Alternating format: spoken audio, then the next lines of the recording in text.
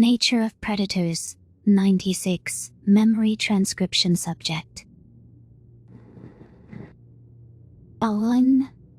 Knight Captain Sovlin, United Nations Fleet Commands GE Standardized. 2136. To recount the harrowing hours after the initial clash. Strenuous ordeal in itself. The Terran's intention was to turn this into a lengthy battle, one which could go on for days. It was gut-wrenching to see Archer vessels huddled around Silas's azure shape. I knew this was a facsimile of what the Predators saw on Earth. There had never been a chance of holding or retaking the planet, not against a superior enemy. The UN kept our forces active, while rotating personnel to keep fresh eyes on duty. Carlos and Anso were given leave for a short nap, though they were set to return within a few hours. Samantha was going through cups of brown liquid, like it was a magic elixir, and Tyler had summoned a mug of his own. As a former officer, I understood his hesitancy to abandon his station. I'm feeling a bit worn out myself. This is the longest battle I've ever witnessed. They're supposed to end in the span of a few hours. Any update, Sovlin? Tyler stifled a yawn and shook his head to avert sleepiness. Break down the Arxer's current movement. I blinked my heavy eyelid. Sir, the Greys haven't deviated from their orbital positions. They're on high alert, since our fleet is utilizing these hit-and-run tactics, as you call them. And the FDL disruptors are holding? Yes, sir. On ships are emitting that signal loud and clear, since we're outside the reach of Silas's transmitters. Don't want the bastards warping in right atop us, like we did to them. Good. And Sovlin?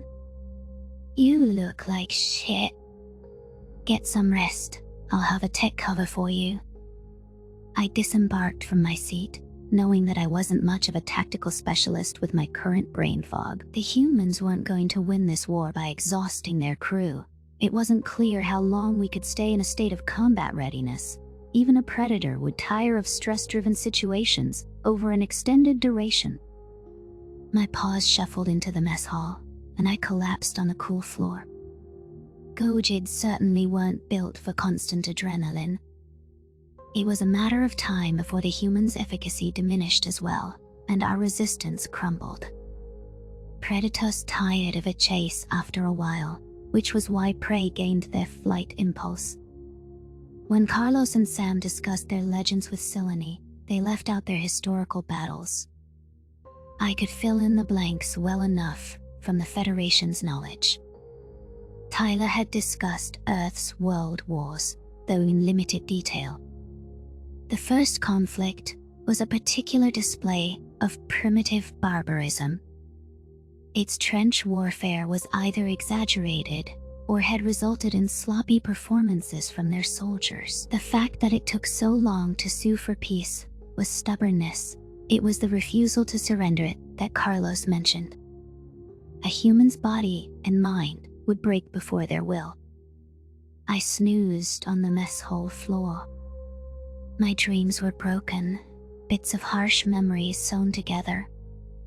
Tyler's confirmation that humans fought wars for thousands of years looped through my head. My brain fused that encounter with Zarn's initial briefing. The Takan doctor had been emphatic, stating that Terrans tormented each other through constant battle. Humans are conquerors who derive pleasure from dominating others. That is what their explorers have always done on their homeworld. They are aggressive, brutal, and territorial, Zarn's voice declared. Kyla hurling me into the cabinets resurfaced. It's just how we are, man. The imagery became increasingly surreal and chaotic as my subconscious grasped at examples of their empathy. The humans had allowed a Gojid hospital ship to pass at the border skirmish. Those pilots' radio chatter had conveyed a desire to talk, not fight. Throughout that clash, their forces ignored the vulnerable colony and hammered our military outposts instead. Those weren't the actions of out-of-control brutes. A calloused hand shook my shoulder, and I groaned as I stirred. The explorers on Venlo Prime hadn't done what Zahn implied. First contact should have seen Tava's world conquered, when even Tyler acknowledged that invigorating drive. How could I understand mankind's dichotomous nature when the past and the present were contradictions? If I solved that riddle, it might give me an honest perspective on the Gojid's monstrous side too. Sovlin, you can't just sleep out here. Carlos was hovering over me and taking care to avoid my bristling spines. We let you get a few hours of shut-eye, but someone's gonna step on you. I rubbed my eyes. Carlos, are humans, as a species, conquerors? I don't think so. We're warriors, and some people confuse the two. Mixing clannish tendencies and competition, then believe that your enemy is intrinsically different from you. Yes, we felt that way toward our own. But look what the herbivores did to us because of that same belief. You're saying old humans didn't see their enemies as people? Yes. That's the belief that makes monsters of us all. Nobody has empathy for someone that is too unalike. The pieces clicked in my brain, alongside a rush of horror. The Federation was guilty of the same savagery as the humans. They pillaged and condemned Earth because predators weren't people. Brutal capabilities didn't just lurk inside primitive uplifts and flesh-eating species. Most concerningly, zero empathy wasn't a requisite to complete atrocities beyond comprehension. But it's not just a trait of the Gojids. Thank the Protector. You're very wise, Carlos, I murmured. I wonder where you learned it from. The olive-skinned soldier sighed. Let's just say I didn't grow up in a stable home. There's a reason I didn't check in on my family post-Earth. I decided that I never wanted to be like my old man, and that I was going to figure things out for myself. And you joined the peacekeepers to get away? Yes. I got assigned to humanitarian missions at first, and it felt good to make a difference. I learned a lot about people. Humans. I learned how to stand in the other guy's shoes. Thank you for trying to understand me from the beginning. I never deserved it. I'm not so sure you're a bad person. You had that belief I talked about, and it made you a monster. That's as human as it gets, Sovlin. I'm not sure that is a compliment. Oh, it's not. Anyhow, Tyler, Officer Cardona wants us back on the bridge. Let's get to work, huh? Carlos ushered me back into the bridge, a rejuvenated light in his eyes. The situation on Silas appeared unchanged. From a cursory glance at the viewport, smaller Terran craft harassed the Ark's fringes, while the main human fleet prevented escape or reinforcements. The Greys weren't challenging our position. It seemed that the demons wanted us to make the first move, while the humans were in no rush to act. Captain Monahan had joined the brown liquid party, with a steaming cup in her hand. The commander was still supervising the bridge, and her puffy eyes suggested she hadn't taken any reprieve. Our warship was playing a supporting role, poking at any Arkshire that neared Terran ranks. Combat readiness was maintained on the bridge. If there was an opportune moment, we'd capitalize on it. I strode up to a weary Tyler. Sir, you wanted us back?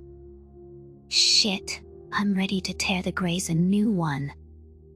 Arrested Onser sauntered up to our group. We're in agreement there. When are we charging in? We're making plans, the blonde-haired human growled. Listen to what we intercepted while you were out. The Arksha got a nice call through their, shall I say, poorly hidden Fetiel comms. I peered at the sensors officer's screen and saw video clips from across the region. It was news to me that the Arksha possessed FTL communications. Building such a network seemed beyond their intelligence. How had the Federation never detected this infrastructure, if it existed? Nonetheless, it was tough to argue with footage that couldn't have reached us yet. The first clip Tyler selected was from a probe encircling a military station. Massive hangars were visible from above, alongside a few patrollers circling lazily. Alarms sounded on the base, moments before sleek bombers blinked into existence. I could see the UN insignia emblazoned on their hulls, alongside other retrofits. The upgrades were apparent from what humanity's allies first loaned them. So this is why we weren't given more numbers for the Shadow Fleet. The resources were diverted elsewhere, and not just to the war with the Federation. Ion bombers swooped down on the Dominion installation, just as they had assaulted Gojid bases. Enemy resistance was wiped out upon contact, unable to hold a candle to this raid. Munitions rained down on the Marshall Station and obliterated its defensive outfits first. Explosions punished the living quarters next.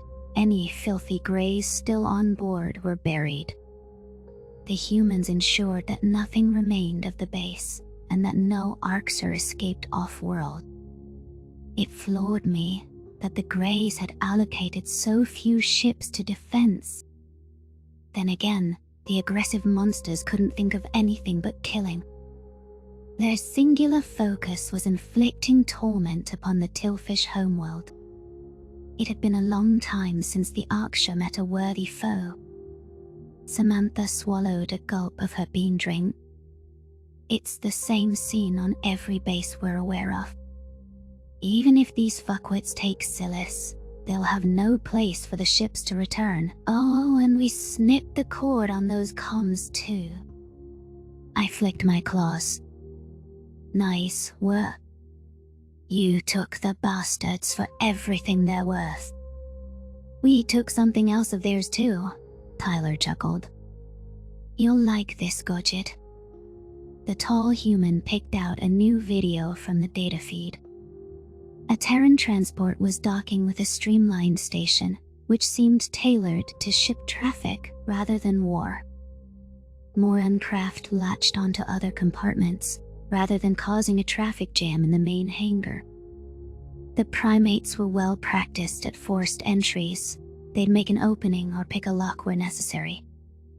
Tyler jumped to an internal security feed, which showed armored humans busting through an emergency airlock. Fattened Arksha guards greeted them with gunfire, but the Terrans overran their garrison. The boarding party mowed down their opposition and barked to each other about rescuing captives. Several primates returned past the camera, carrying prey aliens that were in poor condition. We've had the plans to liberate the cattle farms since day one. Now that we know how the Greys operate, we fucking hit every farm too, Samantha hissed. Carlos bared his teeth. Our estimates are millions of cattle per sector. How are we going to get them all off-world? They're in our custody, and that's what matters. Tyler suppressed a yawn and blinked with drowsiness. We'll move as many as we can. That's one hell of a humanitarian victory, Carlos. Forget the logistics, I said. Onzo curled his lip. Why aren't the Greys going back for their assets? Because that ship has sailed, buddy, Tyler answered. They threw the whole sector for one rock. Might as well take Silis, they have nothing to lose. Satisfaction swelled in my chest, and the Yotul brightened with content as well. The Arksher had just lost all major assets and infrastructure across a 100 light-year radius. This could be a pivotal turning point in the war. While the humans had sacrificed Silas, they had undermined the Grey's malice everywhere else. This was cause for celebration, no matter what unfolded in this system. I'd love to see the predators losing their dim-witted minds, I chuckled. Samantha folded her arms. Would you? Show him what they directed at us. Tyler brought up a single outbound transmission, and the visage of a female Grey materialized. It was the same one taunting the humans at the start of the battle. Now, its maw was agape with fury.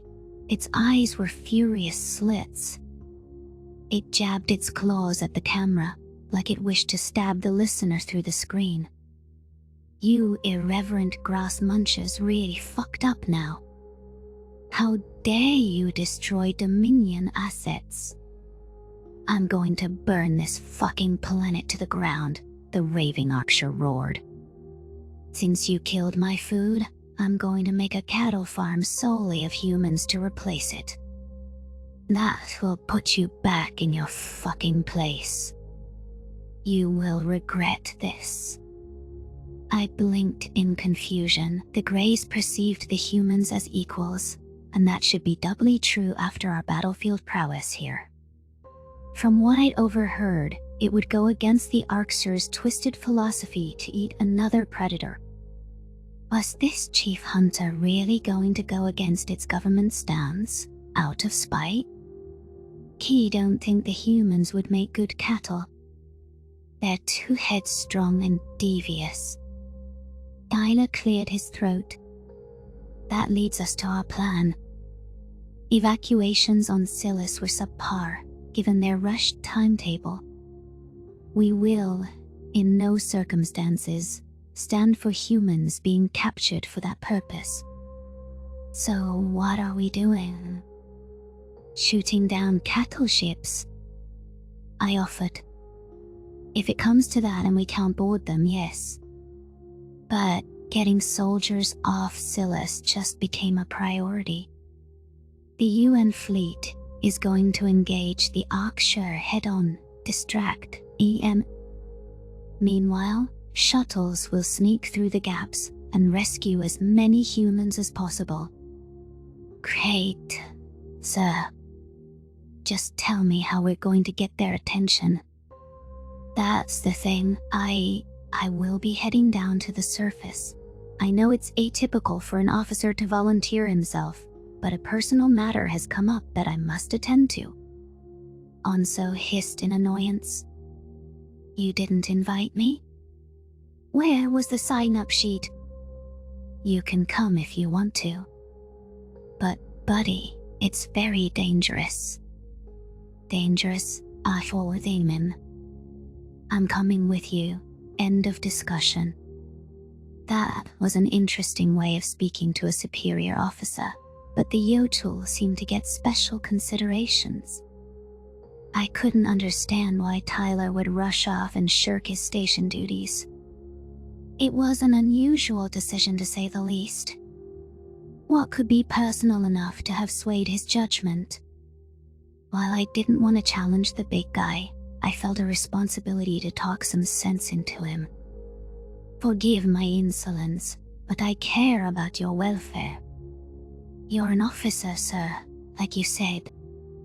I chewed at my claws, anxious at the risk Tyler was undertaking. With respect, you're more useful up here. The captain wouldn't want you wasting your talents on field work.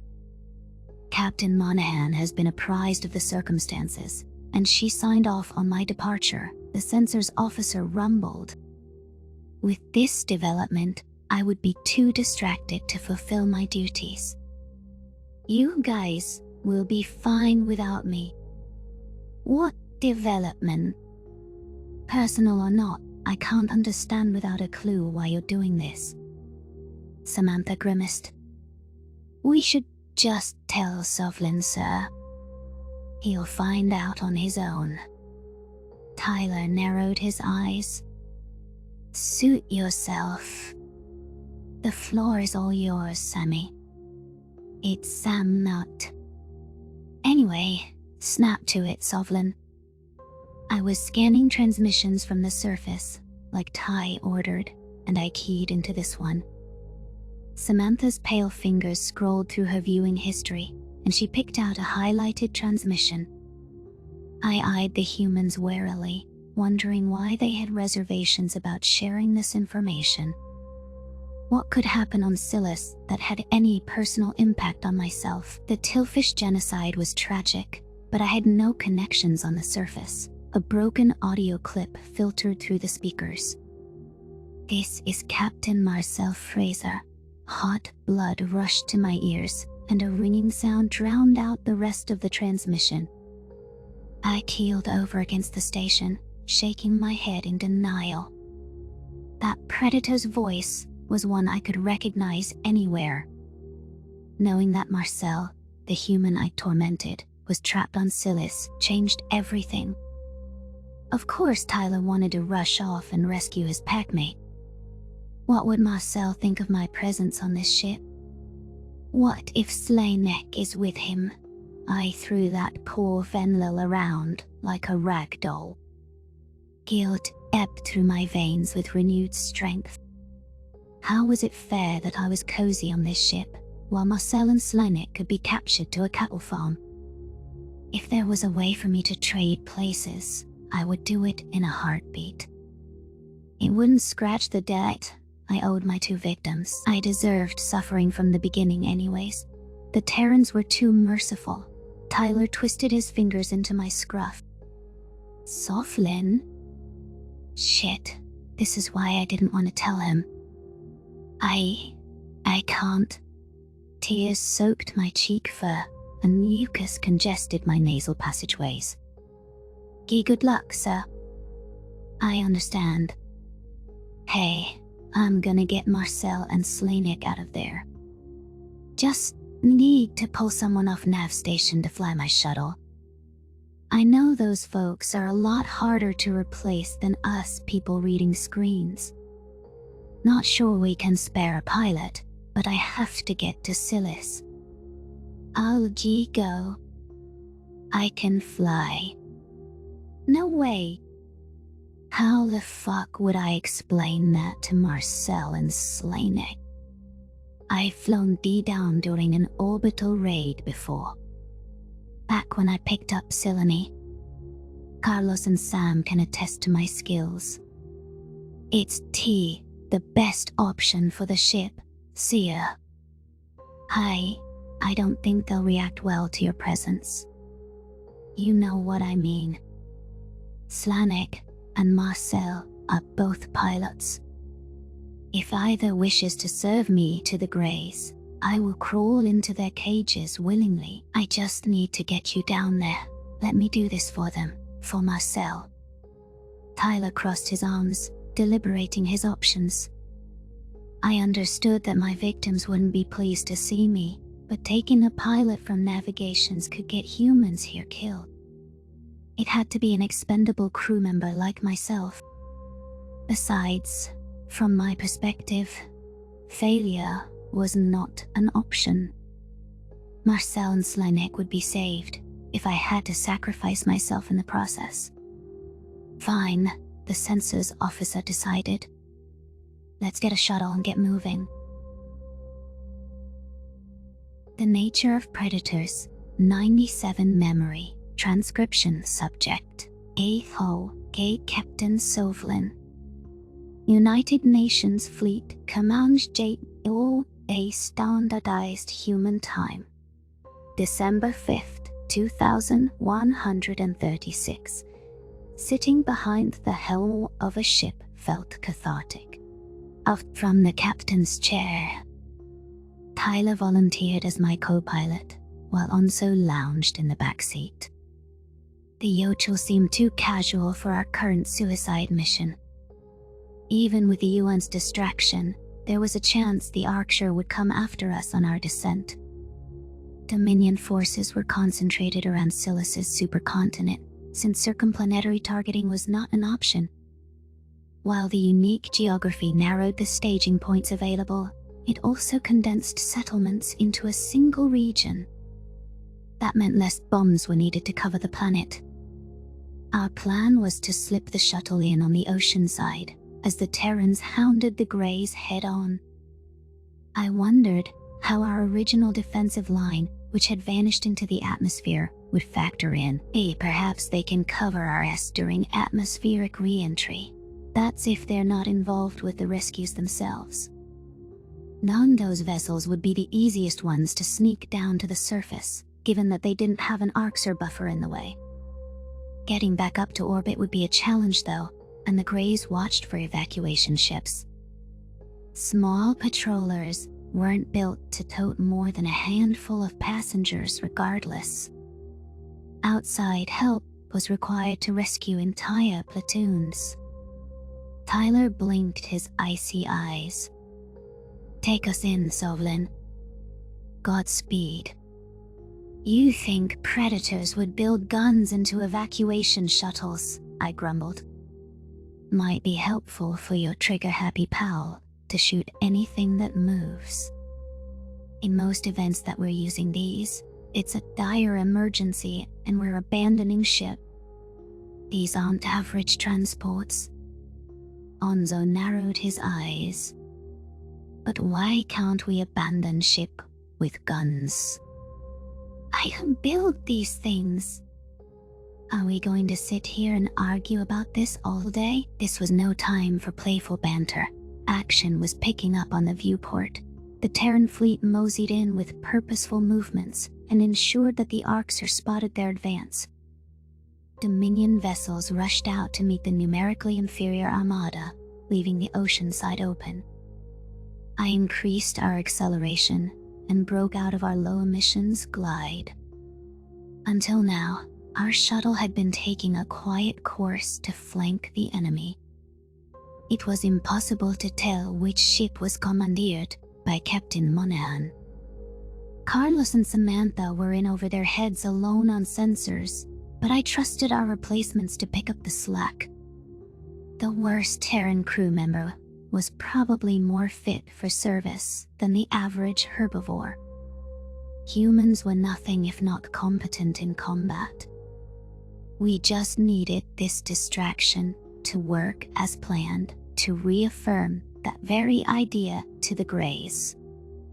The Terran Armada dispensed a few explosives to attract attention. The Greys took the bait, once their unsophisticated brains zeroed in on the UN's aggression, backing down from a dual-signaled weakness. The humans and the Arxo were both obsessed with not appearing infirm. Pride was a shared trait between the two predator species, and seemingly, our primitive Yotl. I was unconvinced Anso wouldn't run off and get us killed the second we landed.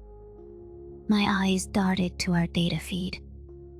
It seems our side is getting their snouts bashed in. I hope this is worth it.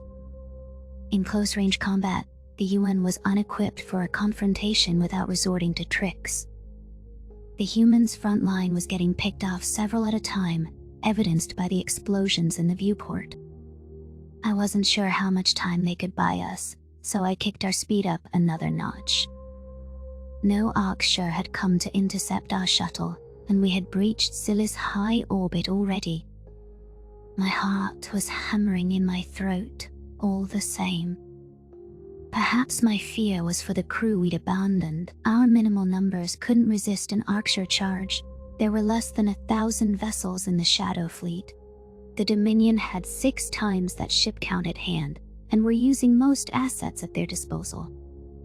Following their humiliation across the sector, this was personal. Rare instances of teamwork sprouted, with the Greys ganging up on wounded Terran craft. I need more numbers.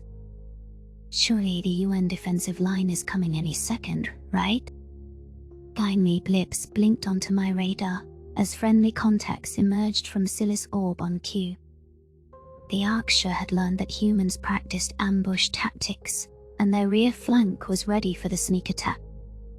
The enemy vessels swiveled around on a dime, unleashing munitions with prejudice.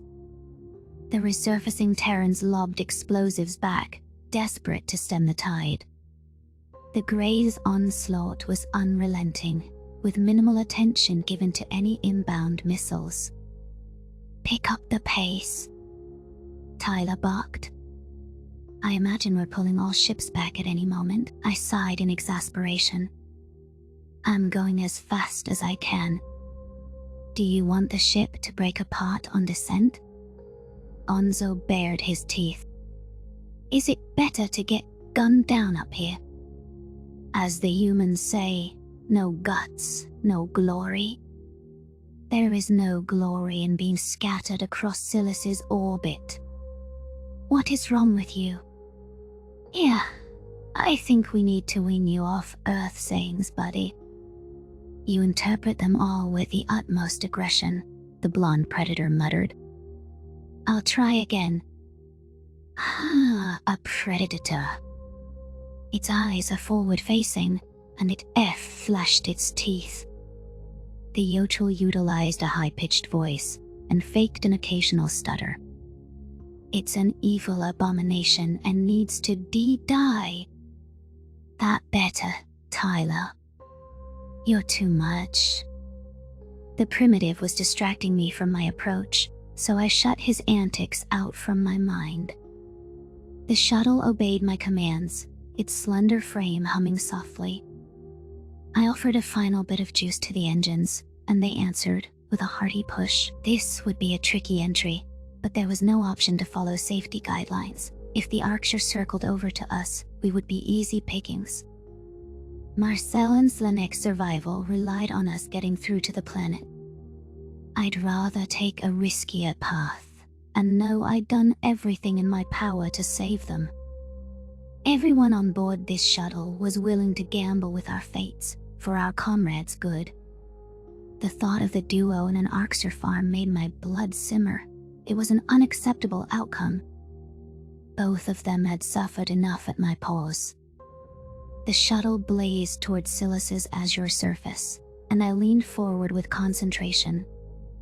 The Shadow Fleet was pulling back, while the UN defensive outfit covered for them behind enemy lines. Those re-emerged friendlies followed suit shortly after, dipping back into the Tilfish world's atmosphere. A few Greys gave chase, not wanting to let the Terrans slip under the radar again. "Two Archer cruisers changing course, and targeting us for interception," Tyler growled. I gritted my teeth.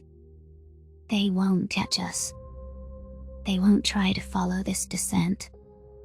My claws smacked the throttle lever and pushed us well past recommended output.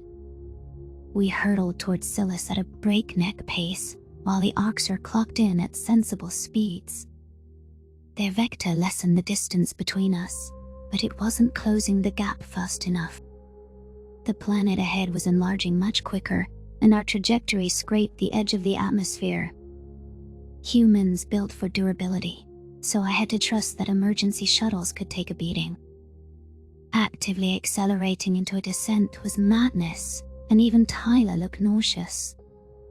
The shuttle frame quivered from the stress, sending jolts through my body. Controls offered erratic responses, and I warred with the steering column. Alarms blared from the main systems, warning us of excessive heat. The temperature climbed on the interior accordingly, as hull shielding failed to contain the environmental effects. Incineration was an agonizing way to die.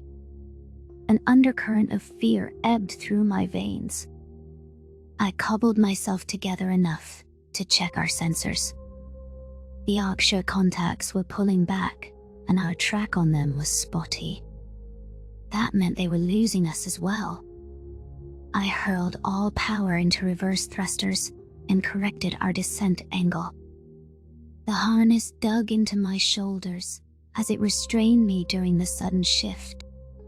Tyler's face had gone ashen, and he squeezed his eyes shut. The massive predator was not enjoying the turbulent ride. The shuttle's velocity slowed, though not before our hull had taken a beating.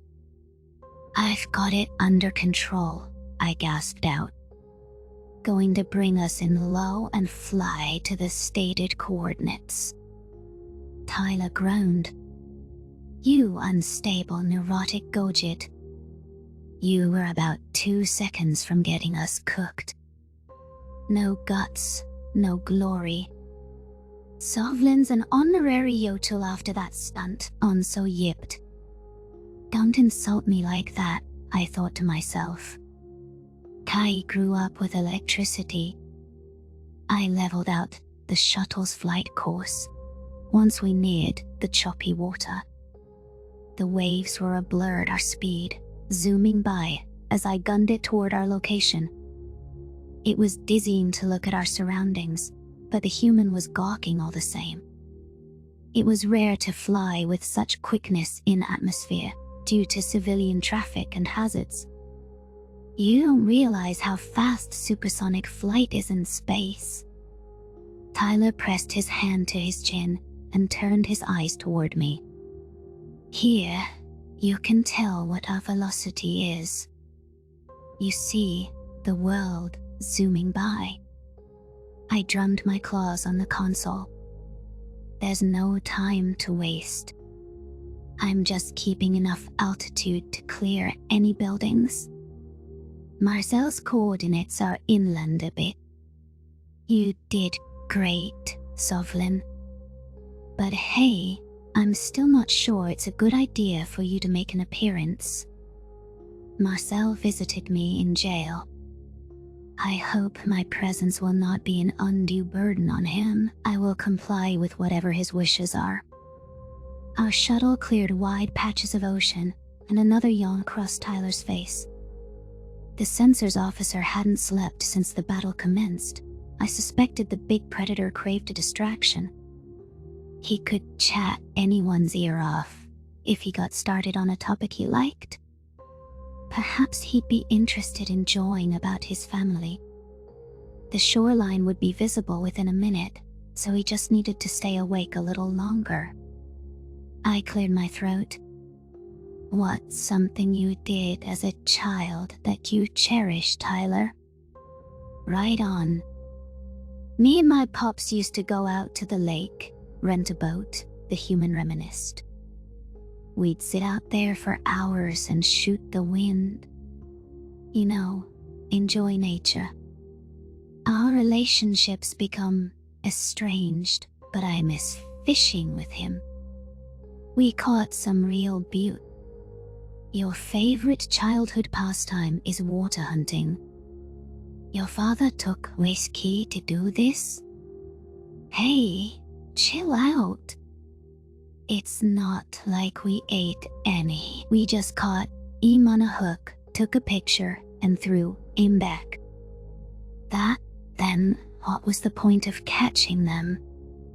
Just when I stop thinking of you as predators, you say shit like that. You torment fish for father-son bonding time." Onso suppressed a growl. "I rarely cry predator, but that is twisted and unnatural. It would be fine if you were seeking food, but you were just doing it for kicks. It's just a way to relax, man. And maybe some humans do like hunting, so what? It's not like we're killing them." Disgust swelled in my chest, hearing the predator discuss hunting as relaxing entertainment. I could picture the blonde beast on a boat, giggling as he toyed with a suffocating fish. To think that a father passed those behaviors to his son. How could an empathetic species consider that a socially acceptable pastime? How did Tyler not see how fucked up that hobby was? I brooded for the rest of the journey, scowling out the windshield, buildings blurred beneath us, alongside charred ruins and mushroom clouds. There was no telling if Marcel's corner of Silis was intact. That human, who I knew was vegetarian, would surely recognize the ethical flaws in his packmate's sadism. I hadn't thought Officer Cardona was a vicious animal before now. Tyler tapped my shoulder as we landed. Shit, I'm sorry. I know that's a sensitive subject for you guys. I was just thinking about the one time my dad was proud of me, and it was that. Golly, well, that's fucked. Your father instilled heinousness in you. Parents have a responsibility to teach their kids good values, I managed. Right. We? Cool? Yeah. Let's go kill some Arxer. I couldn't look at the primate the same, thinking of him learning predation. Humans claimed that they didn't hunt in the modern day. Noah said their meat was grown in labs. Clearly, that wasn't the whole truth, if Tyler had no qualms about his family outings. How could any feeling person go along with that? Tyler admits Terrans are violent and bloodthirsty. Sometimes those base instincts must be given higher consideration than their empathy.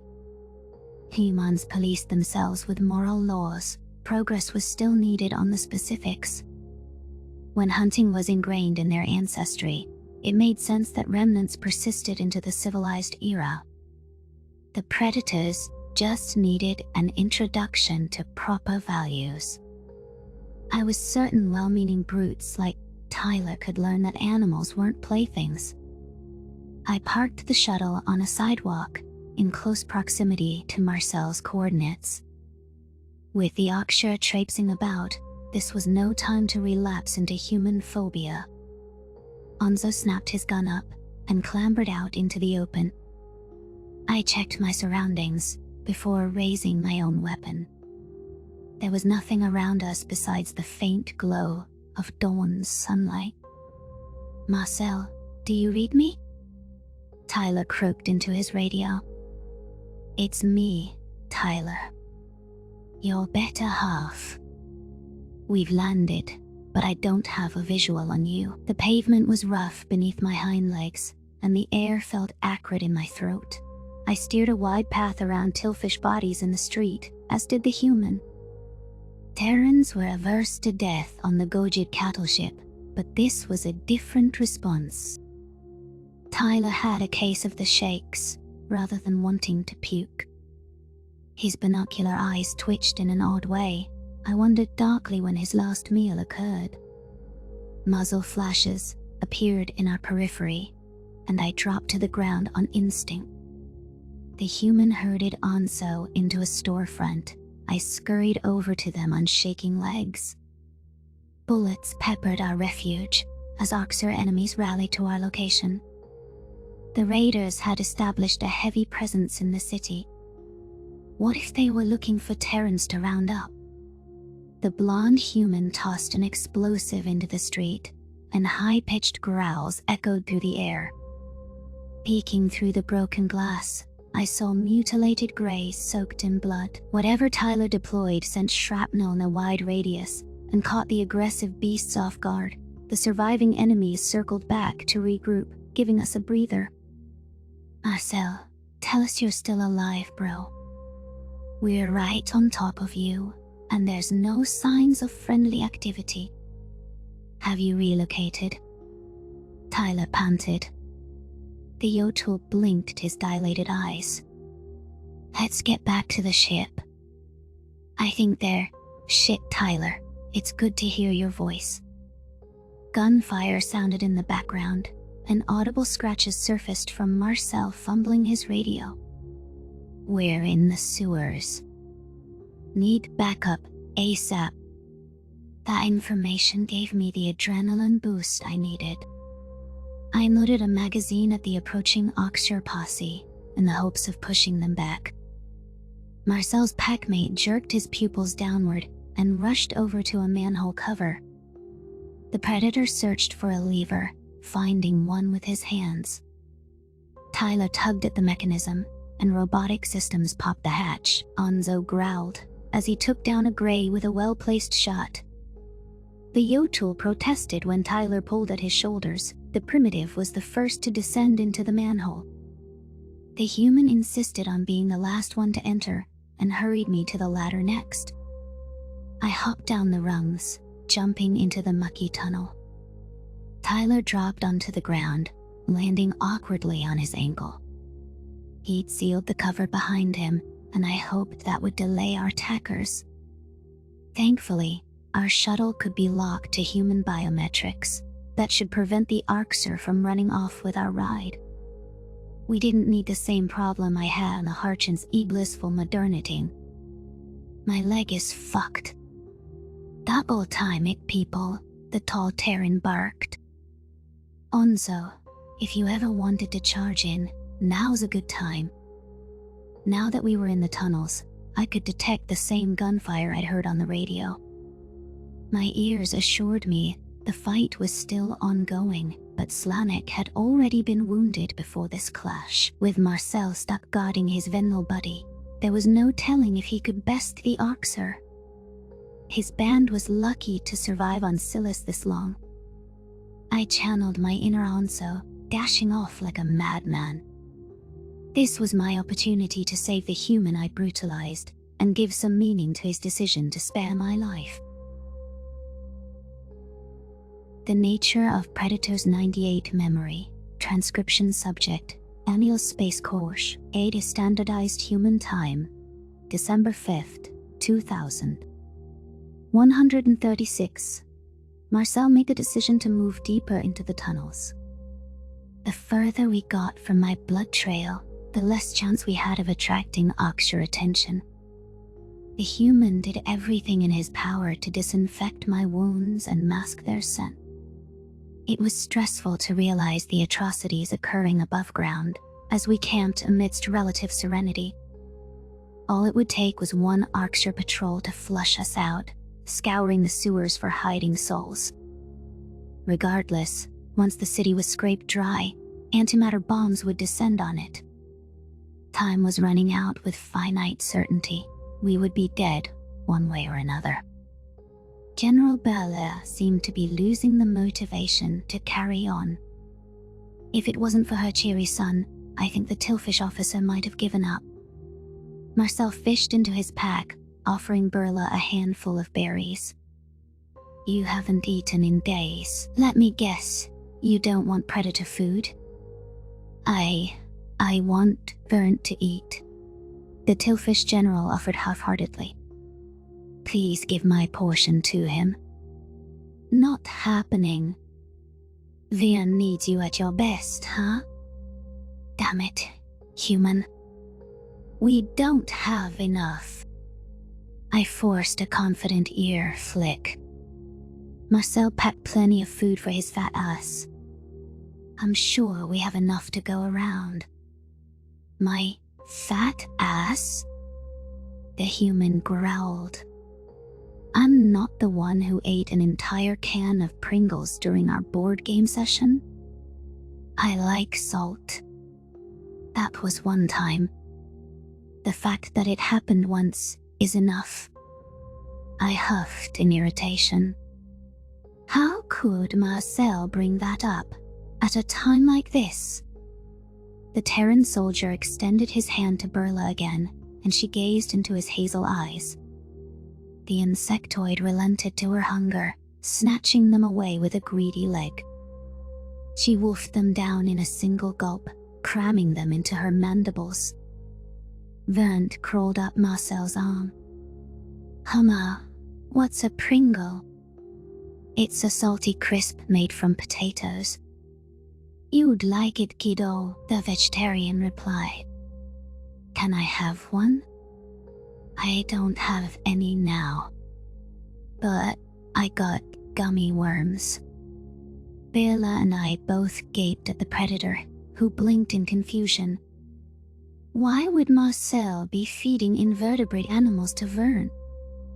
I was confused why an herbivore human was carrying meat at all. Perhaps my friend hit his head harder than I thought. Beyond the obvious moral issues, the cure would cause an allergic reaction within the Tillfish child. He couldn't eat flesh, even if his mother was okay with it. The insectoid general looked on the verge of tears. Please, don't feed him predator food, Soldier Marcel. I'm begging you. What? What? I got a vegan brand. The Terran pulled a segmented cylinder, which was the color of cerulean blood. He started to pass it to Vernt, before realization flashed in his pupils. Oh, shitting. Did you guys think it was an actual worm? It's just fruit juice and sugar that's shaped to look like an animal? I grumbled. Well, yeah. Marcel hesitated before offering the gummy worm to the Tillfish child. Vernt accepted the spongy candy and giggled atop the human's forearm. I knew my best friend tried to be mindful of predatory qualities, but even he had a difficult time realizing which facets might offend us. I accepted humans for the flesh-eaters they were. It was just jarring when my buddy reflected that cultural schism. It's clear my human was obsessed with bringing candy for the kids. I'm sure he was stressed enough making sure it was all edible.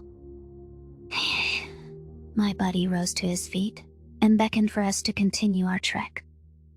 I hopped onto his back, unable to walk of my own volition. Dino was dutiful, sniffing the ground ahead of us. Bela guarded the rear flank, ensuring that nothing snuck up from behind. The Tillfish general and the human had grown more comfortable around each other. Unfortunately, in the insectoid's case, weariness might have played a role. I kept my eyes peeled and tried to stay alert. The tunnels split off in various directions. Marcel was charting an arbitrary course. The predator plodded along with determination, as much to avoid Burla's defeatism as anything. It floored me how he continued to radio the UN, despite an absence of responses. No answer was an answer of itself. We reached another fork in the sewers, prompting a decision. My ears picked up on growling from our left. Judging by Marcel stowing Vernt in his duffel, he heard it too. The human peeked around the wall, rather than running away as wisdom encouraged. I suppose he wanted to see if the Arxer had spotted us, and determine the possibility of us being tracked. God, Slanik. Those poor people, my friend murmured. I followed his piercing stare and spotted a grey silhouette in the distance. It was crouched over a Tillfish corpse, chowing away. Other Arxer rushed around with cages, trapping insectoids inside. The faint cries were almost inaudible over bullet pops, but they were the unmistakable registers of children. Pity etched itself onto Marcel's scarred face. I can't go on. Be billions of my people dead. Burla collapsed against a wall, buzzing hysterically. She stuffed a leg into her mouth to muffle the noise. My home. Everyone has abandoned us, and my son and I are trapped here. Children that humans have left to die, taken as cattle. Marcel hesitated before removing me from his back. He crouched next to the Tillfish general and wrapped an arm around her thorax. The human was gentle, pulling her head against his chest. Bella's eyes widened in alarm, but she allowed herself to absorb his warmth. I could see the proximity to the Terran set her instincts ablaze. The red-haired primate stood abruptly. Fuck it. Let's go save the kids. Why? But you, Burla began. We're going. Slanek, stay here. I'll give you my sidearm. I thought about arguing with him, but his resolute scowl told me his decision was final. Clasping the gun between my paws, I huddled against the wall. The shallow sounds of my breathing mixed with the background noise. After waiting for Marcel to charge off to rescue the kids, I inched closer to his new position. My injuries wouldn't prevent me from picking off a grey or two. Dino bounded into the fray, eager to get his jaws on an Arxer. Bella had life in her steps too, as she followed my human's path. If we were doomed to die on Silis, what better way was there to go down? We could save kids from becoming a monster's plaything. We could help their parents defend them. The Greys were shooting at Ally something, so some insectoids must be fighting back. I scooted along the floor and drew close enough to see who was putting up a defense. Tillfish exterminators were mounting a desperate stand, spraying flames at the Arxa. Only 2 of them were still living, and they had been separated from the children. As much as I hated these bastards at the extermination office, this was a good thing they were engaged in here. "What the?" one exterminator gasped as an Arxa was shot from behind. His compound eyes focused on Marcel, who was firing on the Greys. Humans? No, they left us. The Tillfish predator killers looked terrified, but their flamethrowers steered clear of Marcel and Burla. Vern's mother channeled her own fury, gunning down Greys at point-blank range. The Archer backed away, shielding their caged prizes. The exterminator who had spoken before shouted to my human and begged for the kids to be saved.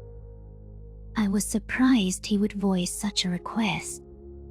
Guess the Terrans look downright nice next to the Greys.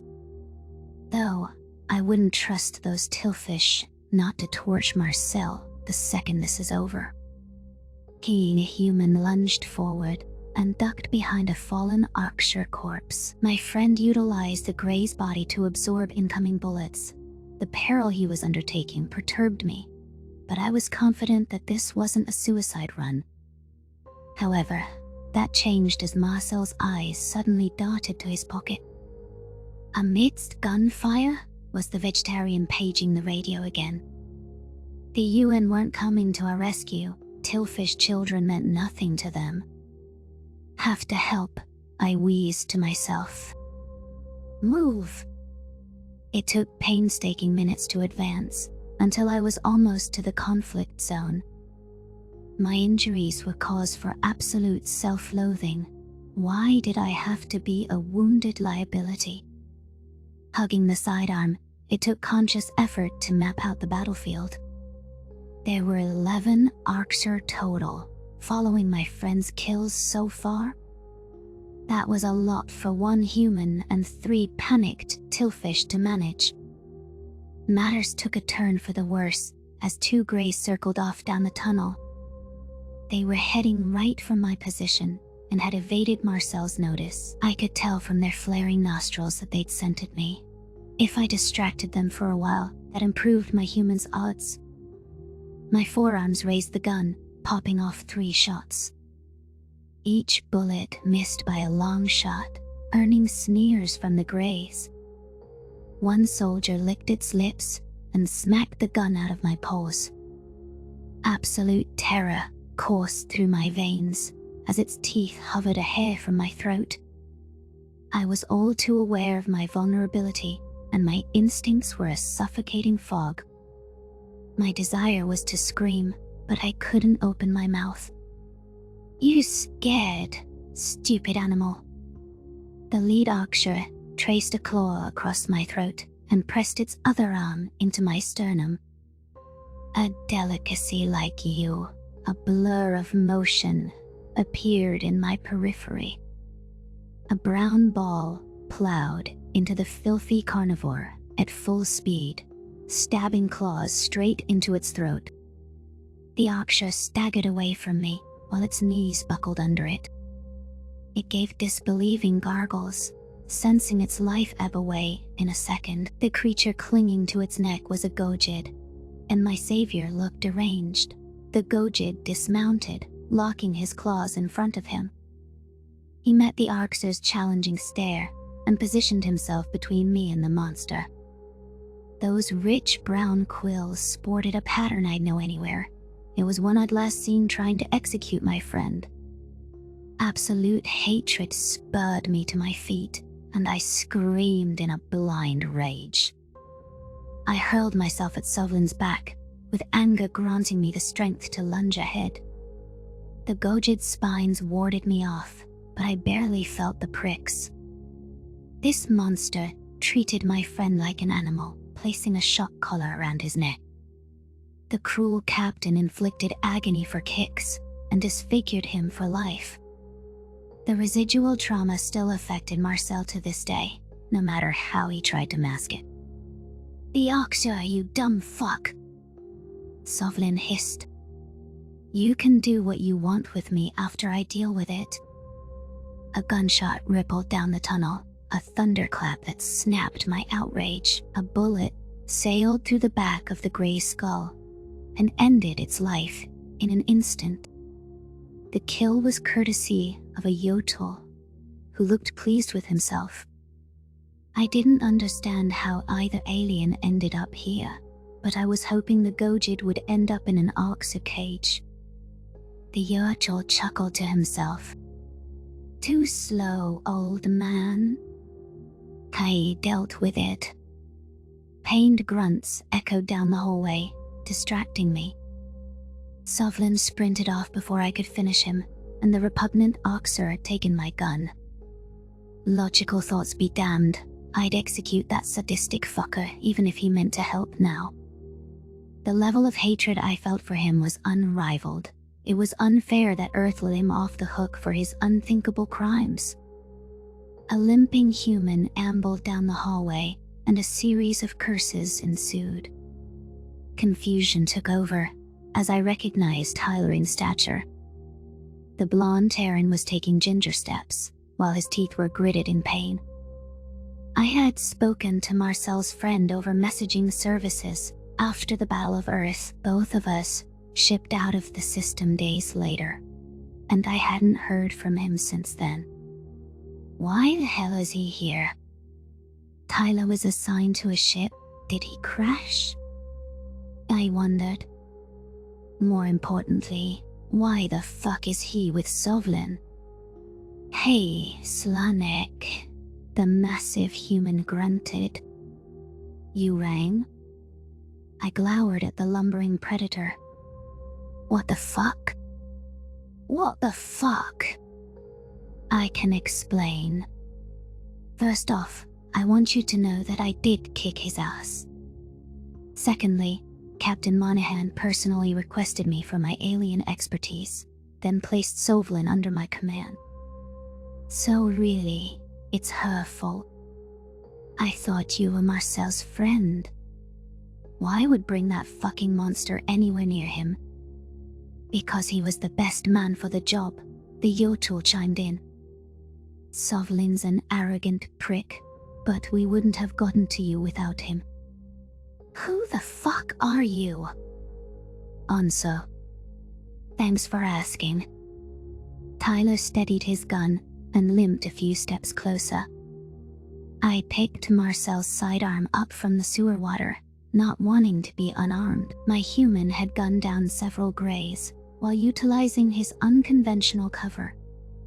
The corpse shield helped him to press ahead. He was unwilling to let the Arxer captors get away.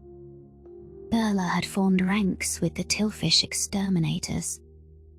The three insectoids were combining flames and bullets, picking off one grey at a time. Two enemy survivors with the cages were retreating, and that forced my human to shed his corpse shield. Marcel needed to advance more quickly. That meant throwing caution aside. Sovlin rushed up behind him and strained to catch the longer-limbed predator. The Gojid's cheeks were puffed out with exertion, but he wasn't slowing down. Was that monster trying to kill Marcel this long after our escape from his ship? I didn't understand why Tyler violated our trust by bringing that spiky freak. A true friend would have done us a solid and executed Sovlin. I'd have just slipped him some meat. Allergic reaction, and it's done. That omnivore cure might be good for something. Marcel, get down! The Gojid roared. The human slowed for a second, and that gave Sovlin enough time to tackle him from behind. I realized that the Arksure had set up a sentry turret. They intended to gun down anything that passed through this area after their sweep. The monsters activated the device as they retreated past it. Bullets zeroed in any motion in an automated stream. Sovlin hugged Marcel's head against the shallow water and shielded my human with his own body. Blue blood spurted from his back as bullets clipped his spines. An entire row was ripped out, causing the Gojid to scream in agony. Despite the pain, he never wavered from his spot. As long as the duo stayed against the floor, they were below the turret's sight line. The tillfish hit the deck as well, before they could attract the gun's ire. Tyler retrieved his grenade launcher, though he had minimal ammunition in tow. The blonde human balanced on one leg and lined up his shot with careful precision. A projectile sailed down the tunnel, converting the turret into fragmented shards. Sovlin struggled to his feet and extended a clawed paw to Marcel. Tears glistened in my human's eyes. I could see him biting his lip. The primate threw his hand into the Gojid's grasp, avoiding his gaze. The callous captain tugged my friend upright through sheer willpower. Blood was still gushing down Sovlin's back, but he wasn't stopping for first aid. Shit! We lost the fucking kids, my human growled. And you, I'm not even going to ask. The Gojid touched a paw to his bloodied back. I know you don't want to see me. No shit. Tyler didn't mention a thing about you because he knew I'd be pissed. Fuck. Do you have a ship? Yes. Hey, exterminators. I'm sorry that the Greys took so many of the kids. You and the civilian survivors want to come with us, off this rock? The flamethrower-wielding tillfish shifted. Yes, Predator. Your occupation was better than theirs. Okay, get these people and my friends to safety, Sovlin. You do that, and I'll tolerate you for that long. Onzo propped me up as the rest of the procession made their way toward us. I still wanted a piece of Sovlin, but I couldn't get over the fact that he'd saved Marcel's life. I decided I wouldn't go after the Gojid until we were clear of Silas. Between the vegetarian's head injury and my blood loss, neither of us should be flying. The most important thing to me was my human survival. A universe without him was a dark place. If Sovlin was our ticket out, then so be it. The Nature of Predators, 99. Memory transcription subject, Glim Vinlo Rescue Date, U Standardized Human Time, December 6, 2136. Noah opted to give me some space once we returned to the facility. Despite my consent to speak to him, the Gaian realized I was confused about my feelings. The warmth of his arms lingered in my mind, along with the welcome promise that everything would be okay. Predators weren't supposed to have compassion. My extermination mentor taught me that their existence was a threat. A human knocked on my door and peeked a helmeted head inside. I could tell from the broad shoulders and rich hands that it was Noah checking on me. My instincts rekindled as he approached, but it was mixed with bizarre relief. Why was I happy that a deceitful hunter had come to visit? Hi, Glim. The Gaian spoke in a gravelly voice and seated himself on the edge of my bed. How are you feeling? I swallowed the lump in my throat.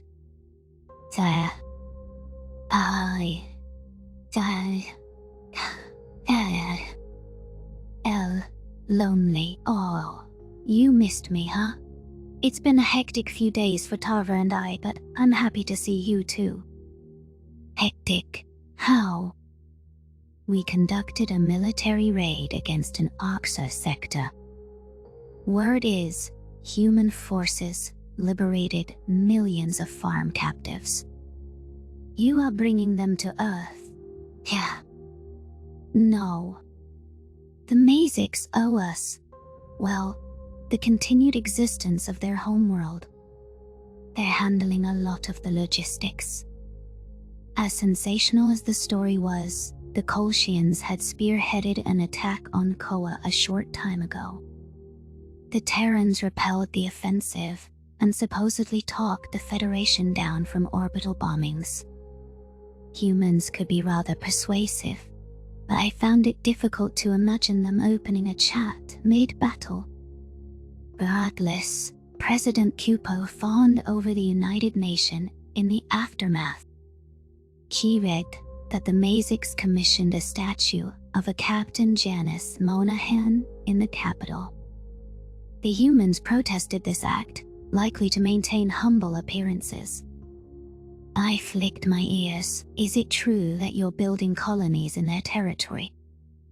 Zhao has a plan to have functional settlements up and running by the end of the calendar year, Noah growled. The infrastructure on abandoned Mazic worlds is a good start, even if it's not built for us. I'm surprised Kupo didn't offer to help you build from scratch. He did. Get a load of this. Those helpers showed up at a potential colony with antimatter bombs. They wanted to destroy the native ecosystem. Obviously, the humans they rendezvoused with got a bit riled up. Why? Those Mazics were doing the bulk of the work, making it safe for habitation. Please, tell me that's not the colony work you did. Claim you're too good for that. Come again? A Hein? I double was a good exterminator. Never mind. Before I ask what I came here to ask, how much do you know about our political situation?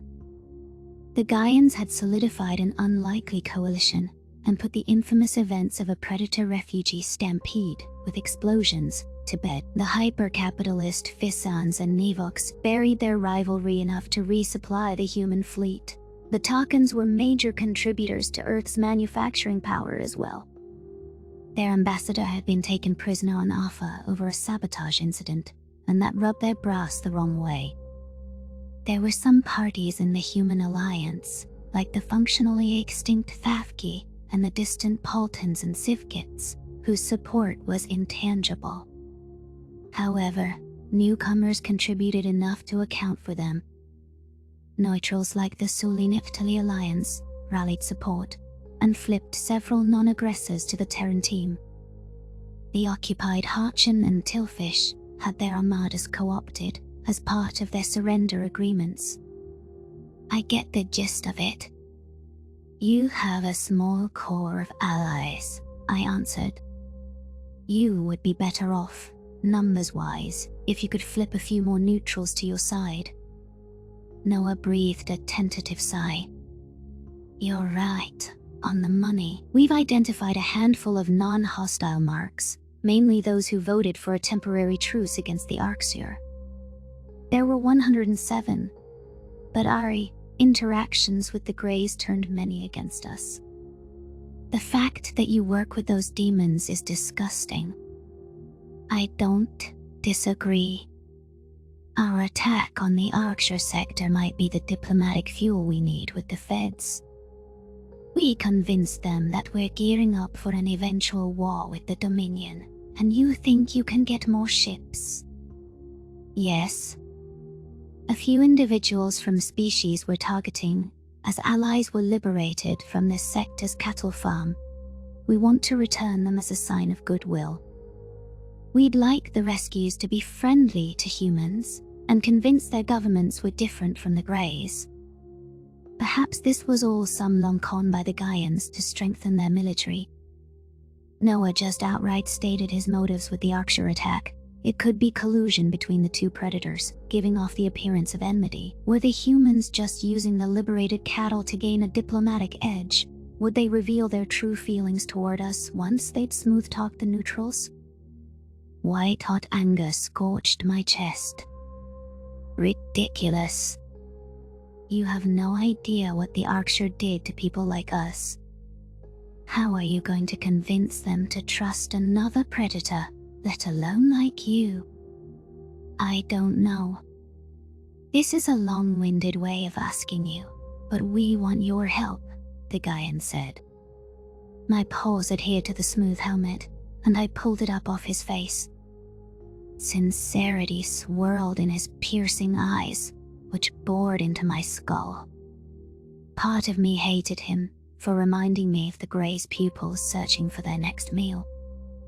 How many other cattle would have helpless thoughts jogged by this face? Hell, the human's features were more unsettling than the Archer's purely predator countenance. Maybe Noah really wants this to work, but he doesn't understand our trauma.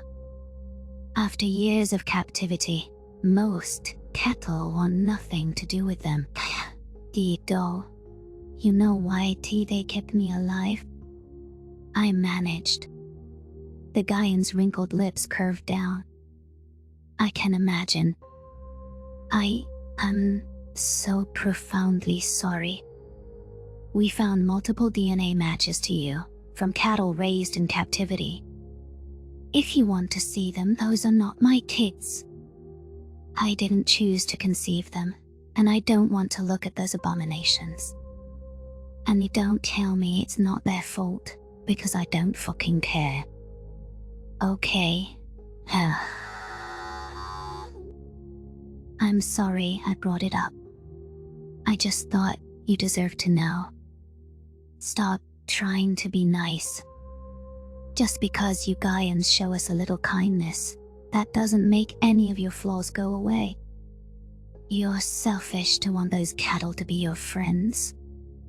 You're selfish to want HMA to be your friend. Ambassador Noah was silent for a long moment, at a loss for how to respond. The human pulled his helmet out of my paws and tugged it over his head. What an impeccable actor he was, if he was playing us all. The emotionless veil obscured his feelings, but I could sense his pained expression. The bulky predator rose from my bed before marching toward the door with hasty steps. A twinge of guilt tugged at my heart. I'm sorry, Noah. I didn't mean it like that. No problem, the Gaian rumbled. I asked if you wanted me to steer clear of you, and you said no. I misunderstood. You didn't. What I meant to say was that we're damaged goods, myself included. It's difficult for me to be around you even now. We can't just forget what happened. And I can't make any cattle sing a predator's praises. You're right. The UN has no right to use you as a political pawn.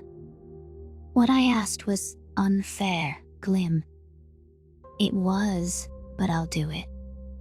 I'll try, and we'll see what happens. Oh, thank God. I should turn you down, but the hazy situation's got Sarah in a rut. Maybe we could start with that small issue. Hazy won't even eat. We had to hook her up to an IV. Why didn't you start with that? Take me there. The predator flexed his meaty fingers in a way that seemed to beckon me forward. The back of his helmet spit my reflection at me, which I tried not to focus on. There were dozens of Gaians working with Venlo staff, often conferring in hushed tones.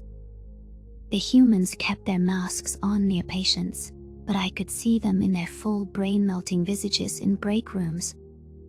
My surroundings looked vaguely familiar as we passed across the linoleum floor. Noah tested the door handle and gestured for me to enter. A masked Gaian was seated just inside the doorway, huddled against the wall with a laptop. Complex equations were on her screen, and she was typing away with a vengeance. A tissue box sat right beside the primate. That left the logical deduction that this was Sarah, the other caretaker. I'd seen the female human at the train station, with her puffy hair and softer features. Both twin beds sat empty. One had belonged to me before my escapade. Heisey, my fellow refugee, who'd once run the Venlo Museum of History, was nowhere to be seen. It took me a moment to hear her scratchy breathing, hiding under the bed. "Sarah, give Glim the rundown," Noah barked. The female human snorted. "Not much to it." Heisey saw us turn our heads to look at her, then locked herself in a closet. I felt pretty terrible for adding to her trauma. I eyed the guy warily. "You never meant for us to find out the truth. If it makes you feel better, you can't have made it worse than Noah chasing me through the train station, shouting about his teeth." "Canine teeth," the male predator corrected. "It worked, didn't it?" Sarah chuckled. "Don't fret, I won't be replicating that with Heisey. I'd leave her alone, if that's what she wanted. But I can't watch her waste away like this." Right. "What else have you done to her?" I crouched next to the Gaian scientist and ensured there was no Venlo blood residue on her suit. If she'd had a lapse and attacked, she wouldn't admit it. Heisey was lucid when I left. Something made her snap. "Don't start lying again."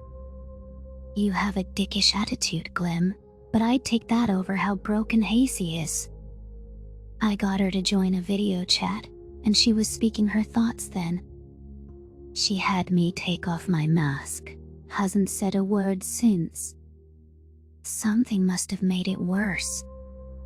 Recalling my own disgust to the sandwich-munching Gaians, I could understand why Heisey was appalled.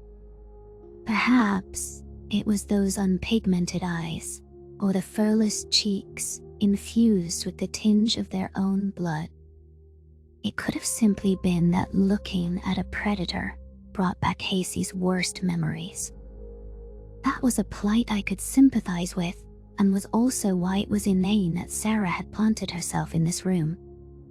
"So you know she's upset, and you're staying around her constantly?" I scowled at the predator, praying she wouldn't strike me down for my bravado.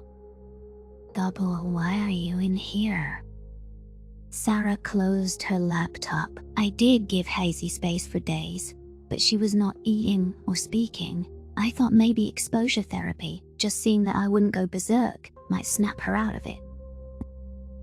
Kinda like the exchange program. Those Venlo talked to Gaians for weeks before. They wanted to be there. Yes, I know that, but the principle, get out. Get the fuck out of here.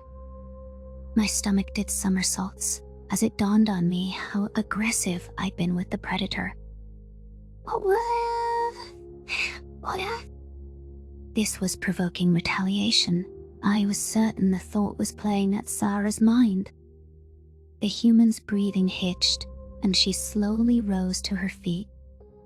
The laptop was tucked beneath her arm. While Sarah was shorter than Noah, she still loomed over me. The male human was lurking behind me, capable of piling on to his packmate's assault. I remembered the ease with which he shrugged off my blows at the train station. The Terrans could sling me around like a rag doll and unleash decades of combat mastery on me. For all I knew, mouthing off in their custody was a death sentence. Kaiga Gaians are going to put me back into my place. Pray don't get to boss around superior creatures. Dara strode past me, helmet angled toward the doorway. I shied away from her, protecting my vulnerable areas. Noah glanced at me before wrapping an arm around his packmate's shoulder.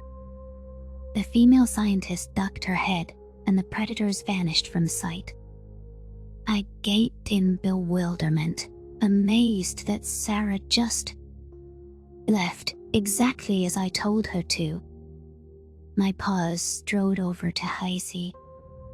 I found the Venal historian with her face pressed against the tile and staring with unblinking detachment. It reminded me of Aunt Thema's glassy gaze at the facility, devoid of thought. I knelt beside the bed and reached out to intertwine my tail with hers. Heisey screamed as she felt physical contact.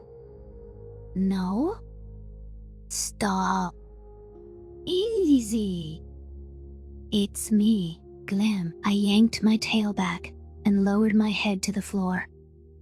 Remember me? The one that got away? I thought they killed you. Escape W was a death sentence with T the Oxer. Listen to me, the Venal out there are happy. These Gaians allow a decency quality of life, and they passed an empathy test. She cheated. Why do you say that? If you know something I don't, we need to make a plan. We need to play the game, Heisey. What did the Gaians do? I can't know what they are, the second I saw Sarah's face. H-human. Terrible. Yes, their most common name is human. They told me too. They didn't tell me. I studied them at the museum. Curiosity piqued my interest, and I wondered what exactly Heisey knew about our caretakers. The Federation had accrued evidence to support our extermination plans. Humanity's war-stained history wasn't one they tried to hide. What could they do more atrocious than being a predator and killing each other? What had this Venal seen that was so horrible that it stuck with her post-captivity? Just breathe. You can tell me everything. I coaxed her out from under the bed and squeezed her tail for comfort. What did you see at the museum? WL. I wanted to create an exhibit on humans that was about more than just their wars, Heisey explained. The Federation, the Farsal archives were happy to send over unfiltered broadcasts. Those monsters act like us 1 minute, but they are vicious beyond comprehension. It's okay. They're not here now. Go on. W, where do I start describing pure evil? That was what my exhibit on humans was called, Pure Evil. I would think that title is reserved for the Oxer. The Key Greys don't pretend, at least. Humans would talk about marriage and love, but I saw documentation of them physically beating the people they said they loved. They would talk about community, then talk about murderers on the loose for unfathomable crimes. They would say they loved nature, then mount animal heads on their walls. My eyes widened in horror. What? That's not the least of it, Glim. They treated their own kind like cattle throughout history, selling them, locking them up in pens, and forcing them to toil. Whether they eat us or not, they're prepping the infrastructure now. They already know how to run sapient slaves just like the Greys. But Noah isn't like that. The empathy tests make it worse. They feel everything they say they do, then disregard that trait entirely. It makes them better manipulators, and that's why they evolved it. Do you seriously trust this Noah? I leaned back on my haunches, thinking for a long moment. Heisey seemed lucid enough to me. She must have been dissociating around Sarah. If she'd witnessed humanity performing such depraved acts, that explained why the mask reveal sent her spiraling. The Venal historian was willing to consider that a predator might be okay, but not this particular species. Wasn't that telling? Noah admitted that he wanted to use the cattle to gain military asset. How do you know he wasn't pretending to care about you? The fact that you didn't answer immediately means the answer is no, Hasey asserted. I twitched my ear. It means I'm not sure. Are you sure, T, that they uniformly deserve death? As an exterminator, you should have that answer. I'm certain that their presence is a bad thing, and they can't behave like a civilized race for long. There was at least a grain of truth in her claims, proven by the ongoing war with the Federation. Humans needed to suppress empathy to work with child-eating Oxshire at all. It was difficult to trust a species that displayed all the right cues, then turned to predatory wickedness without warning. Nonetheless, Noah had been the only steady presence on my homeworld. He comforted me when everything I loved was gone. Maybe the Gaian was exploiting the fact that I had nothing left on Venel Prime. That shrewd intelligence must have realized that my caretaker was the only sense of stability I had. I cleared my throat. I understand. You need to take better care of yourself, Hasey. You're making them pay more attention to you with all this. Why? What's the point of anything, with humans infesting our home? She hissed. If you're right about their intentions, and they decide us cattle are too much trouble, they'll just skip to the worst phase. We could eke out a few months of happiness for millions of Venlo who've also suffered like us. That happiness is a lie. This only ends with our torment. It's kinder than the Greys, either way. Please, play along with this rehabilitation. If not for yourself, do it for the others. The female Venlo thought for several minutes before mumbling a reluctant agreement. I eased her onto the bed and strode out to find Noah in a daze. Ascertaining humanity's true intentions was my top priority. Everything Hasey discussed must be researched. What bothered me most was that amidst atrocities, the Gaians proclaimed their emotional sensitivity. There could be no explanation for that behavior. It would require calculation to determine whether to broach the subject with the Terran ambassador. Noah stated he was used to answering dark questions, but some subjects might cross the line. If the Gaians thought I knew too much of their history, that offer to help with cattle accommodations could vanish. The relative freedom I enjoyed now could be whisked away with it. The suicidal side of my brain wanted to spill everything to the dark-skinned human all the same. I desired for him to hold me in his strong arms and tell me that everything was going to be okay. It was no wonder the predators had enraptured Venlo Prime with their charm. Even a captive exterminator like myself couldn't help but to fall for it. The nature of predators, 100 memory transcription subject. Chief Hunter, as if Arc Sur Dominion Sector Fleet Date E Standardized. Human time, December 6, 2136. The Prophet descendant had grown irritated as Shaza's spectacle dragged on at Silis. The female chief hunter had failed to mop up the human remnants. She had sacrificed her entire sector and not even taken the planet she lost her assets to capture. So when Gizno summoned me to a physical location, I figured it was for my input on that debacle. What else could be too sensitive to discuss on comms? Before I returned to my duties, I parsed through Jones' tooth drive. The human general had included instructions on how to search for bugs. I turned my shuttle upside down before retrieving my secret holopad. My defective side compelled me to answer Fella, who had been persistent in checking in on me. We ended up chatting for hours. The Dosser discussed her favorite celebrities, her day's training to be a ship inspector, and how the war affected her, among other topics. Falra was unfazed by my non-answers. If anything, it seemed to encourage her nosiness. The prospect of discussing my life made me feel fraudulent and exposed.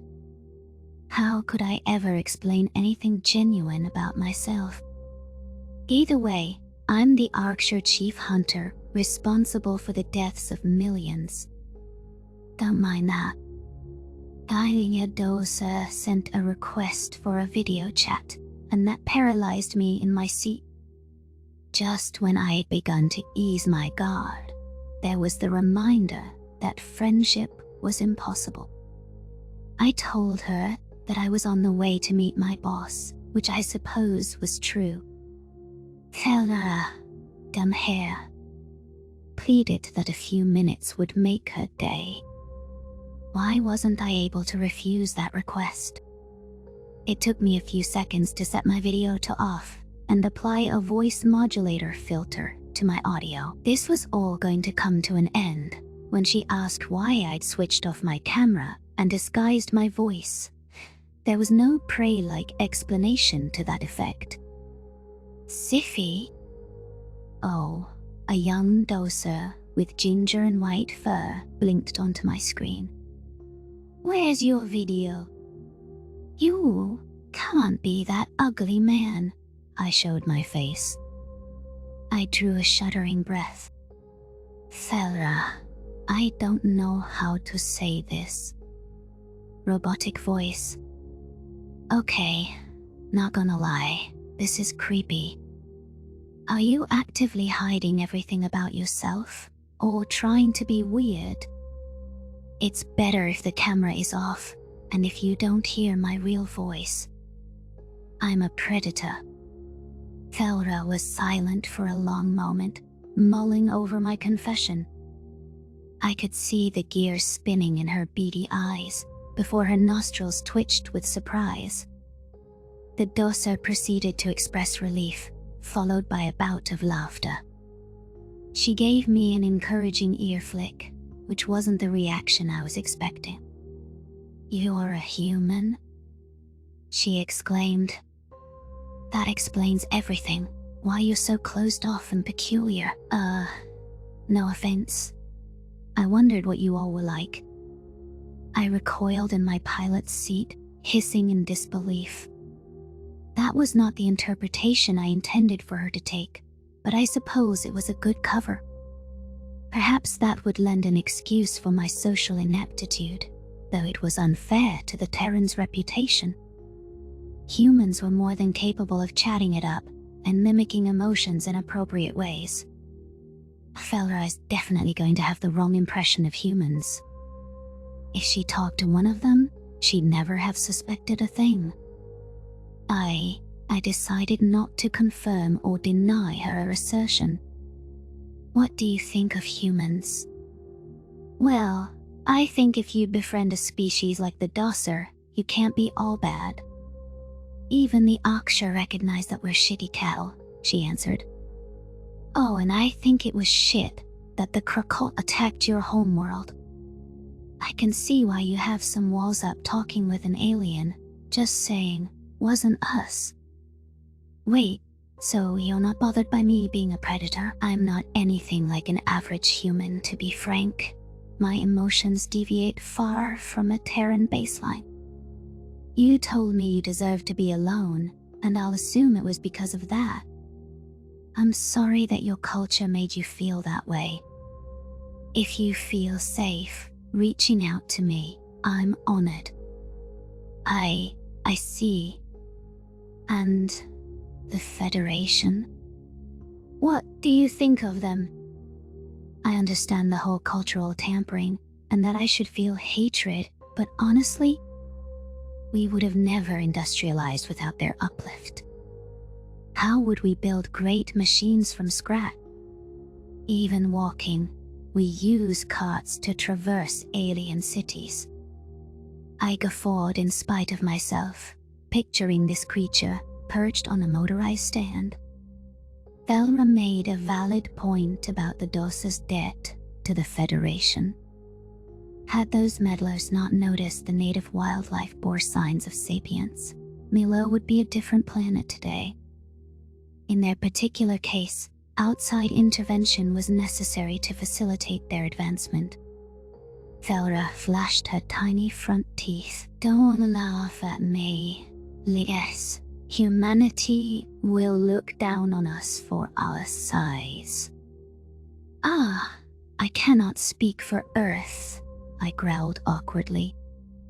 My assessment is that many Terrans will want to pick you up or pet you.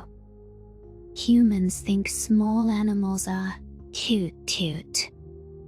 But you don't. I don't debase myself by infantilizing creatures. It's not something I've given active thought to. Testy, are we? I am insulted by the premise. As if I could find an alien cute and do that whole fawning expression and baby voice. I wouldn't mind. I bet you could do it well. Please, show me this baby voice. No filter? Grrr. Very few herbivores try to rile up a predator. Well, I'm a special gal, Siffy. You're sure funny when you're fired up. I am tired of this conversation. I said I was only speaking for a little bit, and I don't want to hear from you for a few hours. I hung up with a huff, refocusing on the landing protocols. Despite my best attempts to scare Feller off, I'd only seemed to invite provocation. With such important tasks ahead, I needed to quash whatever of my defective side had arisen. Prophet descendant. Gisnell was hosting our meeting in an unmanned station, and he had just confirmed my docking request. Focusing on neutralizing my expression, I steeled myself for Betterment's unavoidable demands. My shuttle coasted down at a leisurely pace. The time to clear my thoughts was welcome. If Gisnell ever learned that I was befriending prey from my sectory, he'd see that my head was removed from my shoulders. There could only be my fanatic persona among my people. Imagine how much better life would be if I were a human. I wouldn't have all this baggage to my name. Idea shuttle slotted into the docking clamps, and I heaved a weary sigh. At least my disdain for Shaza didn't require acting.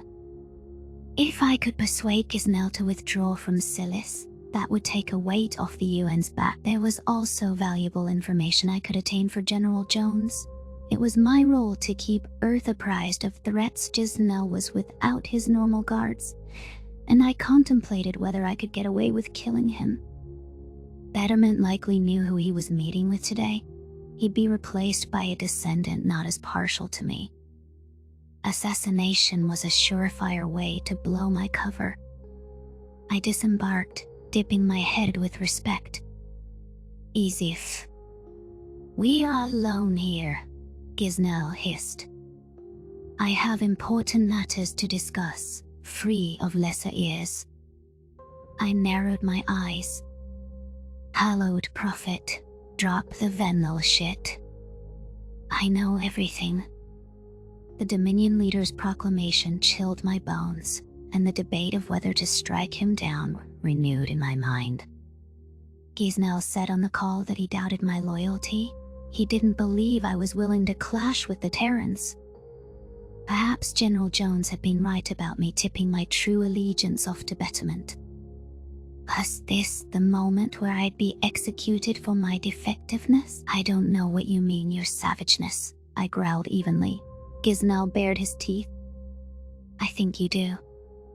I wondered why you coddle the humans, and I knew it was more than Shaz's report stated. You imitate them and chase after them at every turn. But now I get it. You think they're smarter than us. I beg your pardon. You heard me. I couldn't make sense of it until I replayed our conversation during the prisoner execution. You talked about maximizing our resources and obtaining entire planets as our catch. I did, but I don't see. You think the humans can solve all our problems. You think they're smarter and they hunt in the optimal way. Those Zerulean pets you took were given to the Terrans to earn goodwill. Tell me I'm wrong, Isif. No, I suppose you're not. Perhaps this is treasonous, but we could do better. The humans can feed us, and I could make it happen. There's the truth. Then we can conquer the Federation and go on our merry way, yes? Stronger. Capable. Fear surged in my veins, but I met Isnel's stare with feigned impassivity. The prophet descendant was off on the extent of my motives, though he discerned some of the truth. Questioning betterment was the highest form of treason. I had just admitted that I didn't think the Oxerway way was the superior one. My champions were empathetic, leaf-licking predators. Why hadn't he signed me up for execution? You're right that humans could alleviate our food shortages. But you're wrong about it making the Dominion stronger, Gisnell said. What? That wasn't what he was supposed to say. The prophet descendant, heaved a sigh. If we get fat and lazy, Isif, we will be susceptible to future attack. You don't appreciate what you don't have to struggle for. With respect, the humans are a strong culture, and they're well fed. A warrior culture. The humans have weak individuals because they have a cushion to provide for them.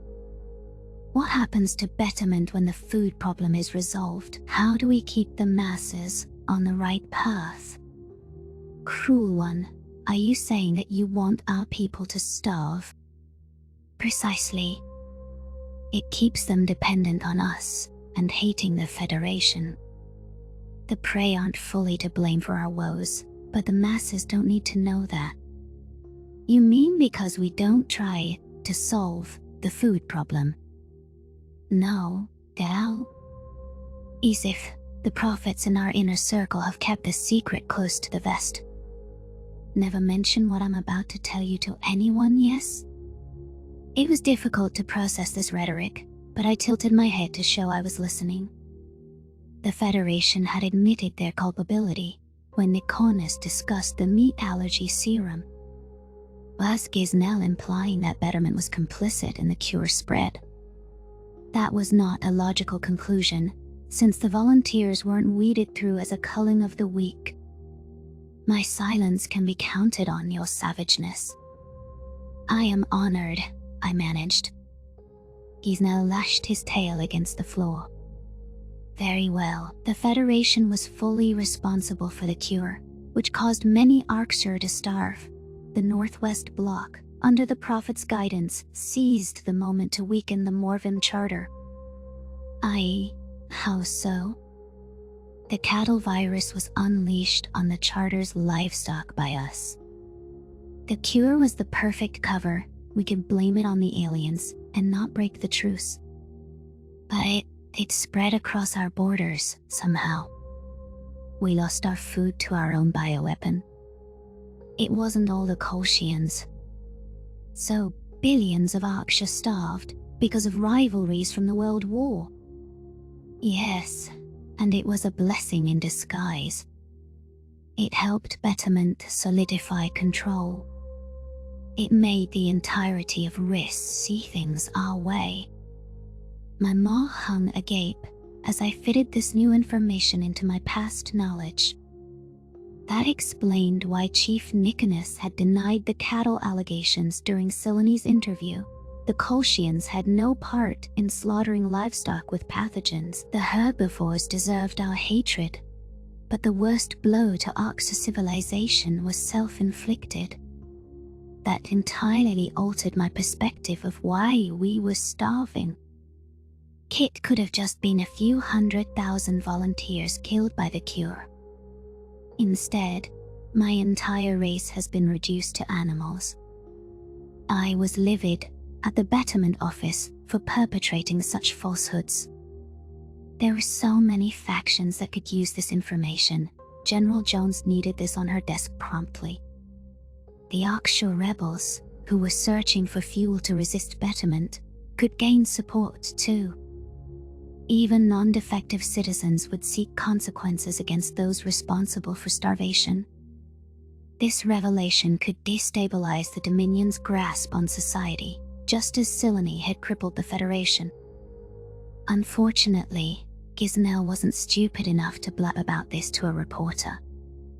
I was his lone confidant, and I had no proof that such claims weren't Terran propaganda. Betterment could dismiss me as a human sympathizer if I spoke out to my peers.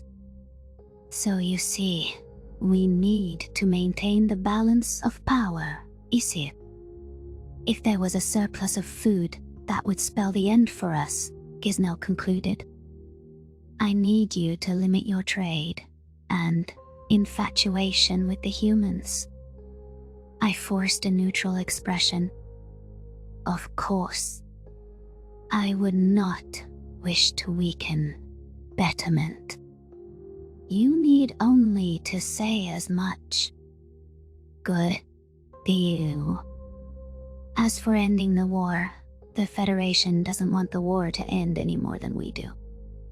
The Koshians and the Farsal couldn't maintain control over such a large herd without an enemy. They hate us. They wish we didn't exist. Oh, of course they do. But there's a reason they teach other prey to run away and never attack. If we press the Federation core worlds, I have a hunch they could muster up their numbers all of a sudden. Gisnell's theory made gruesome sense. The longer I contemplated it, it explained why the Koshians mounted a bold-faced offensive on Terran allies, but never went after Dominion worlds and outposts. The United Nations wasn't content to raid a few planets and call it a day, nor did they plot a forever war for control. The humans sought peace and reconciliation, and that made them an immediate threat. Cal wants to destroy the Federation. Add in exposing the truth about omnivores, humans set that in motion.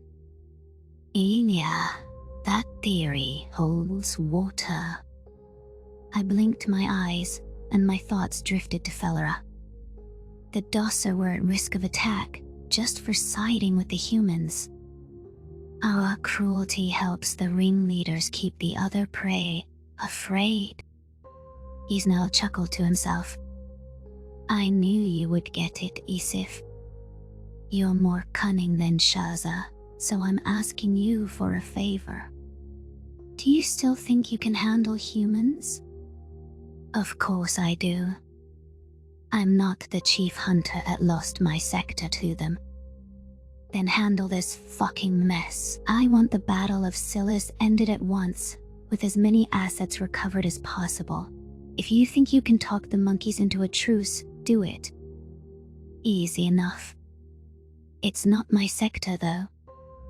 What do I do about Shaza's forces? Those are your forces now. I'm putting her sector under your control, effective immediately. While you're getting a handle on the situation, dispose of Shaza. It will be handled, cruel one. I will summon my fleet and leave for Silas at once. The prophet descendant watched with calculating eyes as I clambered back into my shuttle. The advice that endangered my cover had earned me greater power today. In retrospect, negotiating with the humans was the less humiliating option. There was a lot to unpack from the Dominion secrets, but my first order of business was eliminating Shaza. Getting the United Nations to cease hostilities would be the most difficult part. However, a continuing battle was not beneficial to Earth's cause. Humans were a spiteful bunch, but I'd try my best to find a diplomatic resolution. The nature of predators, 101-1 memory, transcription, subject, mobilizing my fleet to a nearby location. With a strike force already assembled, It was a short voyage to Silas's system. FTL disruptors were active solely within the bounds of the planet's gravity well. The Terrans didn't expect us to bring reinforcements. It was known to the United Nations that our warlords acted independently to each other. I suppose they knew it was an exercise in futility, even if FDL disruptors had smacked us out of transit. The battle would be lost for the humans as soon as new ships arrived, since the Arxer's solitary nature didn't prevent us from joining in. To be candid, I couldn't comprehend how Earth's measly showing had resisted Shaza's bruisers this long.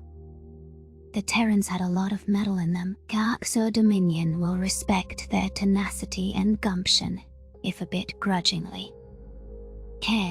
As my fleet entered real space, we ensured that our forces were positioned out of firing range. I didn't want to get dragged into the fight before I could open a channel.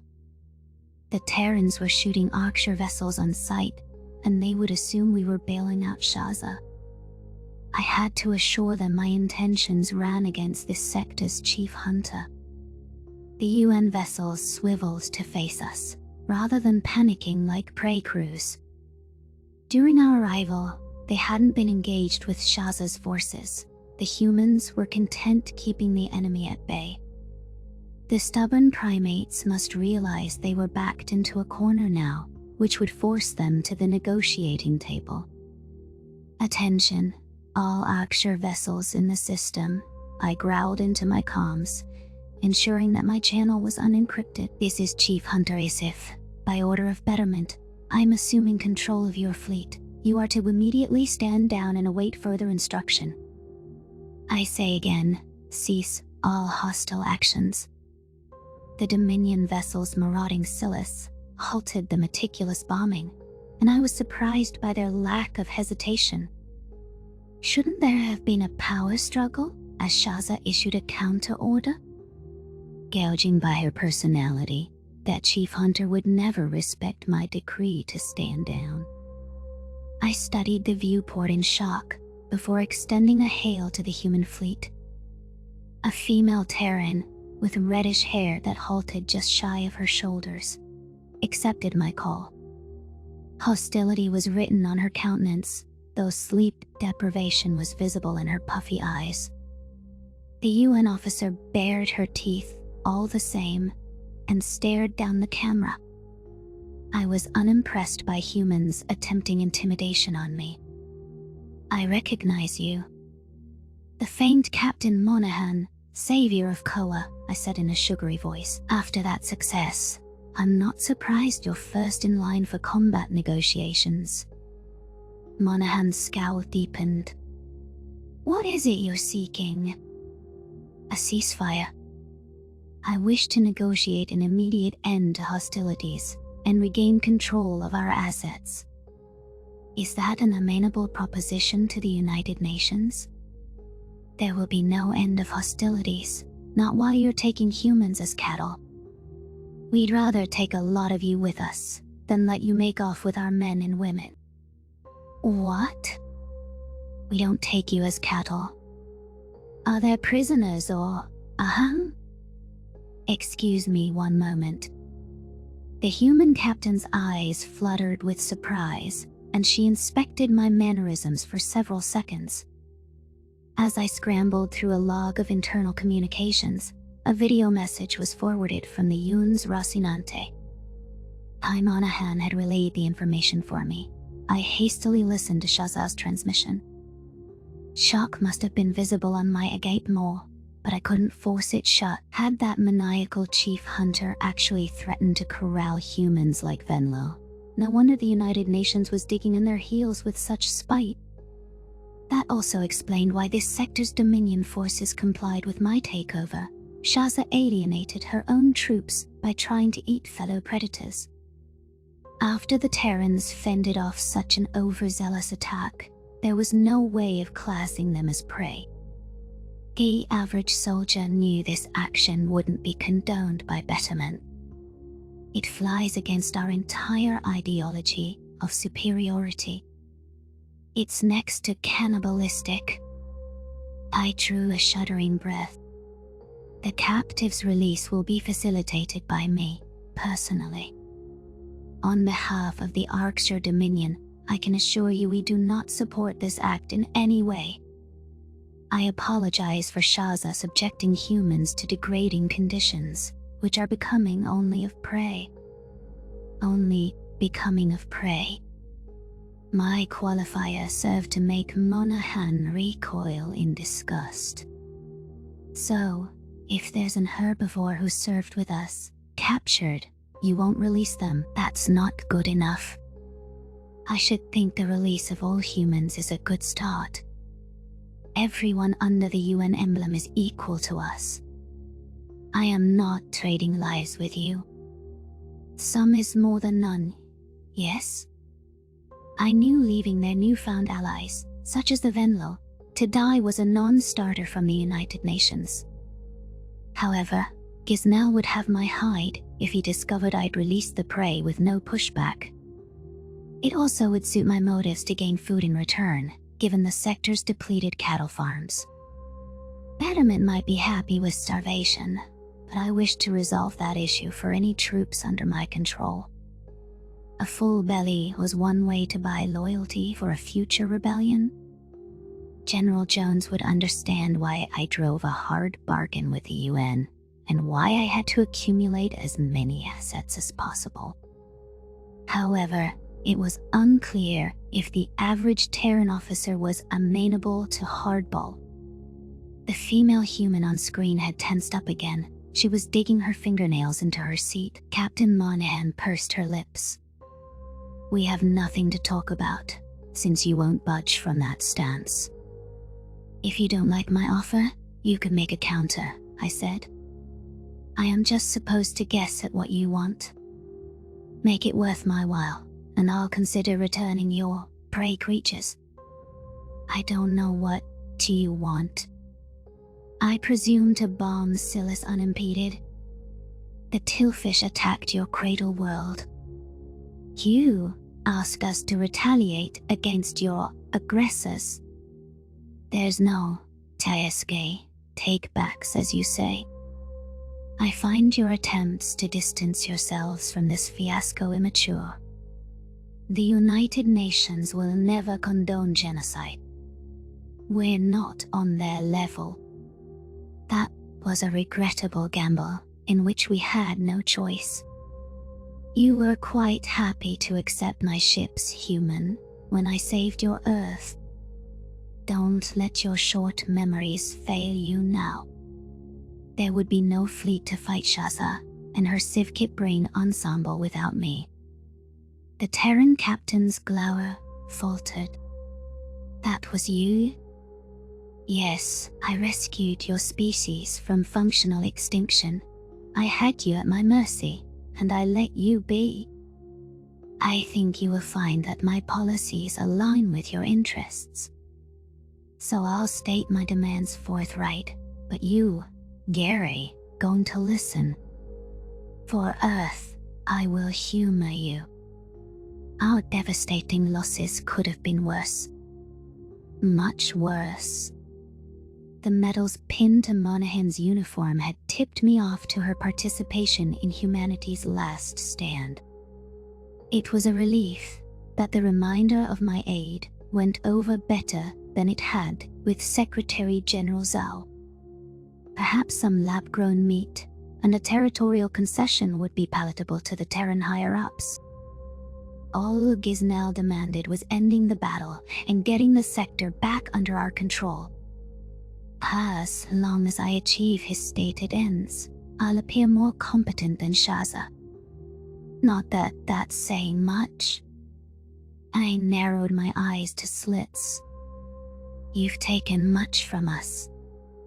The return of this sector, alongside a non-aggression pact with Arkshire outposts under my domain, is non-negotiable. We know what you'll do to those sapients you had. Returning them to your custody is unethical and would be a ghastly reflection on the Forget the cattle. I expect compensation. I want some of the farm animals in your possession on Earth, the ones you certainly don't have just for specialty meats. I don't know what you're talking about. Learn quickly. Otherwise, I might accidentally leak a dossier on factory farming and safari hunting to Zerulean communication satellites. I'm sure you wouldn't want that. The color drained from Monahan's cheeks. That is quite unnecessary. It will be when you comply with my reasonable requests. All Terran ships will stand down at once. In return, I will retrieve any Yuan captives, including non-humans, for you. We will leave Silas, but I expect future negotiations on that concession. So we're just supposed to stand down and trust that you'll hand over our side of the deal later. Precisely, because I keep my word. There is precedent, I returned. The Venlil Calpari similar arrangement. If I say I'll return your people, consider it done. What about the Tillfish civilians? They were under our protection. You people make no sense. Fine, you can have your human-killing bugs. But there better be more heads of cattle that we get back than we gave away. I'll take that into consideration, Isif. Is that all? For now. Go call the higher-ups with those FDL comms you definitely don't have access to. I'll be waiting. I terminated the call, satisfied at the threats I'd chosen to lobby at Captain Monahan. Sharing their predatory traits with their allies wasn't something the UN did in laborious detail. However, humans being kept as cattle was unacceptable to me, even if a deal wasn't solidified. Gesturing to an underling, I summoned a shuttle bound for Shazal's fleet. A security detail accompanied my transport, equipped to handle any resistance. It took a few seconds to fire off an encrypted transmission, requesting the locations of Shaza and her human captives. Dominion vessels did not fire upon my transport. Acknowledgements flooded in, kowtowing to my status. Arrogant as ever, the female chief hunter had Terran prisoners routed to her personal command ship. That placed both of my objectives in the same location. Genuine anticipation of the kill thrummed in my chest. It would be delightful not to feign pleasure during an execution. Eliminating Shaza was a step forward for my species. What kind of Aksha got bested by feisty predators and reacted with vulgar threats? Betterment would never support her actions, which were unbecoming even of their office. My pupils scanned the command ship, which was a bulky giant with gratuitous armor. Ornaments resembling prey heads decorated the hull, and multiple decks allowed for a hearty amount of cattle on board. My shuttle was dwarfed by the colossal ship. Its size was impractical in combat action. The rogue chief hunter cared too much for projecting strength, enough to sacrifice all mobility. As I closed in on Shaza's command post, the human fleet reopened a hail. My patience had been dwindling with their government. This wasn't the time for deliberation. It shouldn't be difficult for Captain Monahan to relay a straight answer. The social predators shouldn't be chattering amongst themselves during a crisis. General Jones claimed humans don't want war with the entire Dominion. The UN has to work with me for that reason. Hi, Monahan breathed a flustered sigh. I'll get to the point. Secretary General Zhao signed off on the deal. If you throw in one sweetener. Transfer Shaza to our custody. Oh, that is your kicker. I could not care what happens to her, I chuckled. We are much like independent warlords on your world. I was going to execute her, but I suppose that also fits my orders to dispose of her. Excellent. While I have your attention, Shah asked me to tell you something else. He says he is sorry for his conduct. Whatever that means. Well, I think your species cherishes empty words more than mine does. I'll arrange the transfer, human. Don't do anything stupid. I cut the transmission once more and reminded myself that it was irrational to hold a grudge. Still, I had zero interest in reassessing Zhao's affronts on a call. General Jones had misled him, but that didn't erase the fact that he treated me like an animal. If UN leader saw all Akshar as savages, that wasn't something I intended to forgive lightly. Then again, if I considered it with sincerity, Felra would say the same things about me, and worse. My friendship with the Dossa was a grave error of judgment. The fact that she assumed any cordial predator was a human spoke volumes about our repute versus theirs. Everyone thought we were monsters who deserved what happened to us, considered that our plight was somewhat self-inflicted. They might be right.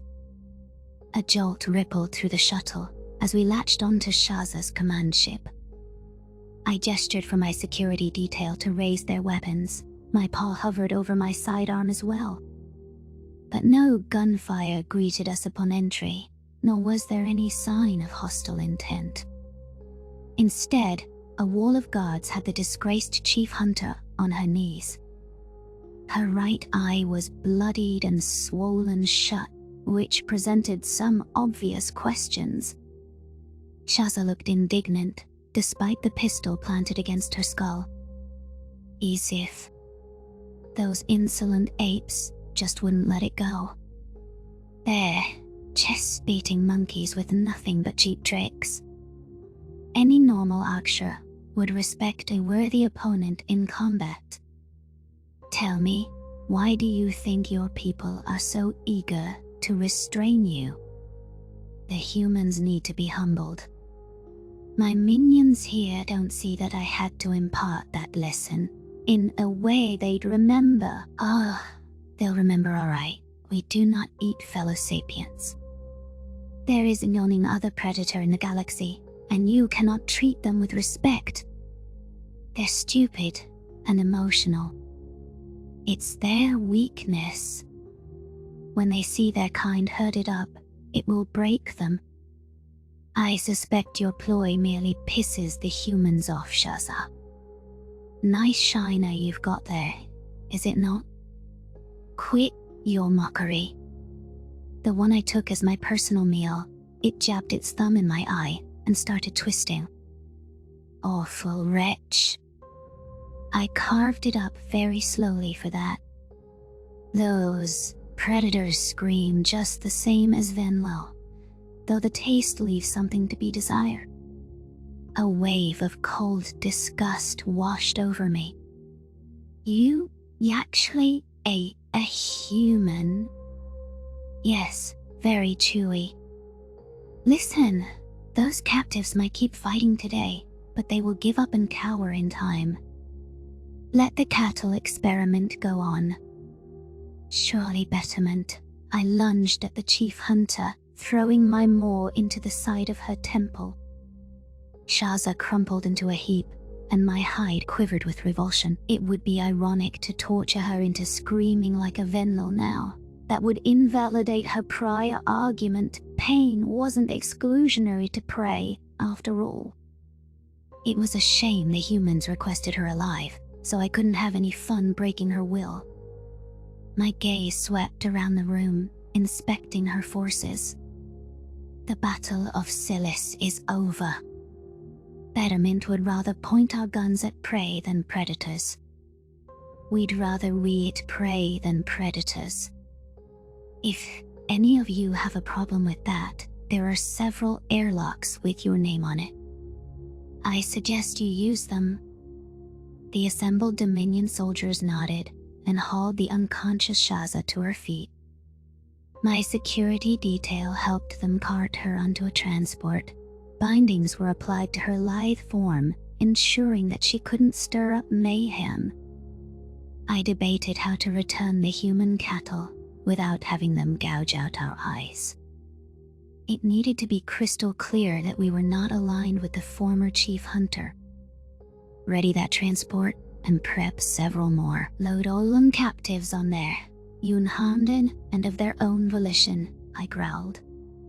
Before you release any penned humans, please reiterate that we're there to free and return them. State that we have an explicit agreement with their government. Also, allow them to fly the shuttles back to their fleet on their own. One of my security guards bared his teeth. What happens when they see Shaza on the first ship? Tell them that the human cattle was her idea, and she's a rogue warlord. Also, tell them they can do whatever they want with her. She was left on that shuttle as a gift. The Yorkshire underling chuckled to himself, picturing the furious humans brutalizing her. I found Shaza's circumstances quite amusing as well. This was likely not what Secretary General Shao had in mind by asking me to hand her over to one custody. But on a technical level, my decision was in full compliance with his request. I'd fulfilled my end of the bargain while having some malicious fun at her expense. Once the situation was resolved, the humans could return their attention to the Federation. That was where their focus belonged. It would also save me from the awkward position of mediating this dispute. My next priority was heading to a dead drop location so that General Jones could learn what Gisnell had revealed. Perhaps the Terrans could devise a way to utilize the information for insurgency. The nature of predators. 102 Memory Transcription Subject LIA Captain Sovlin, United Nations Fleet Command. A date Standardized Human Time December 7, 2136 C. Our shuttle had escaped Silis's atmosphere unnoticed, and we dock with Captain Monahan's ship in a hurry. Almost all of our posses was shipped to the infirmary after the injuries we picked up along the way. The Tillfish exterminators and their civilian trustees had looked petrified, boarding a predator warship. General Berla was equally frightened, though Verne seemed ready to run laps around the vessel. The Yorkshire turret gave me a close shave, though I was able to save Marcel. The human doctors informed me that my damaged spines would never regrow due to a degenerative condition. That was not surprising to me, given my advancing age. Gojids could develop new quills in our youth, since they evolved to ward off predators. However, as we got older, hormones prevented regrowth in many males, like human balding. Samantha had asked, as she listened to the physician's prognosis with me. Shit, Spikey's going bald. Not to be an ass, but Carlos and I are totally going to rip you.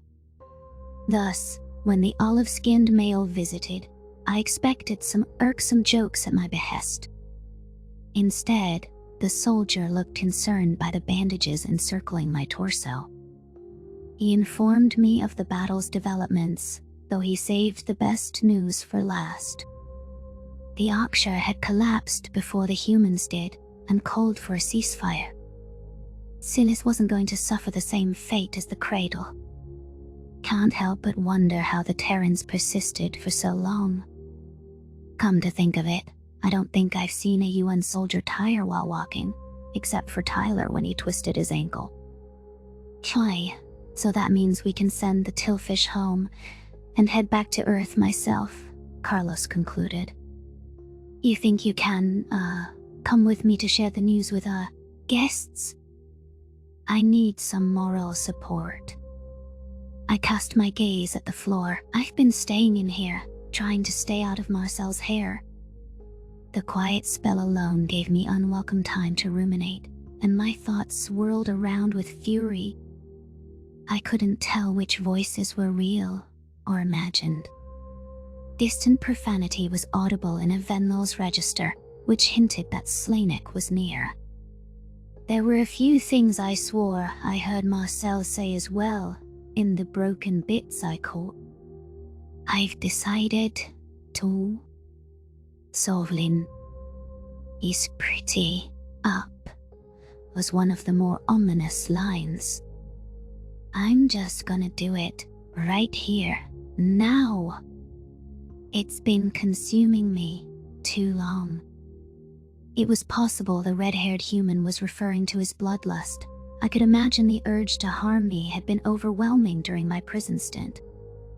Our unwelcome reunion must have stirred up nasty memories. It was remarkable that he stuffed it down long enough to escape Silas. However, something in my heart told me Marcel wouldn't surrender his morals so easily. Yoo-hoo, wake up. Carlos-san, Buttoy. I don't ask you for much, man. Plus, just help me with the chest-high spiders. I'm begging you. Explain those green markings on your arms, and I will go with you. Sam told me you're in a cult when I asked her.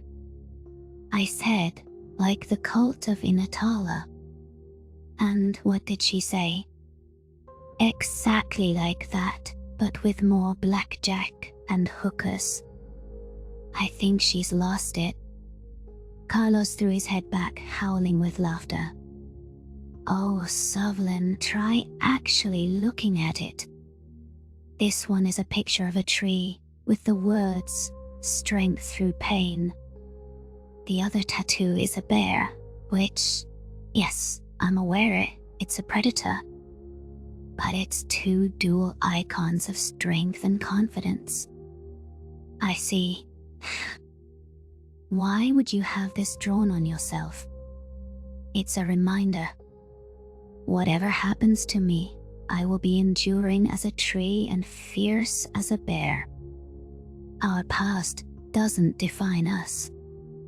That is a nice gesture, though I cannot unsee the P-Predator now. Fuck, you idolize that beast. Never mind, let's go see the Tillfish. The UN guard let me out of the medical bay, and I studied each room with nervous eyes. Which one was Slanek hiding behind, ready to remind me that I deserved death? The Venlol was right about the justified consequences for my actions. Perhaps he could persuade Marcel to get the revenge he deserved. That wasn't what frightened me. It was the prospect of them conversing with me, showing mercy together, that twisted the knife. I'm thankful it was dead quiet on the shuttle ride. I don't know if I can bring myself to speak with my victim again. A sigh of relief escaped my lips as we ascended the stairwell to the main deck.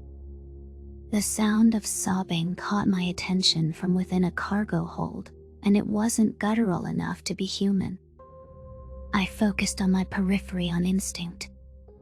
The monstrous beast from Marcel's unit caught my eye. What was left of my spines poked through the bandages. The red-haired human had hidden it at the rear of the shuttle, avoiding panic. Now, I finally got a good look at this monstrosity. The dog was as fearsome as the bear on Carlos's tattoo, with a shaggy pelt and fangs the length of my quills. It was nothing compared to lunging at an oxa, but it had the lean form of a killer. Onzo was crouched right beside it, and even the violent-minded Yotl was in tears at its presence. Carlos thought, damn.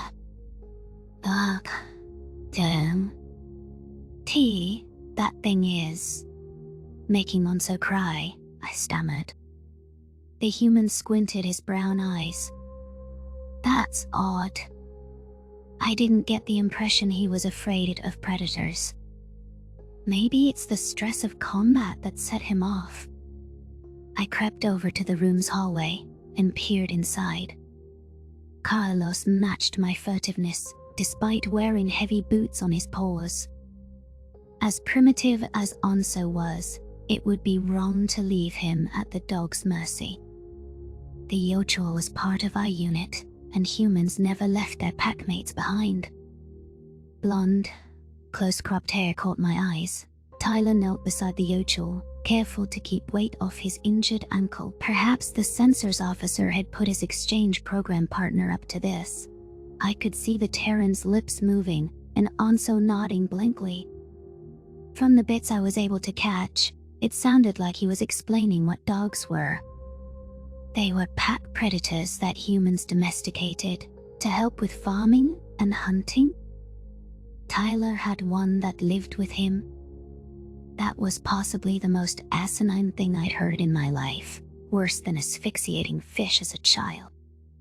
Encouraging a predator to switch on hunting mode around them was suicide. It must be difficult even for a sapient Terran to rein themselves in while searching for prey. Was this creature used to slaughter farm animals so the humans didn't have to? If dogs were that ravenous, it was more deranged that the primates let them inside their living quarters. I tiptoed a few steps closer and strained my ears. It was essential to hear what they were saying so that I could intervene if necessary. The last thing that we needed was for the Yochul to pass out around this slobbering animal. I understand. So, his name is Dino? Anso sniffled. Tyler ran a hand over the beast's forehead, smiling. Yeah. Marcel says that he loves Slanek, so I don't think he'll be a problem around aliens. Dogs read our social cues, so Dino knows which ones we like. You love your dog back on Earth? Sure do. I always feed her table food, and Pops would yell at me. She's getting older now, but she's always happy when I visit. Dogs'll miss you whether you've been gone 1 year or 1 minute. Something about that statement snapped the last straw of Anso's composure. The Yochul turned inconsolable and wrapped his paws around Dino's neck. The dog whined as the primitive buried his face in its coat, its jaws opened with feral intent. Its tongue leapt out of its mouth, and it impressed its slobber into the uplift's reddish-tan fur.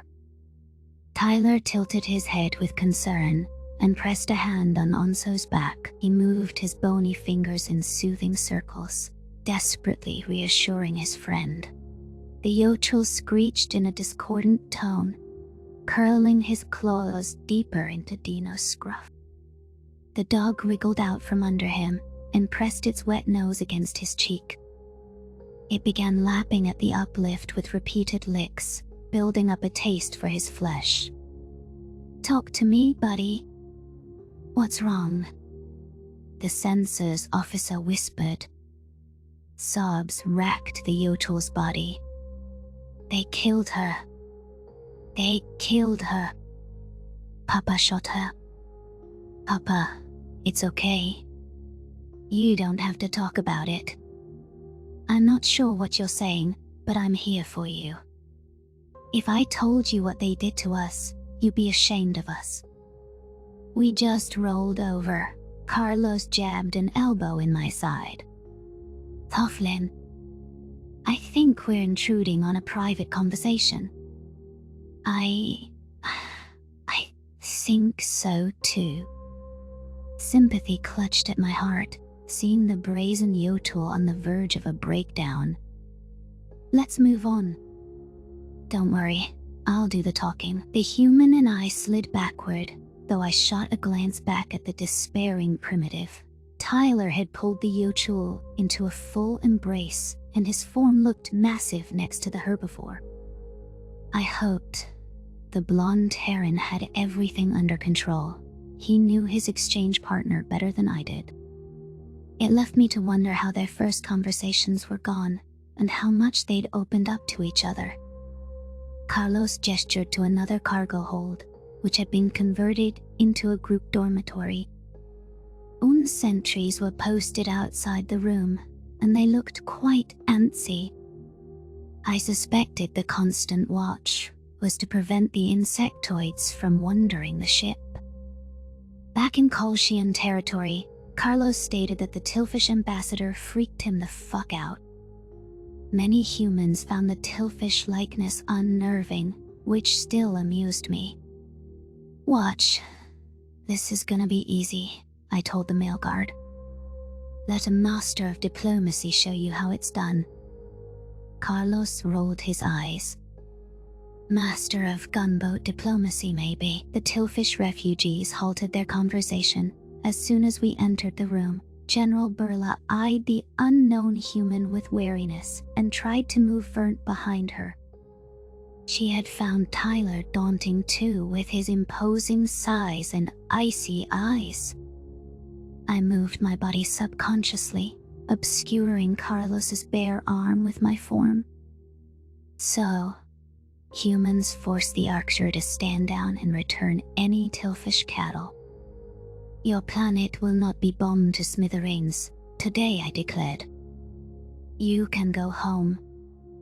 The insectoid exterminators comforted the children they'd rescued and murmured something among themselves. I caught something about other kids being taken away in cages. My news about the cattle meant they may be returned unharmed. It was tough to trust an Ox's word, but the demons had started the exchange process already. Karens need to move quick enough before the monsters break their agreement. General Bela clicked her mandibles. "What do the humans want from us? To leave their ship as soon as possible, probably. Trust me, they don't want you here any more than you want to be here." Marcel told me we're symbols of disease to their brains.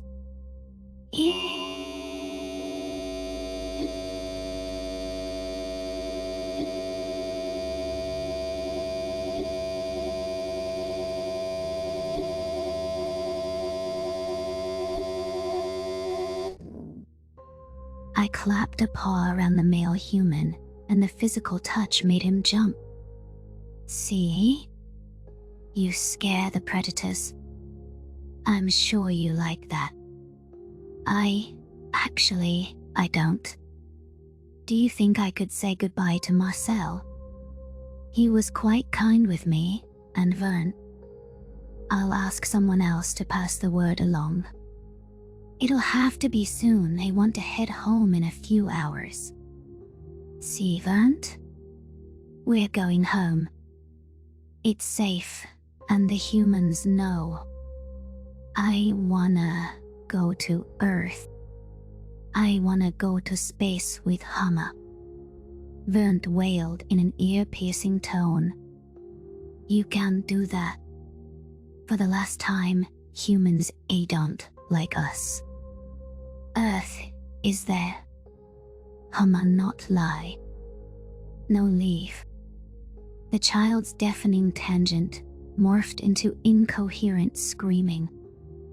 Carlos pressed his hands to his ears and keeled over at the waist. I took the opportunity to depart the room with my friend, noting the apologetic look in Burla's eyes.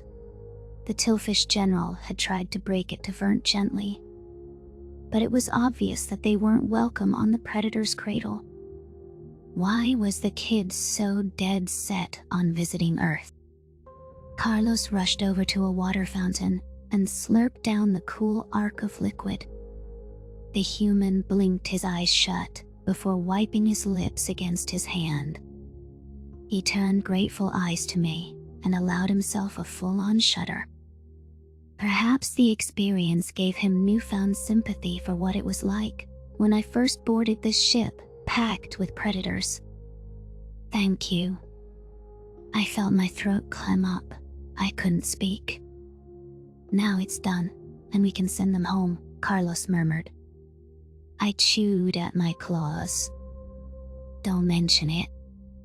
That kid was a nightmare.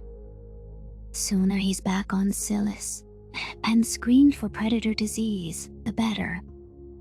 Predator disease? For throwing one tantrum? There's some behavioral issue going on there. Onso is predator disease too, but that seems to be a species-wide thing. As someone who has some, symptoms myself, I do wish I could ask for help. that I got treatment when I was young, when it might have been fixable. Soflin, you have PTSD. It's caused by trauma because of what you saw with your family. That's not how predator disease works. Per the Federation, scientists who don't know what an omnivore is. Weariness tugged at my chest. You know what? Fine. Everything I ever believed or knew is a lie. Sure, whatever seems to be the pattern. Happy? Geez, you can't temper the self-pity for 10 seconds. I'll take you back to your room. I know where it is. I can walk back by myself. Be my guest. Carlos stalked off, arms folded in the way humans used to cordon off their emotions. I bolted off in the opposite direction and tried to regulate my breathing. The humans had to view everything contrary to the Federation, just to take a wrecking ball to our reality. Nothing was sacred to them, not even the most basic truths. Either I was a diseased individual who snapped, or my omnivorous species was the disease. If anything, the trauma just helped me direct my anger issues at predators. It was the guiding mechanism. I stomped past Onso and Tyler's cargo hold. The Yochel was tugging a rope. With a little help from his human pal, Dino had the nylon clasped between its fangs. The dog had decided this twine was its prey and refused to let go. I wasn't sure why the primitive and his exchange partner wanted this string so desperately. At least they weren't stupid enough to stick their paws in its mouth. Rushing off down the stairs, I returned to the medical wing. My pace slowed down, careful to avoid detection by any other patients. The last thing I wanted was for Slanik to catch me in his sightlines. After losing so much blood, the Venlo must be tied down here. My pupils darted about and swept for any signs of which room belonged to my victims. One door was cracked open, which hadn't been ajar when I left. I pressed my body against the wall and inched up to the frame's edge. After considering my options, I risked a quick glance inside. It was unmistakably the tortured human and his Venlo inside. Slanik had an IV hooked up to his bandaged arm and was resting his head on Marcel's chest. The predator was entranced by a nature documentary from Earth, which played on the TV. Maybe I can sneak past and they won't notice me. They're both fixated on the TV, right? I dropped onto all fours, hoping that would help keep me below their sight line. Pain scorched down my back as it stretched out the damaged skin. Cursing internally, I crawled ahead like a toddler. My claws made clicking sounds against the tile. I could see Marcel's hazel eyes land on me through my periphery, and watched his head pop off the pillow. Sovlin, the human queried. Come here. Slanek needs to speak with you. I froze like cornered prey, and dread formed a knot in my stomach. It was possible to keep walking, but Marcel had every right to make demands of me. This was pure cowardice, avoiding him because I was afraid of his civility. Besides, if this human was dead set on conversing with me, I doubted I could outrun him. Stealing my nerves, I rose back onto my hind legs. My heart thundered with the fury of a stampede, but I turned my feet into the room. The universe had brought me face to face with my victims, and now there was no choice but to engage with them. There was no telling what his Venlo buddy would do. I would offer myself to Marcel's whims once more. The human had a captive audience, and I'd yet to discover why he wished to speak with me. The nature of Predator's 103 memory transcription subject. Oh, Captain Sovlin, United Nations Fleet Command. Date standardized human time, December 7th, 2136. It was tough to cope with my proximity to this predator and his Venlil pal. I was standing just within the room's threshold and resisting the urge to flee. Binocular eyes were trained on my skull. It felt like they were burning holes in my head. My eyes wandered, attempting to look anywhere but at the human's scarred face. Marcel had placed a photograph of Slanek and himself, alongside a female Terran I didn't recognize. The curious aspect was a young Gojid riding on the redhead's back with bright eyes. My victim was tickling her wrists, twisting his hands over his shoulders. Even in a still photograph, I could tell the child was squealing with happiness. Why were Marcel and Slanek taking pictures with a young Gojid? Didn't the red-haired human despise our species? Just looking at that child must remind him of my likeness. I wasn't sure why he'd volunteer with our refugees. Perhaps it was an attempt at coping for him, but the fact he kept it as his selected photo. Marcel thinks of his time with that Gojid kid as a happy memory. How can that be? How my throat felt like it was made of sandpaper. Teide Gojid. Who is she? That's Nolia. My adopted daughter, Marcel replied in an even voice. Slanek and I rescued her on the cradle after she was abandoned in a stampede. She's back at home with my fiancé now. I recoiled, unable to process why the human would adopt a Gojid child. Peering into his eyes in the photograph, the scarred predator was radiating affection. His teeth were bared in a full snarl, and Slanek was cozied up against his side too. Protect her. Why couldn't I have tortured an asshole Terran? Not that it would have made it more moral, but Marcel was too kind. I could not have harmed someone less deserving of cruelty. My eyes burned as images of Marcel in a collar flooded my mind, staring at his heartfelt smile.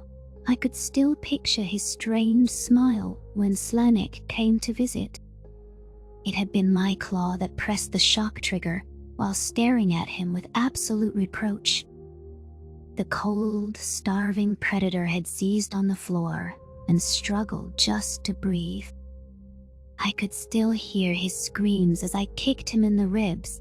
Slanek snapped the television show off and fixed a withering glower on me. The Venlil eyed me with murderous intent, flexing his wounded arm as if to test it. Marcel's best friend remembered the exact details I had. I could remember how desperate he was to plead the human's case. My response was to try to get him preyed upon. I would have intervened before the predator could eat the Venlil, but at best, it was an attempt to traumatize him. Besides, there was no guarantee I could react quicker than a hunter could lunge. Poor Marcel must have resisted such terrible thoughts, just looking at Slanek. Tying my role to sympathize with a predator's bloodlust, but I knew he couldn't help basic, biological urges. Marcel chose to die rather than to eat his friend, and that was a remarkable show of willpower. The fact that he hadn't enacted revenge upon me showed that he was a good person. His love extended even to Gojid children. The red-haired human shot Slanek a pointed look. Tell Sovlin what you wanted to tell him. This hatred is poisoning your heart, and you need to let it out. I fucking hate you. If Riesel hadn't intervened, you would have killed Marcel. You meant to put him down like a fucking animal, the Venlil screeched. Do you know how it felt to feel like I'd lose him? To know his last moments were a agony. You deprived him of every basic need. I suppose he was lucky you gave him filthy water in a filthy bucket. I'm sorry, I offered meekly. What good does that do? You're out living a respected life with the Terran military, and the trauma can never be undone. My government never even got to prosecute you for how you tossed me around. Ken. I was helpless as he clung to life on the day-long trip to Venlo Prime. I sat beside his hospital bed, watching them put wires in his face. S saw the P pictures. Terrible to look at. It was terrible. I don't know how you got Tyler to feel sorry for you, but he was never the brightest bulb in the box. You can keep your fucking apologies, because they aren't worth shit. The Venlo started to sit up, but Marcel held him back with an arm. Slanik wriggled against the restraint, yet for some reason, the human wouldn't let him charge at me. The prey alien reached for his IV line, and the predator intercepted his paw with nimble reflexes. I'd never seen a Venlo bare their teeth or act with such aggression. There was no question I deserved special animosity. Even the galaxy's weakest race wanted to bash my face in, and I couldn't blame him. Everything Slanik just stated was true, down to the fact that I would have murdered an innocent creature without resol. The tears poured out from my eyes, and that only enraged the Venlo further. I iced my face into my paws, wishing I could fall into non-existence. Relax, buddy. It's okay, Marcel whispered. Slanik pinned his ears back. Stop. I should be comforting you. He did it to you. You're the one who has to live with the trauma. You're the one who's permanently disfigured. Yes, and I don't want you harming him. You told me in the hospital you wanted Sovlin dead. You were fantasizing about it.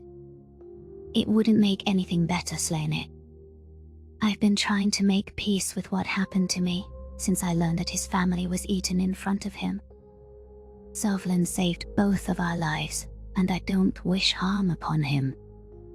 You said you didn't want to see him. You were pissed he was there on Silis. I was pissed. I'm angry. I'm hurting. I'm hounded by memories when I look at his face, and I forgive him. What was left of my spines bristled, and the world collapsed in on me. All I wanted was for Marcel to take those words back. They stabbed at me like daggers to the chest. I couldn't breathe, and every part of me screamed against that forgiveness. Everyone in the galaxy knew that Slanik's interpretation was the correct one. I didn't deserve mercy, and my life should be forfeit for my actions. How could the Predator just forgive what I had done to him?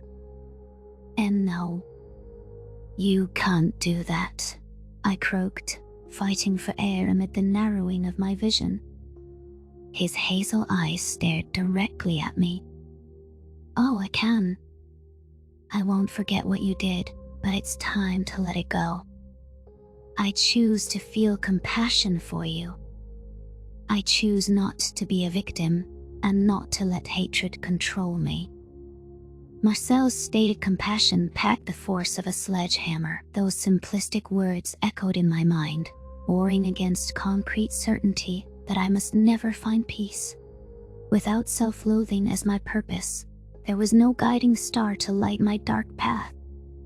Forgiveness stripped my life of all meaning. There was no reason to persist another day. Why should I get to live when I couldn't protect my family? You just said you were angry. Speech spilled from my vocal cords as if born of their own volition. You wanted me dead. That was good. Why would you just forgive me? That was simple. I was playing with Nulia, and she'd overheard me talking with Lucy. She said, Mozel, you're mean when you talk about Sawin. Kid was right. It was consuming me, 'cause I hadn't let it go. The thought lanced me.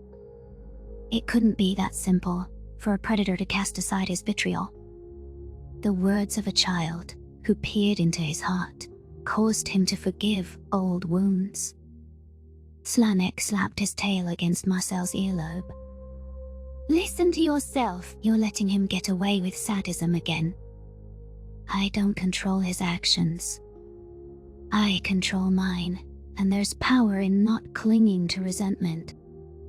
I won't be free from this until I set my heart free. You have to stand up for yourself, Ma. It's not about being the bigger person.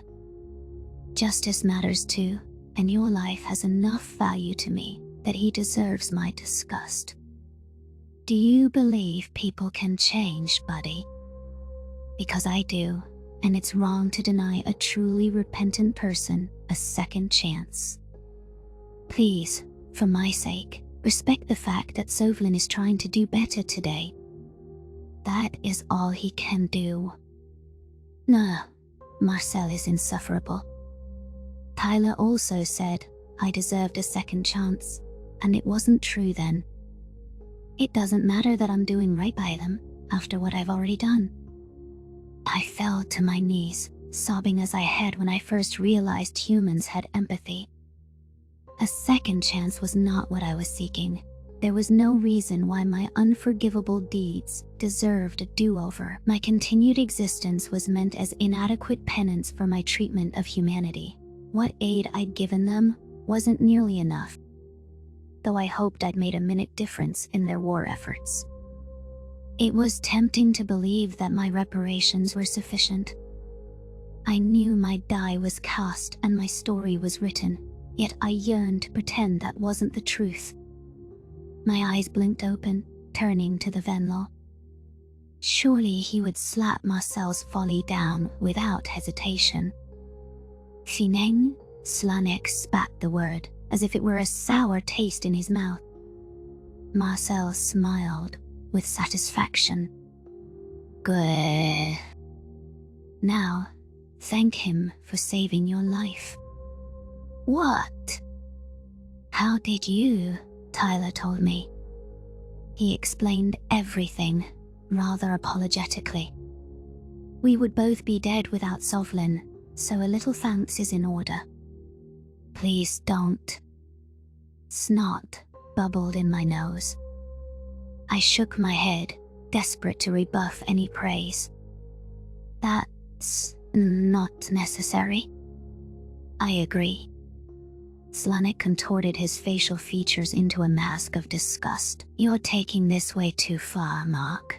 The concussion got to your head. Well then, humor a poor, sick human. The red-haired predator chuckled.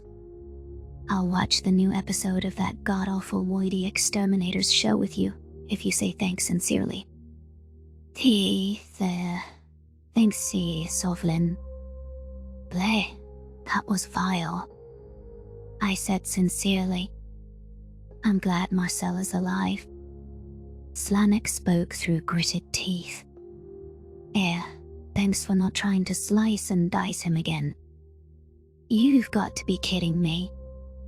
That's the best you can do. It was sincere, I sniffled, buying time to regain composure. Technically meets your criteria. Marcel heaved a sigh. I guess so. Let me walk you back to your room, Sovlin. I raised surrendering paws, stammering, and no, you don't, I insist. I need to be sure I didn't kickstart a full-blown mental crisis. The human maneuvered onto his legs and stretched out his body with blood-curdling pops. His strong hands tugged at my shoulder. The extended contact made me nauseous to my stomach, and my heavy limbs were sluggish to obey. Marcel didn't want to be regarded in that fashion, so I shouldn't do him that disservice in my perception. The red-haired Terran wrapped an arm around my neck, which felt as heavy as a rock. How did every interaction with Marcel increase my guilt to chest-bursting levels? He led me out of Slanek's quarters and asked in a low rumble where I was heading. All I could do was point a few doors down, still a teary-eyed, snot-stained mess. I noticed the predator drawing deep breaths to quell his own anxiety. My self-centered concerns turned to him, and I withdrew from his grasp. Marcel blinked his eyes shut, his scars scrunching up with his grimace. I wanted to comfort him, even though I knew it was my presence ratcheting up his anxiety. "Dido, you want a hug?" My voice was hardly more than a whisper, and I watched his eyes pop open with surprise. "No, I get that. Of course you don't want one from me." Marcel threw his arms around me, burying his face in my fur. The Terran finally let the tears spill over, which soaked my shoulder. I mirrored the way I'd seen Tyler comfort Anso and pressed my paw onto his back. This was the first time I'd ever been this close to a human. Not even my friends had embraced me. It was shocking how warm this predator was, like a heated blanket. No wonder Slanik always curls up next to him. This is oddly disarming. My heart ached as the human continued to bawl his eyes out. I moved my claws into his hair and ruffled the strands in the silly way I do with my daughter. It wasn't clear how Terran years translated, but Marcel was probably about her age. He jerked his head back, and fear flashed in his eyes briefly. The poor guy mistook my playful gesture for an attack. "Sorry, shouldn't have used the claws." "It must feel like I was slicing at you. I wasn't thinking," I mumbled. Marcel patted his mane back down. "It's just, never mind. This here is where you're heading, right?" "Yeah." "Cool beans. Hey, listen, I wish you only the best. I don't want you to be depressed on my account. It's not on his account. It's because of me and knowing what I am. Hey, the last thing I want is you worrying about me." I wasn't going to spill my emotional turmoil on this human who could keep his own trauma contained. "I wish you hated me." "Well, I don't." "You hate you, Sovlin." Yeah. I don't have to be a therapist to tell you where it all stems from. You blame yourself for what happened to your family.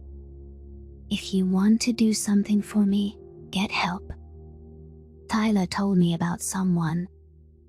I didn't think that you deserved help. It's okay to be happy and live your life. You're not going to pay off some self-imposed debt to me by being miserable. I averted my gaze. Thank you. Whatever anyone says about you, you're the strongest person I've ever known. How much you care for others is astounding, and it speaks wonders of your species. Nobody's perfect. I just hope, when it's all said and done, I leave the universe a better place, Marcel said. It's not too late for the sum of your actions, you know. I promise I'll try. From now on, I'll try to be like you. I'm not the worst role model, in my humble opinion. If only I could smack the same lesson into Slanik's skull. But it seems like we've settled our issues, and that's that. That's that. Good. Well, I think I'd best be going. Rest up. As the predator turned away, I wondered how I ever could have believed his species was incapable of empathy. The truth was, Terrans had to be one of the most empathetic species to cobble together anything bordering normalcy. It took a great deal of emotion to repress their hunting instincts with such thoroughness. Perhaps that was why they'd bonded with the Venlo. They both were sensitive species with ample feelings. As Carlos told me, the issue was when empathy wasn't extended to a particular individual. Marcel chose to grant it even to me. After what I'd done, that was the sign of a good human. I couldn't believe how openly he was conversing with me, and how he had wiped the slate clean. The catch was that I would not, forgive myself. I laid down on the floor of my room and thought about the legacy I would leave behind. Marcel did have a point though. The torture would always be in my ledger, but I could surround it with other deeds. Suffering was my idea of a fair punishment, not any request of the scarred primate. It wasn't going to make things right between us. If anything, it seemed like it would worsen his recovery. Maybe it was time to get my head straight, as the humans so often suggested. I could become a better version of my despicable self with the Predator's guidance. The Nature of Predators, 104 Memory Transcription Subject. Enge Governor Tarva of the Venlo Republic State U Standardized Human Time. December 7, 2136. The war activities occupied the vast majority of my schedule, which was packed with diplomatic meetings. Even this standoffish version of the United Nations sought as many allies as possible.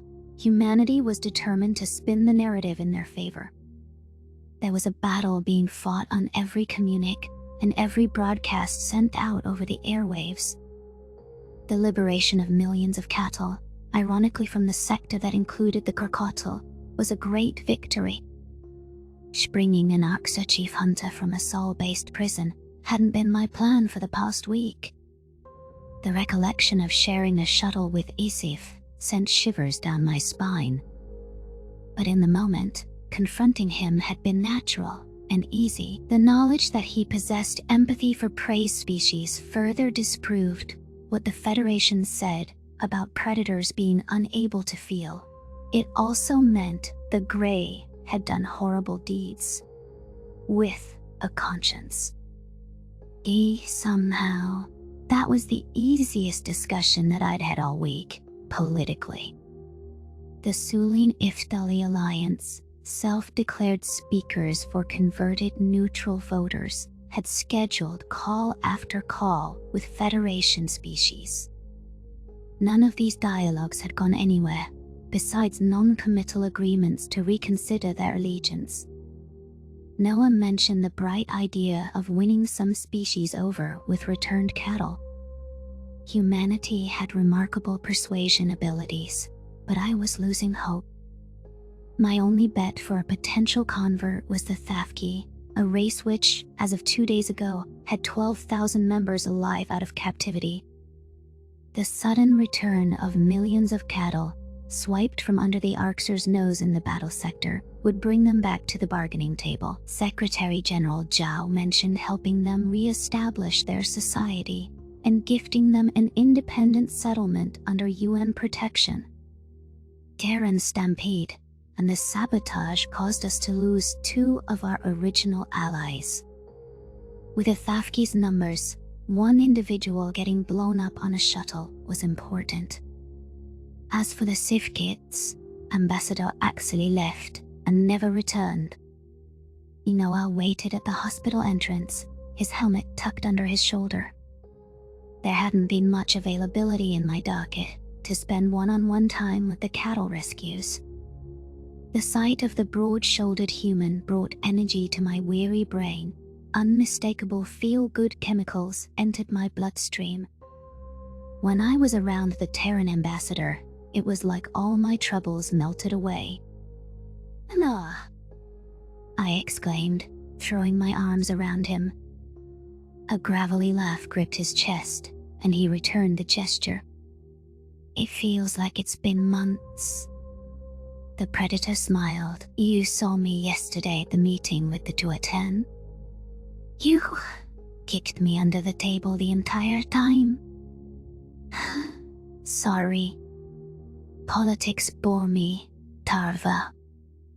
I'm an astronaut who loves studying the stars and the evolution of life. And Me. And you, of course. The human placed one of his muscular arms across my shoulder, and I circled my prosthetic tail around his leg. It was hysterical to me that his ship's arrival once had me ready to surrender my planet. Knowing Noah, those initial words would have horrified him and caused him to leave. Sarah, meanwhile, would be the calming presence. Her scientific curiosity would have prevailed long enough to ask us why we feared them. Can't imagine first contact with a different ending. I won't let myself consider what would have happened if the astronauts disappeared and Earth. The Predators had become an integral part of my life. The galaxy would have never been privy to the Kolshians' deceit in my lifetime, without humanity's unwavering push for acceptance.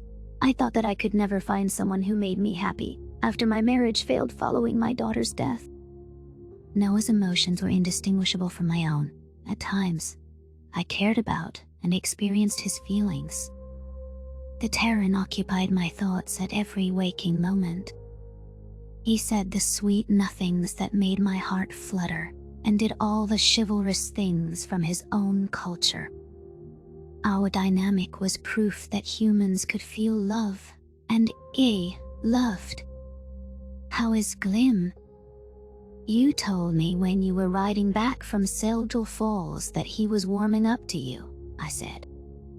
Noah's face fell, and he steered us into a break room. Glim was the only Venlil rescue on this side of the hospital, where the humans wandered without concealment. I had no idea how we were going to share the news with the other cattle. The Gaians would have more lapses in their covers soon if we didn't divulge the truth.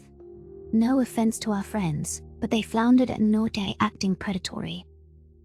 My beloved human had suggested that Glim could determine our delivery method, but I wasn't sure the former exterminator was up to the task. He had screamed at Noah's appearance mere days ago at the train station. Hazy happened. Glim got her to open up since she was unresponsive to us, the Terran ambassador said. Sarah and I watched on a security feed, and Hazy seems to have studied us. Our exterminator, Pal's been detached and unforthcoming since. I could address Glim's concerns, but I want him to ask me himself. I blinked in confusion. What exactly did Hazy say? That she ran some exhibit on humans called pure evil.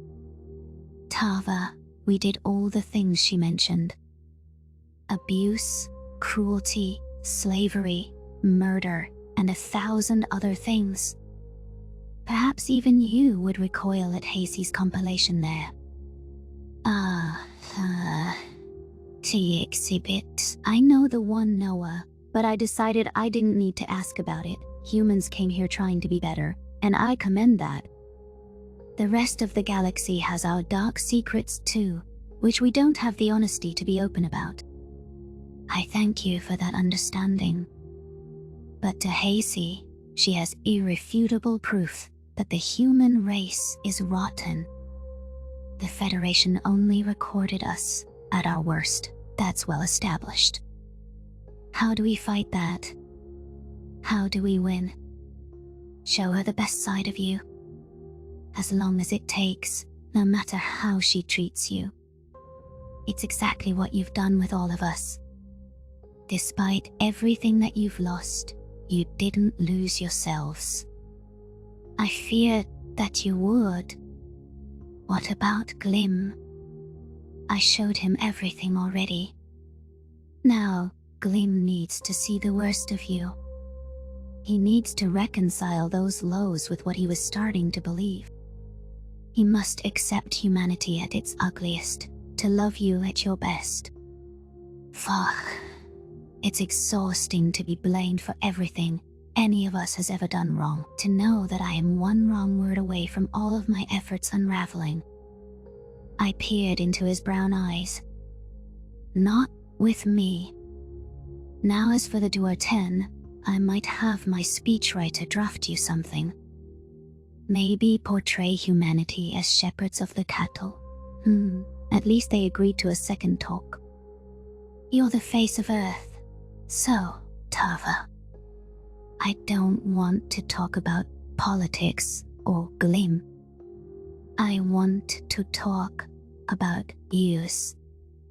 My heart skipped a beat as the predator squeezed my paw. His eyes had taken on a pleading quality, and I could see the lines on his forehead. When Noah was focused on me, the rest of the world faded into the background. Who knew that a human could be so hypnotic? The Terran cleared his throat. I know we've gone out a few times. Hell, I even cooked you dinner at my pad, and you pretended the canned asparagus tasted decent. Those are good memories, but I want something more. And Noah, I'm busy. I'm sorry that I talk about work so often, and that I'm not more available. You're the leader of an entire planet. I understand that, but I want to be official. I want to take you to Earth and use the UN's bottomless diplomatic funds on a fancy dinner for us. I want to whisk you around the city in a posh car and share my culture with you in style. The two of us as an item. Official. People would laugh at us. I don't care what anyone thinks. Let them laugh. I had to travel across the galaxy to find someone who understood me, who was driven and compassionate. I want to spend my life with someone who completes me. There's so much going on, Noah. The war, everything at home, the galaxy upended. That's why I don't want to waste a second. I want to show you where I trained to be an astronaut and the park where I found constellations with my dad. I want to put a hammock on the beach and watch a sunset together. Mostly, I just want to be with you. Noah's hand drifted to my shoulder and the other cupped my head. I didn't understand why humans loved face biting, but those predator instincts were old news to me. There was no fear from him moving closer, even as his warm breath set my heart on fire. For all the death that humanity's arrival heralded, it was their bonding ability that defined their species to me. Love and emotion helped them triumph against adversity, as the entire galaxy opposed. A mortified scream traveled from the doorway. Hey, help! Noah is eating Tarva's face. He's biting her. The predator leapt backward and raised his hands in confusion. Glim was parked at the doorway, having watched enough of our private moment. The Venlil's ears were pinned in horror, and tears swelled in his eyes. His legs skittered on the tile as he backed away. Glim thinks he just saw proof that humans want to eat us. Clearly missed the context. Great. Key, Noah and I are together. Humans bite on the mouth to show affection, I said flatly. What? You're dating him? A series of emotions flashed across the exterminator's face. He seemed more mortified than before. But he looks like a shaven runt. Noah rolled his eyes. Venlil flattery is as strong as ever. You know how to make a man feel special. T-Tava, H-human. Human males hit the females of T their species. You see, can't trust his love. It's all in Hazy's archive. Glim slumped his shoulders, and his ragged body quivered from head to toe. Noah narrowed his eyes before moving toward the exterminator. A pitiful squeak came from the Venlil rescue, and his crying escalated to a downpour. Hazy's shared atrocities had left Glim terrified of the Terran ambassador. It felt like regression right after improvement was attained. Despite how frustrating it should be for him, my Noah was as patient as ever. He stopped in his tracks and gestured for me to join him. I knew this human wouldn't physically harm me. It was absurd to imagine that Noah Williams would even think of hitting anyone. His long-suffering demeanor and concern for others were enough, but he also cared about me deeply. Noah would take a predator's bite for me if he had to. He's never done anything but place me on a pedestal. Gleam, you hear about one human doing something and apply it, all of us. The Gaian ambassador pursed his lips and flared his nostrils. Abuse is not societally accepted. It's illegal and considered disgusting to normal Terrans. Even if it weren't, I'd rather have my nails peeled off than have anything happen to Tava. I perked my ears up. Noah and I went to a boardwalk here, and it started raining. He gave me his jacket to put over my head, so I could stay warm and dry. I told him not to do it, but he made sure Hay got soaked, not me. They're just pretending to be nice to manipulate you. T told me about humans trading each other like property. Something changed in Noah's expression. My ancestors were the ones treated like goods and shipped across the globe inhumanely, with no regard for basic dignity, worked, beaten, and raped to the breaking point for centuries. Don't you dare bring my name into that. What? I tilted my head at him in concern. I didn't know any of this. Of course not, because look where I am today, Tarva. I am proof that we're not the species from Hasey's capsule. Things can change. Humanity has changed and admitted the barbaric mistakes of our past. How can you just accept that was done to you? The rescue stammered. Oh, you shouldn't accept injustice, Glim. You should feel sick and angry at everything in Hasey's exhibit. I do too. But why? Why would humans treat your own people like possessions? It wasn't dissimilar to the Federation spiel, wrapped in a veneer of science and morality to infer lesser attributes on people who looked like me. Rationalized bigotry isn't an Earth-exclusive ideology. Glim recoiled. What are you talking about? The omnivores deserve to be saved and cured, right? Predators' lives are worth nothing. I'm not engaging in what apaism. It's horrible, and that's unequivocal. I'm just saying we're all guilty of this savagery. The Venlil exterminator's shaking had ceased, and a tinge of relief dotted his gaze. I wondered to myself if Glim thought he'd face punitive actions for touching these subjects. Noah's points had struck a chord even with myself. Humans weren't the only ones who could be blind to their own hatred. Evil was rooted in a web of complex lies that transcended the individual.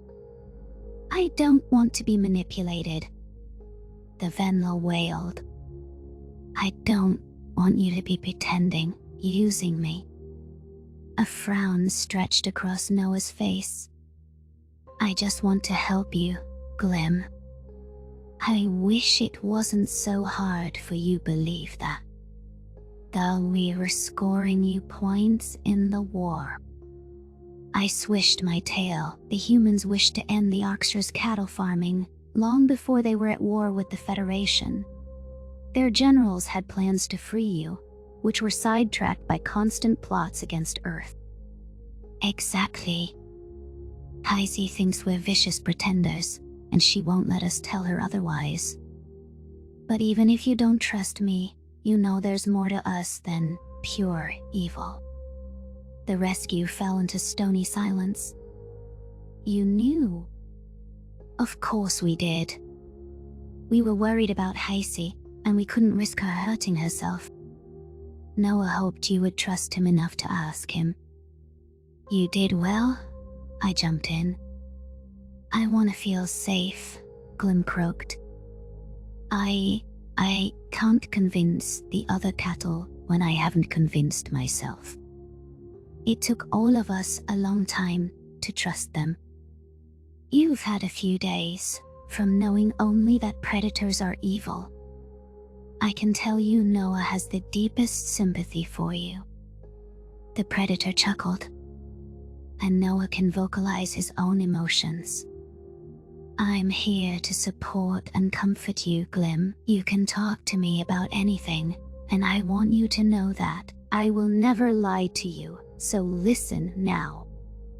You are safe. Even if I don't help the other cattle. If you want to help us, that is your decision. You are in control of you.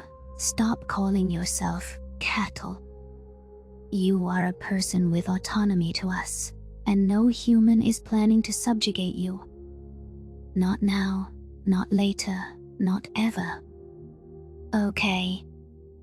And not cattle. Gaian's caretaker. Glim was desperate for Noah not to be proven a monster. I could see it in his eyes, plain as day. The human advanced once more, and the rescue allowed himself to be embraced. Heisey was another issue, but one rescue was willing to see through the ugliness. It mirrored my own realization on that first interaction. If the predators could work past their worst moments with a former exterminator, there was hope to get through to other rescues.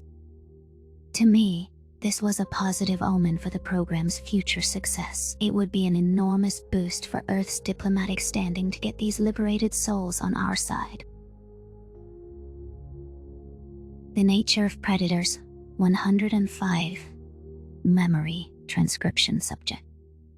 Governor Tarva of the Venlo Republic Gate or Standardized. Human time, December 9th, 2136 negotiations with the Duertan homogeneity were ongoing, though the last 3 days all ended the same. The moment Ambassador Noah brought up lending their auxiliary support ships to humanity, the galaxy's other sapient avians balked. The Duertan were recognizable for their curved bills, which stuck out like Pinocchio's nose according to my beloved human. They didn't take kindly to the UN suggestion that those bills likely evolved to spear prey. The Duertan also told me that a Venlo presence on the call was unnecessary and shut me out of today's meeting. I would have rather been with Noah at the governor's mansion now, but I trusted him to take care of himself. I simply knew that if the talks fell through, the Terran ambassador would lump all of the blame on his shoulders. The United Nations needed to turn one of the military alliance-only voters. That constituency contained most of the Federation's powerhouses. Earth can't fully commit to offensive action until we have the resources to support such maneuvers. Zhao would never run the risk of his homeworld being counterattacked. Guy visiting the rescue's hospital offered a way to pass a few hours. It distracted me from my inability to get the endangered Thafki to send a representative, or to get the Duertan to do anything but chit-chat. Were all these diplomatic efforts wasting the Terran's time? There were only so many times humanity would extend a hand in friendship and have it slapped away. At this point, it was for practical reasons that they tried it all. Glim had stabilized and was busy drafting talking points for Noah. The human ambassador had another unenviable task on his plate. We planned to reveal the Gaian's true identity to all of the saved Venlo tonight. There would be mass panic once it was apparent that the masked bipeds were predators. This was the trial run for our larger ambitions with the other races rescued from Shaza's sector. I'd taken it upon myself to monitor Heisey, who'd remained an emotional wreck despite the Gaians leaving her alone. My concern for Sarah also lingered, The female human had been absent from the facility ever since Glim snapped at her to leave. But now, I spotted the curly-haired scientist taking aggressive strides down the hall and carrying a massive stack of papers. Her binocular eyes were frantic. "Slow down. Take a breath." I rushed out of the security room and grabbed Sarah's forearm. "You're back here. What are you doing?" The Terran waved her postcard-sized papers.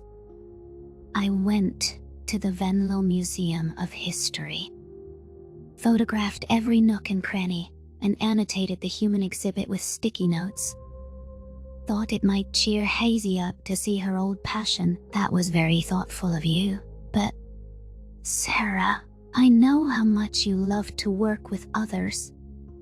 Hazy isn't one of your projects, okay? You're not responsible for her recovery. I just want to help. I know she would be too scared to visit with human visitors." "What about you? You're scared to visit her because you know that she'll look at you like you're a monster. Tava, you won't talk me out of bringing this to her. I'll drop it off and leave, but I must be sure it gets to her. After terrifying a Venlil who's been traumatized half to death, the least I can do is give her something that makes her happy. The whole terror aspect is not your fault. Yet it feels like it is. I'm giving this to Hazy. Then I'll go with you, Sarah. Please just keep back and let me do the talking. I'm not trying to silence you, but she won't hear a word you say." The Predator took a shaky breath and nodded in agreement.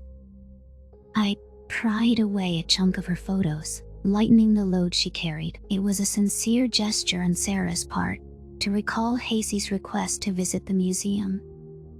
However, with what we knew now, it was for the best that the Gaians hadn't allowed the rescues to roam free.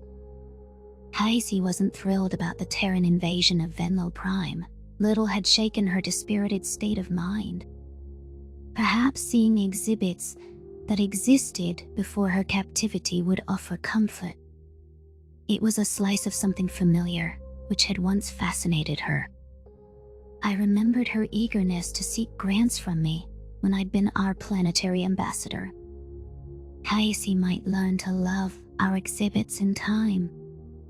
Maybe she'll appreciate humanity's nuance and complexity, Sarah assured herself. My ear flick was non-committal. "We'll see. Let's go, together." I thought it would be best to discard the photos of the human corridor, since it may evoke a negative reaction. Hazy seemed like the type to see her museum as defiled, or to see an objective look at the Terrans as a biased undoing of her pure evil work. There was no polite way to tell a friend not to showcase her species, though. My advice was to demonstrate humanity's good side to Hazy. It's possible Noah passed my message along. I should have been more careful with my words. Ara Serid had her mask over her face and extended her wrist in my direction.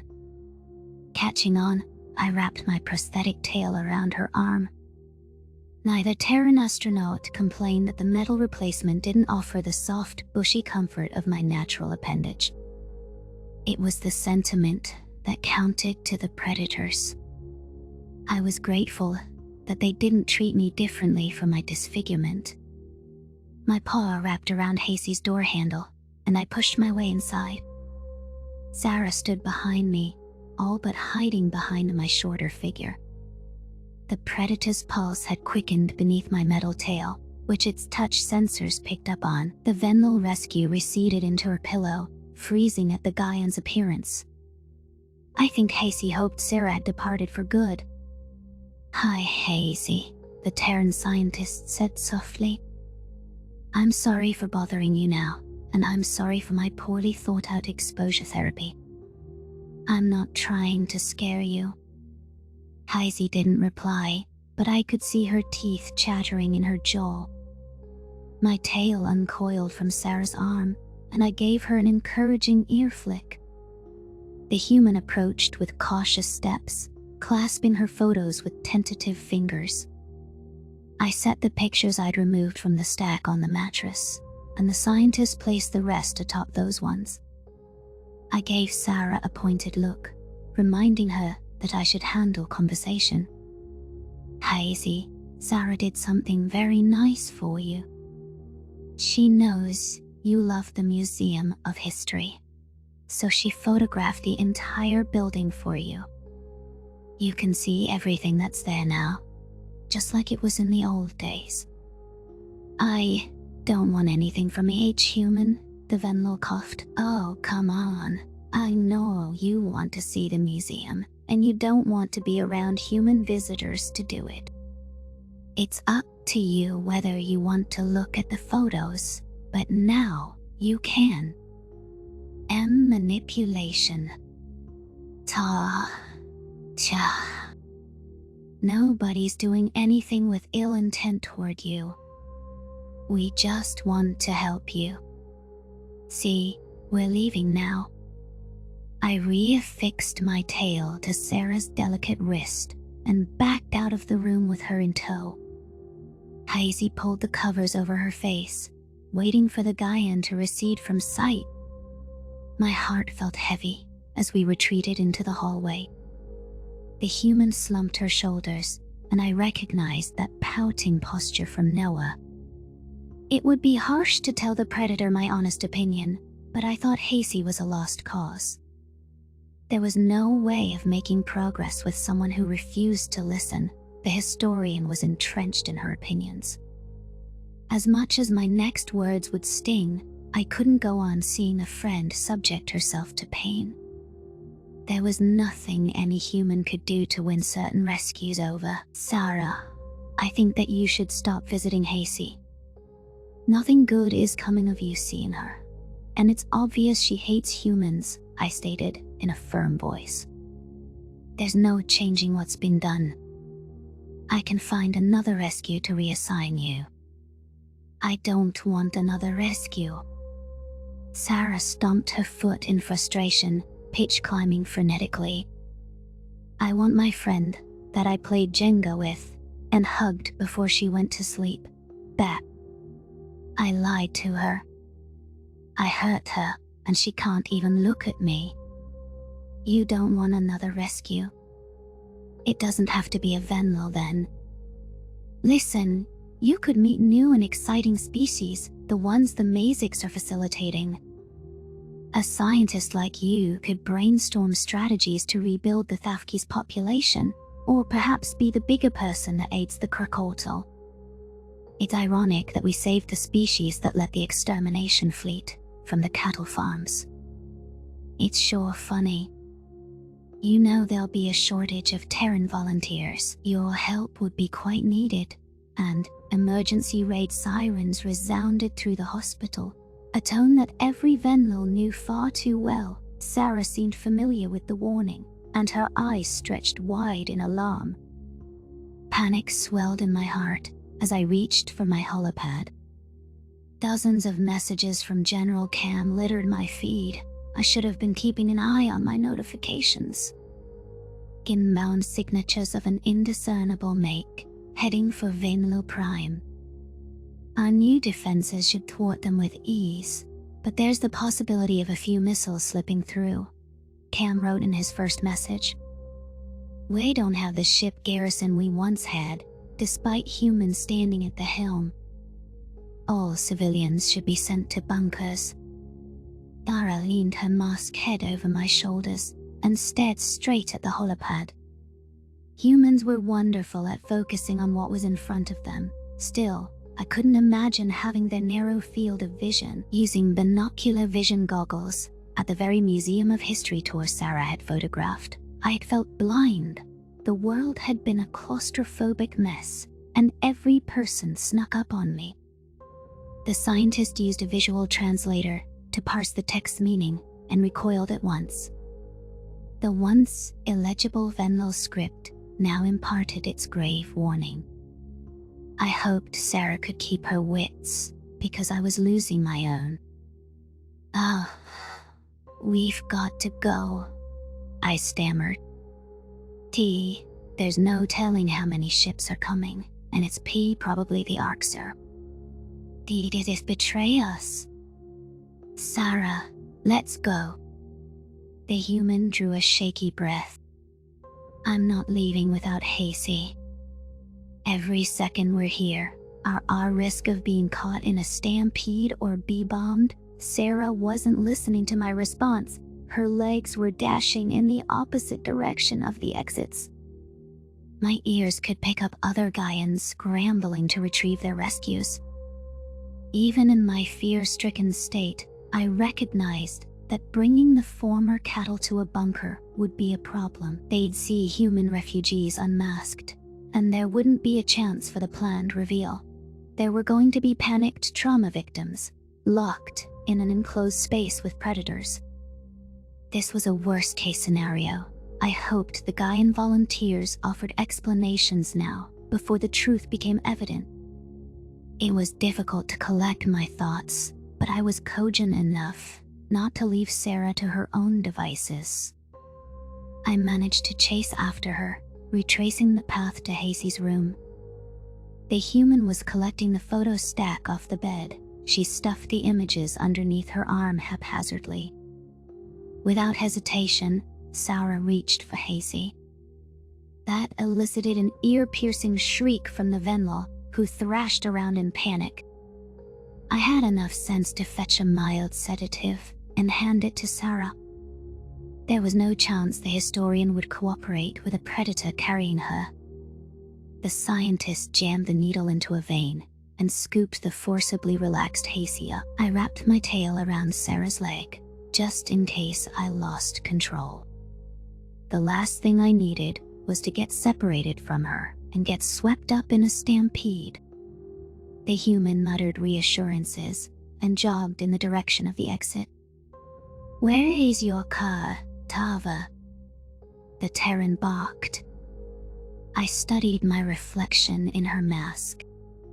The D driver should be waiting in the P pickup area if he didn't panic. "I'm sorry. I usually have C control of my instincts, but Arcs raids are traumatic for me." "I know that, Governor." "You're doing great, okay? I've got you both." The Predator's warm stability coaxed me along into the outdoors. Unsecurity personnel, who lurked in my vicinity ever since the Memorial Stampede, greeted us. They had just been rushing into the building, determined to evacuate me after I kept them waiting. Sarah allowed them to assist with carrying Hasey, and I let the humans herd me to my car. The Terrans roughly pushed my head down. Since the back door was already open, I dropped into a passenger seat and tried to steady my breathing. Venlo Prime was under attack by an unknown assailant. We had to reach a bunker at once. I also needed to establish communications with my people in order to make relevant decisions. The UN security guards dove in after shoving Sarah and Hasey inside. I huddled against the human scientist and shot a concerned glance at the rescue. This was not going to be a pleasant experience once we were all caged inside a bunker. That was assuming the three of us could get to safety unharmed. "How close is the nearest bunker?" I asked the driver. The Venlo flicked his ears. 5 minutes, ma'am. I'll do my best to avoid pedestrians." I cast my gaze out the window. Sarah removed her mask, given that the security staff weren't obscured for the occasion. It was selfless of the human to return for Hasey. I hoped that Noah and Glim were able to get to safety as well. The Terran ambassador could hunker down in the mansion's bunker. At least, Glim's fate was reliant on the other caretakers getting him out. My frightened brain pondered the reason for our attack. Until we learned more about our assailants, and the confrontation had played out, there was no determining why Venlo Prime was under siege. If anyone could protect the civilian populace, it was our closest allies. Humanity wasn't going to let our homeworld suffer easily. All we could do, stuck on the ground amidst a major metropolis, was fast-track a route to shelter. The nature of Predators 106 Memory Transcription Subject Olinovanor Tarva of the Venlo Republic date is standardized human time December 9, 2000. December 9, 2:36. It was obvious that the human was resisting the urge to comfort Hasey. While the Venlo rescue was immobilized, her eyes screamed misery. Sarah acted as my support pillar, giving me the courage to peer out the window. The Venlo capital had been plunged into chaos, with a free-for-all dash to the bunkers. Erratic driving was rampant, and the wrecks would soon cause a traffic jam that made road travel impossible. Our Venlo driver cursed, spotting a multi-car pileup down the street. After thinking for a moment, he steered us up onto the sidewalk. The chauffeur yanked the steering whistle and crept along slowly to give pedestrians time to move out of the way. We rolled down the sidewalk at a crawl. Other vehicles began to act upon the same idea. I wished my driver hadn't decided I deserved special treatment for being the governor. The crowd congregated in our path, and I noticed a few humans among those walking. The Predators remained their normal selves amidst the chaos, evidenced by them shooting middle fingers at our car. One Terran even slammed the hood of my vehicle, though he stopped when he recognized me and Sarah. Word traveled that Tava and an Odyssey astronaut were the passengers, and the pedestrians parted. We swerved back onto the road, past the massive wreck that would have delayed us. The tunnel up ahead was the site of the nearest bunker, so we had cleared the distance in a few minutes. I checked my holopad for updates, and hoped Cam would apprise me of the situation soon. Who was attacking us, and what were their goals? Oh, Tarva, this is apocalyptic. Sarah pointed to a handful of flaming vehicles and stampede corpses near the bunker. There's so many dead, for no reason at all. Where are your emergency services? I heaved a sigh. Honestly, this looks like less stampede casualties than usual. There will be no responses from EMS until the L lockdown has passed. They're trying to get to the bunkers, same as everyone else. People are going to bleed out in the streets, not getting medical aid. Someone has to help. It's little solace, but I think humans have helped just by being here. You stopped Venlil from panicking. You kept your wits and directed your friends. A horrified expression took over Sarah's face, and her eyes were wide with disbelief. The UN security barked at us to disembark, since it would be quicker to clear the final meters on foot.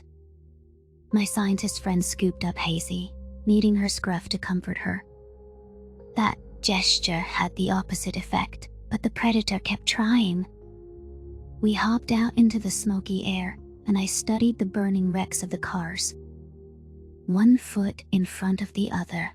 That was the mantra I told myself. The flames crackling around me reminded me of the human stampede, and that awful day that Elias Meyer was taken away from us. Venlo were trapped within the car wrecks, and many languished on the ground with gruesome injuries. I could see in the Terrans' faces that they wished to help, but they prioritized getting me to safety. Human instincts encourage them to help strangers in trouble. Can Hazy recognize their empathy's manifestation for what it is? A high, screeching wail pierced the air, just enough that my ears picked it up. A few devices mirrored its sound close behind. Flashing lights appeared in my periphery as the hum played up and down. The noises specked quick bursts, followed by the deeper sound of a blaring horn. Massive trucks were coming from the direction of the hospital, emblazoned with the logo of the UN. "What is that?" Heisey cried. "Hunting signal?" Sarah's lips curved up. "Just look, sweetie. Please, look." My own eyes widened with disbelief as an entire armada of predators rushed into the scene. Humans in bulky, reflective pelts and hard helmets exited a red truck. They readied a massive hose and began spraying gallons of water onto a burning car. I watched as they battled the blaze, tackling it with determination. More of their guild arrived to extinguish other flames. Boxy trucks were also in the area, with stretchers descending from their back hatches. Human paramedics never ran, but their steps were purposeful and well-intentioned. Somehow, they were collected amidst pure chaos. The external stressors rolled right off of them. The Terrans began tending to the critically wounded, providing life-saving measures. Why were these humans not getting themselves to safety? How could they stay on duty with the threat of antimatter annihilation hanging over them? To think that they would risk their lives for Venlo, who had gotten wounded in our own panic. Heisey gawked as security encouraged us to keep moving. Perhaps it surprised her that humans were trained in medicine at all. These actions were selfless and altruistic, risking their own hides to save others. This was the epitome of why I fought for their species, and why I thought the Earthlings had good hearts. They were heroes in their best moments. Sarah sighed as we joined a waiting queue by the bunker's massive elevator. "Any update, Tava?" The doors chimed open within a few seconds, and I kept my eyes on my holopad. My tail flicked in the negative. The human nodded, understanding. Terran paramedics shouted for us to hold the lift before wheeling a patient into the car. Without further ado, we hurtled down to the bunker's underground hideout. I huddled next to Sarah, trying not to think of how cramped it was. The Predator M's began setting up a makeshift hospital, and I reminded myself to commend their efforts if we survived. Heisey's eyes darted around the bunker. I could tell that her sedative had begun to wear off. The rescue wiggled her legs, earning Sarah's attention. Had I been thinking clearer at the facility, it would have occurred to me to pack another dose. The paramedics might have something to knock her out, if it came to that. Heisey wasn't the only rescued Venl spiraling. A few individuals from the program had fainted or gone catatonic. Others were engaged in full-blown panic attacks, or cowering near catatonic at masked humans' feet. Terran civilians comprised about 10% of the bunker's population, so there was no avoiding the sight of them. "I'm going to put you down, Heisey. Just stay put, okay?" Sarah still had the Museum of History photos under her arm. She shifted them into her hands with deft motions and flipped through them. "You let the fossils show you footage of us. Don't you think it's fair to let you show footage of us?" Heisey whined feebly. "It'll be you. Who told you?" "Fucking Glim. Answer my question. Are you that opposed to seeing things which contradict what you already know? You've decided we're evil. Heisey, you thought it yourself all the way back then. There's more to humans than wars and violence," I said. Sarah latched onto my contribution. "You heard us talk about all those good things: love, community, nature. You just saw evidence with your own eyes of our desire to help. Let me show you a little more proof. Let me show you how I present our history." The Venlo rescue trained her eyes on the paramedics, who were giving blood transfusions to an individual with critical wounds. Her gaze wandered, as if she were counting the number of Gaians in the room. Heisey noticed that some Terrans were scared. Many were crying or showing signs of distress. Human children clung to their parents, and even a few Venlil were comforting the predator young. One Earthborn kid tugged at his mother's pelt. "Not again. I want to go home." "Peace and manipulation?" Heisey asked, pointing at the child. "It doesn't want to resist its hunger again?" "See, can't be scared." Zara fiddled with her curls. "I'm scared shitless too." This brings back a lot of memories of being caged in a bunker for days on Earth. As billions died and we didn't know if we'd be next. It was traumatic, and that kid doesn't know if this is any different. The human scientist tugged out 2 photographs and passed one to Heisey. The rescue cringed, touching the same paper as Sarah. I leaned over the predator's shoulder, inspecting the image. It was a timeline of early civilizations on Earth, including ancient settlements and hunting methods. Ancient philosophers were depicted, along with temples and pyramids. "How do you think that humans would define the start of civilization?" Sarah asked. Heisey choked on phlegm. "First hunting tools." "No, time." "Read the part at the top of that exhibit, Heisey. A healed femur is the earliest sign of civilization." "Why?" "Because it takes months to recover from that injury and requires help from others to survive. That is how humans define civilization, helping others." "When did wounded people stop being left to die human?" "A few decades ago. The first archaeological evidence of a healed femur is from 15,000 years ago. Someone had to care for that person and nurse them back to health." "We never stopped caring, Heisey, not even in our darkest moments." "Whenever you look for compassionate heroes among humans, you will find them. That is my promise to you." Huddled in the bunker with thousands of others, I absorbed that lesson alongside Heisey. It was a nice benchmark to ascribe to civilization, a scientific way to quantify when a species started caring. The Venlil historian squinted at the photograph before handing it back to Sarah. Her ragged frame was quivering, while her voice was still fraught with terror. Heisey cleared her throat. What was the other P photo?" "It's the exhibit of our accomplishments as a spacefaring species. It applies to the Venlil and every alien race.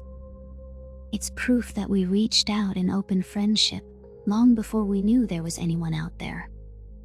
You think we're terrifying predators, but really, we're sad, lonely primates screaming into the void." "Please explain." "We sent manned missions to our moon in the name of progress.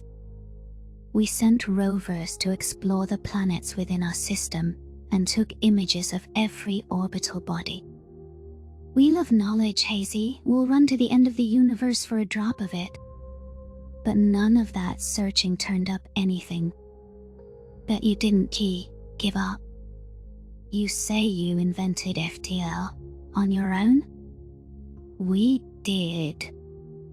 I'm proud to have been on our first planetary survey mission, but before that, we would scan the skies for signals from aliens. We sent a probe out of our solar system with information about our world and greetings. It was called Voyager." The Venlil rescue inspected the blurb about the Voyager probe, and I squinted with equal fascination. Seeing humanity's innocent curiosity had wiped away my dread, despite the threat of an imminent attack. Images of their planet, music, sounds of nature, and mathematical schema were sent to the stars. Greetings were also recorded from 55 Earth tribes, wishing peace and good health. The UN Secretary-General of those early days had inscribed words of peace and friendship, which I could envision Elias Meyer himself stating. I could hear them spoken in Elias' voice, acknowledging that Earth was but a small corner of the universe, putting forth humanity's desire to learn from alien cultures and their willingness to share from their own library of knowledge as well. It wasn't going to reach any planetary system for 40,000 years. Hasty got long after any of the humans involved in it could benefit from manipulation, Sarah said. The simplest explanation is that we wanted friends, and that we wished you well before we ever knew you. Heisey threw the picture down. How can you prove that you didn't invent this? Or compile it after making contact with the V-Venlil. You can calculate where Voyager is today as well as we can. The weathering of time should be evident on it. Actually, the UN wanted to encourage Tarva to go pick it up. It was meant for aliens to hear, and there couldn't be a better recipient than our first friends. It would be sentimental for us. I chuckled. I'll do it. Well, assuming we don't all die today. Tarva. My God, you can't go around saying that. I am merely accepting the possibility. I'm hopeful it won't come to that. But if the end is near, I'm thankful to spend this time learning about the species I love. It would be an honor to give your Yush Voyager greeting a proper look over. It's beautiful, Hasey admitted. Dear, there's no reason to detail so much about yourselves and open yourself up to scrutiny. To deep danger.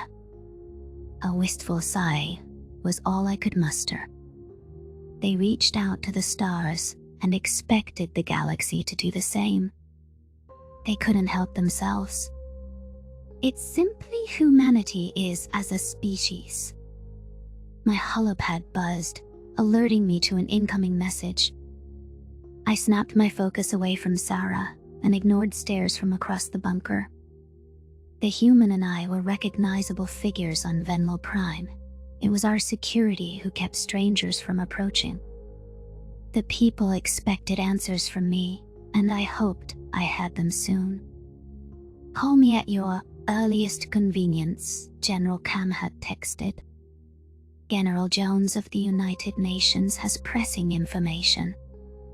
KT's details could be sensitive, but there was no privacy within the bunker's main area. Thankfully, my earbuds were available to keep the words secret. I dispatched video communications to Cam at once, fumbling with the keystrokes. The Venlo military official appeared on screen, a worried glint in his eyes. He added Jones to our call, and the high-ranking human studied me with her usual bravado. The predator flashed her teeth. Governor Tarva, thank you for allowing me to phone in. I wish it was under more pleasant circumstances. Double what? Heart-wrenching concern permeated my awareness, and my thoughts leapt to the gorgeous settlements of my homeworld. Is Venlo Prime safe? Where are cities hit? How did the battle go? And who is attacking us? And why? Cam raised a placating paw, a human-esque gesture he'd absorbed. Venlo Prime has not been hit by any missiles at this time. There were a few hundred ships, seemingly hailing from Alpha. We've taken care of most of the Kolshian bastards, and we should be able to clean up the rest without issue. So, we can stop them short of orbital? Well, short of orbital range, ma'am. Our advanced warning systems did their duty, and our defensive fleet outnumbered theirs by a substantial margin. Throw in humans being humans, the Colchians got pancaked. I'm hopeful we can give the all clear within the hour. We just can't resign the emergency until the last enemy is dispatched. I understand, and it's a weight off my chest. Thank you, Cam. It's not how well their attack went that concerns me, General Jones interjected. It's why they went through with it in the first place. It wasn't with the intent of succeeding. I tilted my head in confusion, unable to decipher the Predator's meaning. Perhaps Sarah would grasp an attack meant to fail. I couldn't see the objective, other than a spiteful revenge spurred by fight instincts. Then again, it was positive news that Venlil Prime was unlikely to suffer any damage today. The last thing I wanted was to tell my citizenry that the Federation harmed our home. Also, how could it be herbivores and not the Arxer assaulting our space? It was difficult to process what Cam had stated, though I didn't allow myself to dwell on it. I realized that the Venlil Republic was a treasonous enemy to the Colchians. Siding with humanity put us at odds with the Federation by default. It was simply unlike the tentacled manipulators to go on the offensive. Prey only defend what is theirs. Isn't that their view on warfare? Why the sudden aggression? I swished my prosthetic tail. I'm not certain what point they're trying to prove, General Jones. I'm only happy that their ships lie in ruin and that you have protected us again. Allow me to share some intel that was passed along on novel FTL comms. Each of our allies is reporting a similar incursion in their home system, all failures, none with a convincing show of force. That leads me to believe that the Colchians were testing our defenses. This was just recon. What does that mean? Please, tell me if I should worry. It means shit is about to hit the fan. The Colchians are assessing the weakest targets and also gathering intel for the planning stage. The intelligence community on Earth analyzed the most likely targets, and Venlil Prime isn't high on the list. However, I don't think preemptive buffs to your defenses could hurt. Okay. We have the upgrades you gave us, and we'll bring in more ships. We'll help you too, since you're a priority to the Uneye. But humanity can't protect everywhere at once. We need goals beyond defensive measures, a forward strategy, if you will. And that means earning more allies. I sure hope the Duerten or someone comes around. I'll keep my ears peeled on that matter. Thank you for the information, generals. I'm going to calm down the people here and try to fix the fallout with the cattle rescues. Many saw your faces for the first time. That's a good idea. We don't need any domestic situations arising for you. The United Nations and its subsidiaries will be in touch. Please keep us apprised of any developments. General Khan dipped his head. Take care, Governor. We'll see you soon. The call fizzled out to a blank screen, and I pondered what I'd learned. My mouth moved to inform Sarah, Hasey, and the bunker's other occupants that we should vanquish this incursion. However, the words were passed along on autopilot. From the sound of what General Jones discussed, the Colchians were bringing a massive force to our alliance's weakest link. The Federation was attempting to regain control forcibly after humanity scored 2 crushing victories. I feared that another planet could become a casualty of this war. Before the tide turned, there were no positives in dead civilians on any world. It was up to the Predators to ascertain the Colchians' game plan and to get ahead of their next move. The nature of Predators 107 memory transcription subject, in-chief hunter Isif Arxur Dominion Sector Fleet, date, standardized human time, December 12, 2136, a diplomatic resolution to the Battle of Silis didn't solve all of Silis, didn't solve all of Silis. My problems. Regaining organization, as well as finding places to pool a fleet without infrastructure, mandated a bit of time. Bringing Prophet descendant Gisnell into the loop was also a priority. The last thing I wanted was betterment breathing down my neck. The leader was chagrined by my unorthodox approach to disposing of Shaza. With hostilities terminated and internal orders dispensed, I found an opportunity to slip away. The nearest dead drop location was a human module on the border of Yotul space inside what was once Shaza's sector. Nerves had gotten to me, since this was my first engagement with espionage.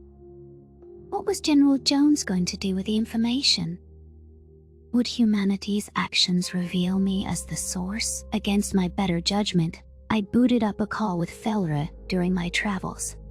The Dosser seemed intrigued by my days-long absence from the messaging service, which I excused as opposition from the UN military to a business proposal. It was technically true. Our discourse had stretched into the late hours of the night when she was forced to depart for a few winks. Rest wasn't a terrible idea, though my own sleep was broken. Felra couldn't call during her shift as a mechanical inspector, though she texted the majority of the time. She was close to finishing her day's work and was eager to hop on a call afterward. I warned her that I had important matters to attend soon. My ship had Jones' outpost in sight. However, as usual, the Dosser was unfazed by my excuses and unrelenting in her demands. You know I don't usually respond this slow, siffy fella texted. We have been swamped with silly ships docking for repairs. I saw a real live human at work today, many of them by sneaking a peek at the quarantined lodgings. You guys are gigantic. I snorted to myself. The Dosser was never short with the unsolicited details about her day-to-day activities. If she thought that humans were massive, an Arxur's size would astound her. Despite our slouching posture, we could loom over the primates if we so desired. It mystified me how the Federation species could compare us and the Terrans and see predatory features in the tree dwellers. Well, I suppose you should be working. Not on here chatting, I answered back. Don't get into trouble on my account. The Dosser typed back furiously. E4, crying out loud, Siffy. Show a little curiosity. Ask some questions if you're interested in what I'm saying at all.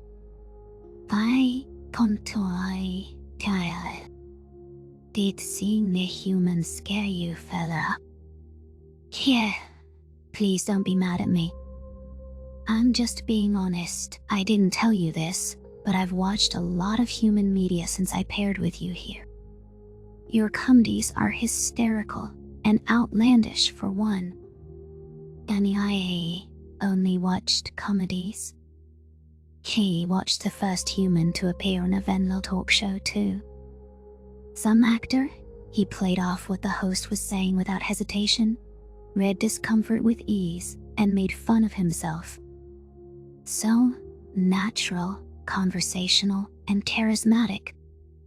So unlike you. Hey, my paw nearly dropped the holopad, and I considered switching it off. Of course, I was nothing like the charming primates, with their smooth sociability and their empathetic capacity. I would be lucky to call myself a shallow echo of their personal depth. Perhaps it would have been possible for me to be a better Arxur, but the deeds I'd committed had hollowed out my defective side. Had Feller figured out that I wasn't a human at all? No, if she had ascertained that her internet friend was an Arxer, she would have cut contact. The Dosser was getting close to the truth, so I needed to deflect her attention. I do not want to talk about me, I sent back.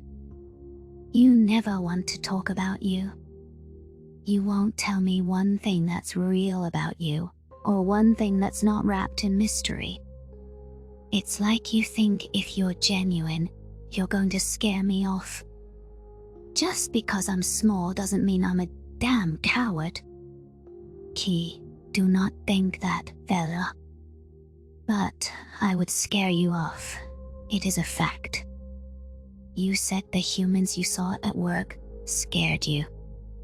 Ew. Kept looking though. What absolute goofballs. The way they razzed each other was so juvenile. The more I looked, the more I thought you're overgrown children. But not you. I'm not like them. Can the honest question. Do you have predator disease? Don't take that the wrong way.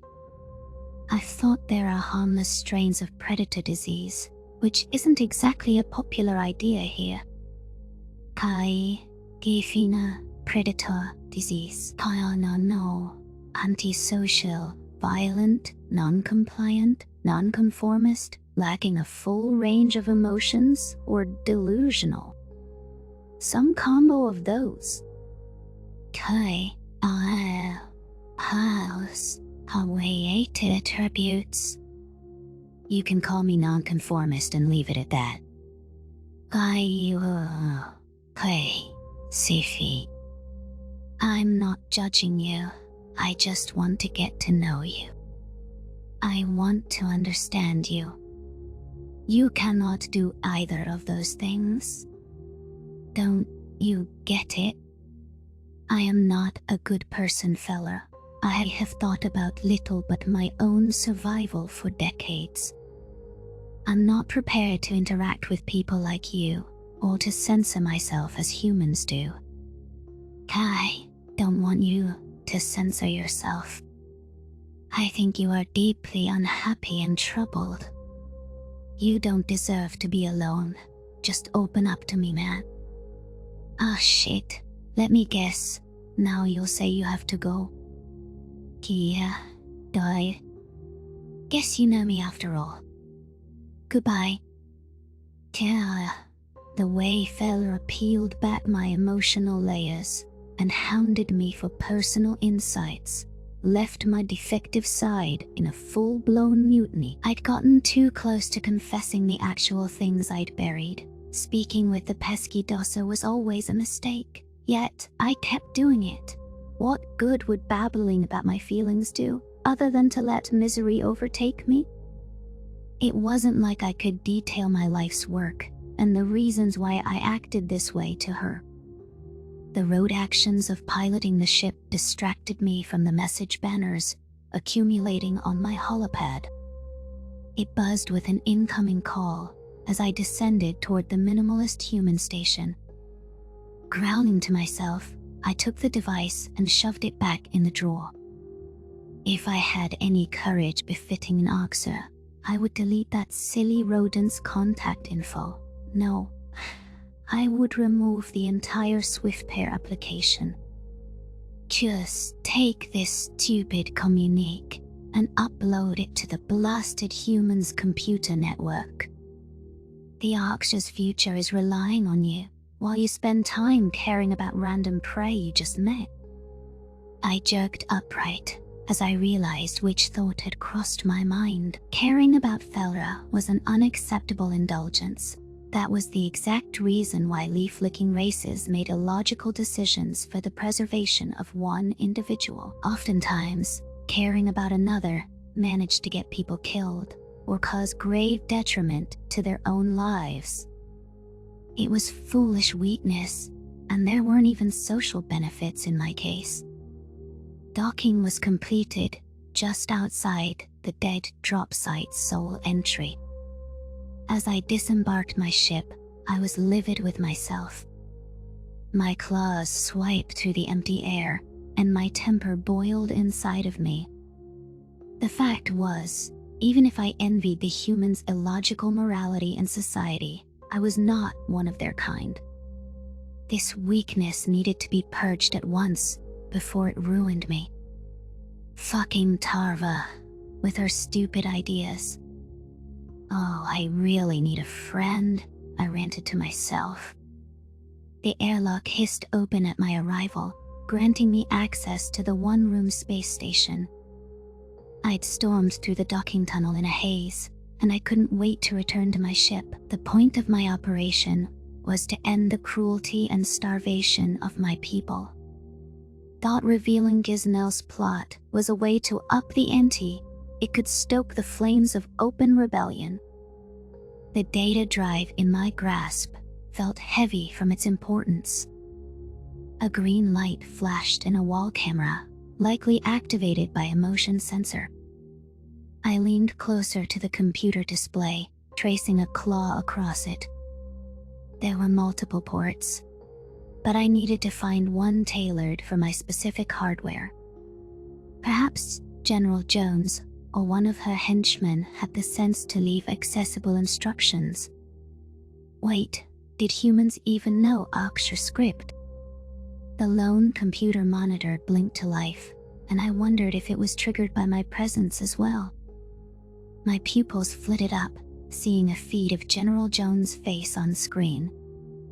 It was possible that this was a pre-recorded message with instructions, which would be an efficient decision.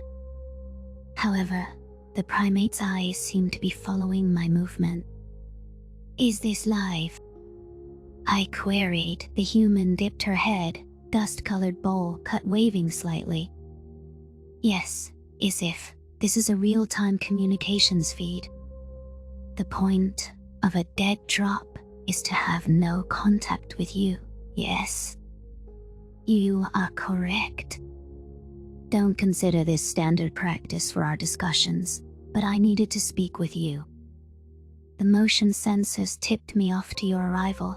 Thank you for coming, by the way. Oh, and before you ask, this is a secure and private feed." "Noted. General, I had nothing to do with the captured humans on Silis. But you had everything to do with Chief Hunter Shaza arriving in multiple pieces. Dead and not answering any questions. Zhao wants intel, not a pair of homemade Oxford skin boots." I suppressed a laugh, somehow managing to keep a straight face. The liberated Terrans had done as expected, exacting their revenge upon the cruel Archer.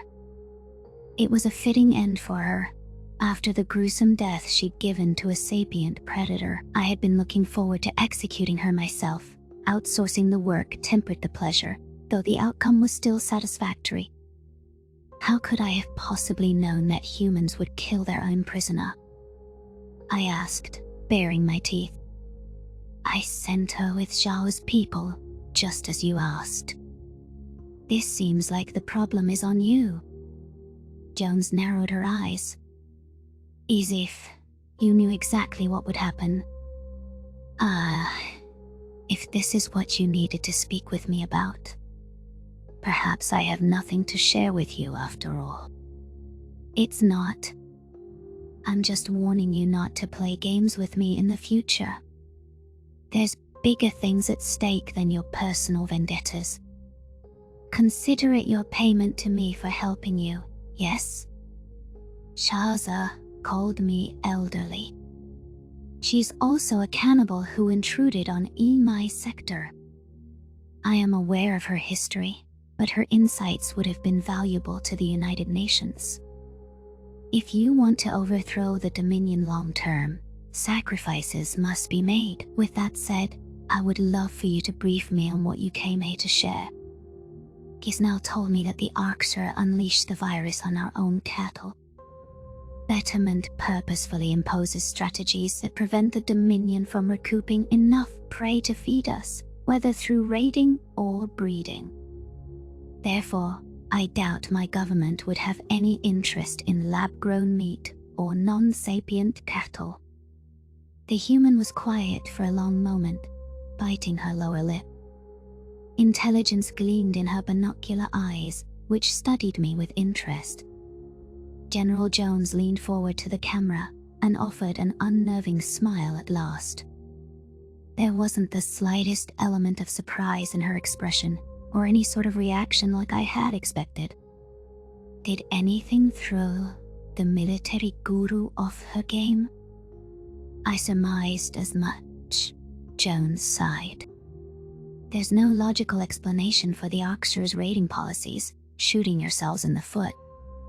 You deduced a centuries-long conspiracy from our military doctrine being illogical? Like she's trying to make me feel stupid for not seeing it sooner. That just proves we're destructive. Drawing far-reaching conclusions is illogical. Well, also, the Kolshians specialize in gene editing, but they bomb predators instead of saving them. They don't need a cattle virus when they can and do use antimatter to ruin ecosystems. I see. I guess I have wasted my time bringing it to you. There's no need for pouting. Confirmation is always valuable information, and specifics are also key to proving it. It's nice to have actual intelligence in my back pocket, should I pass this up the food chain. You mean, when you apprise Zhao of this development, and give him more reason to believe we are all animals. Your empathy test surprised him, Isif, and has caused him to reconsider your motives. Regardless, I'm not here to rehash this old feud or even to lecture you on Shaza. There are concerning war developments as of late. My nostrils flared with interest. Go on, Jones. Another attack on Earth, and you want my help? We wouldn't ask for your help in that circumstance unless we were truly desperate. The Kolshians are gunning for our allies, to the point that they assaulted every last one with a trial run. We figured out their true target, and they already have thousands of ships ready to bury it. Or seize it, it's hard to say. I don't understand why you're telling me this. Venel Prime isn't under my protection, other than my pledge not to attack it. If my people knew I was on amicable terms with Tava, the main target isn't Venlil Prime. It's Milo, the Dosser homeworld. My heart plummeted into my chest, thinking about Felira's attempts to befriend me. She was a bold character, unabashed in her opinions and curious about predators. I had just admitted to myself that I cared about the rodent, and now her homeworld was under attack. It didn't make sense why the Terran general would inform me about Milo's pending attack, unless she expected me to help. He knew Jones was spying on me, but this is a cheap trick, even for her. So the Federation wants to take back what they've lost. Indignation sparked in my chest as I weighed this manipulation attempt. And why would you think I care about the Dosser homeworld? The human shrugged. It's a Federation objective in your sector. Bringing Akshur ships to their aid would prevent the Kolshians from branching out to the galaxy's fringes. You are the one playing games with Aimei. They are your allies, not mine. Send human assets to save the Dosser, since you seem keenly aware of their plight. I wish we could. Milo is 2 days' travel from Earth. Our assets cannot reach it in time. The Kolshians had their ships en route and waiting. But you have forces there. You yourself are half a day from it, and could get there in time. You are fucking insane. What would the Dosser even think of my arrival? I suspect one in particular is whose thoughts you care about. I am giving you information. What you choose to do with it is your prerogative. You would be equally upset with me if something happened to your friend and I didn't tell you. You admit, farewell, Isif. Stay in touch. General Jones had the audacity to hang up on me, and I punched the computer screen out of frustration. The glass cracked against my hardy pole, sending sparks flying. My tail lashed with outrage. I stalked out of the habitat in an emotional frenzy. My feet steered me back onto my ship with more urgency than I could admit. I fished out the holopad and determined that I had to warn Fellra of the inbound attack. Perhaps she could get out of Milo's system and survive without military interference. The Dosser ignored my call attempts, and her avatar had gone offline. I checked the chat logs in a panic, reading her final messages. Hey, Siffy, the humans who docked here just received warning of an incoming attack from the Kolshians. There's not many of you, and their ships are here for repairs. It's not good. Ivichim ships were apparently considered, but the first few we sent out didn't get very far. The Kolshians have FDL disruptors, and they're not letting anyone slip away. The humans advised us to shelter in place in the docking station. I am scared. Clearly, please talk to me, Siffy. Please, I am so scared. I'm sorry for prying earlier. I really need you now. Tell me it's going to be okay. I don't have much time. They're going for our communications first. If I don't make it out of this, I want you to know I've enjoyed our chats. Every weird, reclusive moment. I stared at the last message in mute horror, and an odd burning plagued my eyes. A strange sorrow clumped at my chest, one which I could not bury. It was a sad commentary that an internet friend, an herbivore I'd known for a few weeks, marked the closest I'd ever felt to someone. Hadn't I just cautioned myself about the illogical, harmful actions that attachment caused? My defective side clamored for me to act on General Jones' imperative. Perhaps I would have considered the idea, even without the human's input, just hearing Feller plead for my presence. The Dosser was the first person to care about me, even though she'd hate me once she knew the truth. Leaving her to die, when I was the sole party who could help, wasn't an option. With a shaking paw, I booted up my internal communications. The communique to send a full fleet to Milo and to treat the Dosser as protected friendlies was dispatched before I could rethink it. My engines revved to life, and I set my warp course for Feller's system. Reason be damned, this foolish chief hunter was coming to his friend's aid in a hurry. The nature of Predator's 108 memory transcription subject. Oshur Dominion Sector Fleet State O Standardized Human Time December 13th, 2000. 136. My shuttle traversed the space that separated me from my pal, but the 8,000 Dominion ships I'd summoned had arrived as well. Those were the assets I had within immediate range of the Dosser homeworld.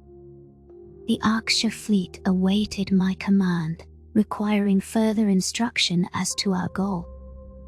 The reason why they hesitated was simple. The Federation had numerical strength that seemed fantastical. The Kolshians had sent 40,000 ships barreling into the system, or possibly more. It was greater than the initial size of Kalzan's extermination fleet. I understood what Prophet Descendant Gisnel had implied about the prey powers being able to muster up numbers if they wanted to. The invasion of Milo's system involved an overwhelming show of force, per my initial readings. The more I performed the mental math, It was striking how easy these numbers would be for their assembly, with a mere 30 species having flipped to humanity's side. That left 270 races to pull resources and ships from. If all of those races contributed 140 ships, that gave the number we saw today. It's a mere fraction of their available resources to pull from. This is the tip of the iceberg for the Kolshians' might. Dosser's defenses were steamrolled by the Juggernaut Armada, and the human ships seeking repairs didn't hold a candle to this astronomical force. General Jones was off her hunting pedestal if she thought I could stop this assault. Even our numbers were unlikely to achieve more beyond delaying the Federation's end goals. But since I was already here, risking my cover, there had to be an attempt to rescue Felra. Felra is in an old Federation spot, a space station which has a separate area for humans awaiting repairs. I muttered to myself. I was grateful that my shuttle had no company, so I could muse over how to locate her aloud. The Arxa ships around me grew restless now that I was in the system.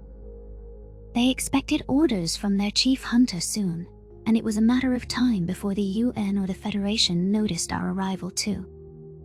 Was it my sentimentality that was telling me to interfere? My viewport zoomed in on Milo. The Dosser homeworld wasn't reflecting any antimatter damage. The Kolshians had the planet comfortably under control. After the Federation failed to subdue the Mazics, they'd ramped up their effort. I could see the enemy sending shuttles down to Milo's surface, and realized that their goals were likely re-education. All Arxa ships, listen up.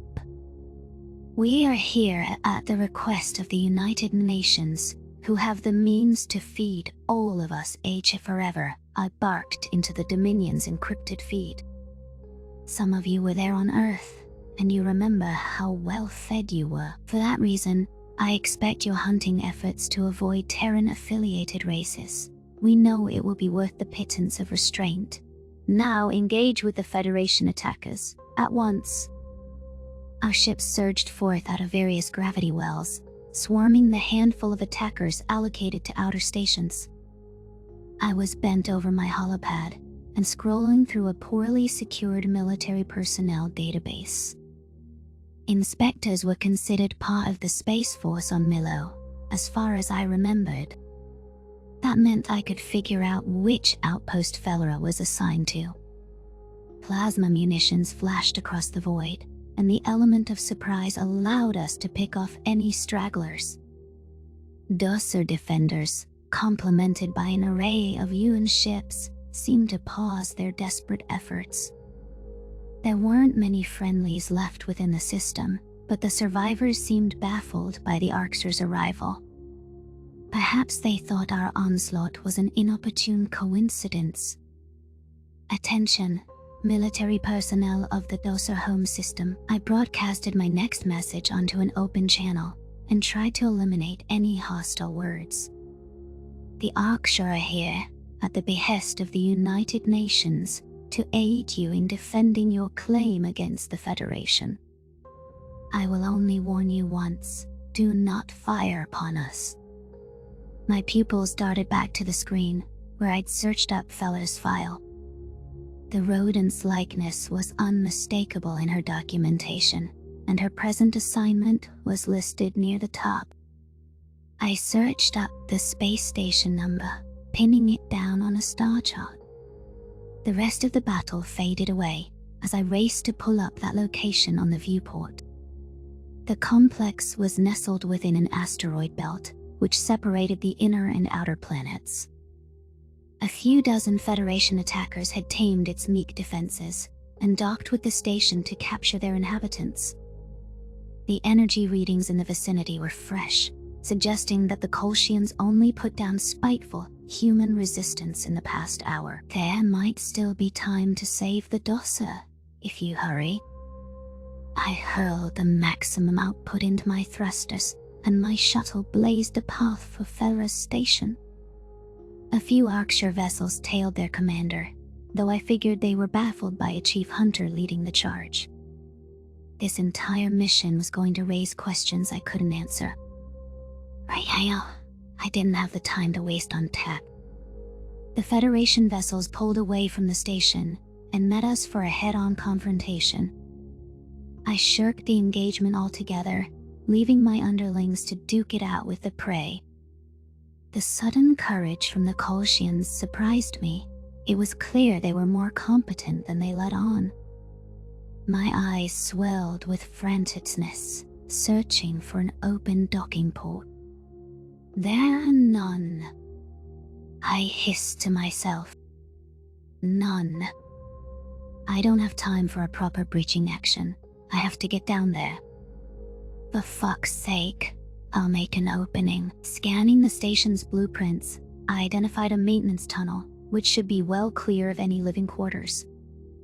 This shuttle carried 2 missiles, and I hoped the use of one would only demolish a wall. While station operators could seal off individual compartments, that also meant that I'd need a pressurized suit for oxygen. I tugged the emergency fabric on with haste before donning a safety harness. With my biological requirements taken care of, I fired a missile into the station's exterior wall. The tunnel was exposed to the vacuum of space, its structure blasted wide open.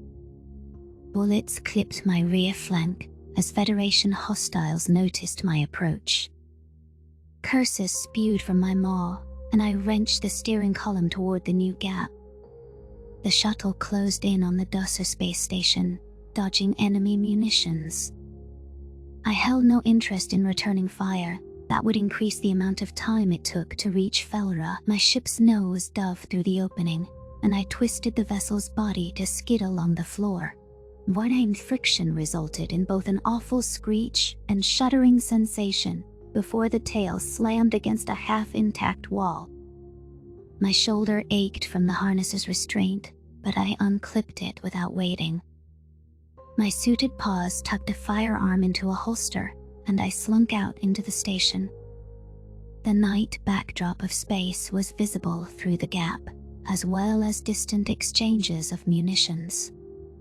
Suffocating Colchians and other Federation aliens like gasping for air, alongside 2 Terran soldiers.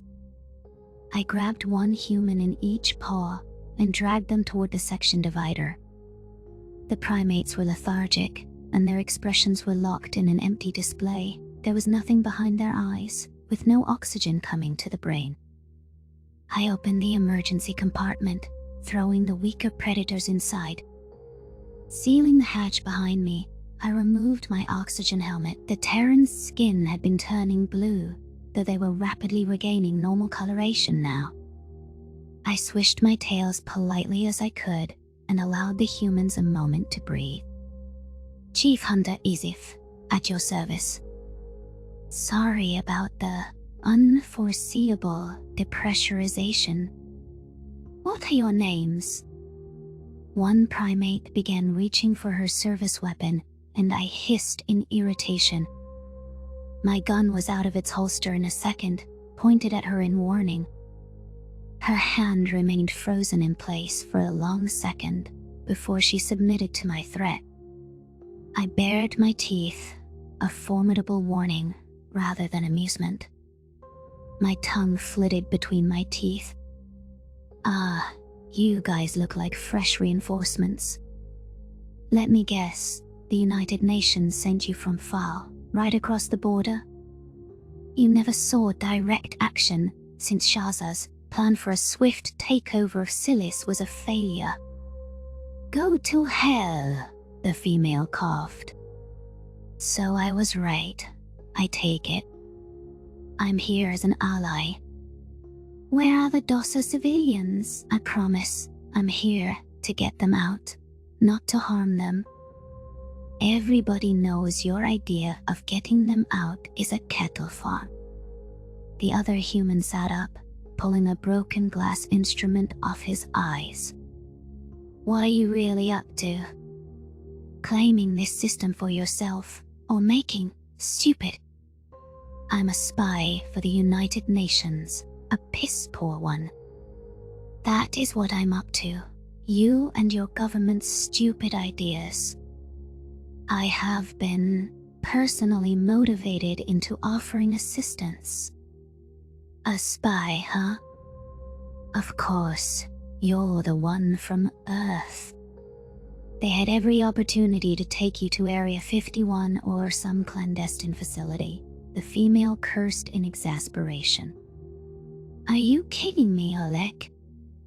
You just instantly believe the UN has arcs of spies with zero proof. Do you honestly think I would craft such a story on my own? Saying such a thing aloud is going to get me killed. I have no time to persuade you humans, so tell me where the Dosser are now. I roared. Oleg tilted his head. Good argument. Props to you, man. They've been ordered to lock themselves in their quarters. Big sign says personal quarters. Just keep going straight. Can't miss it. Thank you. Was that so hard? Grumbling to myself, I stomped off past the corridor's hatch. The Terran soldiers struggled to their feet, and I resigned myself to them, following me like herdless Venlo. Arrogance aside, I could use backup if I encountered Federation resistance. The herbivores might lack skill in combat, but they could team up on me alone. Humans are competent fighters, so it's not like they're dead weight. That said, this Oleg guy seemed a little too willing to believe that I'm a spy. Oleg squinted, without the glass adornment by his eyes. I hoped the human hadn't lost his vision altogether. Even if he could only see shapes, I was certain that he was more competent than the Kolshians. The female human, who I believed Oleg had called Lisa in whispers, was staring at me with distrusting, bloodshot eyes. Perhaps the duo were following me to ensure that I wasn't rounding up any Dosser. I scanned the perimeter for hostiles. How has your military experience been going? This was supposed to be a relaxing assignment after watching the Harchen for weeks, Lisa complained. We were shipped here just in case, and the second we kick our boots off, in they come. Now the Arksher are here, telling fantastical stories that sound like Oleg crafted them. Oleg cleared his throat. They hit all of our allies with a test invasion. I hope it's not like this everywhere. I've grown attached to some friends on Venlo Prime. My source says this is the primary target. Venlo Prime is fine, I replied. That's a relief. Say, as if the alleged secret agent, what convinced you to come here? You should tell us, since we're a team. We're not a team. Come on, you totally want to tell me. I've already told these two humans everything, just to get Feller's location. They might as well know the truth, if they're stalking me. They're going to notice that I know her. An internet chatting service. A Dosser is my best friend, I growled. Lisa's eyebrows furrowed. What? I'd hardly believe you dare to make a story like that up. I would not. Because it's insane. I scanned my visual translator over the text markings overhead, and it deciphered the Dosser language as directions with arrows. Just as Oleg had promised, the crew quarters were located down the main corridor. The passage had been devoid of confrontation, but gunfire echoed from up ahead. That meant Federation soldiers had already reached the living areas. The Kolshians must have sent forces down from two angles. One boarding party had been held in the maintenance tunnel that I detonated. The other likely attacked from the other side, charging straight from the hangar bay to the quarters. Splitting up human defenders was rather tactical for a species that didn't know the meaning of offense, allegedly. Which one is your supposed pal? Lisa pointed to a piece of paper, which I assumed contained room assignments.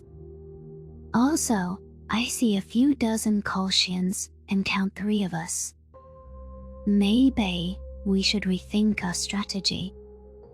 The prototype visual translator had no trouble with the roll call, which listed Fella as room 219. I committed the Dosser symbols for that number to memory, knowing her life depended on it. My firearm wavered in my pose, and I dropped into a hunting crouch. The humans crept along as well, lining up enemies in their scopes. My pupils scanned each door for the numbers, while I ensured that my steps were silent. I could see cerulean and violet Kolshians moving between rooms and exiting with sedated Dosser. All I could hope was that Felra wasn't among those already captured. It would be next to impossible to spring her from the Federation re-education party. My gaze drifted several doors down the hall, one room past where the Kolshians were now. I pointed with a claw. That one. My whisper was almost inaudible, but the humans understood the message. These Terrans were rather cooperative. I wondered if it was since they could gang up on me the second I made a move or was found to be deceitful. The primates often had a strange way of showing gratitude for saving their lives. I'd hauled their oxygen-deprived bodies from the tunnel, yet they were likely calculating ways to kill me. Kai can respect it at least.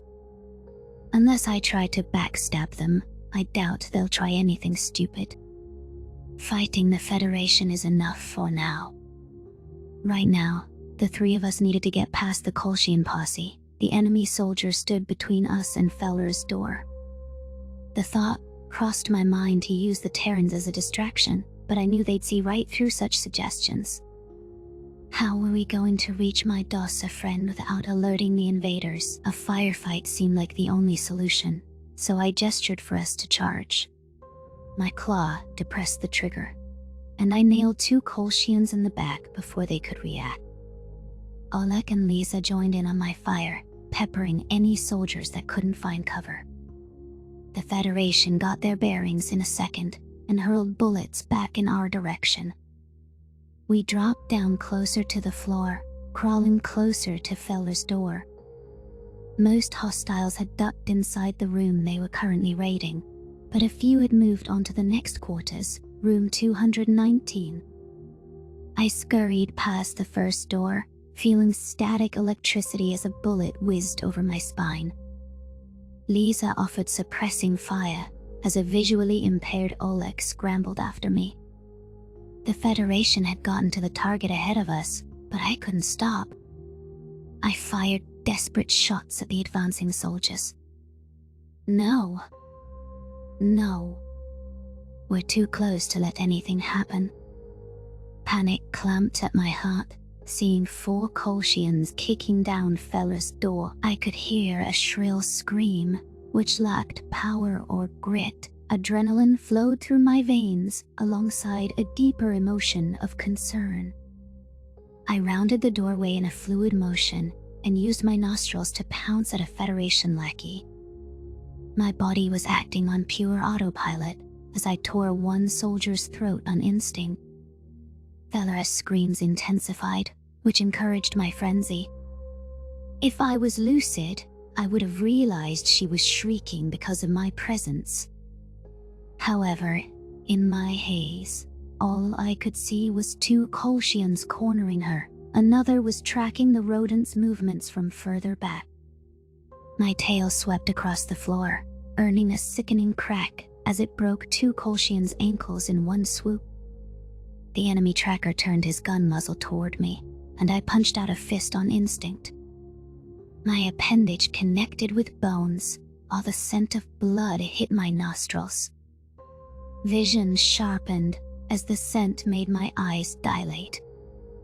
I just shattered the Kolshian's windpipe and spine with a single punch. The duo with the broken legs started to move, but Oleg rushed in to stop them from engaging. It was tempting to finish the helpless Colchians off. However, enough of my awareness had returned to realize it had sickened Felra. I strained to bottle the adrenaline, drawing ragged gasps. Help, human," the Dosa managed to cry. Us." Oleg's eyes narrowed with suspicion. "I thought you said she was your friend?" Da. I grunted, struggling to formulate coherent words. The blood was still rushing in my ears, causing my claws to twitch. "It's complicated, is it not, Felra?" Double, how did you do? Know what I mean? Additional horror lit up the Dosa's gaze as her terrified brain arrived at the truth. Something told me that she placed a name to the Oxer, who was towering over her with a maniacal snarl. I possessed a keen awareness of the blood slathered across my claws, and every scar and tooth fracture I had. The human watched from the sidelines, discerning enough of the subtext. Felra swayed on her feet, as if he... Yeah. The Dosa's eyes widened further than should be possible, and she passed out onto the floor. The Nature of Predators, 109. Memory Transcription.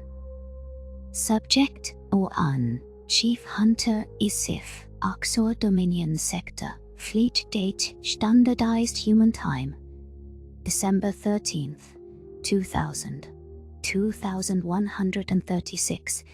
The fact that my appearance horrified Felra left me shaken. Primal rush of adrenaline quelled to something manageable.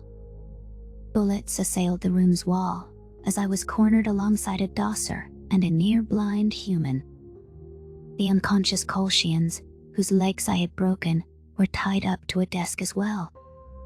Oleg flashed his teeth, laughing at the absurdity of our encounter. The urge to roar in his face struck me, but I kept that bottled. With the gentlest touch I could manage, I scooped up Felra's tiny form. Her ginger and white fur felt puffy beneath my paws. Oleg marched over to me, snatching the Dosser out from under my claws. The human opened up his knapsack and stuffed a herbivore inside. As much as it stung to have my friend taken away, I knew the primate was best equipped to carry her. The Colchian soldiers were camped in an adjacent room, back in the direction we needed to travel. The 4 mangled corpses and crippled bodies in this room were my handiwork. It was a shame that Felra had witnessed the full brutality. I'd known from the moment we spoke in the chat that she would hate the real me. Interacting with her had been foolish, especially allowing myself to get attached. "So she's your friend, huh? But she didn't know you're an Oxer," Oleg shouted over the gunfire. My eyes formed menacing slits. A human of all people should know what it's like to be judged by your species. Also, it's none of your fucking business. If she was your friend, you would have told her. I just wanted to talk to someone. Fuck you. The Terran soldier rolled his eyes and scratched the brown fuzz on his chin. Oleg's fur wrapped around his lip in what humans dubbed a mustache. It made his flushed cheeks stand out more. I imagined Betterment would have called someone like him, with vision defects that limited his daily function. What good was a hunter without depth perception? I didn't trust him to protect Felra. You'll have to cover for Oleg and Felra. And, assuming Lisa hasn't been gunned down, you have to protect her too. If one of the humans gets shot, the other won't leave them. I moved a mirror across Felra's room and used it to get a peek at our attackers. Lisa was scooting back across the hallway, in the process of reloading her weapon. There was no crimson blood on the human's clothes, which was a positive sign. She had been skeptical of my intentions, so I wasn't sure whether I trusted her to be on my side. Why did you believe my story so fast? I hissed. Your partner isn't so sure. Oleg shrugged. It checks out. I knew they were up to something, or else, how did they get the Arxer to save Earth? That was my doing. Let's get Lisa and retrace our steps. You're only saving one doser. There's others here. The last time I saved some Zeruleans from a cattle farm, they cried and screamed at me. Wouldn't believe for a second that I didn't want to eat them. I'm here for army friending. We have to. The UN ordered me to help them. The best thing you can do for Earth is keep me alive. Move out. I didn't voice any of my concerns about Oleg's blindness. He seemed to be physically adequate otherwise. As a defective Arxer myself, I wasn't a supporter of killing the weak and infirm. If I were born a human, I could live a normal life. Thelra would have cried for my help, rather than passing out at my visage. Shaking my maw, I took a final look in the mirror. My body was pressed against the floor, and I lined my gun barrel up with the Kolshians. A flurry of fire caused the enemy to hunker within their room. Oleg and I scrambled against the adjacent wall. Lisa spotted us and sprayed her own bullets from the opposite angle. I steadied my breathing. Oleg and I waited for the Federation to make the first move. They wanted to finish sweeping the corridor before any Dosser could escape. Just by stalling them, we were probably helping a few civilians get off the station. My patience was necessary in waiting for a target. A purple head poked out of the doorway, which resulted in a clean shot through its cranium. As the Kolshian crumpled to the floor, her body blocked the opening for a second. I pushed Oleg forward, crossing the threshold to awaiting Lisa. My legs sprinted right behind them, not slowing for a second. Engaging the enemy or delaying them for other Dosser was not my priority. We needed to get off this station. Where is the Dosser? Lisa chased after me as Oleg hustled after us. Don't tell me we risked our asses for nothing. I struggled to speak between pants. Thelra is in Oleg's path. Now my shuttle was still operational when I left. Your shuttle, the one in the blown-up tunnel, which took a nasty tumble. You ask many questions and offer no solutions. We almost suffocated back there. I don't even remember how we got in that room. And kept you alive. The two peacekeepers were hot on my heels, not tiring as we hurried down the hallway.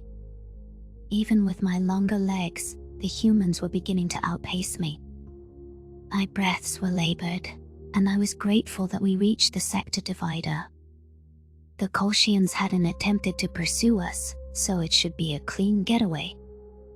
The Terrans followed me into the emergency compartment, and their gazes displayed apprehension. I recovered my oxygen helmet, slipping it back over my head. The primates had no such safety precautions, so if I were a more ruthless Arxer, I could kill them in the airless area. They were dependent on me for survival. Kai don't trust Oleg and Lisa not to turn on me in the shuttle.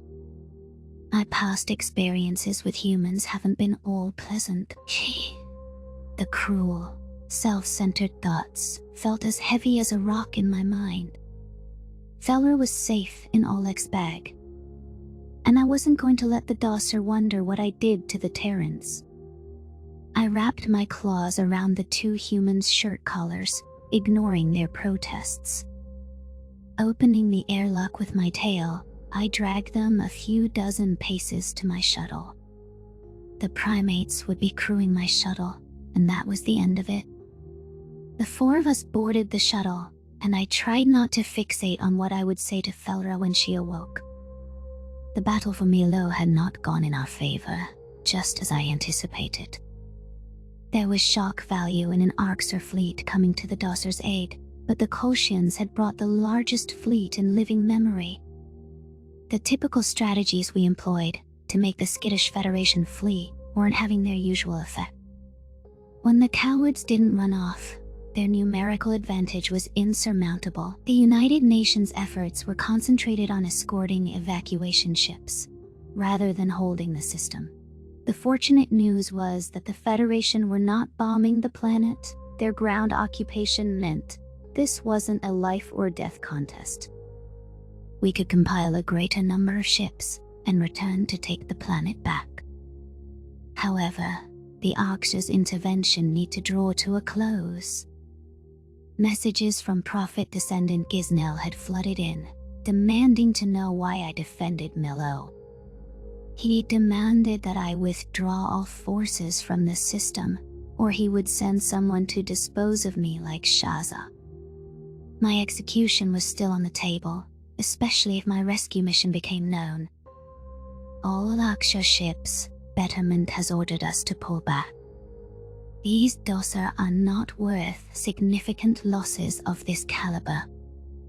I looked at my data feed, surmising that our ship capacity had been halved.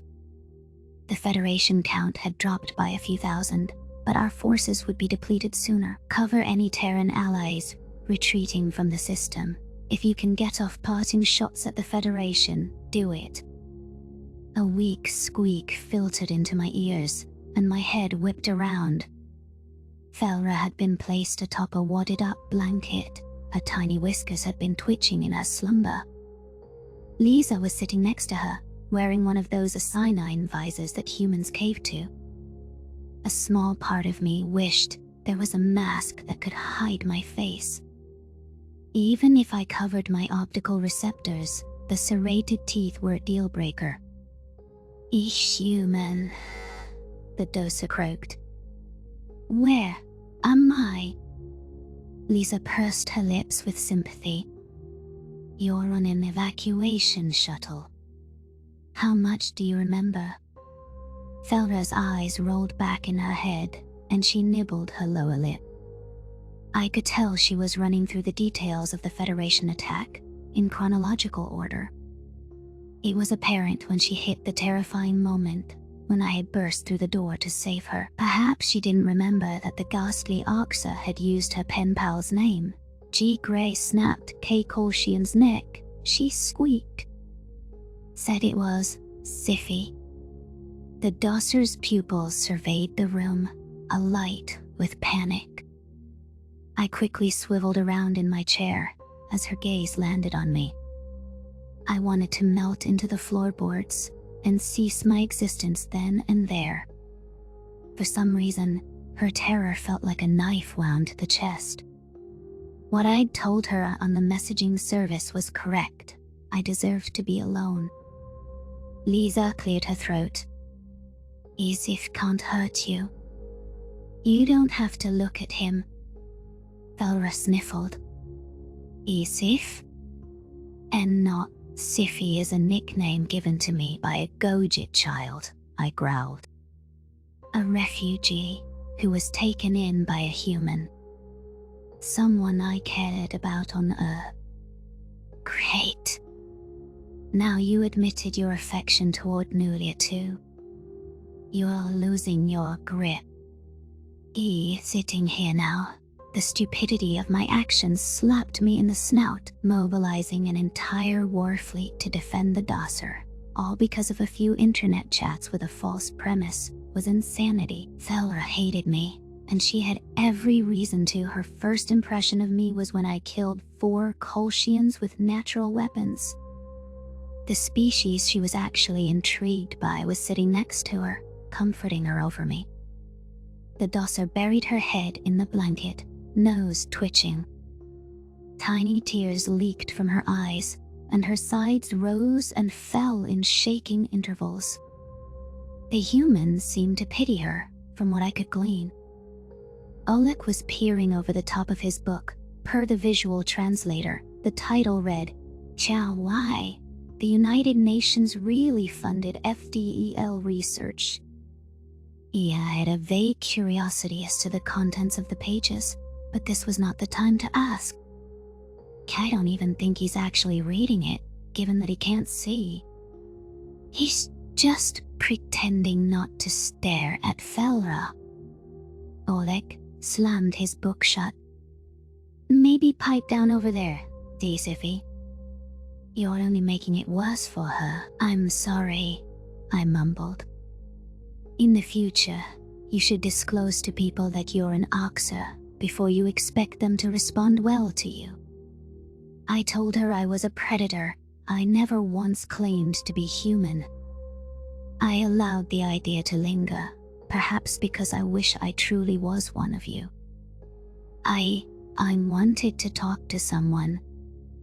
Lisa studied the crying Doser with concern. What made you think it was a good idea to talk to a Fed, not a human? We understand you, somewhat. Tava, yes, the mill governor, thought I needed to understand herbivores. And also, you chatterbox tree swingers hate us. You can't keep the disgust out of your voice when it's between us and the leaf lickers. You swoop in to protect them just like you're doing now. Because we know you're animals. My sister was in a bunker outside Barcelona, and you Greys arrived to clear the tunnel.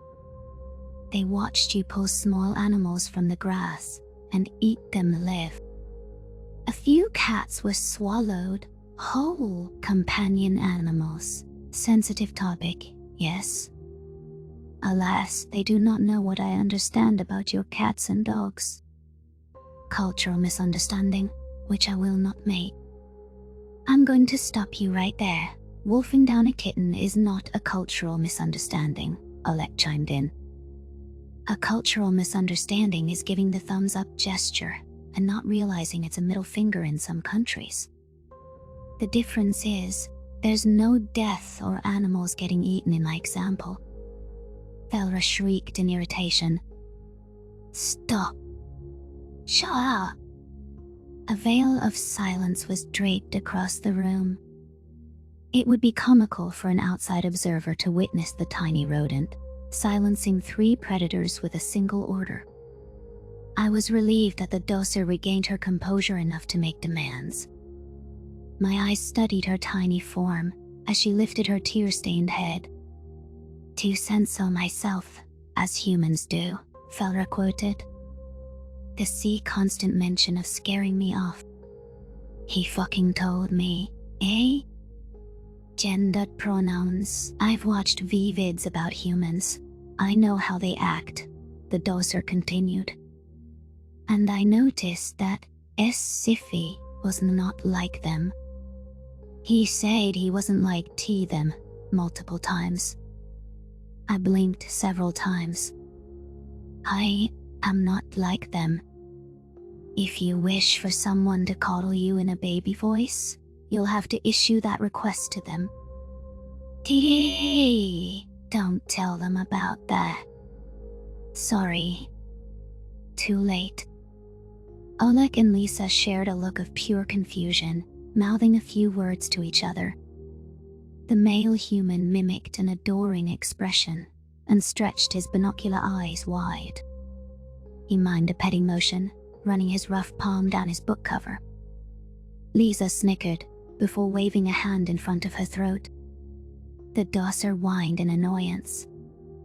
If Felra was a Terran, her cheeks would be flush with embarrassment. Damn it.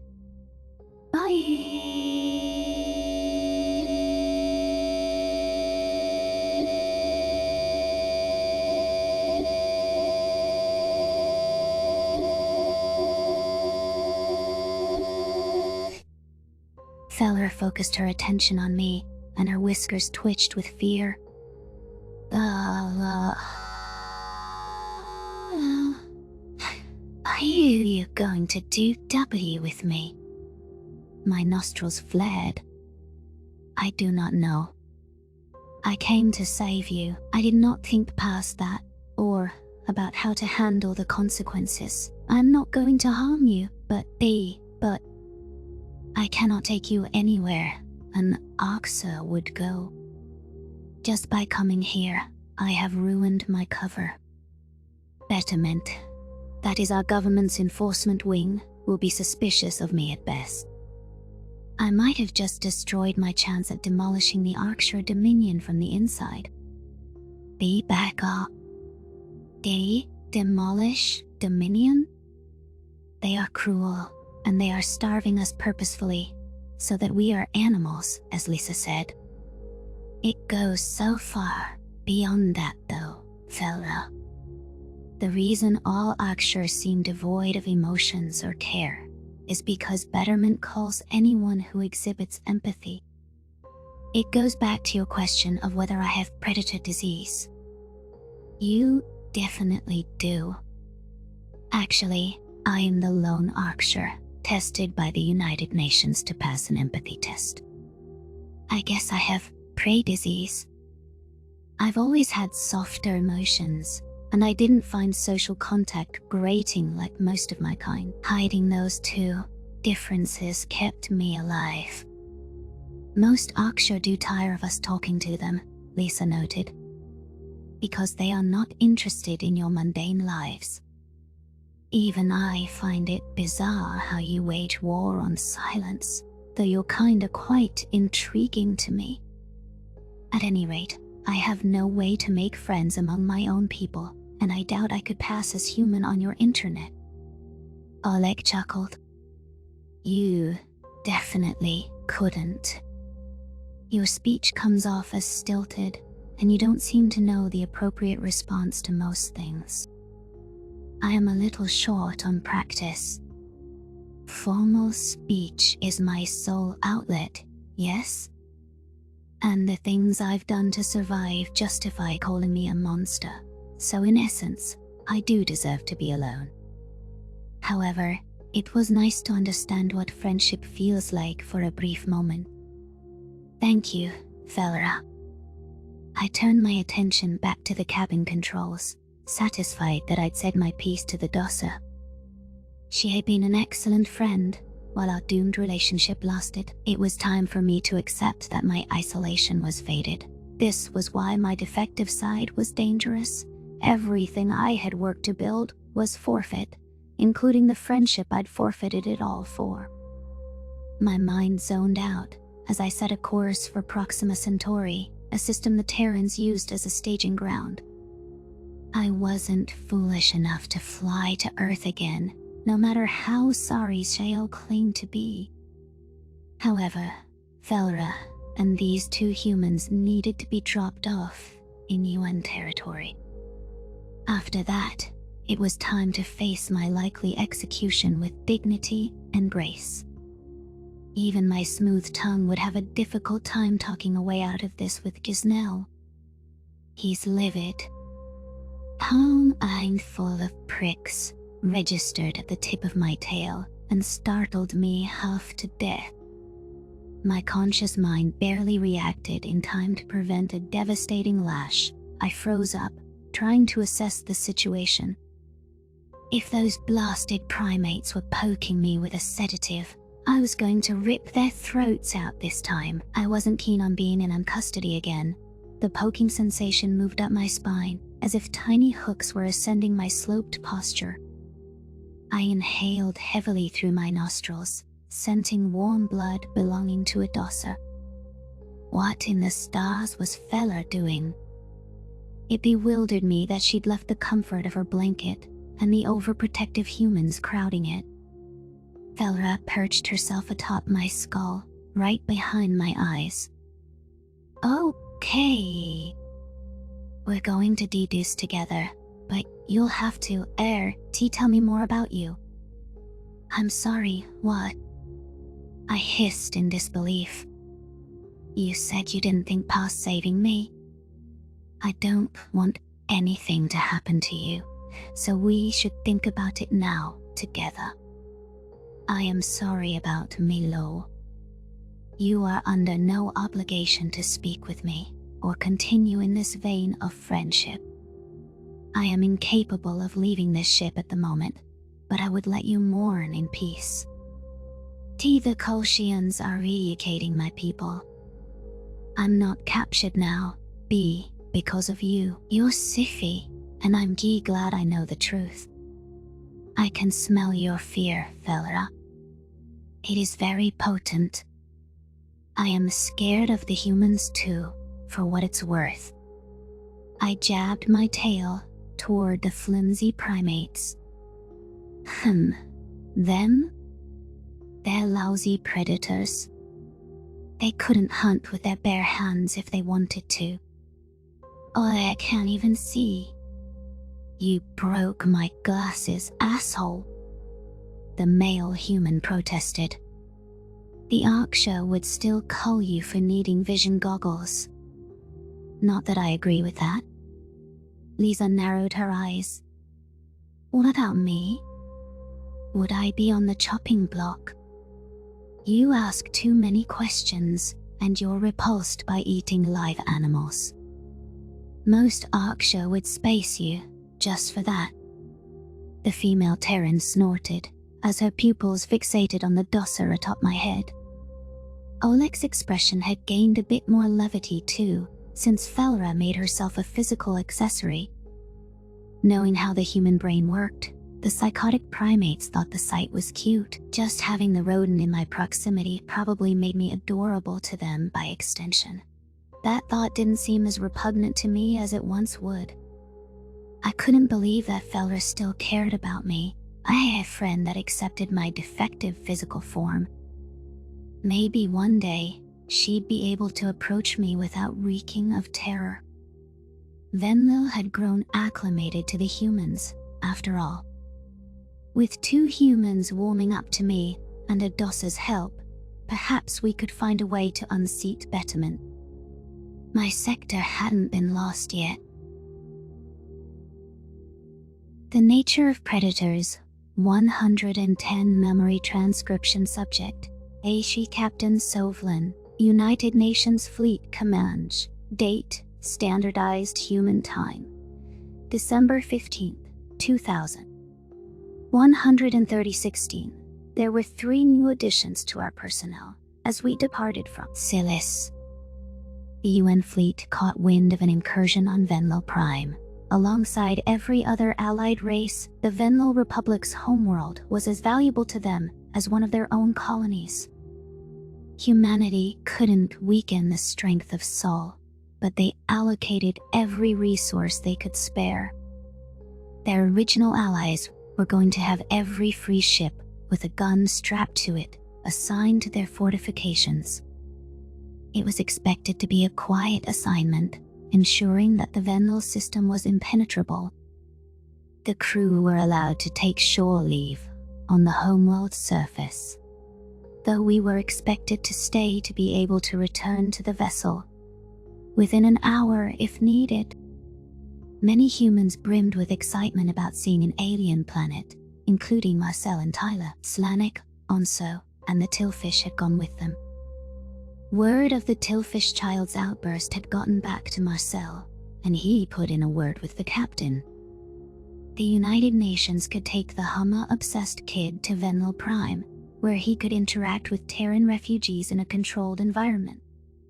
General Burla hadn't been thrilled about the proposition, but her objections fell silent when the humans whispered something about a predator disease screening. I suspect the United Nations may want to give Burla a proper diplomatic reception here. She was the sole Tillfish voter against annihilating Earth. But the Tillfish additions to the crew weren't my concern. The third and final new name on our register was a human named Kiara Bari. We picked her up from a Venlil border outpost. Earth had assigned a resident therapist to the ship, due to the stressors and adjustment issues our ship had faced. I recalled Marcel and Tyler's entreaties for me to seek help, so I hesitantly signed up for an appointment today. This meant I was one of a select few to remain aboard the ship, while others explored Fenlil Prime. Samantha also stayed here to grieve alone. Carlos, meanwhile, had rushed off to a bar with some rowdy soldiers. I wasn't in any state to go rabble-rousing in the capital, so I sympathized with Sam, having lost her family. Regardless, it was unlikely I'd get an opportunity to see a professional about my issues, outside of downtime. However, as I traveled to Kiara's office, my stomach was twisting into knots. It wasn't like I was unaware how predator disease was treated. As much as I wanted to be cured of my mental derangement, the thought of subjecting myself to painful remedies frightened me. A severe case like mine would require the more severe fixes. People who were sent to correctional facilities didn't return the same either. Marcel wanted you to do this. It's important to get help so that you never hurt anyone else, I encouraged myself. Even if your gears don't quite spin as fast after, it's a small sacrifice to squash your impulses. My claws rapped on Dr. Bari's door, and what was left of my spines bristled. The fact was, this current state of existence brought me nothing but misery and self-loathing. It was cowardice not to face my predator side, so I shouldn't lack the gumption to get this PTSD treatment Tyler mentioned. If the blonde-haired human claimed his species had an effective approach, I was inclined to believe him. Terrans were knowledgeable in medicine, contrary to Zahn's spiel. "Come in," a cheerful voice called out. I forced myself to walk inside, taking in the room. A predator was dressed in civilian pelts, leaning back in a large armchair. Her sepia skin tone was a color that was also seen in Gojid fur, and her raven hair rested against her shoulders in complex braids. A warm smile graced her face, as though she was indifferent to the dangerous nature of her patients. My gaze soaked in the rest of my surroundings, and confusion washed over me. All I saw was a small bookshelf and a desk on the far wall. Kiara was gesturing to a human-sized couch, which was complete with pillows. I was stupefied that she seemed unarmed. There were no restraints tied to the couch, and no sedatives on the table. All I could see was a clipboard in her hands and a tissue box on the table. "Where are the brain scanners and the electroshock machines?" "Hello, Dr. Tai." This medical professional was separate from the ship physician. She was closest to what we called an extraneous behavior identifier. It was amusing that even predators needed such an occupation to keep their society civilized. What do you need me to do?" Kiara's binocular eyes jerked over to me. "Sit on the couch, Sovlin. I've been expecting you." "Okay. I'm sitting, and I promise I won't resist whatever you need to do. I want to get better and be a proper part of the herd." "What I need to do?" "You're here to talk to me about any topic that you feel comfortable with." "Yes, but after, what is it do you think I'll do after?" "You're the first alien patient I've had, and it seems that many of the non-terrestrial crew are scared of speaking to me. The stigma around mental health has been fading on Earth for the past century, so I can assure you, humans won't view seeking help as a sign of weakness." "I know. My Terran friends encouraged me to come here." "That's excellent to hear. I am here as a resource, a bridge between aliens and humanity in our joint venture. Please explain what the perceived issue is, Sovlin, so I can begin to address it in my outreach. I don't want other non-terrestrials to see me as someone to avoid." I drew a shuddering breath. "We all know your work is necessary, but if you get diagnosed with late-stage predator disease, few people want to be incarcerated, shocked, or sterilized. The side effects of the meds, even for mild cases, are debilitating. Also, when the diagnosis gets out, you'll be ostracized from society and employment. I know that, and I'm still here because I can't live like this. Dr. Bari's jaw slackened, an immediate failure to mask her surprise. Her eyes widened as a mix of horror and outrage filled her pupils. The human took several seconds to collect her thoughts, and I forced myself to hold her stare. Even a predator must wish she was armed around a self-diagnosed madman. Perhaps she was upset that I'd slipped under the radar for so long. I am flawed. That treatment of mental health is somehow more atrocious than our methods in medieval times, Kiara said. First off, I can guarantee that no human will electroshock or sterilize anyone here. The only case in which you would be incarcerated is if you voice an immediate threat against yourself or others. I chewed at my claws with anxiety. I understand. If I have predator disease, I am a threat to the herd, and you'll remove me. As it should be. We do not remove the mentally ill from the herd. By a direct threat, I am referring to stating clear intending to harm someone. That is the only time authorities would be alerted. Otherwise, everything you say is confidential. If I spoke to anyone outside these walls about your sessions, I would lose my license. None of today's words will be shared. I don't understand. Why would you lose your license? Are humans insane enough not to warn people of deviance? My goal is to help you understand yourself and find healthy ways to address your feelings. And just because someone doesn't experience the world in the same manner as us, it doesn't make them a threat. It doesn't mean they deserve to be cast out without a lifeline, but predator disease patients attack people. Hey, a very small number of mentally ill individuals are violent, Sovlin. Mental health is more complicated than classing a condition as predator disease or not predator disease. So what? We're just going to talk and nothing else? And this is magically going to make my illness go away. Right, we'll talk. Any diagnoses made are for you to better understand how your brain works.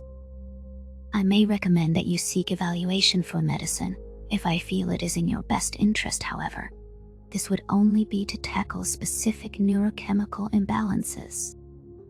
I snorted to myself, unable to believe the inefficacy of this therapy. To think that Kiara Bari was a licensed medical professional for performing the duties of a talk show host. What a waste of a higher education. How would she determine that I had a neurochemical imbalance without any testing technology? I'm never going to get my predation cured. Tyler and Marcel think I can talk it out of my system. Stupid predators.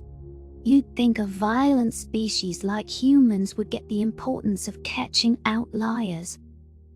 I had listened to Dr. Bari's speech, calling mental health a complex issue. If a certain number of patients were bound to be violent, how did a Terran's conscience let them take zero preventative measures? There was nothing complicated about allowing sick-minded people to wander among the herd. There might be ill humans among this crew, and Kiara claimed she wouldn't warn us at all. I didn't understand how Terrans without predator disease accepted dangers in their midst. We had to encourage them to take mental illness more seriously and root it out at a young age. There would be public outcry once Earth's public realized they were being exposed to twisted individuals. I couldn't wait to get out of this office and scoff about the bunk science to Sam. The therapist cleared her throat. I can sense that you're skeptical, Sovlin. I need you to take our sessions seriously and trust me to help you. Can you give our methods a chance? Sure. Whatever. I didn't need to tip the human off to my plans, to ridicule her entire practice. I did sign up for this. You told me up front that you can't live like this anymore. I commend your courage in seeking help, and I can promise you, you will attain a deeper understanding of who you are as a person. If I might ask, what makes you think that you have predator disease? I took joy from hurting myself, Razor. The only time I feel happy is when I kill an Arxer. I am violent, reckless, and filled with hate. I'd love to hear more about the specifics of your emotions. Where would you suggest those feelings stem from? Gil not locking me up. I just admitted to violent tendencies and how good it felt at the time to torture an innocent human. Guiding me to head in my teeth, I decided to tell Kiara a small amount. Predators disgust me, no offense. It's ears. The Gojids were fending off a brutal assault, and I was a ship captain. Our defense was going poorly, right up until the desperate charge I'm famed for. Just before we drove them off, I was on a call to wish my daughter good night when Arxer ships reached our neighborhood. For some reason, I began to spill everything about my past in rambling fashion. Kiara would prompt me whenever my words dried up and jot notes down on a clipboard. The human didn't discourage the free flow of tears. I was ashamed of how they poured over with every word. The tissue box came in handy, but for some reason, I couldn't stop opening up about the painful topics. A significant amount of time breezed by as I recounted my family's death. The tale carried all the way from my suicide charge to the funeral. The astute therapist picked up on my feelings of guilt. For the failed defense of the cradle, the Terran was patient when I broke into hysterics, unable to speak for minutes. She then coaxed me into recalling good memories of my family, including the day my daughter, Hanya, was born. We touched on how I wanted the Arxer to suffer like I had, and how I came across Marcel's patroller. With each passing day of staring into his eyes, I was reminded of every gory detail, as my daughter was ripped apart. The idea that humans were plotting that against the Venla enraged me. Sarn's intel convinced me that they were an evil race. Meanwhile, my own first officer was being enraptured by the monster. It was unacceptable. I had to kill Marcel. I wanted him off my ship because I thought his thirst for blood defined him. Kiara didn't bat an eye as I recounted my heinous acts. She allowed me to discuss the first evidence I saw of human empathy at the border outposts. The therapist listened with calm nods while I recounted the horror of seeing my homeworld demolished. My ignorance of humanity's true nature caused that tragedy. Faced with video evidence of Terrans dying for our civilians, I couldn't hide from the fact they could feel like us. After that last word spilled from my mouth, I hugged a wad of tissues to my snotty nose. Perhaps she understood the cradle's loss, given the undeserved attack on Earth. However, there was no question that I had brought condemnation on our race. That was without even broaching the topic of Silene's revelation that our species was predatory ourselves. Enough of Kiara's time had been wasted, listening to me sob all over myself. I slumped my shoulders and waited for her judgment.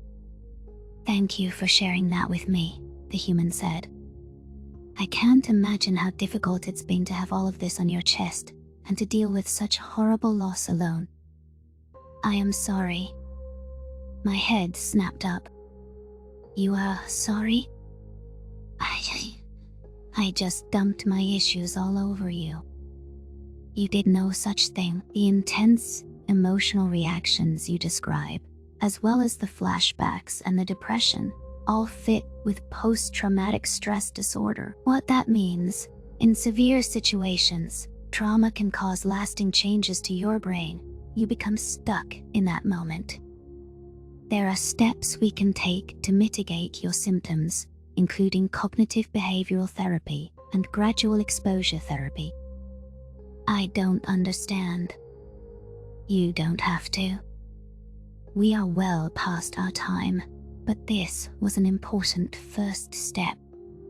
You did a great job opening up to me. I'd like you to come back tomorrow so we can continue this conversation. I guess I can. You're a powerful listener. Humans are so attentive, with your eyes and all. The therapist set her notes down on the table and walked me over to the door. It did feel a tiny bit easier to breathe, having shared my journey with someone without judgment. This PTSD label I'd heard yet again was a human misunderstanding. We knew that trauma could only spark rapid onset of underlying issues, but I did owe it to Marcel to continue these talking treatments. Marcel wouldn't have suggested this if he didn't think it could help, so you have to give it a fair shake. Besides, Chiara seems like a nice enough person, just misguided. Dr. Bari pursed her lips. Before you go, Sovlin, something you said about Marcel caught my attention. What do you mean by his thirst for blood? Did he exhibit violent traits or behavior? No, never, I answered hastily.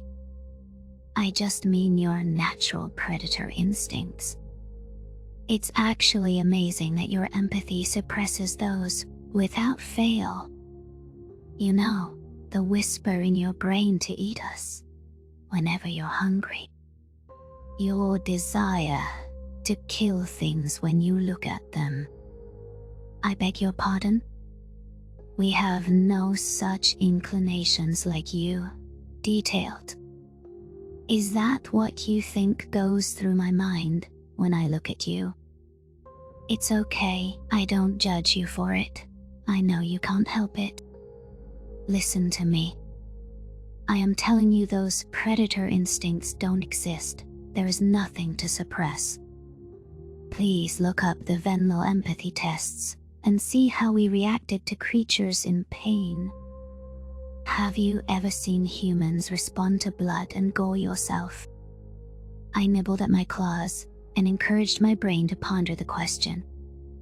On my first mission, when the UN military freed Gojids from that Oxer cattle ship, several soldiers had thrown up.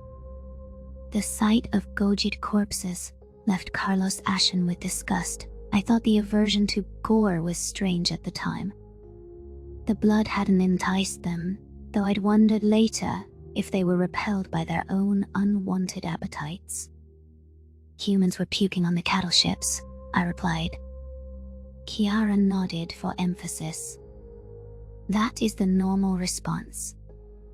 We can be trained to kill, but our natural reaction is to be saddened by a creature in pain. To struggle to pull the trigger on anything we consider a person. Even trained soldiers often cannot shoot another human when it comes down to it. You're seriously telling me there isn't the slightest part of you that's drawn to death? Not at all. We don't just look at an animal and want to kill it. I can guarantee the thought of harming Slanek never once crossed Marcel's mind. I see, Doctor. Tyler told me humans were aggressive, so I thought, we can have tempers flare up and aren't always level-headed and cooperative. That doesn't mean we like killing. Do you understand? Yes. I think so. Good. I'll see you tomorrow, Sovlin. Oh, and if you decide to share any of this, would you kindly spread the word that I'm not torturing anyone? I'm here to lend an ear to any ship member that needs it. Okay. I'll put the word out that I've heard you only chat with people. My mind was reeling as I departed from the therapist's office. Humans had no reason to lie about their instincts when they'd come clean about their darkest feelings. I had a hard time believing that full-blown predators enjoyed killing less than I did, but the evidence supported that claim. It remained to be seen if these sessions offered any benefits, but I decided to go back for a few days. What else was I going to do while we were docked on Venlo Prime? It would be nice to have a confidant, and if her hand-waving talk treatment had any effects, that miracle would be a welcome surprise. The nature of predators. 111 memory transcription subject. Walnick, Venlo Space Corps, JE Standardized, Human Time, December 15th, 2000. 136 DC. This was my human's first visit to Venlo Prime, and for that matter, to any alien world, and for that matter, to any alien world in a non-military capacity. Tyler and Onso tagged along on our escapade, along with Vernt and the miserable Burla. The Tillfish child's outburst unnerved me until I remembered Marcel's words about people who were harmless but different. Predator disease was propaganda, and these specific symptoms needed scientific evaluation. General Burla agreed to let the humans observe her child's behavior, which proved she was desperate for help.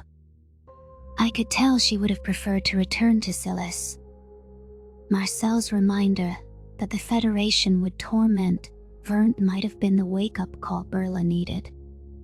The Tillfish General was still hesitant to leave her son alone with a predator therapist. However, Vernt wasn't dropping his Hummer obsession and was making life difficult for his mother. An explanation was said to be coming, but the Terrans wished to stretch their legs before tackling serious matters. Marcel marveled at the circular designs of the roads and even knelt to press a palm to the fall-absorbent sidewalks. Humans didn't stampede-proof their major cities, from what I'd seen on Earth. Meanwhile, Vernt rode on Tyler's shoulder. The blonde-haired soldier had warmed up to the little Tillfish. Faster. Hummus, never get tired. The Tillfish child cheered. Run across whole planet. Bella flicked an antenna suspiciously. That's true enough. Care to explain, Marcel? The red-haired human smirked. I do not. You never do. Where are we even going? A good question. When I asked, he told me, out, I chimed in. Humans are irritatingly non-specific. But trust me, I don't ask about them not getting tired. Vernt played with Tyler's earlobe. Hummer chase prey, forever. The Tillfish General stopped walking down the streets of Venlo Prime as the viability of that guess dawned on her. The blonde-haired human stiffened, his canines gnawed at his lower lip, clearly discomforted. Marcel leapt up from admiring the sidewalk and shot a desperate look at me for assistance. I slapped my tail across his nose dismissively, which earned a disbelieving scoff. Interesting, Onso muttered. That explains why our exchange program banned cardiovascular exercise. Tyler jumped in with a hurried subject change. Islamic, you ask where we're heading. Wonder, boy here wants to go to a Venlo rescue facility after he's done making out with the sidewalk. I was just curious what it was made of. Marcel wringed his hands through his hair, eyes narrowed with indignation. It looked like obsidian. Come to think of it, I've never asked if Venlo Prime has volcanoes. We do. Most are dormant, I answered.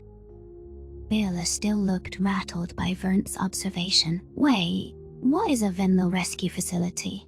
A place for exchange pairings that have gone wrong? Even your answers only raise more questions. Humans have been freeing people from Aksha cattle farms, starting with the Venlil. Mosley here, Tyler began. Not my name. It's 4 fucking syllables, man. Arceli phrase. As I was saying, a Mosley phaser wants to tour the rescued Venlil's place of residence. Word is, the poor souls just found out we have some unfortunate eyes. It's pandemonium. All the places we could go, free on an alien planet, and he wants to be a good Samaritan. No one ordered you to come with me. Hell, I only asked Berla and the little man because we're meeting with a friend of sorts. She was going to help me explain a few things about Vernt. I am surprised he'd spend his leisure time on such serious matters, Berla responded. Oh, of course he would.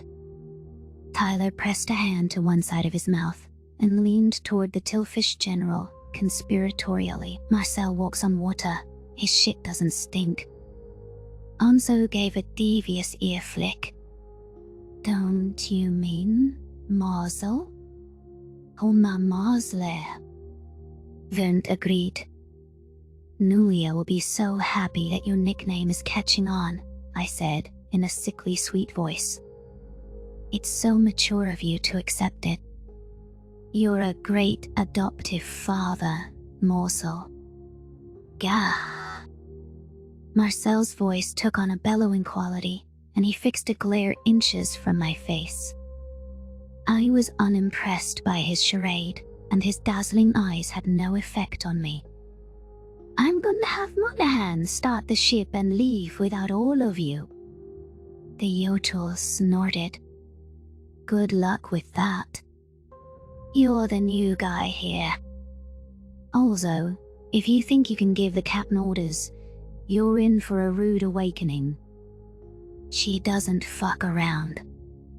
I like her. Onzo's aggression was notable from the moment I met him. He was my first real contact with a Yotel.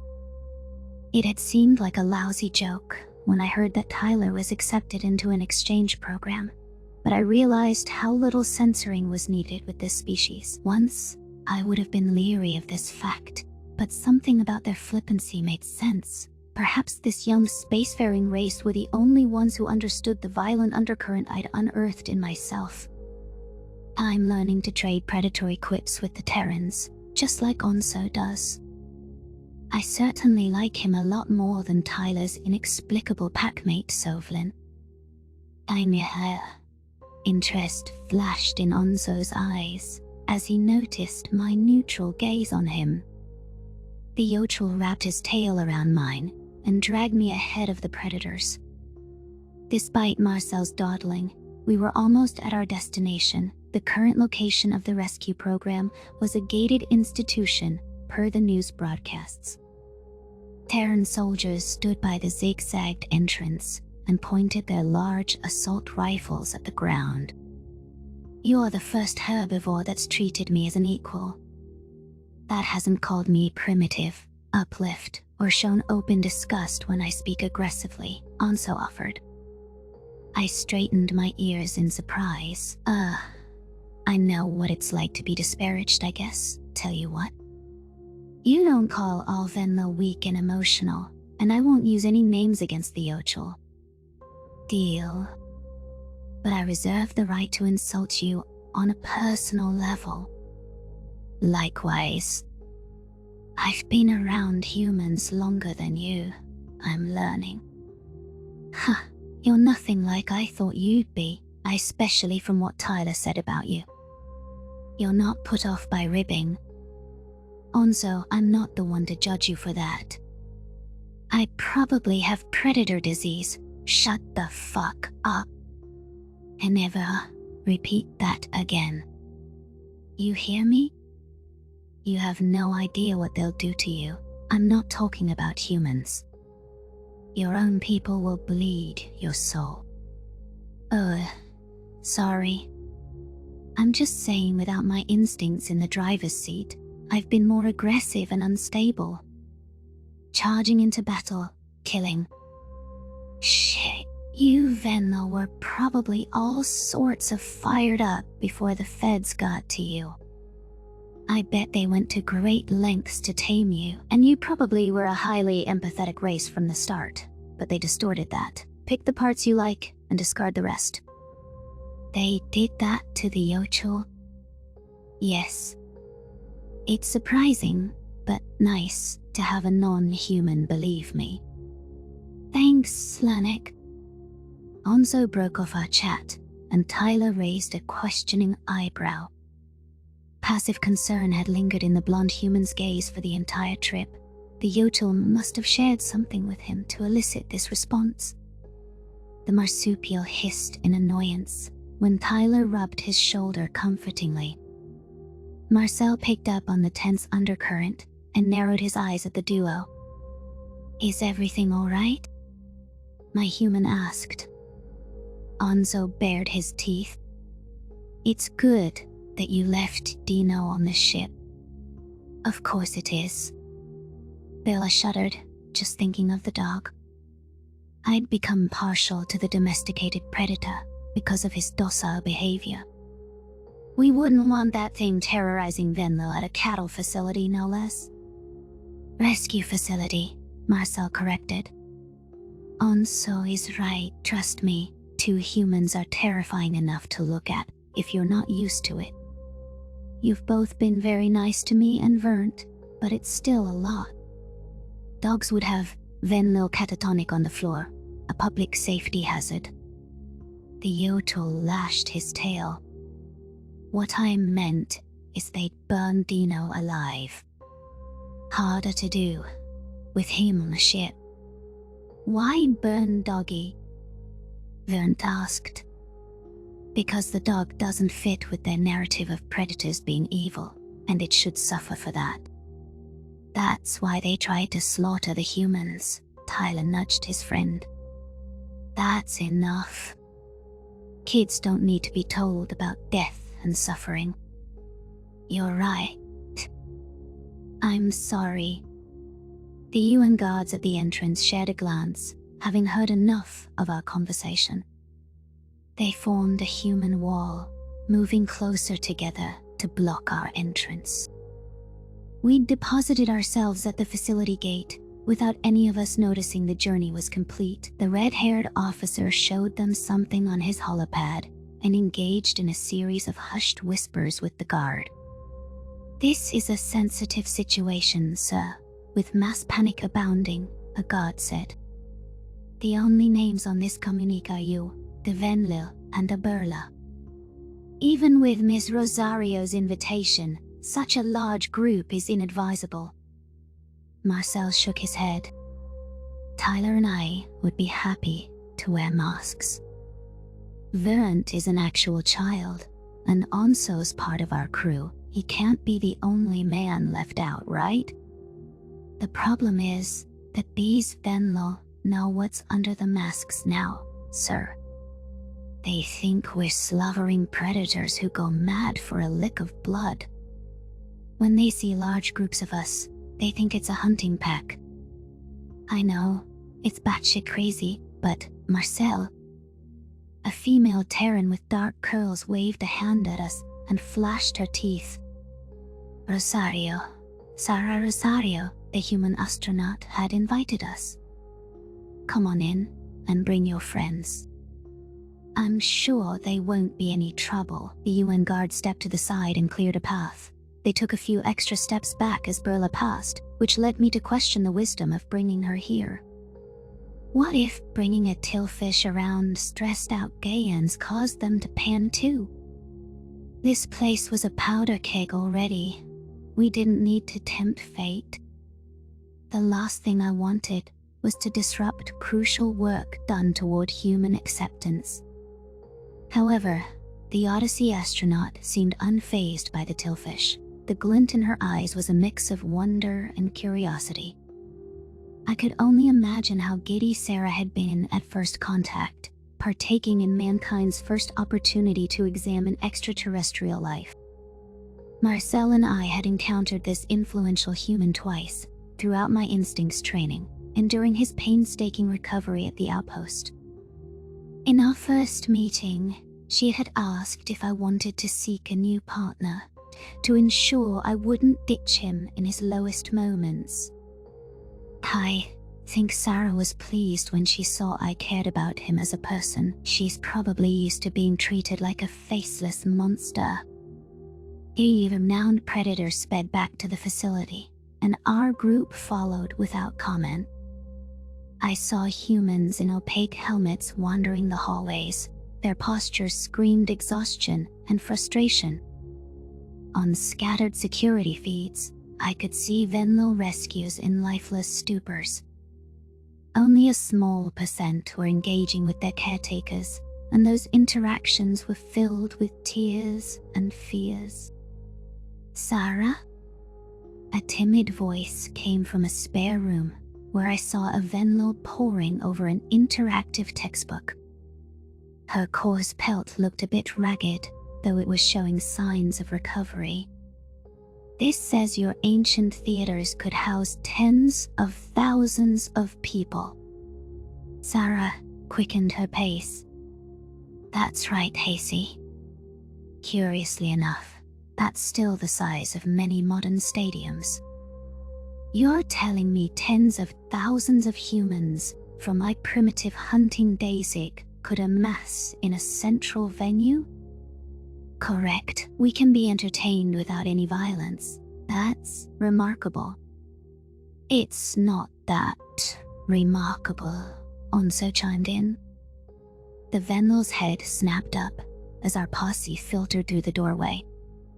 She yelped in alarm, and her mottled ears pinned back against her head. Hazy couldn't seem to decide whether to be more afraid of scarred Marcel or towering Tyler. Her fear turned into a full-fledged scream as both humans smiled. The rescue was gone in a flash, shimmying behind a bookcase. Sarah frowned. Hazy's shy around newcomers. Stilla doesn't like humans she doesn't know, and has to take breaks even from being around me. It's progress though. I'm just happy she let me back into her life. I don't mean to be rude, but is there a reason we're here? I was told you could help with Vernt, Bella clicked. Yes. Why don't we discuss this out in the hall and give Hazy some space?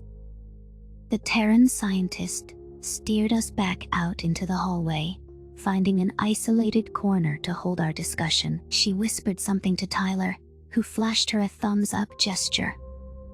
The blonde human took Vernt over to a vending machine and allowed him to play with the buttons. I eyed the receptacle with longing, wondering if the predators had imported potato chips. Bella sported a look of focused concern, worried about what the humans might say. Marcel says that predator disease encompasses thousands of unique conditions. That means humans likely have a narrower diagnosis for Vernt. I read what Dr. Bari sent me, and I agree with her advice, Sarah said in a low voice. As for why my help has been enlisted, I've interacted with aliens at length, so I understand your views on mental health as well as our own. Based on what we've seen, Vernt would benefit from an autism screening with a specialist. Autism? Bella echoed. That word didn't translate. Is it? What's the prognosis? What are you going to do with him? Well, not to confuse it with the umbrella term, predator disease, but autism itself is a spectrum. It can present with any combination of traits and behavior patterns. In general, simplistic terms, social difficulties and repetitive interests are the common denominator. Humans appear to be one of Vernt's special interests. Okay, how do I fix it? Please, you have to cure this interest. It doesn't work like that, Burla. You'd be better off finding ways to help Vern deal with his unique challenges rather than trying to change him. We're working with alien biology here, so there's no telling if your brains present the same as humans. But I have a pamphlet here with an overview of common symptoms in our species. This can't be happening. You said you could cure him, Marcel. Marcel scratched his scalp. Vern is most likely neurodivergent. He's not broken, he's just different. I know in your heart you love him and accept him for who he is. You don't want him to change. You want him to be happy. And of course, again, we're judging this based on our criteria for our species. Sarah wagged her pointer finger, as though drilling the message into Burla's skull. With the Federation's take on mental health, it's difficult to get any accurate data set. There's nothing to go off of, and no telling how your conditions mirror or diverge from ours. I listened in contemplative silence and mulled over the qualities that Sarah had outlined. It was a shame that Burla's pamphlet was translated into the Tillfish lexicon. I couldn't read the full explanation. The scientist hadn't listed anything threatening to the herd as part of Vern's condition. This sounded like a disconnect with social norms and a lack of diversity in interests. Under Federation rule, would a harmless child like this little guy become an outcast? Or worse? Awkwardness caused me to shuffle my paws. Sarah, would you mind going into a bit of detail about the symptoms on the pamphlet? I'm curious. I'd like to have something in my head other than predator disease to fall back on. On Earth, most individuals on the spectrum have sensory issues, she replied. They often don't like change, even minor ones, like when Vern was told he couldn't go to Earth. The good news is that Vern doesn't seem to have the learning or speech impediments we see in the most severe forms. Burla twisted her antennae. Vern is very bright. He soaks up knowledge like a sponge. I wish there was something I could do to help him, though. There is. Be supportive of his interests and be patient with him. He may need help expressing his feelings appropriately, as well as distinguishing the feelings of others. He might have difficulty relating to his peers, so an accepting mother could lessen his loneliness and his struggles. Tyler approached the group with slow steps, and the conversation hushed at once. Vern was picking at a package of Terran fruit snacks. Rather than stuffing a red one into his mandibles, the Tillfish child tried to cram it inside the blonde human's ear.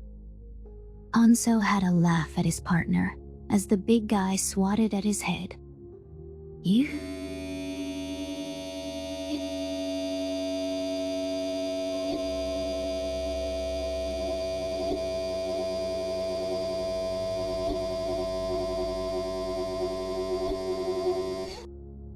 Help! Tyler yelped. Marcel snickered before prying Vern away from the tall predator. My friend returned the fruit snacks, but was careful to keep the Tillfish out of reach of his auditory canals. Sarah had a good-natured smirk on her face, though Burla seemed mortified by her son's mischief. The Tillfish general scuttled forward. I am so sorry, Tyler. Oh, it's fine, my red-haired buddy jumped in. Tyler's just not used to having anything inside his head. It must be nice for him to see what it's like. The blonde human raised his fist. Sarah, can you ban him from the exchange program already? That's predatory behavior there. Why would I ban the cutest duo in the whole program, even if I had that authority? The Terran scientist flashed her teeth at me, and I ducked my head. Seriously, Burla, Read the pamphlet. I'll forward information to Marcel about a screening. The advice of a specialist is better than my general knowledge. Damn you. Thank you. I appreciate that you've been so kind to a random child. Anyone but predators would. I don't need a reminder. The last 20 years of my life were like someone else lived them. Fuck the Federation, Anso hissed. Sarah furrowed her brow. Are you okay? I'm fine. I'm fucking splendid, but I'm going to crack some Farsel's skull before I call it even. Well, then. I'll be happy to show you guys around the facility, and we could use the extra hands. Pause. There will be no violent or anti-Federation talk around these Venlo, okay? Please, whatever you're going through, leave it at the door. The Yochul flicked his ears in acknowledgement as all three humans surveyed him with worry. There must be something about Anso's backstory that only Tyler knew from what I had gauged. The Federation diagnosed this marsupial with predator disease due to his aggression. Anso was right when he told me not to use the words predator disease to refer to myself. Even if it was a Venlo's natural state, the humans were the only ones that understood that. I had thought about visiting my family while I was on Venlo Prime and introducing them to Marcel. However, the fact was that I belonged with predators more than my own people now. The dark truth had been right in front of my face every time I felt shame over my own transformation. My parents wouldn't recognize me anymore. They would reject me if they realized what a violent man I had become. It took coming home to realize that the old Slaynik was dead. There would be no return to normalcy. The Nature of Predators 112 Memory. Transcription Subject O Po U E Sif Arc sur Dominion Sector Fleet. Date Standardized Human Time December 17, 2136. Proxima Centauri was the site of many human endeavors, which I had many human guests due to its constant ship activity. The nearest stellar system to Sol had once been where the Zerulean hospital fleet amassed to tend to an ailing Earth. Now, it was a bastion of human ships and drones. Rapid deployment was possible with a snap of their fingers. This went beyond the colony, which had temporary housing, and the hastily assembled stations around the worlds. The fleet that the Terrans were constructing was enormous and ripe with novelties that I had never seen. Identifying these devices proved difficult with how out-of-the-box humans could think. An excessive amount of patrollers prowled the system, ready to warp off to Earth or Venlo Prime at a notice. Anti-FTL boys and other minds saturated the system. Even Oleg and Lisa were wowed by the sights in the viewport. Probes propelled by solar sails could maneuver without emissions. Asteroids had FTL drives strapped to them, and other debris had engines attached as well. Artificial rods and slabs of metal were ready to be slingshotted at an enemy. There were other projectiles I failed to classify, though I was glad none deigned to attack me. Fascinating. I thought that visiting a system outside of Sol would lessen the military presence, I murmured. Felra's whiskers twitched. I had no clue they built so many ships, so fast. Our industrial power's something else in a war economy, huh? Oleg rubbed his eyes as he strained to make out the details. Who knows what secret weapons the UN is ready to deploy? Maybe even those death rays they denied existed during the satellite wars. Lisa looked exasperated as ever. Oleg, the Grand Gulf meltdown and those fires were caused by hacking, not a death ray. And don't tell me that's what they want you to think. But it is. The dosser giggled as she paced back and forth across my console buttons. I couldn't believe how quickly the prey animal had grown accustomed to me. She seemed determined to help me. Feller had drilled me on every aspect of betterment, from their policy goals to the powers of a chief hunter. It didn't seem that there was a suitable way out, but I was hoping the United Nations would have some advice. I stiffened as a blinking icon appeared on my data feed. There's a civilian transport approaching us on an intercept course, transmitting a looping message. Well, what's it say? Oleg prompted. Lisa crossed her arms.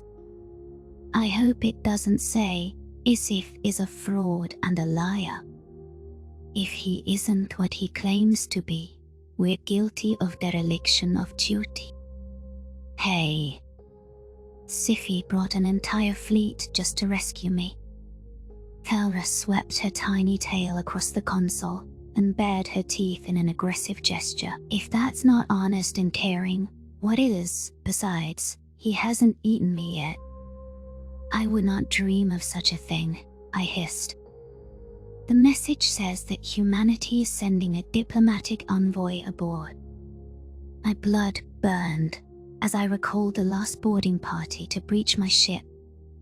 Waltzing into the heart of Terran territory again wasn't my first option, but I was in hot water.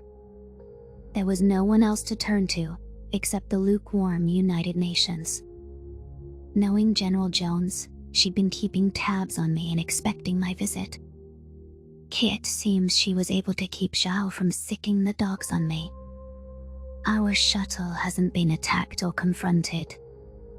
I brought my vessel to a standstill and tried to trust that Jones had the situation under control. Making my shuttle easy to breach should signal my compliance. A thunk passed through the hull as the diplomatic transport latched into the side.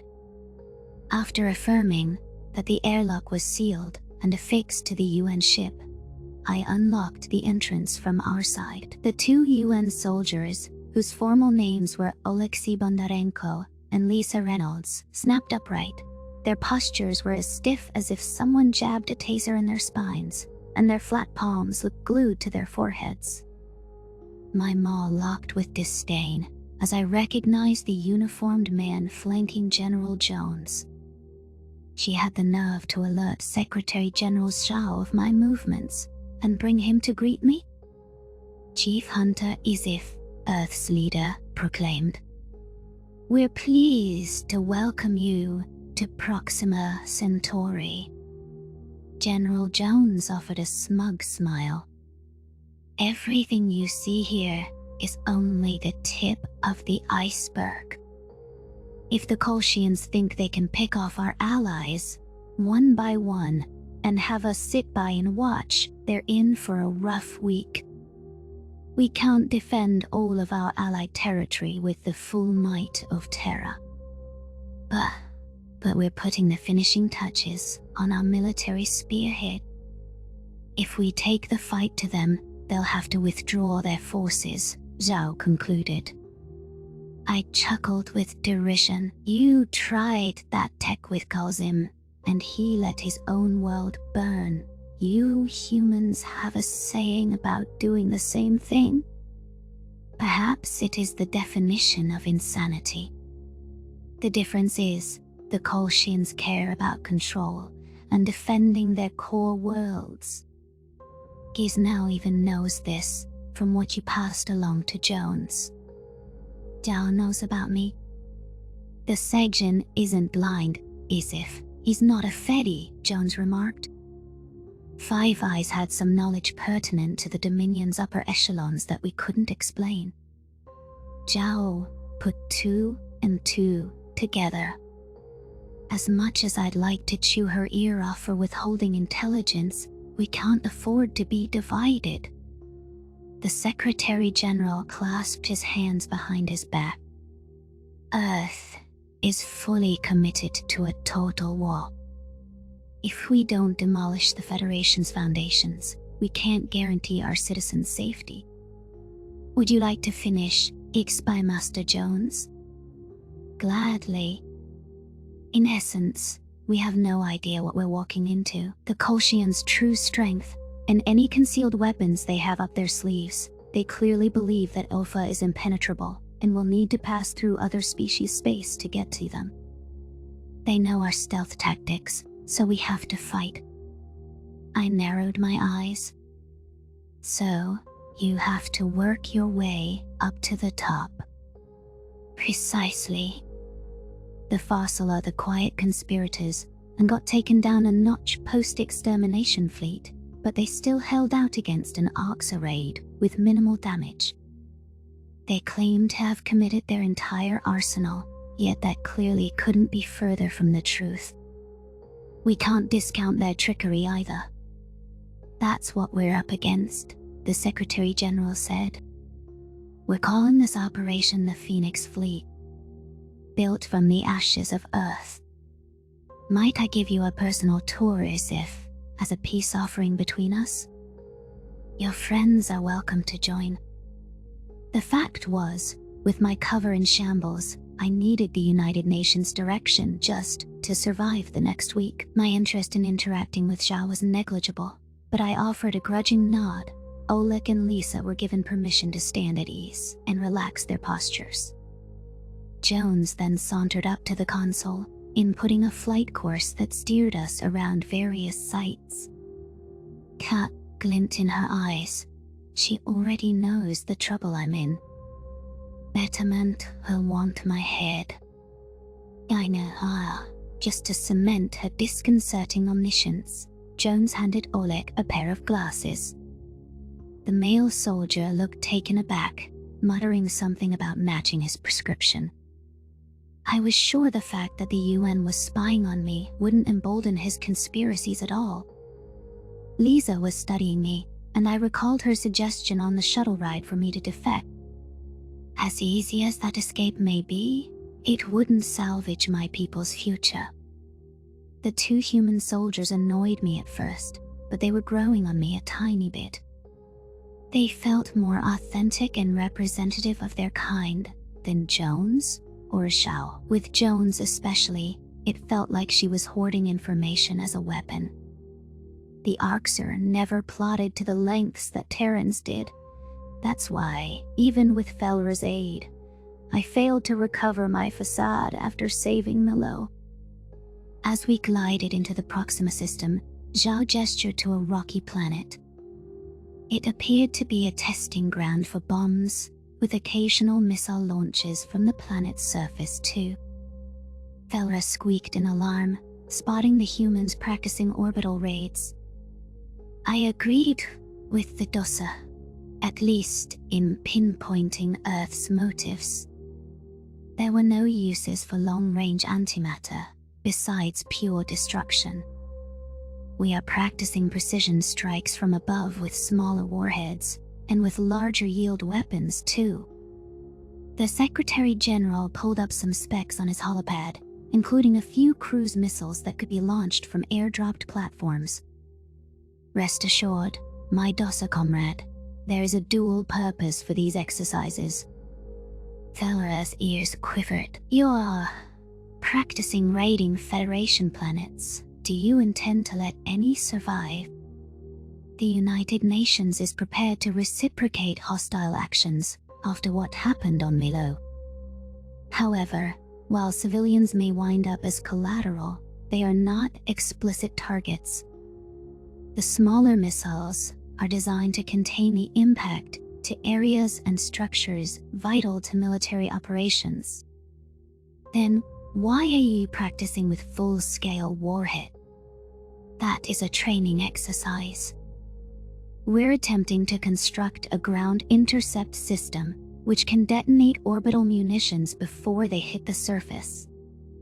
It's the same idea as a missile defense system, such as the Iron Dome.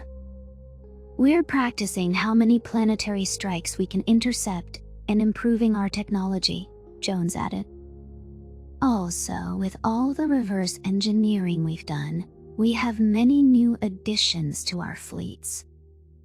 If I may, my shuttle continued on its charted course, peeling away from the testing ground. If Earth had been able to stop missiles before they impacted the ground, perhaps their losses would have been less severe. It was incredible how quickly the humans were improving. Their innovation was unsurpassed, and I could see the beginnings of a galactic superpower falling together. If the Terrans had a few months to get everything in order, this would all be a different story. They are a driven species, to come from their first FTL ship to this in months. Felra's fear scent still lingered in the air, but her eyes glistened with curiosity. I could only imagine how she felt, touring a Predator's killing devices after learning that her friend was an Arxer commander. To exacerbate our dilemma, she had watched me tear 4 Kolshians apart like it was nothing. I reminded myself to explain to the Dasser that humans couldn't have done this without allied manufacturing power. Even in war preparations, they proved themselves a social species that outshone the Arxer. "Are you okay?" I whispered. "This is a more up-close and personal view of human killing abilities than you likely intended." Felra chuckled, though the nerve seeped into her tone. "I was curious about joining an exchange program, but this is more than I bargained for. I could do with a little more petting and less bombs." Lisa coughed. "I heard that. Careful what you wish for." The shuttle approached a drone hub, which appeared to include self-piloted hospital ships. The Terrans wouldn't need to divert any qualified helmsman to ferry the medics into battle. General Jones fiddled with my console, determining how to highlight items on the viewport. Her binocular eyes sparkled with pride. The drone program was her brainchild. Not only are we experimenting with varying drone sizes and with automating certain functions even in manned ships, but we've also crafted mini-drones. The Spymaster's rosy lips turned up, and she highlighted a handful of specks small enough to fit in my hand. "And you can fly thumb like steered bullets. Good luck targeting something so tiny." My growl vibrated with appreciation. They could find chinks in armor and be rigged to explode, or be used as scouts alongside those solar sail probes you have. I'm glad to speak to someone who appreciates our craftsmanship. Tava, bless her heart, gets this blank look in her eyes when I delve into military details, and General Cam just acts like a cheerleader. I'm not sure he knows what he's applauding. "You've learned of our shield-breaking technology, with how we kicked Shaza's hind end with it." Zhao flashed his teeth, insufferable in his haughtiness. "You see the drones in a simulated engagement portside? They can take out enemy shields now, optimally, without human input. Our shield breakers. That's all well and good, until they turn that tactic back at you, yes? Element of surprise, gone. Keep watching the ships they're firing at. Look what happens during a shield outage." My pupils surveyed the viewport, and I parted my maw with curiosity. Felra climbed up onto my shoulder, getting a better view of the action. The human armaments were ducking it out with phony weaponry, and that included a simulation of shield breaker input. They accounted for such devices being used against them, after all. Terran craft that lost shields deployed a platform in front of them, which assembled itself into a wall. These fortifications provided an extra layer of defense for human ships and could absorb lethal munitions being used against them. It was easy enough for the UN to shoot through the gaps, while the enemy's return fire couldn't thread the barrier. I wasn't sure if it was the simplicity or the far-reaching effects of their ingenuity that impressed me. "That is clever, Zhao. Whenever you are done showing off, I need your help, I hissed through gritted teeth. The Secretary General glanced at me. The showing off has a point. We are aware of your troubles, but there's no walking back what happened at Milo. You should call for an open rebellion against the Dominion. Zhao is right. You have access to the rebel forums to share what you know, and you have the confidence of 2 sector fleets, Jones ascertained. Remind them of how well Earth fed them. We shipped a non-sapient cattle, which we agreed to at Silas, to your headquarters. A start, if you're smart with it. That is the madness. My roar reverberated throughout the ship, making every human but Jones flinch. We're not ready to fight betterment. Not without human help, which you won't give. Food won't fix that. It's the hierarchy of needs, Isif. Feeding your people will free their focus to fight intelligently. You have access to fleet-wide communications. Perhaps you could offer sanctuary to defectives as well. What about human help, Jones? You refuse to fight a 2-front war, and you say it has a point, but you haven't expanded upon the purpose of your boasting either. The Secretary General pursed his lips. I'll answer this one. What I'm showing you here is that we have a fighting chance against the Federation. We're going to slay a giant, or at least try to. We can't offer you anything today, Isif, but if we make it out in decent shape, humanity will aid you. That's not now. I'm supposed to campaign on hope and an empty promise. I don't make empty promises. Look at how far we've come. You must believe that we can end the Federation. You need to hold out to keep yourself and your movement alive until we finish this fight. Will you give it a shot? Felra twitched her whiskers, a sign of encouragement. If my Dosser friend thought this crackpot plan was worth the effort, then perhaps I could try to stand up to the might of betterment. An influential archer like myself was the leader figure a rebellion needed. I'd proven my might in battle, and I knew how to command fleets. I guess we're going to Ictree to overthrow the Dominion, I sighed, ignoring Felra's happy squeak. Humans, if you believe we could ever have a better future, as I do, you will help me. Any way you can. We will. Zhao extended his hand and I gripped it reluctantly. Not to sound like Jones, but you can't trust anyone. Keeping you alive will be key. You know that. That's why you've wandered for weeks without an armed escort. Your point is, perhaps you would trust human soldiers as your full-time guards. If Bondarenko and Reynolds here are up to the task, that is, I cannot give them that order in good faith. It's a dangerous assignment beyond the scope of what any soldier signed up for. Oleg grinned. Being on the inside of spy insurrection shit, sir? I'm in if it helps the United Nations and swings the balance toward galactic peace. I'm in too, sir, Lisa responded. I could live with keeping them around. Thank you. And Fella, do you want to stay with the humans?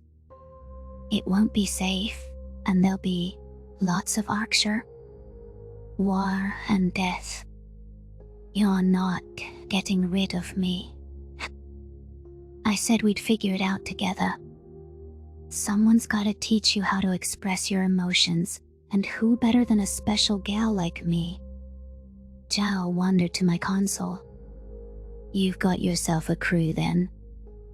Now, let's help you draft your statements, shall we? Unofficially, of course. If someone had told me before the cradles fall that I would start a rebellion with generals of pack predators, I would have thought it was absurd.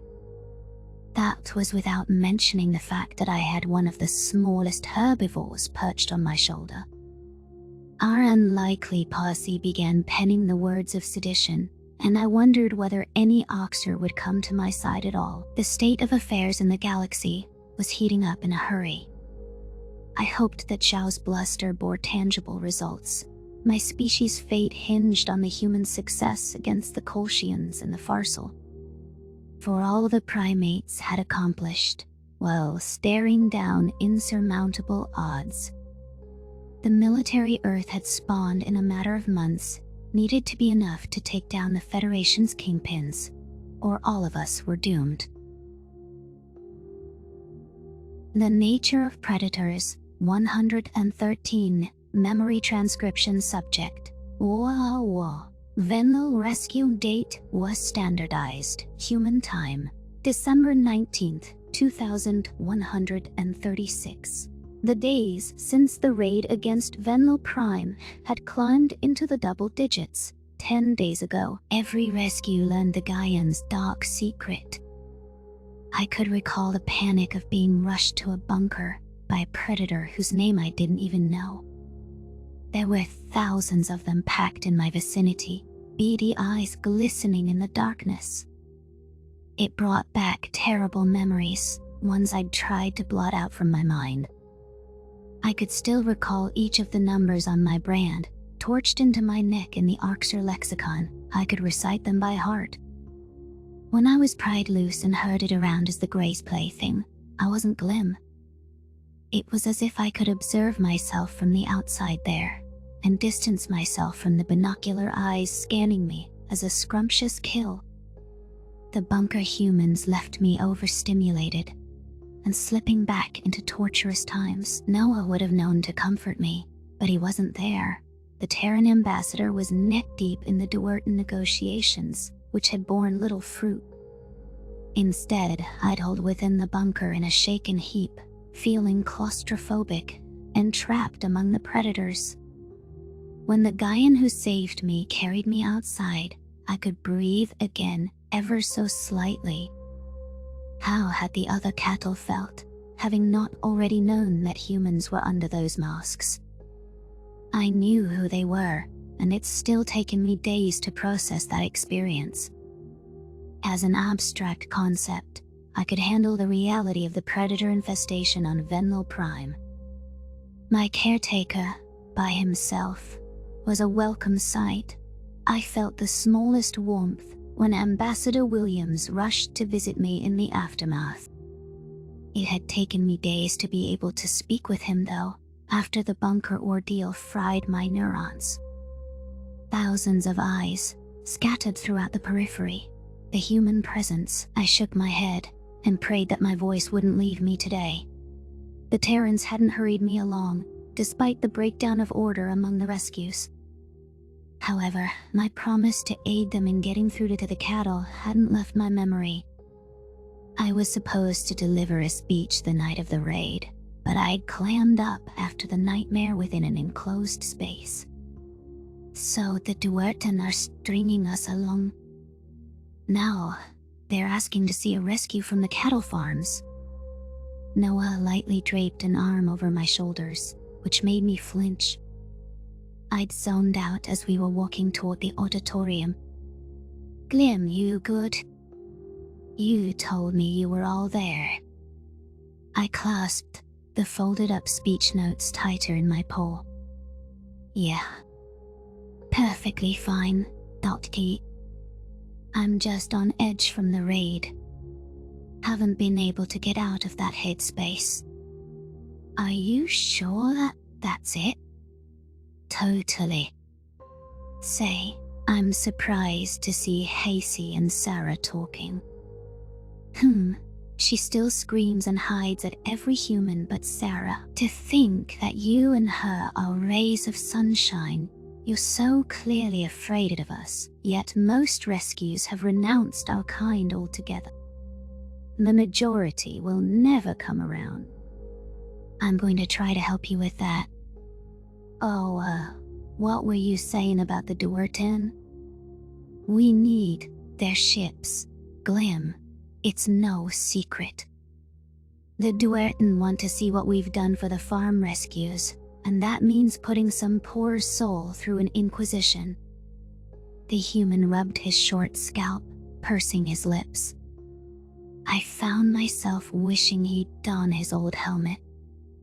I hate to ask even more of you, but I think you're the closest thing we have to an objective voice. I pinned my ears back. If it gets me out of this place, I'll do it. So you're good with leaving straight from the speech? I don't mean to rush you, but the Federation is knocking on our doorstep.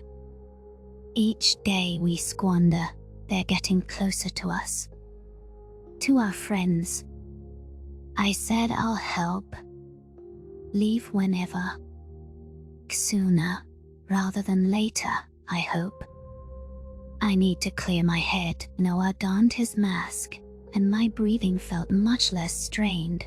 The human remained off to the side in the hallway, but pointed to a lectern in a conference room. Disaffected rescues had been shown to the area, and a few chattered nervously about the predator's intentions. There was a camera to record my words for the Venlil that hadn't been coaxed to the meeting area. I unfolded my speech notes and surveyed the words I'd written before the raid. My conviction had been tested at every turn. I didn't know how I could muster any persuasive abilities. Someone had to give these traumatized Venlil an explanation, if they were to attain any solace. It was shocking to discover the sweet species, who waited on us hand and foot, had the form of our enemy. I leaned closer to the microphone, summoning all of my strength. Hello, everyone. To answer your burning question, the Gaians hide their faces because they know what they are. A predator race, they rationalize the deepest evils with ease, and their past rivals, the Arxers, in its age horribleness. My voice came out flat, save for the last stutter. Nervous gasps tailed from the audience, and I tried to add gusto to my tone. Their real species name is human. The Federation has known about these wicked flesh-eaters for centuries. As an exterminator, and someone who has faced the same evils of captivity as you, I've encountered the worst predators. They are everything I fought against and then some. Noah stiffened in the hallway. Several Gaians began to start toward me, perhaps to cut off my speech. They thought that I was generating additional panic. I could feel my caretaker's awful eyes on me through the helmet before he decided to trust what I was doing. The Terran ambassador extended an arm, holding his colleagues back. Scrawled in red ink, I read my hasty additions to the speech, which I tacked on last night. Addressing current events was important, both for these Venlil and myself. This was about reminding myself why these primates were nothing like the Arxer who tortured me. But all of you know that humans act kind and endearing to us. You saw them say Venlil, while the weaker predators cowered alongside us. That was what really happened. Glim, you saw it. Your logical brain knows this, but it's like someone turned a faucet of memories back there. Thousands of them locked with us for hours, across from makeshift hospitals their people set up, inundated with fear scent and copious amounts of blood. The MTs clasped packets in their hands, and I didn't drink them. The Gaians seemed taken aback by my last note, but among the crowd, I saw a few tail swishes recognizing that oddity. There had been many things I'd regarded in the outside world, which suggested the predators had carved out ordinary lives here. Venlil and humans intermingled across the capital and banded together in the war, clearing my throat. I hurried through the last bit of my speech. I escaped this very facility weeks ago, and the world I saw wasn't enslaved or suffering. I saw these eye predators playing fine stringed instruments, trading fruits, and talking piteously about us. My caretaker pulled me back from an oncoming train, saving my life, and held me when I mourned a familial tragedy.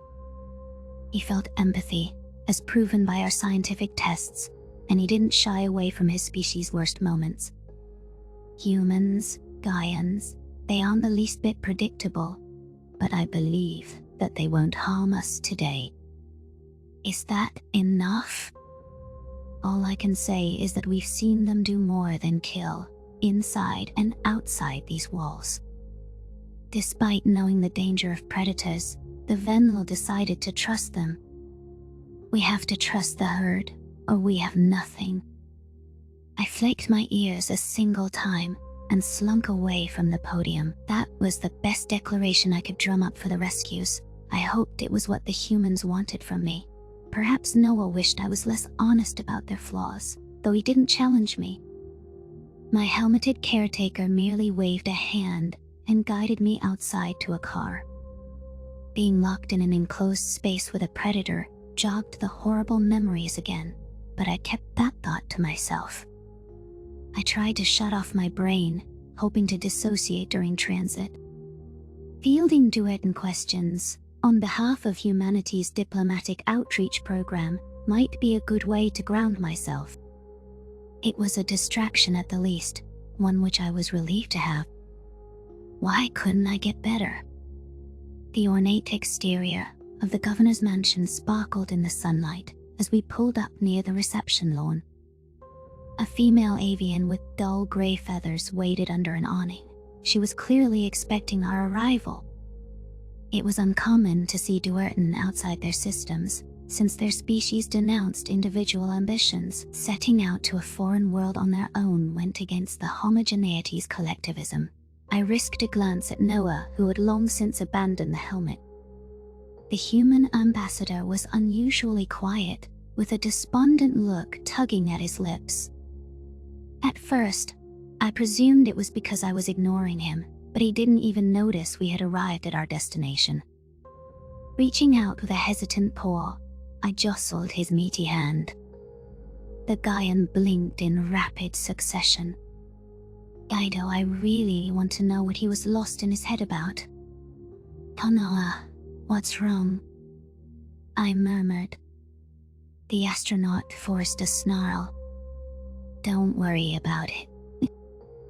You have your own problems, Glim, which are much heavier than mine. Besides, we've got to go. The Duerton ambassador is right there, waiting for us. She can wait 10 seconds for you to tell me. I'll feel better knowing. If I tell you, will you promise to get out and talk to the Duerton without any additional questions or comments to me? Fine. The stampedes, I can't stop thinking about it all. The bodies, the calamity. Thousands died, even with our help. Tava says that's normal during emergency evacuations on Venel Prime. That's what you're brooding about. It's sad, Noah, B, but there's nothing you can do about it. No. I could have done things differently before. I know for a fact that everyone on this world was sent to bunkers when Sarah and I first showed up. How many people did we kill by saying hello? Those casualties were directly caused by our arrival. An unintended consequence. Oh. Remembering my promise not to press Noah further, I slid out of the car. There was nothing I could say to comfort him, unless he was feigning empathy to tug at my heartstrings. He must have noticed that I was pulling away from everyone. In the wake of the raids, it was never certain his feelings were authentic. The human ambassador's gaze scorched into my back, and he shimmied out after me. With forced cheeriness, he waved to the Duerton ambassador. Ambassador Koji. It's wonderful to see you. Noah's abrupt shift in demeanor left me questioning just how well he could act. This is Glim. He was rescued during an exchange negotiated by the UN Secretary General. I've been helping him settle back into Venlo life. Koji's bill was lengthy and curved, and looked threatening when it was pointed toward me. The Duertan studied me with a haughty aura, not saying a word.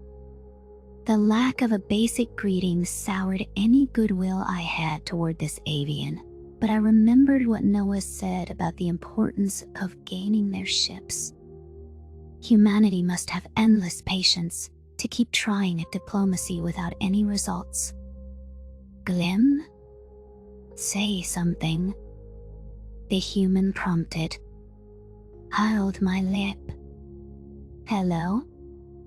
Apologies for his shortness, Madam Ambassador. I'm sure you understand the trauma he's recovering from. Feel free to ask him any questions you like.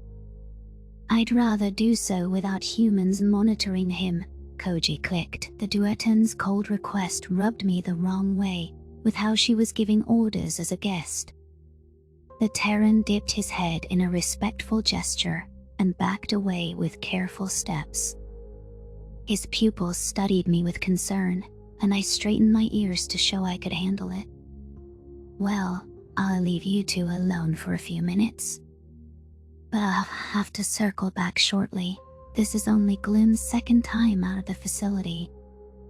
His welfare is important to me, the Predator responded, to be greeted with silence. Okay then. Good luck. Noah seems more awkward than usual. I can't blame him, not receiving any positive cues from the Duertan. Kochi inspected me once the Gaian vanished. Has that human talked about Milo at all, Glim? Milo, the Dosser homeworld? I asked. I'll take that as a no. In short, the Kolshians raided the planet and are doing stars know what to the populace. These Terrans made sure to give us all the details, but they care so little for their allies. It's just propaganda to them. They use it as a tragedy to show what the Federation has done, yet they're doing nothing to take it back. They won't protect their allies when push comes to shove, except for the Venlo. I thought you wanted to ask me about the cattle rescues.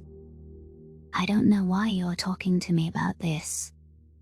Because you've heard what they really think. You won't just defend them blindly like your government does. Humanity could glass her own world, and Tarva would be on television the next day talking about how wonderful they are. They just want our ships. They think the homogeneity doesn't know they plan to use us and discard our lives. Ambassador Koji, what incentive do we have to go against the Koshians? We don't want to fight them. We don't even like humans. They're loud, selfish, and brutish in the presentable version of themselves. Noah's happy to woo us into getting slaughtered and fan the flames of war. I don't like him either, and I want nothing to do with their whole alliance. Listening to someone else insult my caretaker boiled my blood, despite my jumbled emotions. It was true, by the ambassador's private admission, that humanity was trying to flip neutrals to their small alliance for manpower. However, if the Federation had actually raided the Dosser's homeworld, how could that be turned against Noah? These Duertan were just wasting the Terran's time, and that pissed me off. You're a fucking moron, I screamed. You could use the humans to your advantage. If you were smart, you'd realize they were desperate and set the terms. You want to be protected, then specify that.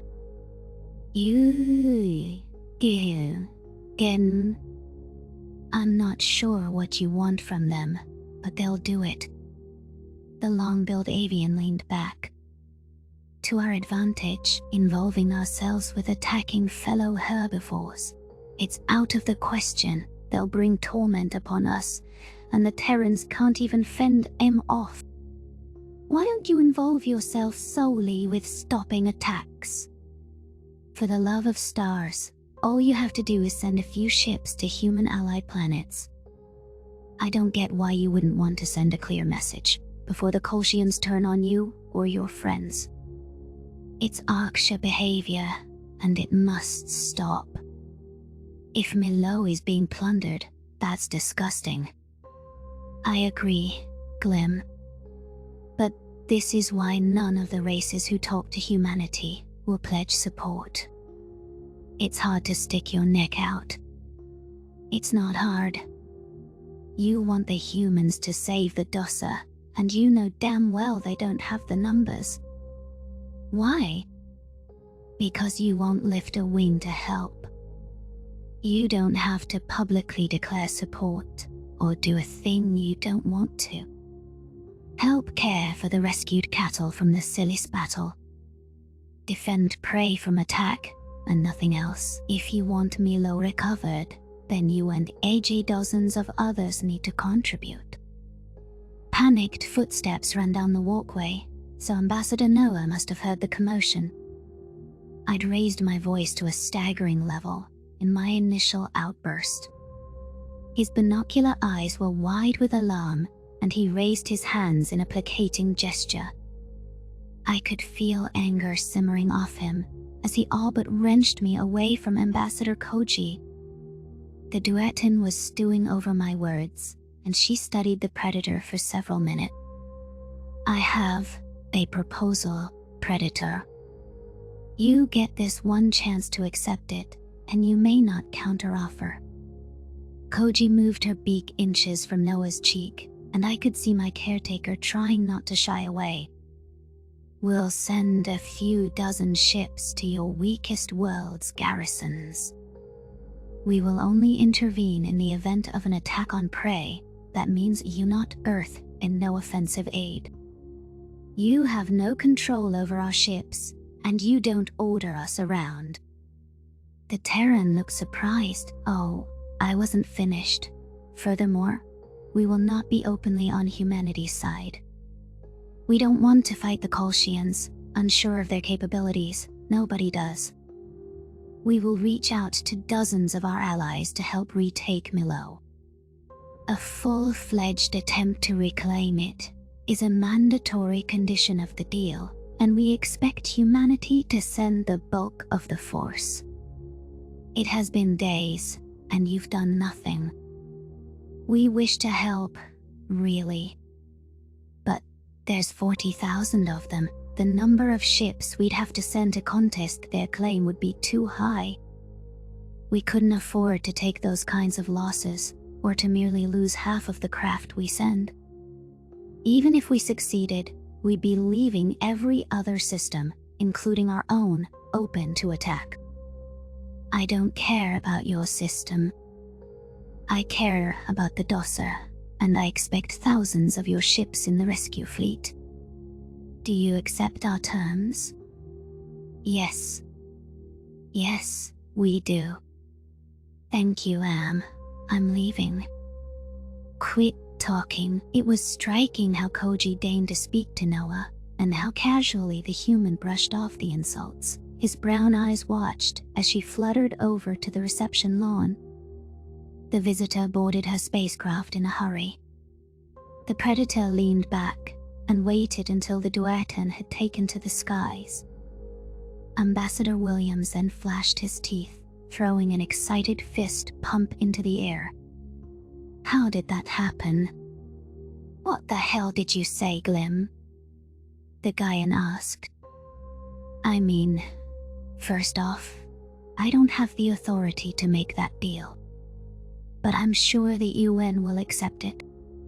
Besides, if I didn't say yes, she would have taken it off the table. I tilted my head. I told her she should set the terms. That's what that Duetin really wanted. Control. Sorry that she, took my advice in a forceful direction. Aren't you angry? Oh, not at all, you brave, wonderful Venlil. You just gave us the ability to increase our friends' defenses and try to take back Milo.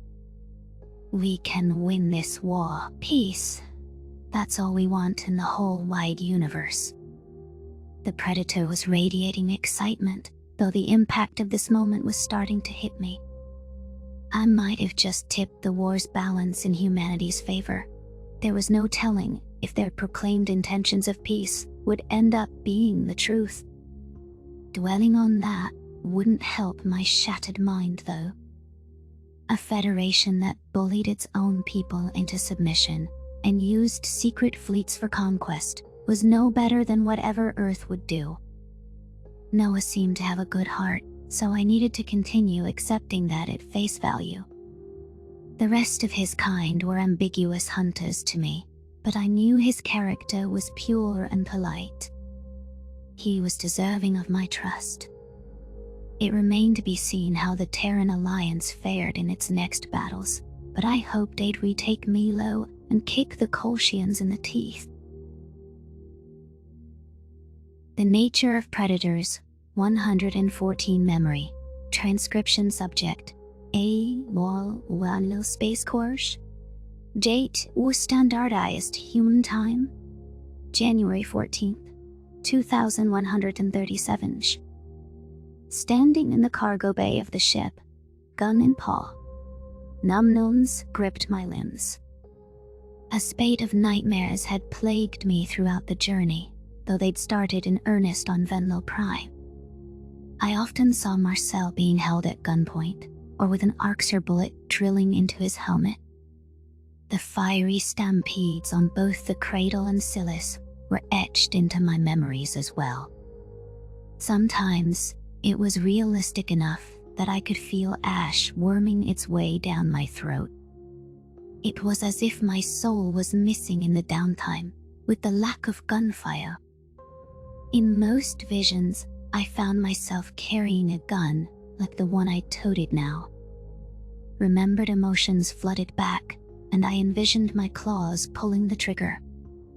Reality made sense when I was on the battlefield. Coming back to civilian life on Venlo Prime had been what was alien. In my heart, I knew Onso was right about professing my predator-diseased aggression.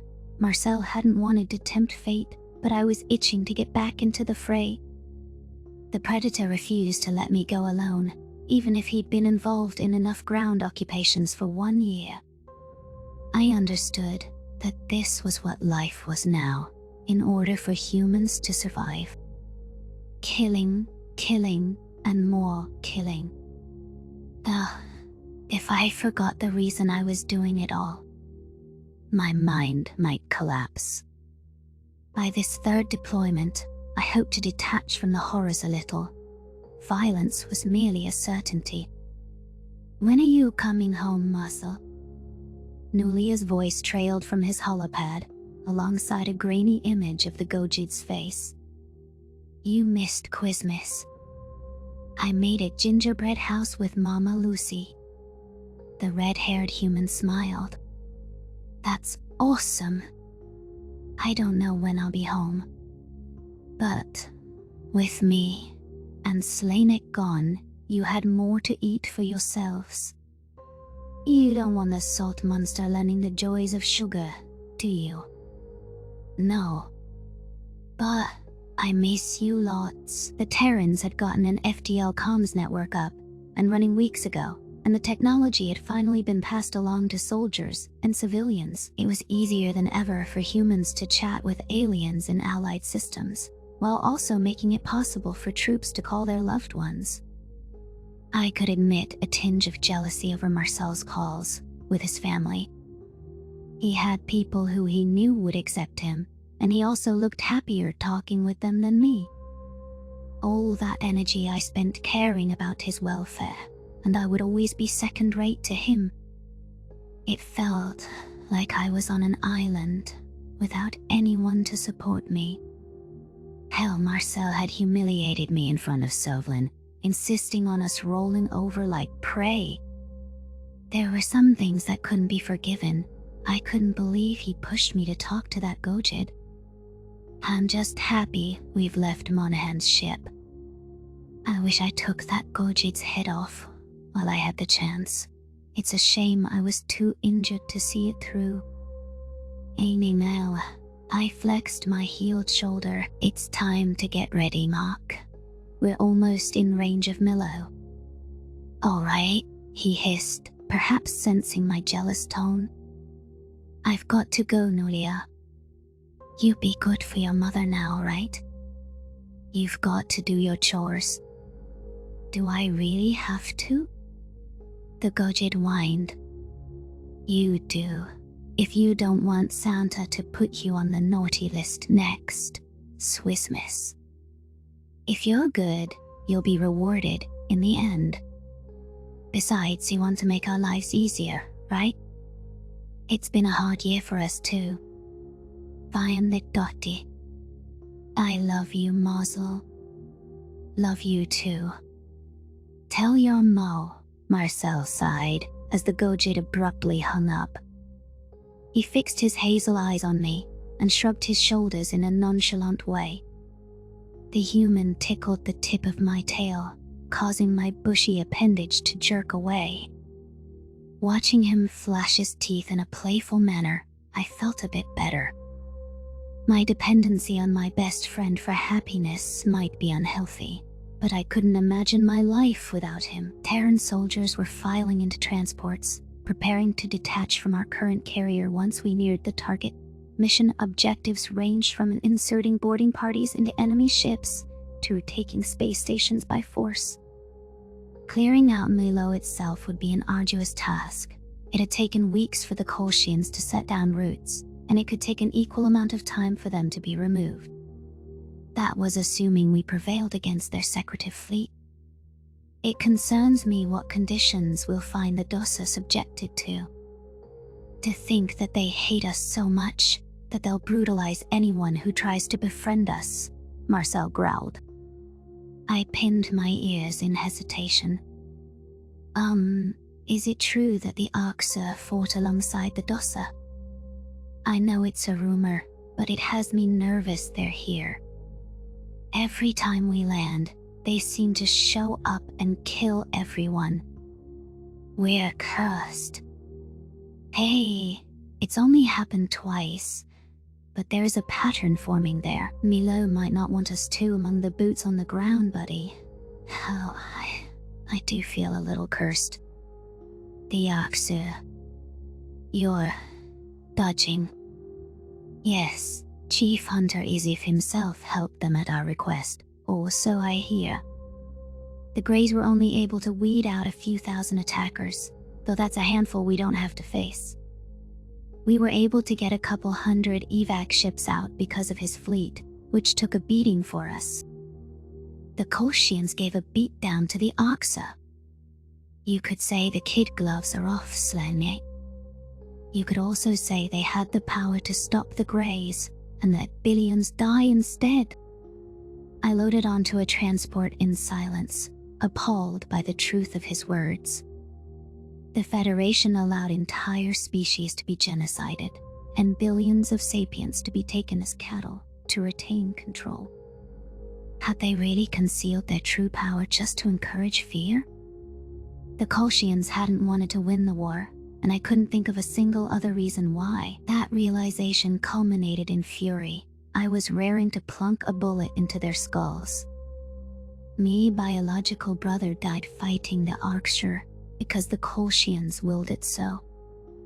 Everything we've ever done has been frivolous. All of this haunting death was for naught. Our transport had its own ability to monitor communications, and a digitized replica of the bridge's viewport. We could transition between the host carrier's eyes and our own once we were cast into the stars. It was true that humanity had also faced numerical odds at Koa and Silis, and that they had triumphed all the same.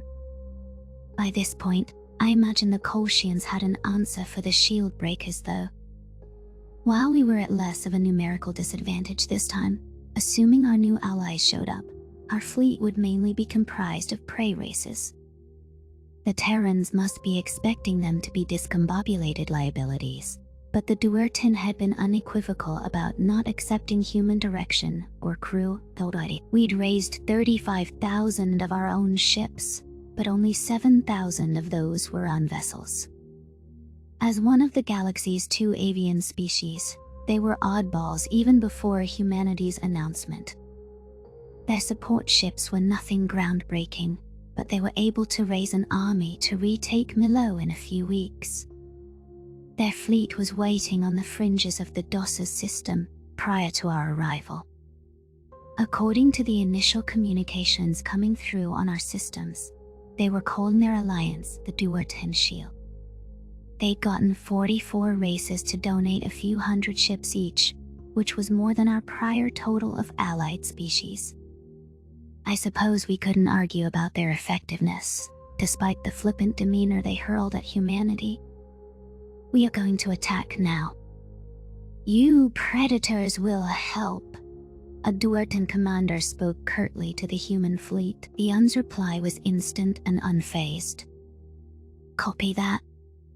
We're right behind you, Duertan Shield. The Terran armada was laden with novelties, and our newer vessels had a bare-bones crew thanks to the automation of duties. The plan was for older vessels to be retired or retrofitted to require less personnel. However, Earth's current focus was sending out anything with guns and FDL engines. They wouldn't be scrapping any ships that had endured the prior battles. That was why Captain Monaghan and our Sovlin-bonded idiot friend, Tyler, were being sent to enemy-occupied territory at the Federation's heart. Automated vessels pressed forward on the UN's front lines, though the foolhardy Duertan insisted on leading the charge. Our hospital ships lingered on the fringes, ready to move in as needed. According to Marcel, humans considered such vessels non-combatants, but I imagine the Kolshians thought any predator ship was fair game. Here we go, Marcel murmured. Thousands of enemy ships approached on the viewport feed, pulling away from patrols of the system. They had been ready to face intruders at a moment's notice. Milo was encased by a multi-layered defense, and various stations were also fortified to the max. The Kolshians had ships that I didn't even recognize from Federation classes. For instance, cylindrical vessels that looked like a drainage pipe, an odd pyramidal craft. A few executed maneuvers that would have killed any crew. Either they had inertial dampeners that broke the laws of physics, or more likely, they had drones. Kolshians couldn't have figured out and built autonomous ships in a month. The Terrans aren't the only ones to think of such a thing. My human's hazel eyes stretched wide with the same realization. Since when do they have drones? You didn't even know what those are, Slynet. Similar chatter erupted among the soldiers, with many offering some vulgar words about our enemies. Other predators clad in armor were crammed into my transport as we were packed in for deployment. The plan for our particular unit was to retake a civilian research station close to an outer planet. That meant getting past this Kolshian fleet. They'd seemed to have dropped the prey facade entirely. That meant that humans were their first threat that required them to uncork their true power. Even the Arcture never offered a true challenge to their stranglehold on the galaxy, despite being presented as an undefeatable menace. It was clear in the Kolshian Farsul arrangement which ones were the enforcers, and which ones were the brains. They have these since they realized, you have drones, I answered. Or rather, they show that they have it. Marcel chewed his lower lip. Of course. A manned vessel can't make decisions at the same speed. Fight fire with fire. Good thing we stepped up our game too. The high-stakes clash had commenced on our screens, humanity was following the cues of our so-called friends, who led a reckless charge. Kolshian drones were clinically dissecting the first Duertan shield ships to draw within firing range. The oddly shaped enemies made targeting wonky and forced the Avian Alliance to switch to manual firing. Even a human would have difficulty targeting a computer-piloted craft with its calculating ability. The Duertan panicked, tossing out munitions without aiming at all. The Federation was unrelenting against our allies, dispatching missiles amidst their ranks. More gasps came from the humans as Duertan shielding flickered out across the front line. I was inclined to believe that particular weapon was reverse-engineered. The shield's neat V formation was collapsing, and ships nestled behind the leaders retreated toward the UN ranks. Perhaps they should have let us lead the way after all. I guess we'll see what Marcel was saying about stepping up their game. It follows that he was referring to drones, but what improvements could they make? Sensing my confusion, the vegetarian gestured to an inlaid sensor feed. In the vastness of space, the tiny specks were nigh invisible. The microscopic craft barely registered on the data screen either. Even with the viewport zoomed in to the maximum magnification, I wasn't sure these Terran miniatures were visible to the naked eye. It was easy for an unassuming Kolshian to write them off as debris. Can something that small even scratch a ship? I felt a shudder pass through the carrier as a wave of our cruisers and fighters dispatched to save the scattered Duertan. I don't get how it could have any guns or missiles. Marcel grinned. Slaney. It is the missile. The humans' larger drones dispatched a series of shield-breaking missiles, which the Kolshian craft tried in earnest to deflect. Enough slipped through to cause shield outages, and our nanodrones closed the gap all the while. The United Nations hurled traditional munitions at the enemy, making them think our sole play was shield damage. Seconds later, miniature craft detonated across Federation hulls. Dozens of orange twinkles ravaged single enemies. Explosions were generally inadvisable right atop the engine compartment, and these drones were tiny enough to slip through armor chinks. Surviving Kolshian automatons pulled back to regroup and recalibrate shields. The Duertan shield lingered with uncertainty as we pressed ahead toward Milo. The Avian Alliance was still reeling. They'd lost thousands of ships to our nemesis's unexpected technology. There was no shortage of enemy vessels remaining within Milo's surrounding vicinity. Our allies were a bunch of dunces, and the Kolshians had a nearly endless supply of ships to throw at us. The humans needed to fight their way close enough to deploy foot soldiers, while turning 28,000 liabilities into a serviceable force. Perhaps the Duertan were more willing to follow our direction now, with their pride wounded. Duertan shield, why don't you let us head in first? The UN transmitted a message over the communication channel. A few soldiers in the transport were scoffing at the avians showing.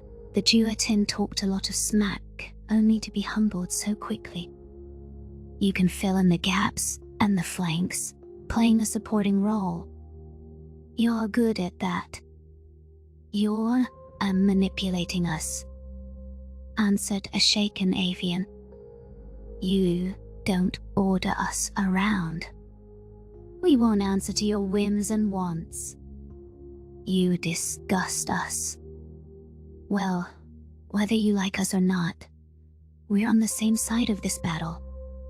This is what you wanted, humans handling the brunt of this mission. You'd rather have us predators dying than your own people. Don't make me beg to have my troops perish for you. You knowing we can fight? That's all you think predators do, right? Sit back and let us kill these bastards. Now we're moving in, before the drones get set up. Let's go, alright? Fine. Ow. This is very temporary. I sure hope so, Marcel grumbled. I wouldn't want those guys watching our backs. The human ships pushed further into the system, carving out a path for their herbivore allies to follow. Most species would have turned back, with such severe adversity out of the gate. As everyone knew, the Terrans weren't most species. The Kolshians were rallying more ships to our locale. The worst of the battle was yet to come. I gripped my harness tightly and prepared for the duel of titans that was about to play out. These were the opening shots of a clash with humanity's toughest opponent yet. The nature of predators, 115 memory, transcription subject, date, way standardized human time, January 14th, 2137. 7,000 human ships moved in a wide arc, closing in on the Kolshian drones. Closing? Manned enemy vessels were also hooking into the fray. The larger frames and bridge structures gave away which ones were traditional craft. These foes were unafraid, perhaps because their commanders were part of the conspiracy. Commonwealth automatons that were struck by our missiles had gotten their shields back up, while we dawdled rallying the Duer-10. The carrier Marcel and I were on veered to the flank, giving a wide berth to the heart of the action. Terran fighters and cruisers, the ones that survived saving our frazzled allies, veered back to escort us. Other manned vessels were transporting more humans to different targets, with the bravest few popping into enemy ranks. The Kolshians preemptively had FTL disruptors up, having learned of the primates' jump into the Arxers' ranks at Silistad. Our boarders had to get up close to an enemy craft the old-fashioned way. Transport 8A, you're en route to a civilian research station. There was a small team of human doctors there as well, studying the effects of Dosser plants on our physiology. A commander's voice growled through the shuttle's speakers. We presume they are dead, since they weren't counted on any evac shuttles. However, your mission is to rescue any Dosser or humans you find on board. Watch your fire. 3 other boarding parties are working different sides of the station. I winced to myself, not wanting to imagine what the Kolshians had done to innocent predators. If those victims had survived for 3 weeks, that might be worse than a quick death. The Federation didn't shy away from starving or torturing anything with forward-facing eyes. Nicholas had denounced Sovlin's actions during Noah's speech, but talk was cheap. There was no telling what a liar like him would actually do. Marcel's eyes darkened. When I signed up for the exchange program, I was so excited about extraterrestrial life. Peacekeepers keep peace. We weren't supposed to be slaughtering aliens who tortured us. I'm glad I have you, Slanik, else I might think all Feds were murderous. We are not Federation, I snapped immediately. We left them, and we don't want to be associated with them.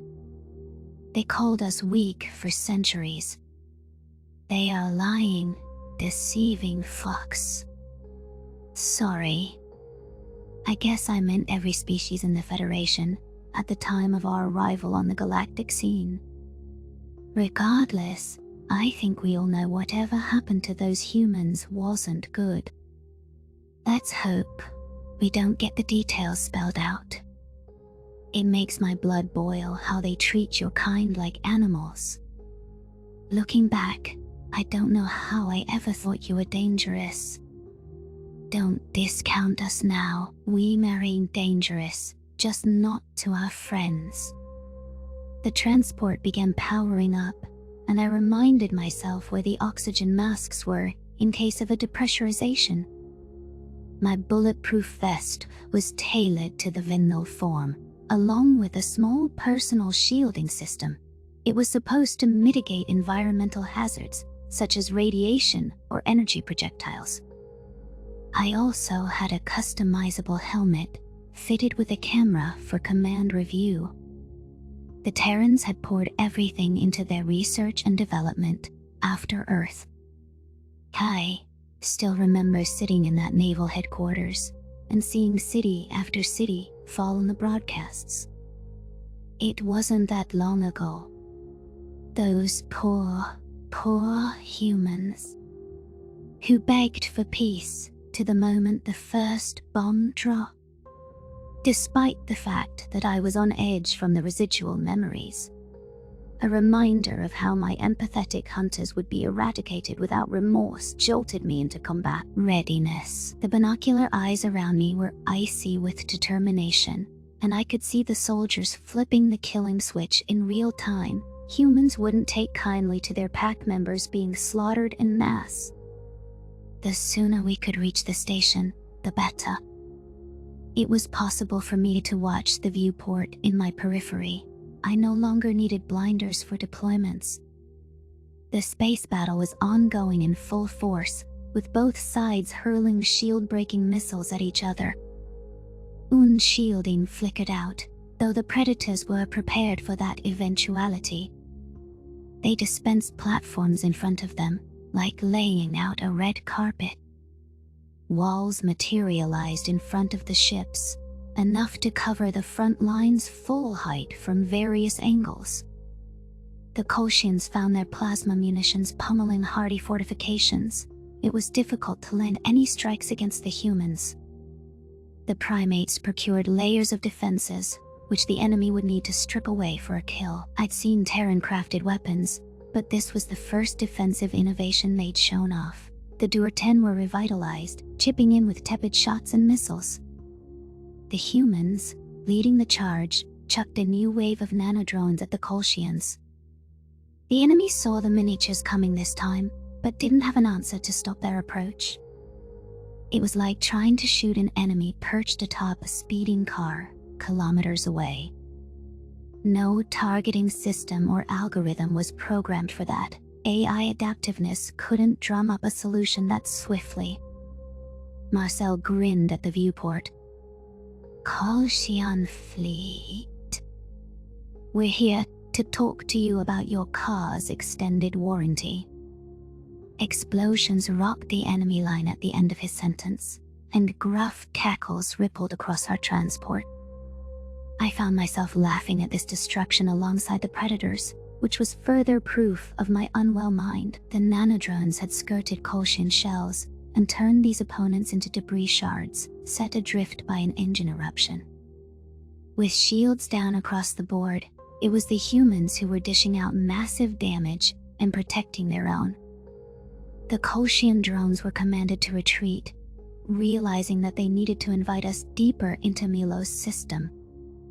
Hunkering down was dandy, if we could afford to wait for the opponent to come to us. However, the United Nations needed to advance on targets, not camp out in the fringes. The Terrans disassembled the walls, which autonomously retracted into ship bays. They pursued the retreating Kolshians with zeal, perhaps incensed, as I was, by the prospect of captive humans. The Duer-10 shield moseyed along with sporadic bursts of fire coming from their ranks. All they seemed to add was the illusion of depth. It was the predators forging ahead. There's only one species that can challenge the Kolshians at all. But the humans will have to claw for every inch, and there'll be a fight on the ground too. We can't pull a full frontal assault with civilians to rescue. Our carrier had separated from the larger fleet, and the research station was within view. The hangar bay doors lowered at a glacial pace, opening up the behemoth's belly to the effervescent stars. A piston brought the shuttle back before propelling us forward with sudden momentum. My stomach lurched, and I leaned against my human for stability. The time for occupying myself with the larger battle had expired. We had been released, alongside a handful of other transports, toward the conquered Dosser habitat. Kolshian warships prowled around the station, which looked like a series of rings stacked atop each other. These foes were more traditional enemy craft, designed to cart soldiers to and fro. They spotted our vector and rushed out to intercept us. Terran fighters pulled away from our right side and moved to greet the interceptors. Their job was to ensure we were unimpeded in transit. I was well aware that our transport could succumb to a single shot that slipped through. Every life on board hinged on how well our allies could keep us out of the fight until we arrived at the station. So, Slanek, what sort of training do you get to become a Venlil Space Corps pilot?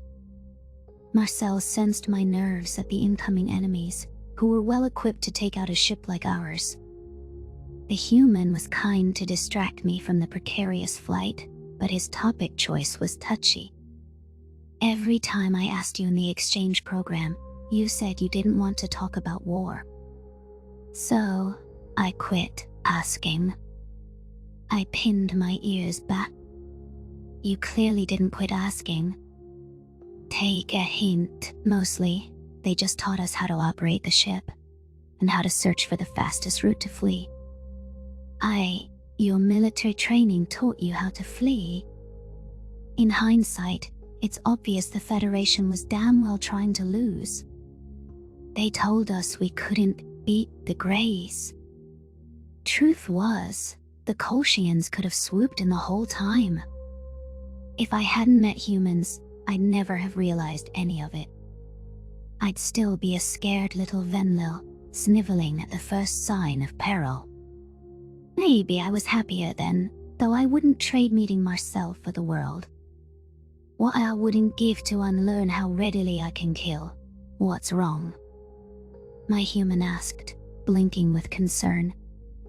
You haven't been yourself since we came back from Silis. You weren't yourself even before the Greys landed there. I snapped my head back like he slapped me. Must you pry at every waking hour? Maybe I just don't want a dog wallet diming. We're in a fucking battle. Marcel clammed up, a taut grimace on his face. I suppose that was the wrong thing to say, when I did want his concern and attention. Part of me wanted to confess how tormented I'd felt, and admit the decline in my day-to-day stability. This was the wrong time for Slanek to go crying to his human, though. If I'd made it through all the battles in the past, I could keep it together for one more fray. I drew a ragged breath and turned my focus to the fighters warding off the Kolshians. Our transport twirled out of the way as a plasma beam slipped off in our direction. We were ready to evade on a moment's notice, despite how it sloshed the soldier passengers around. I couldn't wait to set my feet on solid ground. It was terrifying to be caged, as weapons sizzled around us. The carrier from which we came loomed behind us, with a watchful eye.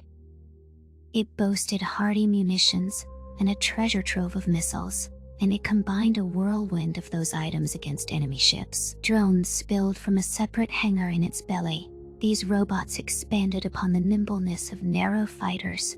Faced with multiple new threats, the Kolshians diverted attention to the source, easing the pressure off us.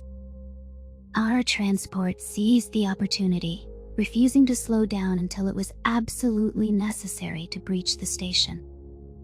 The humans weren't foolish enough to enter through an actual airlock. According to a commander who briefed us, the Kolshians were smart enough to have those locked down tighter than Fort Knox. I wasn't sure what that meant, but I understood the gist of it. Taking the path of maximum resistance wasn't my preferred action. I tapped my tail against Marcel's wrist, and he pushed it away. Hey, I'm sorry for snapping. I'm just under a lot of stress, and I know you are too, so it was wrong. You know I love our chat. That subject struck a nerve, that's all. Don't sweat it, the human sighed. I won't make the same mistake, giving you the silent treatment going into combat, again. No need to worry, my brother.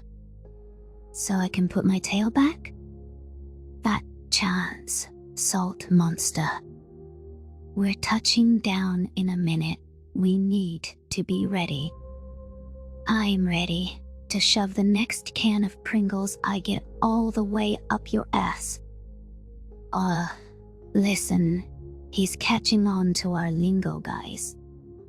We're truly corrupting the Venlo. Our transport bore down on the Dosser station and pulled up alongside a maintenance shaft.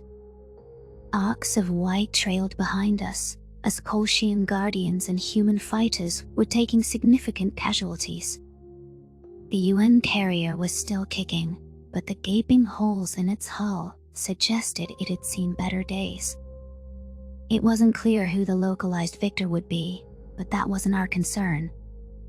We had to assume the Terrans would reclaim this station and focus on retaking it from the ground. Dane and Fleet seems to be progressing as well, and the Duetten have stopped the bleeding from their ranks. The worst resistance is by Milo, though. We're lucky to be assigned to a small station. Transport lurched as it deployed grappling hooks to the structure. Human soldiers chattered about it being like pirates. I tilted my head in confusion as I received a translation error. There was another phrase to ask Marcel in my spare time. Perhaps these pirates were human rescuers who saved lost ships. As someone who'd learned their real side, I wasn't going to assume it was something predatory this time. We rose from our seated positions and arrayed by the exit to bridge the gap. The Terrans had affixed an artificial tunnel to the station, ensuring our travel point was oxygenated. It also ensured that the target's atmosphere didn't leak into the great beyond.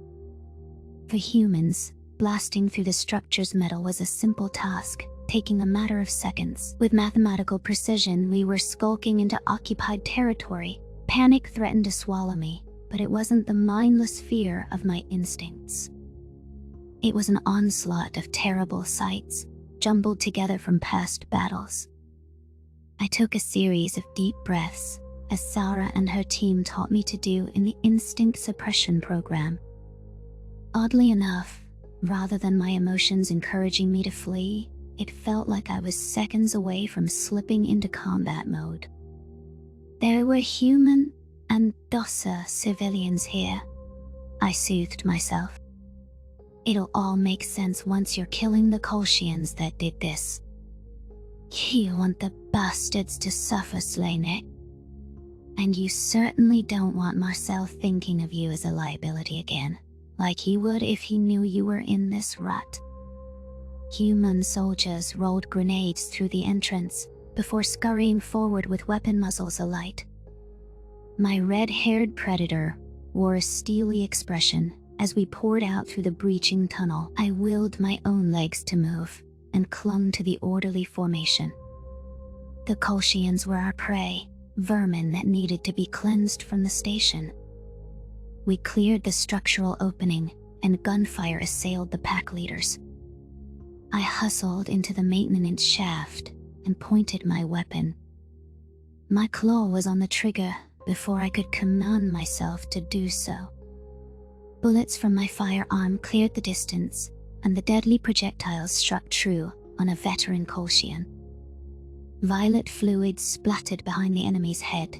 There was no question that had been my kill. I hoped to feel some remorse, but I sensed only the chaos of the situation.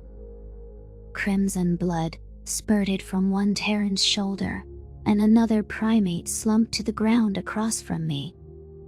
Marcel was moving to cover, hazel eyes wired and determined. We had expected to take casualties, with this much resistance present. As the humans exchanged fire with the Kolshians, I issued a silent plea to the universe for our success. Every station and stretch of land within Milo's desecrated vicinity would be an uphill battle to reclaim. If the Predators didn't deal numerous defeats to the Federation today, our chances in the overarching war looked significantly less optimistic. The nature of Predators 116 memory, transcription subject. Icelandic Venlil Space Courage, datadized human time, January 14th, 2000. 137. Human 87. Human and Kolshian casualties escalated as the firefight raged on in the tight corridor. The enemy had shifted their tentacled forms behind cover, and their response was measured. I was impressed with their level-headedness under the circumstances. My claws popped off covering shots, while Marcel pried a panel open with his bare fingers for us to duck behind. It was shabby cover, but it was better than nothing. The two of us awkwardly situated our rifles and peppered the Kolshians with fire. Our foes had found a robust set of tanks and storage containers to crowd behind, daring humans to charge straight into a stream of bullets. Transports had breached in other areas of the station too, at least. That would discourage the enemy from summoning backup to one locale. Even with just the forces present, I wasn't sure how the predators could flush our opponents from their resilient fortifications. Fucking hell, Slanik! Marcel adjusted his helmet. His eyes darted from side to side, searching for a strategy. There's only one way into the living areas of the station, and it's through them. I found a careless indigo leg poking out behind cover and steadied my aim with a cue to Marcel. My bullet zipped toward its mark, tearing through the flabby flesh. A howl of pain could be faintly heard through the deafening exchange of gunfire, and the Kolshian's leg buckled. The human was ready to finish my kill when the hobbled enemy toppled into the open. My best friend placed a clean shot through their brain as soon as they hit the floor. I drew some ragged gasps. There's a dozen of them, give or take, and I don't think grenades will do much here in all that clutter. We just gotta keep shooting them. The predator popped off a series of shots, making sure to keep his head below the ajar panel. Our impromptu cover was impairing our sightlines a bit, though in this case, I was sure the binocular eyes helped him focus on a narrow range of vision. Marcel stole peeks at the areas the Kolshians hunkered down in, risking the elevated sightlines for a few seconds. A wicked smile crossed his face, and that murderous delight sent a chill down my spine. What if we didn't shoot like them? The human asked. I watched in confused silence as Marcel's aim crept away from the soldiers. I couldn't tell what he was looking at. There was little more than clutter and pipes in the shaft. He closed one binocular eye and inhaled through his stomach for several seconds. It was easy to picture him as a hunter, crouched in the grass, checking that his aim was true. His finger hooked around the trigger, and as a result, a small flame appeared from a stout tank. It seemed to be the standard emergency oxygen supply, which could be used to fill spacesuits in the event of an emergency or required maintenance. The flaming tank violently failed, creating a chain of high-pressure flames from others nearby. Screams came from the sheltering Kolshians, and a series of explosions sounded down the tunnel. The Kolshians flailed about from within the blazes. They were easy targets for the predators to mop up. Human soldiers backed their wounded deeper into the tunnel, ensuring that they were clear of the blasts. A handful of our troops had the good sense to deploy fire retardant measures and managed to quell the blazes after several minutes. The station's built-in fire suppression systems helped, with overhead sprinklers drenching us. Marcel pressed two gloved fingers to his forehead before snapping them down with a sly grin. Why engage in a tough gunfight with unclear results when you can incinerate the enemy? Humans, so observant, under extreme stress. That's my best friend there. I absorbed the shouted reports being passed around and took the cue to move forward. We'd cleared the path into the living areas with an unusual tactic that meant we could discover what happened to the station's inhabitants and what the Kolshians were up to. It was possible that we'd encounter mangled human corpses. Sympathy swelled in my chest for the civilian Terrans trapped here, trying to protect their friends. "Stay alert, Slanik," Marcel murmured. "These are conniving fuckers. I wouldn't put traps, or even a dead man switch, past them. If they can't have these Dossa, they might decide nobody can." I flicked my ears. "Killing a bunch of your kind might be a worthy sacrifice to them, using civilians as bait. I understand the risks." The Terrans unfastened the locking mechanisms on the trapdoor out of the service shaft, and we climbed out of the ceiling hatch in a hurry. There was a ladder that could be taken, but waiting for each person to descend the rungs would waste time. I hopped down after Marcel, rolling the rough landing on the metal floor. Several predator heads whipped around, checking for signs of enemy engagement. Leaders spread their men in anticipation of hostile contact. Koljian footsteps hurried down the narrow hallway, no doubt having heard the thuds of heavy primates' boots landing. We capitalized on the few seconds to ready ourselves, and a dozen guns sang out to mow the hostiles down with prejudice. The enemy didn't even have a chance to employ their own weapons. It was a mere 4 security guards versus a sizable group of humans. I kept my head low as we jogged through the hallway. A series of empty rooms greeted us. This area wasn't bustling with activity. Kolshian reinforcements weren't hustling to our sector, after how quickly we picked apart their entrenched defenses. So far, the battle was going as well as could be expected. We needed to locate some civilians and start to evac victims, while our comrades kept the pressure on in other compartments. "Why don't we check the med bay?" I shouted. "That's a logical place to start for re-education." Just like that Takan doctor, San, that wanted to whisk me off. A human leader narrowed his eyes. "Not a bad idea, Benny. How do we locate the medical areas?" "This seems to be the mess halls, game rooms, lounges, and so on. If it's a standard design, we're adjacent to the personal quarters now," I explain. "Work stuff will likely be closer to the center, with the medical areas having a separate wing. There should be signs of a raised paw pad, the doctor symbol, like your Red Cross." "Very well. Lead the way, since you seem to know the ins and outs."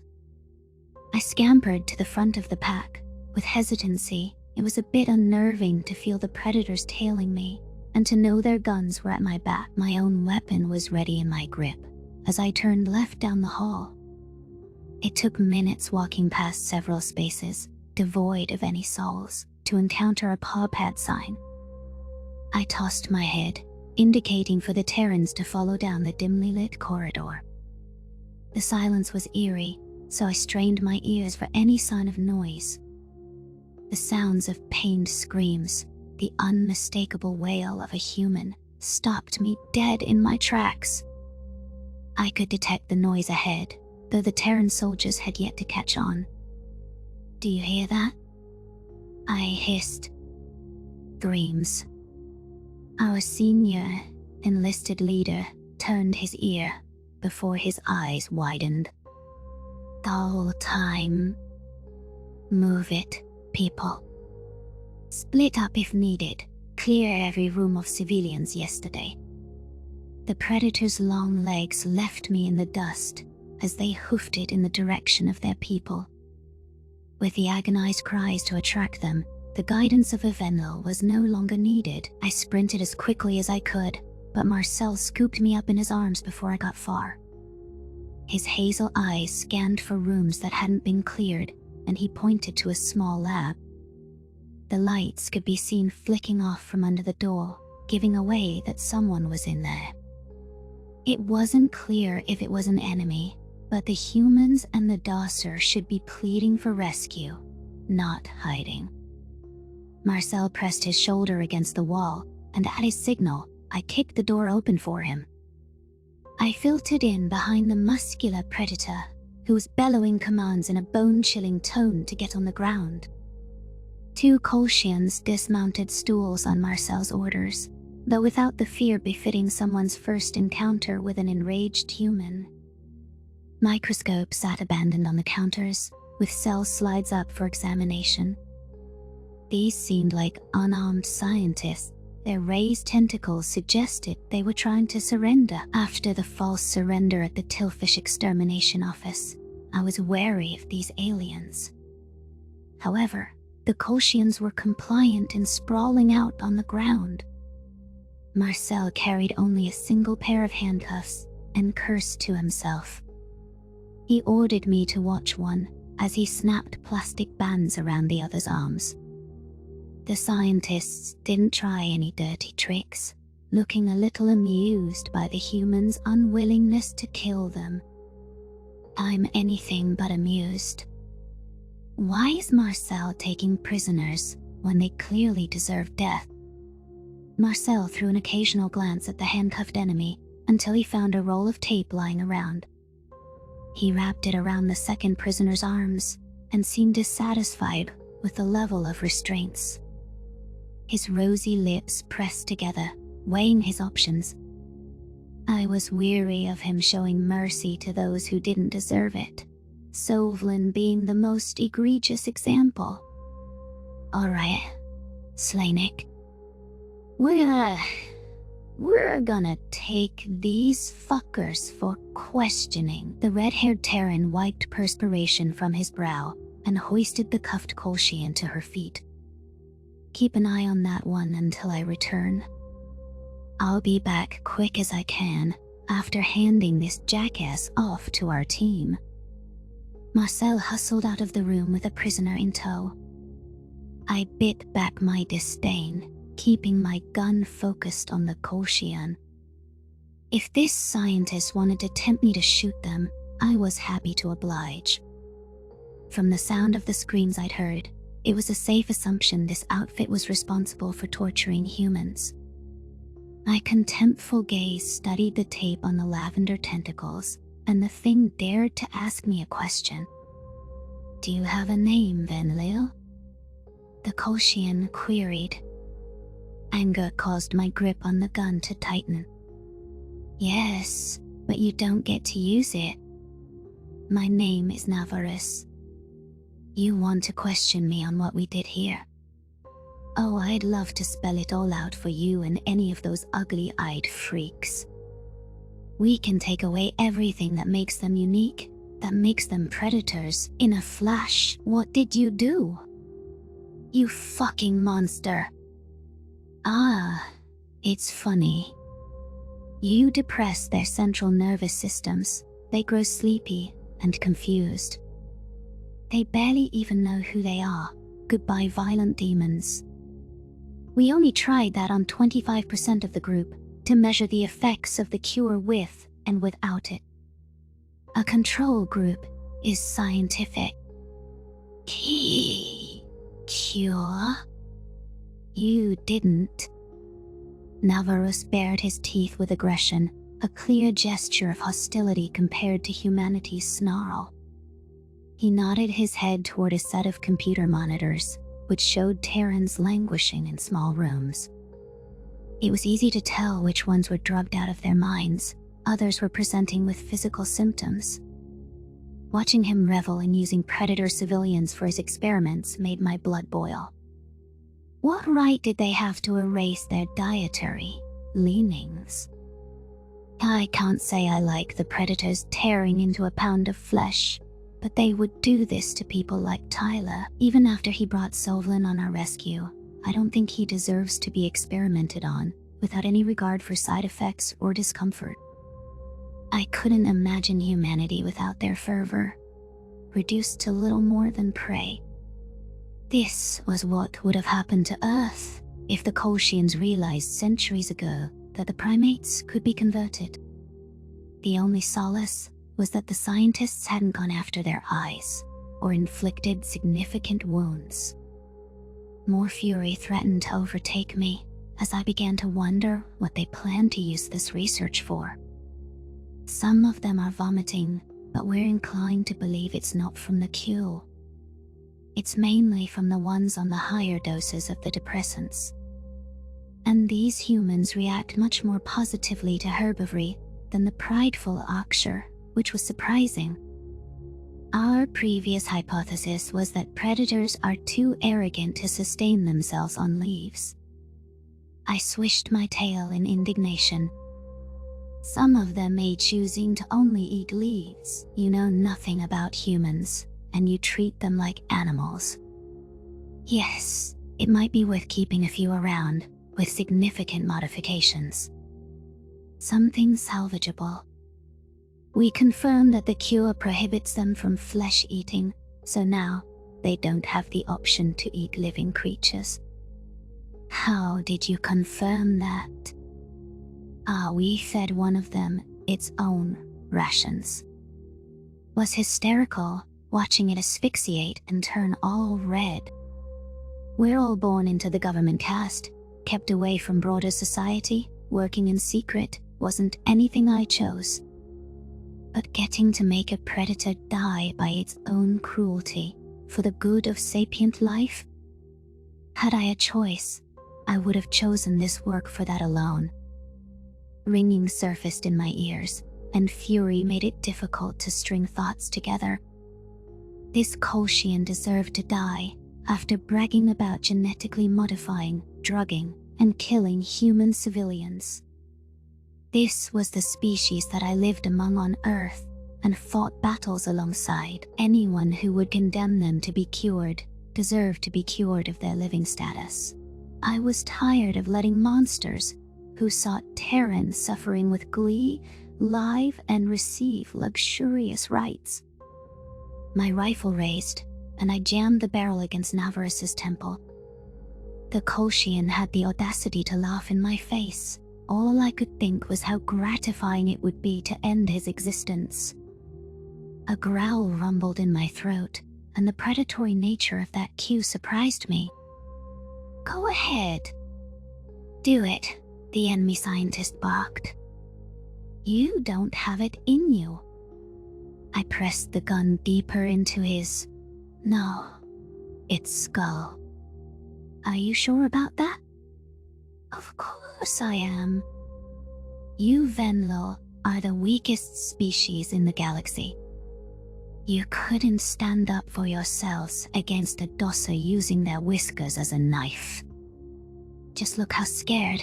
I tugged the trigger in a swift motion, putting an end to the Kolshian's condescending speech. The scientist's brains were expelled from its skull, and blood splattered onto my fur. I stared in cold silence as the body slumped to the floor. The nature of Predator's 117 memory, transcription subject. A. Slanik, Venlo Space Course, Jate Standardized Human Time. January 14th, 2137. My paws were rooted to the floor as I cast a blank stare at Navarus's corpse. Footsteps pounded behind me, and without turning around, I knew it was Marcel racing back after hearing gunshots. An audible gasp came from my human, who skidded to a halt.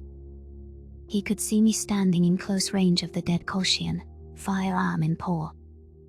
The predator froze in shock before rushing up to me in a panic. Marcel's hands latched onto my shoulders. "What did you do?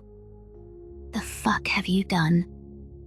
The red-haired Terran had handed the first prisoner off to the team, but the discovery that he'd be unable to collect the second Kolshian left him in an aggravated state.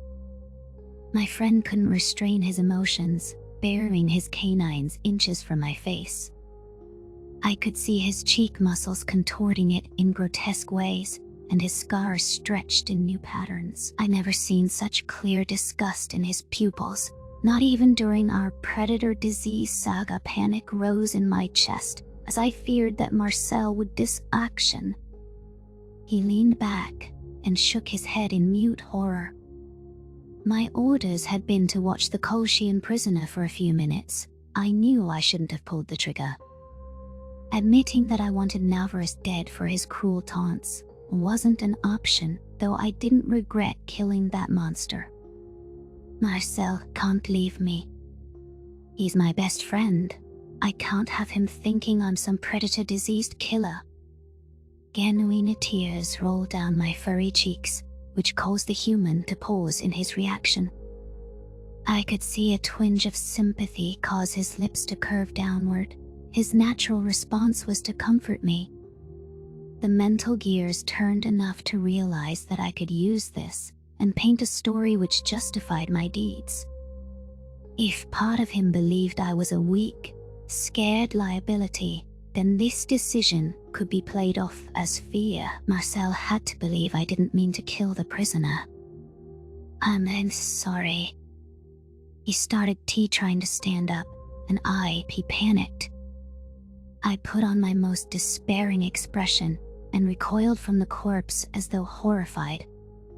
The stutter was easy to let slip through, since I was nervous about the human's rejection.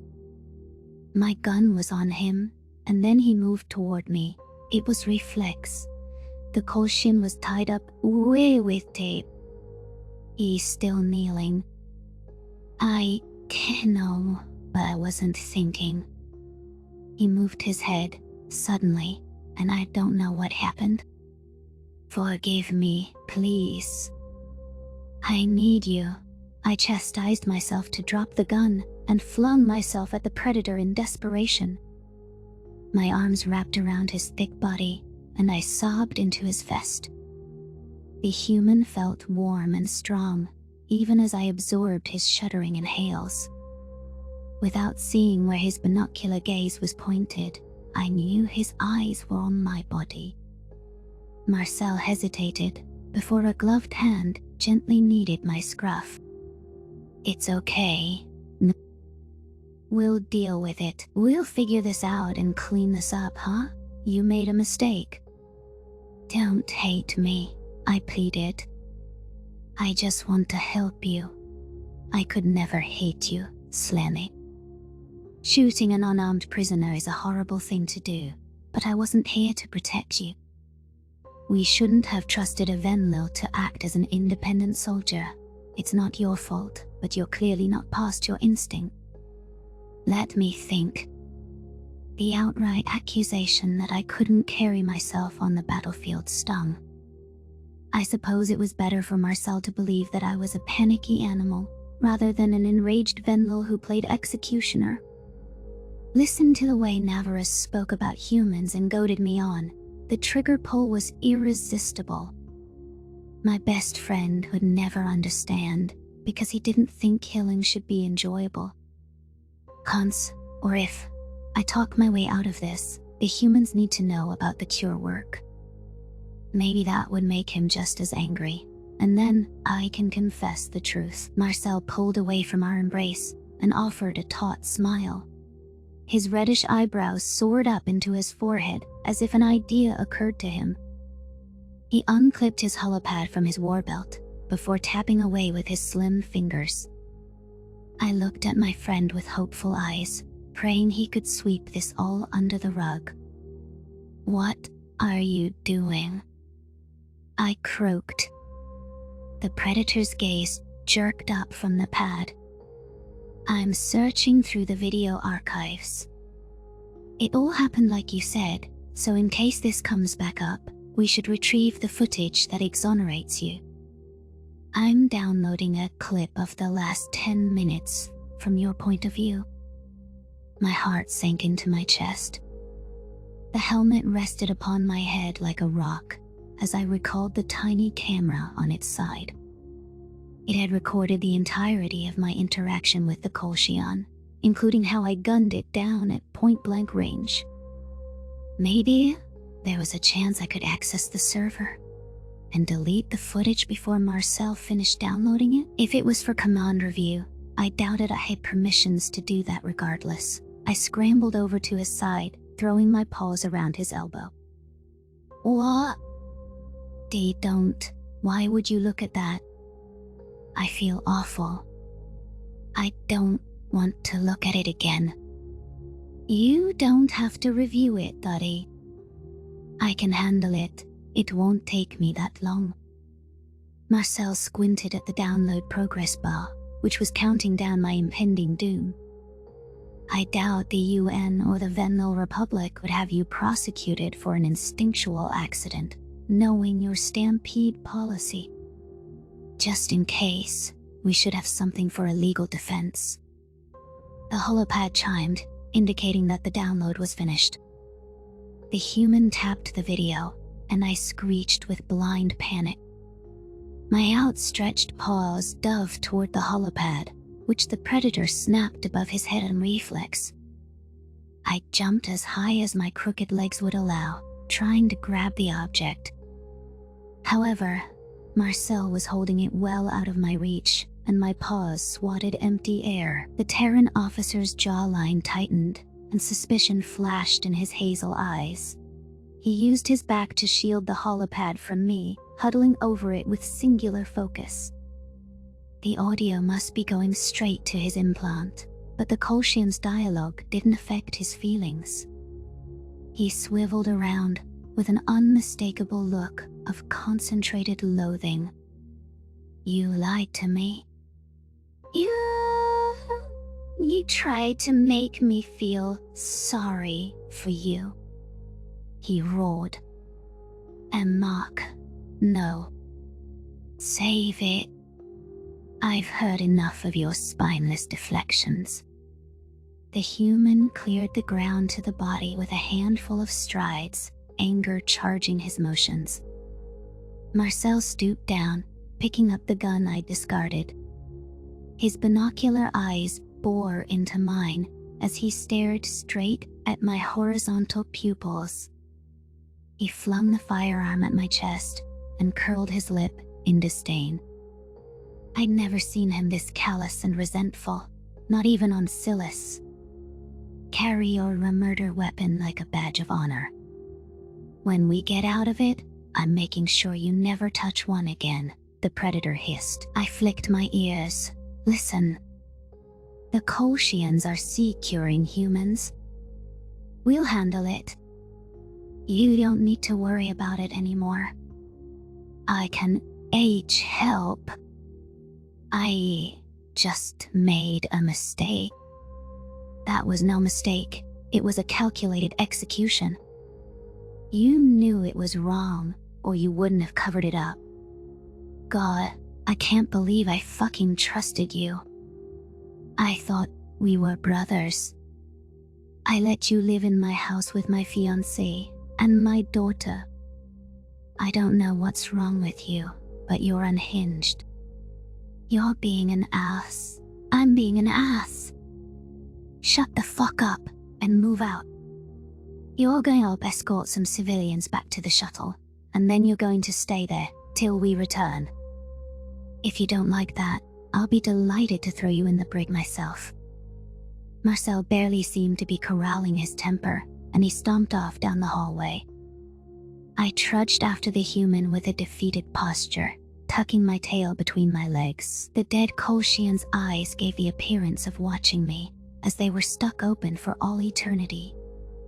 The hurt that I felt was crushing, after the way my best friend just treated me. Did I just ruin our friendship? No, he's not being fair. Navarus fucking deserved to die, and I shouldn't have to dance around Marcel's precious morals. I knew you would act this way. I sprinted up to the human's side, and he quickened his pace to stay ahead of me. You let everyone have mercy, from Sovlin to fuck. You probably think that getting life in prison was enough for Kazim. You made me apologize to the same man that tormented us. What kind of shitty friend does that? Marcel said nothing, but his fingers tightened around the gun. His anger was so heavy that I could feel the tension infecting the air. Answer me.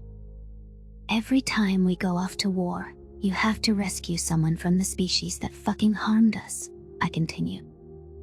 Nolia, Vernt and Berla, and now these Kolshian assholes. You don't have the spine to stand up for yourself, or enforce any kind of punishment on anyone. It's your fault that I felt like I had to lie." The human skin was turning red from fury. "You execute a prisoner, and it's my fault. You're trying to spin this on me now? The Kolshian tortured your civilians and called it science. They drugged them so much that they puked, genetically modded them. I don't fucking regret it.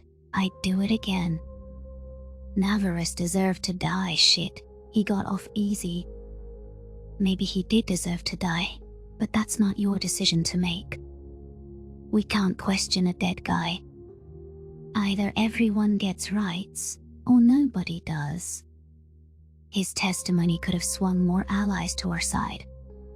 What you did is unacceptable, and I don't even know who the fuck you are anymore.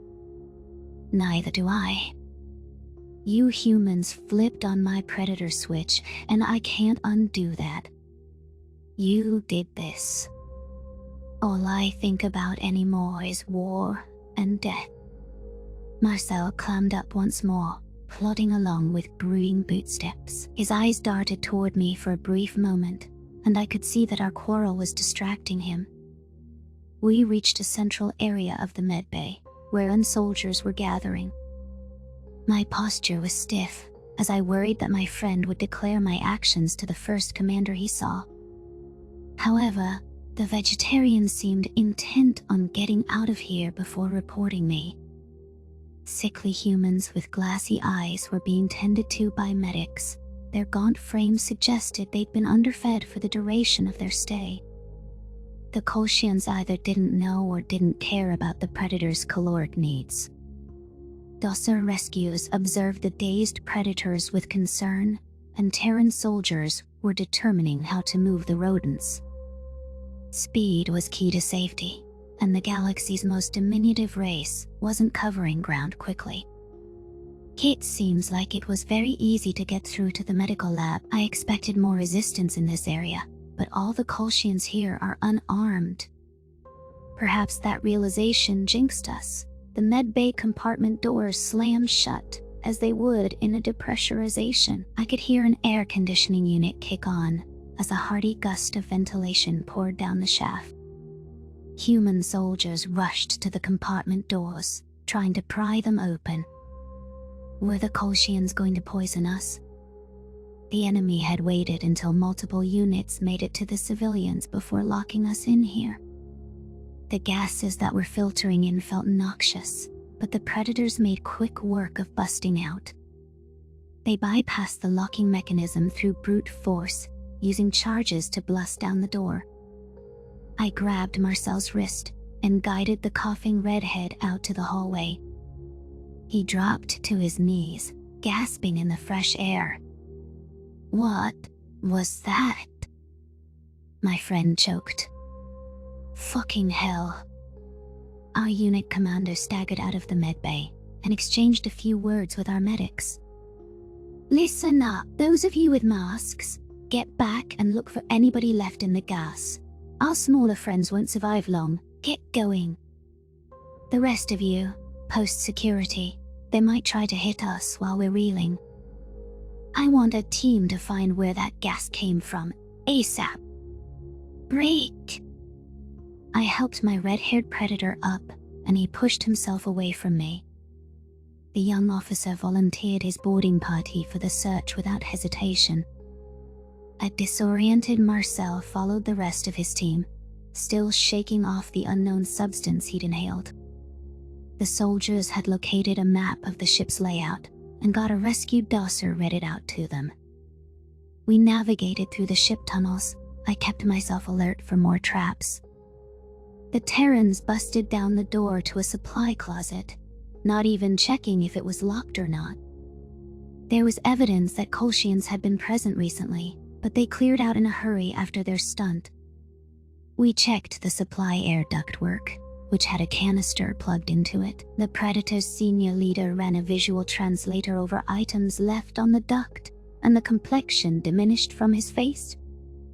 "Is everything all right?" I asked. The human senior's eyes turned toward me. It seems the Kolshians fed us a sleeping gas, but we weren't exposed long enough for it to do anything other than make us woozy. However, son, they laced it with something else too. Everyone remain calm. I'm going to inform command that we'd quarantine for all humans on this station. Marcel's eyes widened. Why, Chief?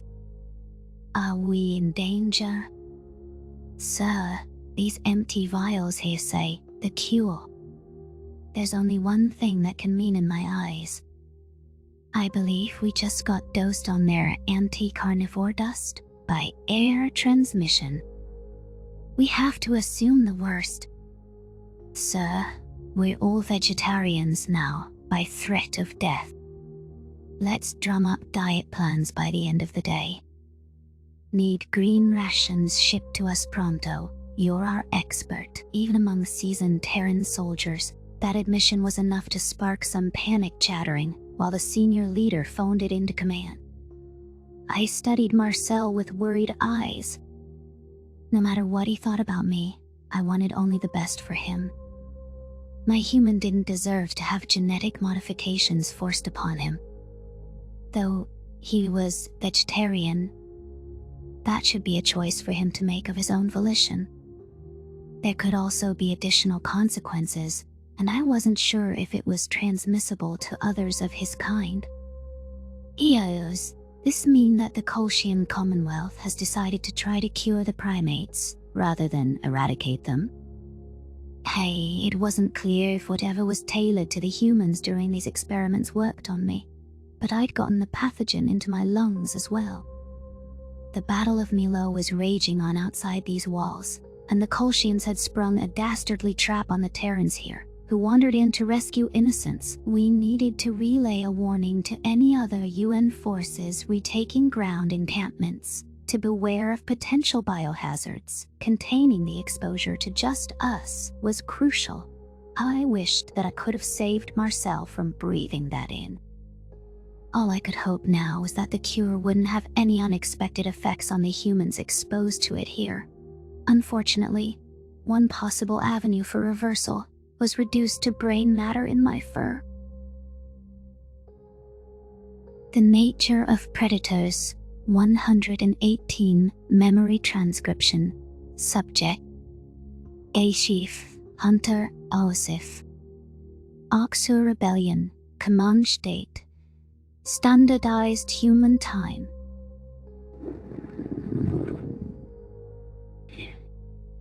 The promise of food. After going hungry for the entirety of their lives, many Archer troops were willing to heed my call with the promise of never missing a meal again. Betterment failed in that imperative, and merely pointing out the illogical nature of our raids proved that they never intended to deliver. My plan to utilize the Terran-gifted cattle and harvest non-sapiens from untouched worlds was alluring. I also offered sanctuary to defectives and defectors, reaching out through the secretive forums like the one I'd stumbled across before my fateful visit to Shaza's sector. It didn't matter which reason they opposed the Arctia Dominion for. Checking all the bases was my top priority. There was outreach condemning the consumption of former omnivores to those who believed races like the Gojits were truly sapient. We offered roles to those who didn't wish to fight or sought civilian pursuits. Like Jones says, just taking manpower away from Giznell and his people helps the war effort. The future of the Arctia shouldn't be only about soldiers. That's how we got here. Hi, Leslie. On the internet, I planted the rumor that Betterment starved us intentionally, having kick-started our suffering to start with and allowed the people to circulate it. Initial recruitment had been more successful than I imagined. Even non-defectives were weary of a lifelong war and a strategy that was bound to ensure its continuance. 90% of my troops from the original sector, and around 65% of the ones from Shaza's old sector stayed under my control too. Gaining allies beyond the UN's vague promise of future support was key. Rival chief hunters had yet to join me, although I wasn't giving up on that. If we could hang in the fight for long enough to validate our strength, then the self-centered brutes might decide we were worthy of support. They could rule their own sectors, solidifying all the power without any oversight. Manufacturing power was critical, since we needed to generate more ships. The humans sent us supplies, weapons, and small craft on the down low, though nothing that would draw attention or prove their involvement. Due to our need to grow our fleet, I encouraged anyone defecting to steal an armed transport. Playing to ego, mutinous captains who convinced some of their crew and brought a full warship were offered rank promotions. "Hello, Isif." Lisa Reynolds looked up as I entered the daily briefing room, yawning in harmony with me. The two Terrans had done a decent job guarding me and keeping me apprised of any intel the UN or my own people scrounged up. "Jones must have coached them. The Secretary General is waiting on a secure line. He says he can offer something you want." I lashed my tail with interest, hoping that meant the Terrans were lending military support early. As fun as it would be to keep Earth's leader waiting, having the aid of the UN establishment would be crucial. I grumbled for her and Oleg to set up the call and decided to push my status update on the rebellion to later in the day. There was also the matter of selecting some Archer underlings for leadership roles. I would be interviewing a few presumed defectives on their candidacy soon. It was a busy day, as there seemed to be no shortage of action. I'd selected an Archer protégé, but he could wait for this call and the subsequent briefing to continue. Velra's whiskers twitched as she sat at the center of the table where she could have the best view in the house. The Dosser and I spent a lot of time conversing, though I was careful to keep her away from the Archer general populace. "What do you think Zhao wants to give you?" the ginger and white rodent asked. "A way to contact the Federation? You could make amends on behalf of your sect, and to get them as allies." A growl rumbled in my throat. Grr. Harping on that again? That's what you want, not the humans. They're realist, except for luck. Oh, come on, let up now. I hear that line from Lisa enough. Oleg hunched over my holopad, a slight smile on his face. I get it. I shouldn't have brought up my theories about war grace. It was an honest question. You know what else is an honest question? Why Isif shouldn't try to reach out to the Federation? Velra pressed. He says he's friends with Tav already. I whipped my snout toward her. We are not friends in the slightest. That Venlo just doesn't want someone else commanding her sector, because I'm a lesser evil and I want change. She knows I partook in, even oversaw, unspeakable things. Would you like me to outline them for you, so you can know too? I would. It must have been horrible to have to blend in with monsters, or die. Why can't you just act like a normal Dosser? Scream, cry, cower? Velra giggled as an answer, before wandering over to Lisa's spot. Peacekeeper Reynolds absent-mindedly petted the deranged rodent, who seemed to enjoy the human's nails pricking her spine. These were my advisors, leaf-flicking aliens I lived with every day. Why did I tolerate them? I marched up to Alexei and hovered over him to encourage him to work faster. The conspiracy theorist snapped his fingers. All set. It's connecting now, so get ready, Isif. Got it. Your technical skills are appreciated. Hell yeah. Us human nerds have game. Best in the biz. Your self-complimenting assures me of your humility. The best do not have to declare They are the best, yes? Don't have to, but I'm going to anyway. And hey, for what it's worth, I empathize with losing yourself, trying to blend in somewhere you don't belong. Venlo Prime was harsh at first. If I hadn't met some special people at the right time, I might have forgot what I was fighting for. Not the same, but we're all shaped by our societies and our situations. That's a long-winded way of saying he gets it, Lisa chimed in. From what we've seen of you, I think you're a softie. I cast a glare in her direction. I will rip off one of your limbs if you ever say that again. Yeah, tough guy. Whatever you say. I huffed in irritation and stared down the camera with a bit more hostility than was needed. Secretary General Zhao wouldn't understand my glare, but I couldn't have the humans calling me weak to my face. Wasn't softy an insult? The leader of the Arksha Rebellion was no scrawny runt, unable to enforce his will. That was equally as bad as considering me a monster. If Zhao is calling to yank my chain, then I'll show him a real scowl. I need to be tougher with these humans, whether we're friends or not. Kyle, the Secretary General blinked onto a video projector. Thanks for taking my call, Isif. I know you're busy. Sure. Though I am busy, I can fit in time for Earth. Oh, I'll keep this short. I don't want to waste your time. But say, before I get down to the meat of the matter, do you mind filling me in on the latest war developments? Just want to make sure Jones isn't painting her own narrative.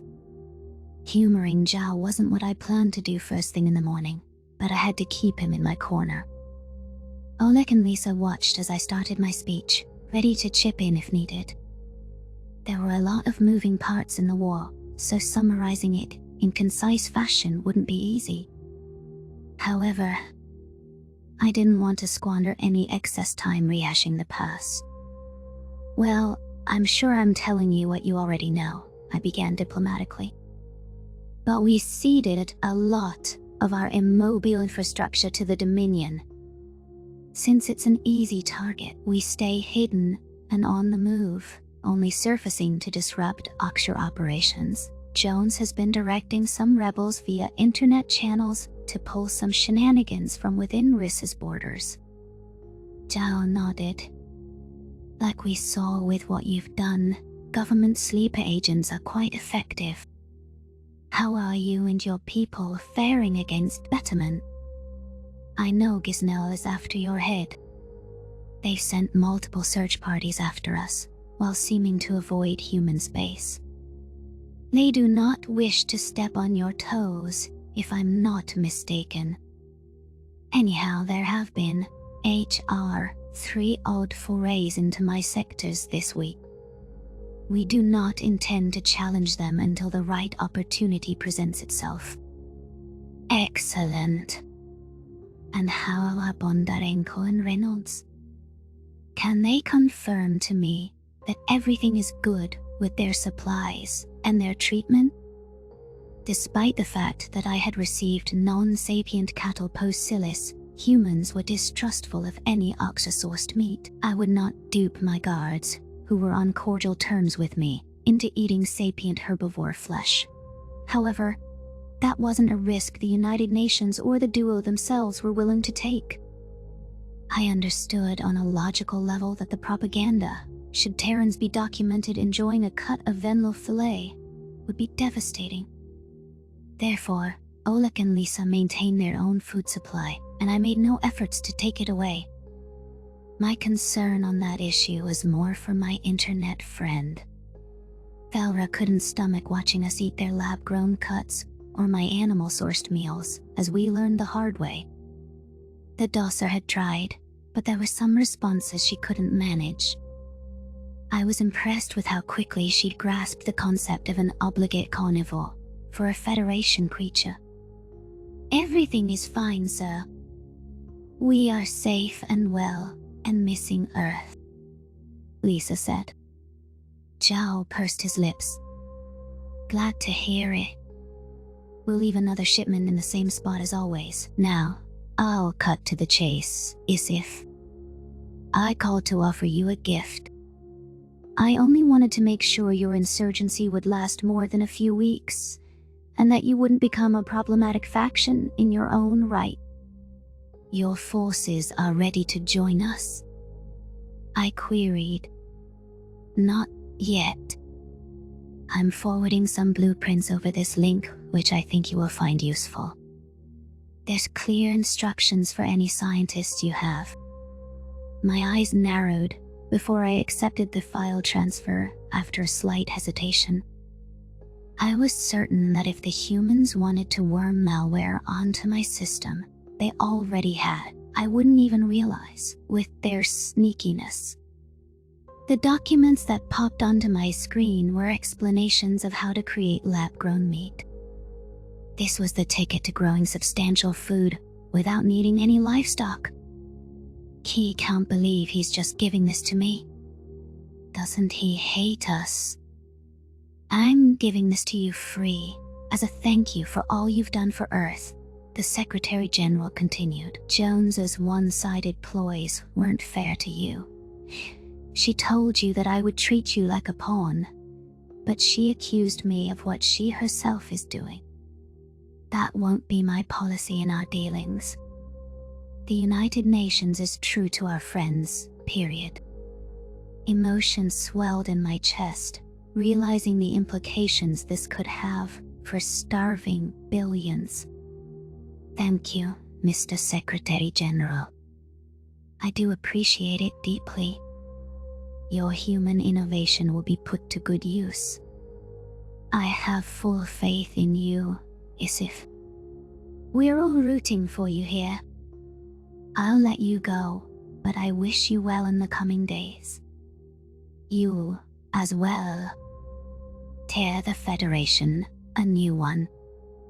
The Secretary General flashed his teeth. Oh, we're working on it. Zhao clicked off the call, and my pupils flickered over to the human guards. In the short duration that I had been chatting about lab-grown meat, Felra had rolled onto her back. Lisa was tickling the Doss's stomach, which earned squeals from the rodent. I hissed in disgust, hoping that the Secretary General hadn't heard this nonsense. I'd been so focused that I was oblivious to anything happening in the background. Make yourselves presentable. Don't make me regret not letting the Kolshians have you, Felra, I snarled. The Dosser flipped back to her paws. That decision is made, and now you have to live with it. You could try petting me too? No. Get that first Aksha grunt, now Lisa, and sit away from Felra. As the petting happy primate darted off, Oleg risked a glance at me. What are we looking for? Do you want our advice? If it's solicited. We're going to fill out my advisors. We need people who must be loyal to me, might be willing to tolerate the hunting challenged species, and can also be influential. That's why I asked Felra to be here. How they react to her is a good indicator if they'll try to eat every herbivore they see. The Dossa shivered. I don't like this. Come here, Felra. I won't let them get anywhere near you. Lisa returned, guiding a scrawny Aksha with an unimpressive muscle tone. I reacquainted myself with the facts of this one's circumstances and emitted a contemplative hum. By all accounts, he was a weakling, who was a few slip-ups away from being executed by Betterment.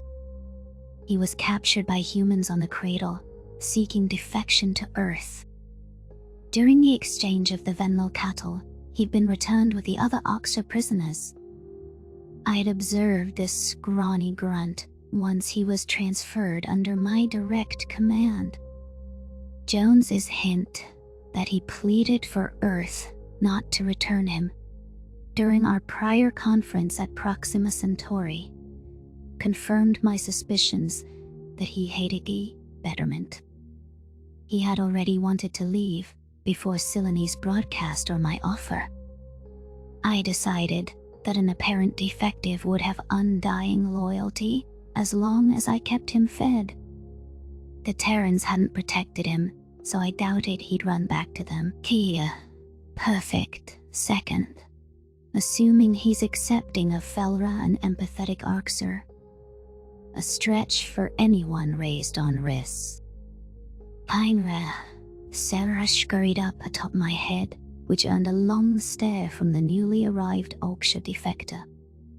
I donned my most threatening scowl and bared my teeth. The scrawny grunt ducked his head submissively, allowing Lisa to show him to a chair. He waited with expectancy, a hint of anxiety showing in his fidgeting tail. Kaiser, I greeted the Arxer. I've been watching you for a while. Kaisel's gaze swept across the table before returning to Felra. Why is the docile animal here? Are we eating together? Oh my, the stupid thing doesn't even realize. I am honored to join you, sir. You will treat the docile with the respect befitting any companion of mine. She is not food. She is a trusted, loyal friend. Realization flashed in Kaisel's dark eyes, and he jerked back in surprise. Admitting that an herbivore was a friend was a massive risk. With an unknown Oksha, it was as good as confessing that I felt empathy. And not only that I was defective enough to seek bonds like a social creature. A sliver of appetite flashed in his eyes as well. I am surprised you got it to sit still, the grunt hissed, in a tone that was decidedly colder. Those things do not view us as people. You must be very defective to convince it. SS, that's subjective, is it not? Defectiveness is not such a useless thing in war, as humans show. To feel empathy is to predict what your enemy will do, to strike as a unit. I think it is a good policy of the rebellion for us both, that we turn weaknesses into strength here. Kaiser mulled over my words for several seconds, absorbing my implication. I could see in his eyes that he despised the idea of associating with prey animals. However, we were together in having a critical weakness, which was not acceptable to betterment. His other option was to return to the Dominion as a wimpy traitor. His own issues were why he'd been running from risk to start with. Convincing him that every Federation herbivore is not the enemy can come another day. I need only his toleration and his compliance. It is nice to be able to control my actions and to be treated as an equal. Kaiser tapped a claw against his maw and leveled my gaze. I've never been this well fed in my life. I'll do whatever you say, and be free to put up with any animals as long as that stays true. I lashed my tail. Good. I need an advisor. Someone who can speak of the humans and their troops from first-hand knowledge. I'm willing to take you under my wing and teach you how to be tougher in return. Effective or not, I assure you I know much about military practices and the crueler arts. We all know of your achievements, Isif. I don't doubt your mettle. As it should be. I've spoken enough word. Do you accept this advisor position? Gladly I do. I always hated the species I was a part of, sir. All my peers bashing weakness, the wretched lives we lead, being forced to join the war, I had nothing. If I must fight, I'm glad it can be for a chance to not fight and not starve. Words to live by. Well, Advisor Kaiser, I imagine you feel the same as most orcs are about talking. However, we're going to do a lot of it in here, and we start now. These topics are too important to let solitary natures get to any of us. Understood. I put up with humans on the cradle handing on Earth. I am somewhat used to it. Truly, you can learn to tolerate anything in time. Let's begin with discussing the war strategies and Dominion movements, shall we? Oleg and Lisa pulled up an overview of our total assets, as well as noteworthy developments in logistics and internal sentiments. The last known locations of Dominion forces were also included. Keeping ourselves multiple light years away from their prowling ships was key. Kaiser still shot occasional glances at Felra, though he seemed willing not to pounce at her. My new advisor leaned in and put his own mind to work assessing our potential targets. I wasn't sure how we could get the upper hand against Betterment, but I liked the team I had at my side. With lab-grown meat gifted to us by Earth, we were stronger today than we were yesterday. My sole focus was chipping away at the Dominion's armor and waiting for the humans to commit to our cause. The Nature of Predators 119 Memory. Transcription Subject: Chief Hunter Izif. Arxur Rebellion Command Date: Standardized Human Time, January 15th, 2000. 137 Stern. The humans were checking their timekeeping instruments. Kaisel still had 3 minutes to arrive for our briefing. The scrawny Archer had no intention of lingering for an extra second of chatter, and was leaving the pre-meeting socializing to us. The command structure here monitored ship activity near our stealth habitat, which was hidden within Harchan space. Fal and its subsidiaries were just across the border of what once had been Shaza's sector. We were keeping vigilant for any new Dominion attacks. With Kaisel's arrival still pending, that left time for Feller to poke and prod as she always did. The Dosser stayed away from the general Arxer populace. I was glad that word of her presence hadn't gotten around. After yesterday's confession, it wasn't safe for her to encounter any non-empathetic Arxer, and even those with softer emotions might not be fond of her. The primates had been a positive presence that grounded her socially, especially with her curiosity about mankind. Planning operations against the Dominion is important. We can't have Gisnell thinking we'll run, I mused aloud. Keeping our morale up is partly my outreach, and partly scoring some victories. How are each of you all holding up? Oleg adjusted his glasses. Seeing Akshara up close, I don't know. I loved the idea of meeting aliens, but the videos we saw of you on Earth, they were gruesome. Had no clue you were being starved by your own government, on purpose. Guess that shows what you get knowing one side of the story, a lesson I've preached my whole life. I've come around to thinking you're a cool guy, Siffy, if a bit prickly. They always taught us the Greys were incapable of compassion. Clearly not true across the board. Your sweet Feller's whiskers twitched, and I wondered once more how she could stand me. If the humans used Greys or sweet, I would have smacked them, but I let it slide in the Dosser's case. We're not worth the effort to collect, so the Dosser weren't your typical victims. I'd see the horrible things on the news, but they happened to someone else. My nostrils flared. Dort by say. I tried to be as cruel as possible, for Betterment's liking, and to think of what would hurt people most in my attacks. I brainstormed a number of those horrible things you saw. I know I had no choice, but perhaps I was lying when I said fault could not be assigned, yes? I don't think it's your fault. Everyone taught you that was right, just like people taught me all predators are evil.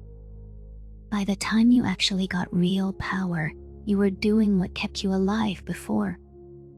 Millions died as a direct consequence of my orders, Felora.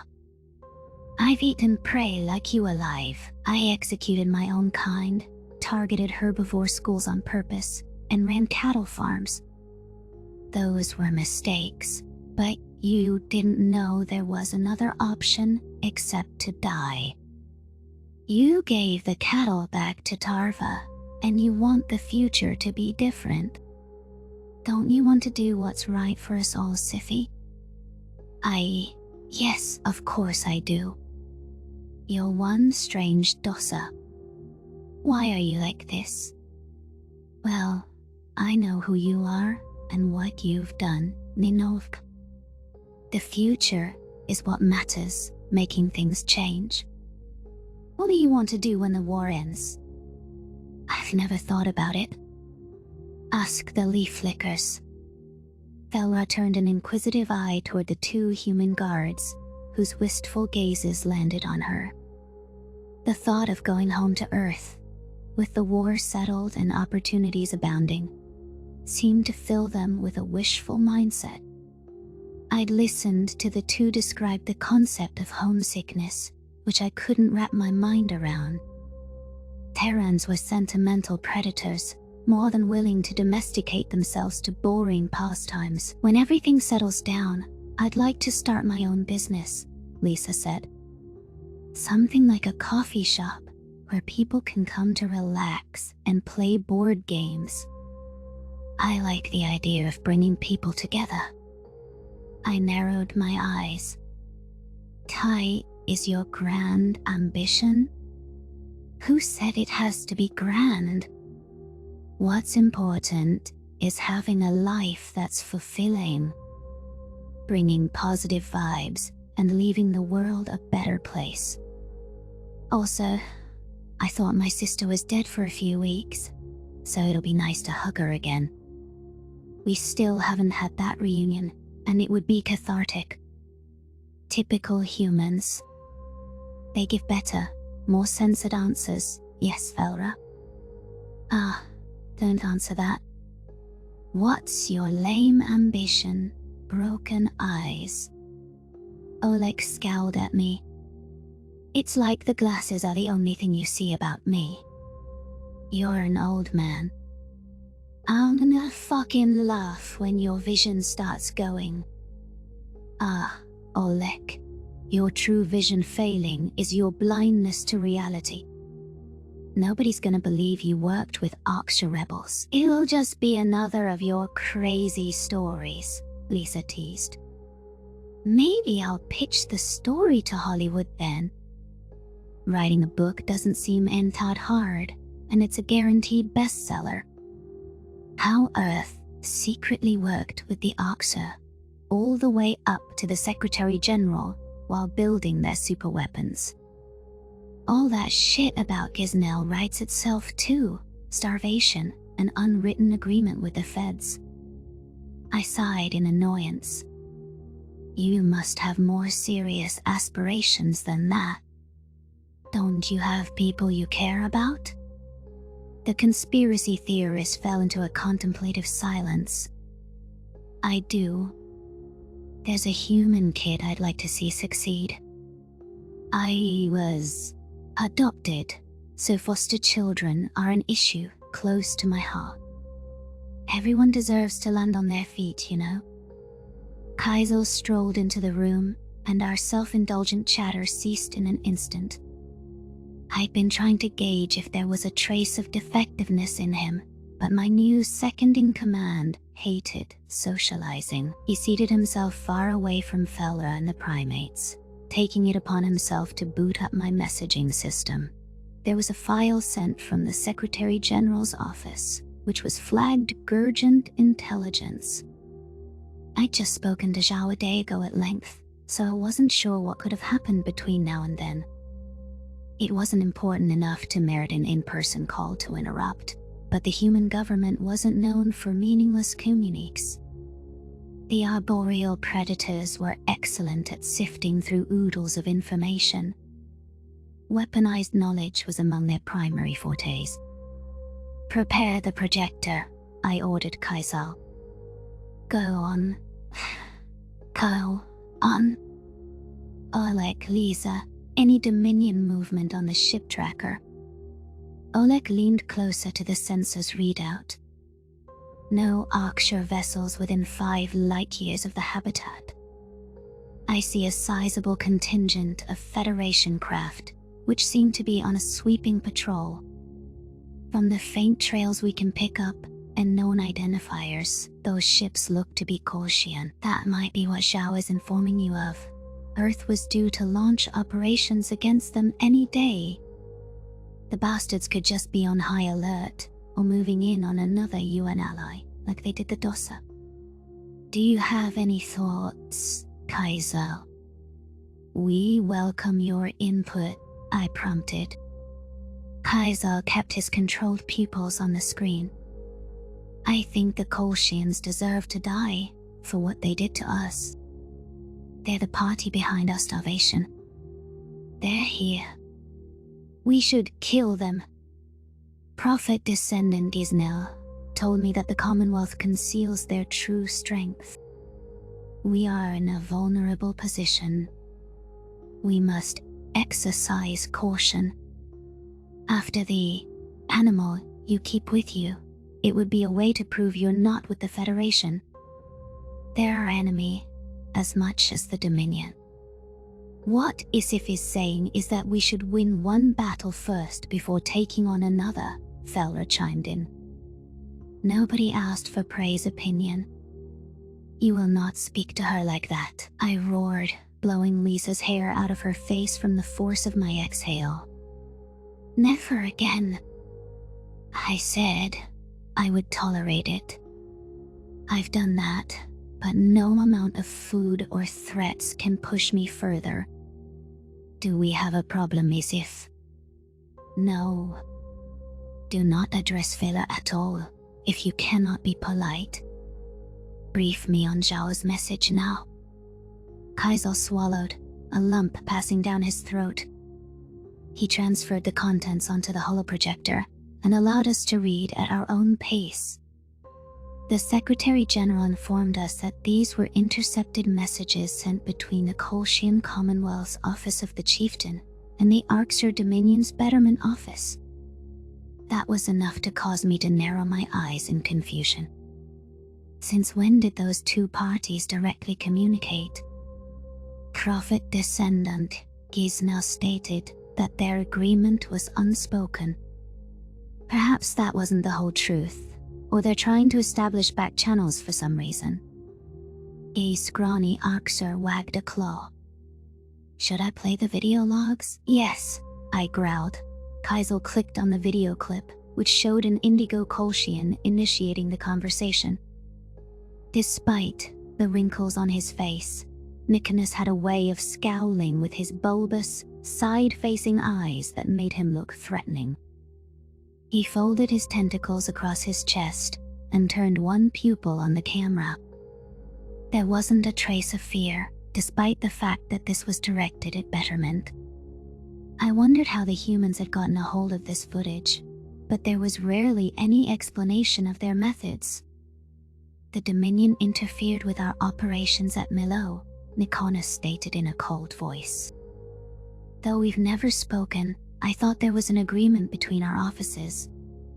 Explain yourselves, or you will face our unfettered wrath, as we are showing the humans. After several minutes of footage, which Zhao had scrubbed through in the package, Prophet Descendant Gisnel appeared on screen. I could tell from his locked teeth that he didn't like speaking to an herbivore. It was remarkable that he would accept a direct invitation to parley from the Kolshians. It was apparent Betterment did not want a war with the Commonwealth, if they'd go to such lengths. Nicholas must have reasons to wish for the Dominion's continued existence as well. A hiss emanated from Gisnel's throat. As your control slips, ours does as well. That was an action of a rogue chief hunter, Isif, who apparently seeks to rebel against the Dominion. He thinks that he can rule all by himself. He's blasting the tune of peace and satiety to anyone who will listen. The arrangement with Betterment still stands. I see. Don't get me wrong. We hate you, and I know you hate us, Nikonus said. The Kolshians grasp our moral imperative to fix the galaxy, but that is a centuries-long process. These humans have been a major setback. There are untapped worlds out there. We need one predator around, and the last thing I want is a fucking Arxer asking for peace. It makes you look good, I know. It's sickening. A fat, lazy dominion without betterment. The war must continue, for the sake of control. We're trying to hunt Azif down, but he's been elusive. I will send ships to put an end to this sycophant. We always have a few tricks behind our tentacles. Just remember your role, and you can go about your merry raiding in peace. The Kolshian ended the transmission link, and the 5 of us sat in silence. Kaisal looked the most shocked of us all, seeing the Dominion's highest levels openly cooperating with the Federation's leader. I was floored that Nikonus would volunteer his forces to flush us. With my past knowledge about their motives, it was easy to reconcile their actions. My push for peace was antithetical to their desire for a forever war, which conveniently depicted predators as mindless drones. What would the other herbivores think if this footage got out? Surely the United Nations could use this to garner more support. They were always looking for a propaganda angle. Lisa and Oleg had returned their focus to the census screen. The humans were muttering to themselves about the Kolshian ships sweeping entire systems, meandering toward us. My maw jerked with realization, and I realized the Federation were seeking out an attack against my rebellion. Kaya habitat is cloaked, but the Kolshians seem to think that can't stop them. Nikonus mentioned tricks, and even Giznel thought they were stronger than they let on. That they could beat us in a no-holds-barred fight. Crammed my brain for ideas, I transmitted orders to all patrollers and warships to be on standby for combat. The slow-moving habitat wouldn't be able to outrun the Kolshians, who were a few light years out. It also would alert them to our presence definitively, and leave a clear trail if we jumped out via FDE. I turned to Oleg and barked for him to dial up the Secretary General in a hurry. The humans had sent us this intelligence, so they must have some idea of what we should do. Hello, Azif. I was expecting you might call. Zhao's form was visible on screen as he rode in some antiquated airplane.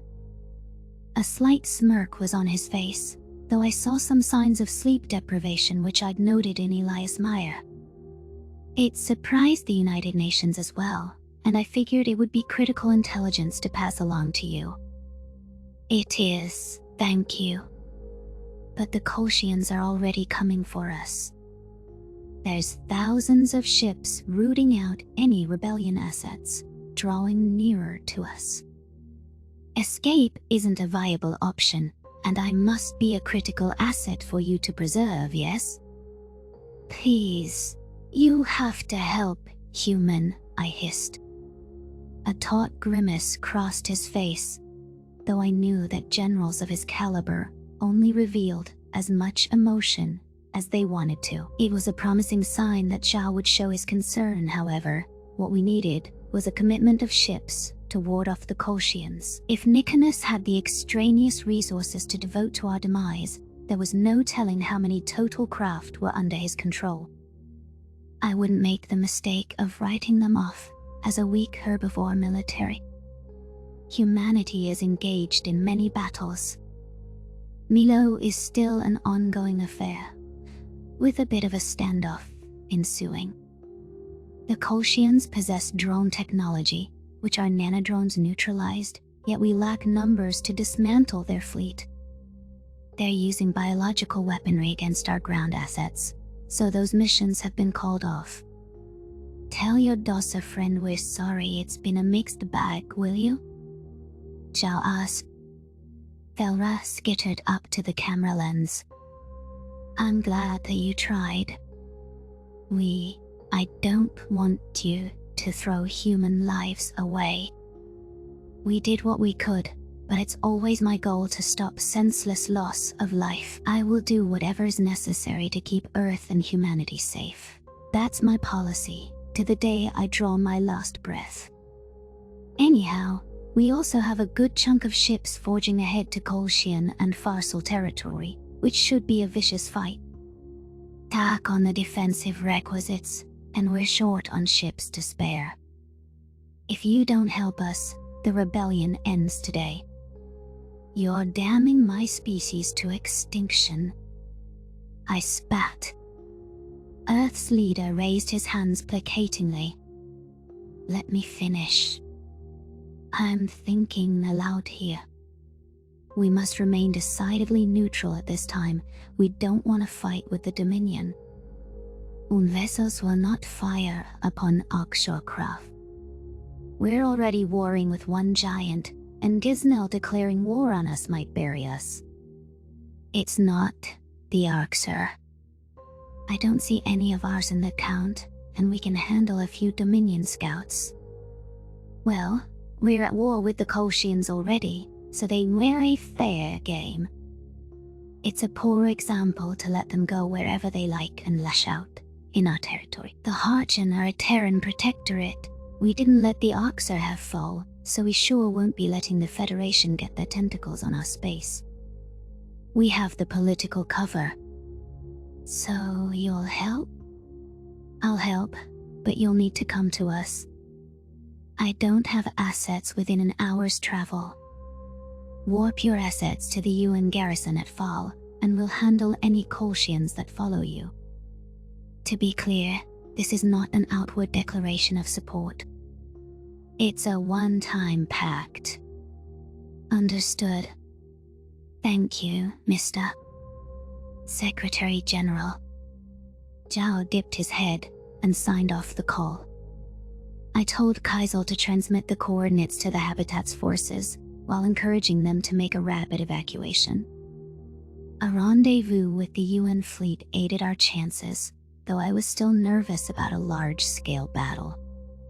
Such broad conflicts hadn't been how our insurgency operated. We'd adopted the policy of quiet disruption due to our lack of numbers. Velra tugged at my claws, which I yanked back. Crazy Dossa, that if she grabs those stabbing instruments, and I don't see her, her throat might end up like those gouged Kolshians back at her research station. It's not like the humans' weak fingers. Why, yeah. What is your problem, Roden? I snarled. This is not the time. Velra pulled on my paw insistently. I want you to know it's going to be okay. And I want you to pick me up. I huffed in outright irritation, noticing the withering look on Kaisel's face. My paw slid under her stomach, hoisting her on an express journey to my shoulder. Velra nuzzled against my chin, mere inches below where my serrated fangs showed. Perhaps it would have been better to leave her at Proxima Centauri, rather than suffer this constant embarrassment. I was the leader of a faction of apex predators, not some toy. Do you trust these humans not to attack you? It could be a trap, Kaisel grumbled. It's not. It's not pure altruism either. It's useful to them to keep us alive. They wouldn't have bothered to support us at all if they wanted to kill us. We're going to foul, and we're going to fight. Lisa ran a hand through her hair. Fall. Daria. That's where we were stationed before Milo. It's all come full circle. I hope the forces are ready to receive some Kolshians. Chief Calamari's gonna get a boot in his squid behind. Have some faith, Sifi, Oleg declared. I heaved a weary sigh and summoned a worship for myself. A good leader, in the Aksur tradition, commanded by example. We were supposed to be the most fearsome hunters alive. It wasn't clear if that was still true after my exposure to this inane dosa, but I intended to do what I could at full. The Kolshins wouldn't put our rebellion to bed if I had anything to say about it. The nature of predators, 120 memory, transcription subject, founders, where they're at. The Kolshians always offer severe resistance, as they prove they could hold their own against the masters of killing, after all. During my therapy sessions, one topic discussed was the reality that the Commonwealth could have intervened on the cradle. They'd possessed the technology and the numbers to smack an Arxur raid down like it was nothing. Instead, they'd watched as the Gojits were pushed to the precipice of extinction. Had I known about Nikonas's apathetic view of our woes back when Siloni and I visited Afa, I would have gutted him with my claws then. The Kolshians would be the more satisfying of the founding duo to combat. I could envision the smug look on their chief's face. However, on an objective level, it was clear-cut which conspirator was the easiest to undermine. The Farsal states were the brains of the empire, and their worlds were ripe for the taking. The Farsal and the Kolshians disagreed on the handling of humanity's survival, with the states contributing to the ill-fated extermination fleet. Their ships were known for being damage sponges, a more prey-like and displayable attribute than their conspiratorial counterparts. The Farsal elders, like their ambassador Dark, made a grave error of judgment at the Summit on Humanity. Tipped off about their genocide participation by Earth, the Arxura moved in on their homeworld, Tolsk. The Greys' raid nearly succeeded and was warded off with substantial losses. I'm sure Tolsk has rebuilt its forces, just as Earth has replaced their army. Still, they've been weakened by the war, while the Kolshians have been waiting in the wings. Kaini listened astutely as I told her via FDL call link what I was authorized to disclose. So let me get this straight. You're going to drop into Tolsk's inner orbit within minutes and land solely to access the galactic archives. That's correct, I answered. Humanity can't afford to spare troops on an occupation. They don't bomb civilians either. The goal is to trap the Farsal within their own world and cut them off from the galaxy. And they're pulling any crew with training in ground combat from the starship, including you and your human pals. Crewing the ships was equally as difficult as building them, silly. Logistically, we don't want more mouths to feed up here. And we also need men for every battleground and occupation across the galaxy. Silis, Fal, Milo, ground defenses. If you can hold a gun and keep your wits, you're part of the landing party. Tyler referred to it as being a utility player in a game called baseball, which involved smacking a stone with a metal club. I didn't grasp what he was on about, and I didn't dare to ask. That human was rather unapologetic with his predatory hobbies. Silani pressed her toes to her head. So, you're cobbling together the non-essentials from your ship, and they're all heading planet-side during an orbital battle. That's suicide. The Predators have a distraction planned. The Farsal ships should be concerned with other events. I'll be fine. We've got a plan. A ham that involves deorbiting a lunar body and fits in with the general picture of Terran psychosis. A normal day in the United Nations service. Thanks for the non-answer, the Harchin reporter grumbled. I thought we were friends, Sovlin. Give me something. Like Why was there satellite footage of naval armaments being loaded onto Terran carriers, which we know from subspace trails were heading Federation bound? That was the other deranged part of the mission, which was anything but a routine landing. The Terrans noticed a patch of Talsk's ocean was unreadable by standard sensors during stealth recon. Intelligence coupled this with communications between archive staff discussing shipping exercises. Like any normal species, the primates drew the conclusion that the fossil were hiding incriminating information underwater and based their mission parameters on this assumption. Did the United Nations believe that habitats under the ocean were possible? If the humans weren't grasping at straws on this one, I'd be beyond impressed with their deductive skills. At this point, I didn't think their insanity was up for debate.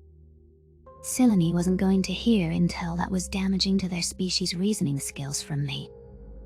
"Don't pretend you don't know about the boats," she pressed. "What good do those do in an orbital clash?"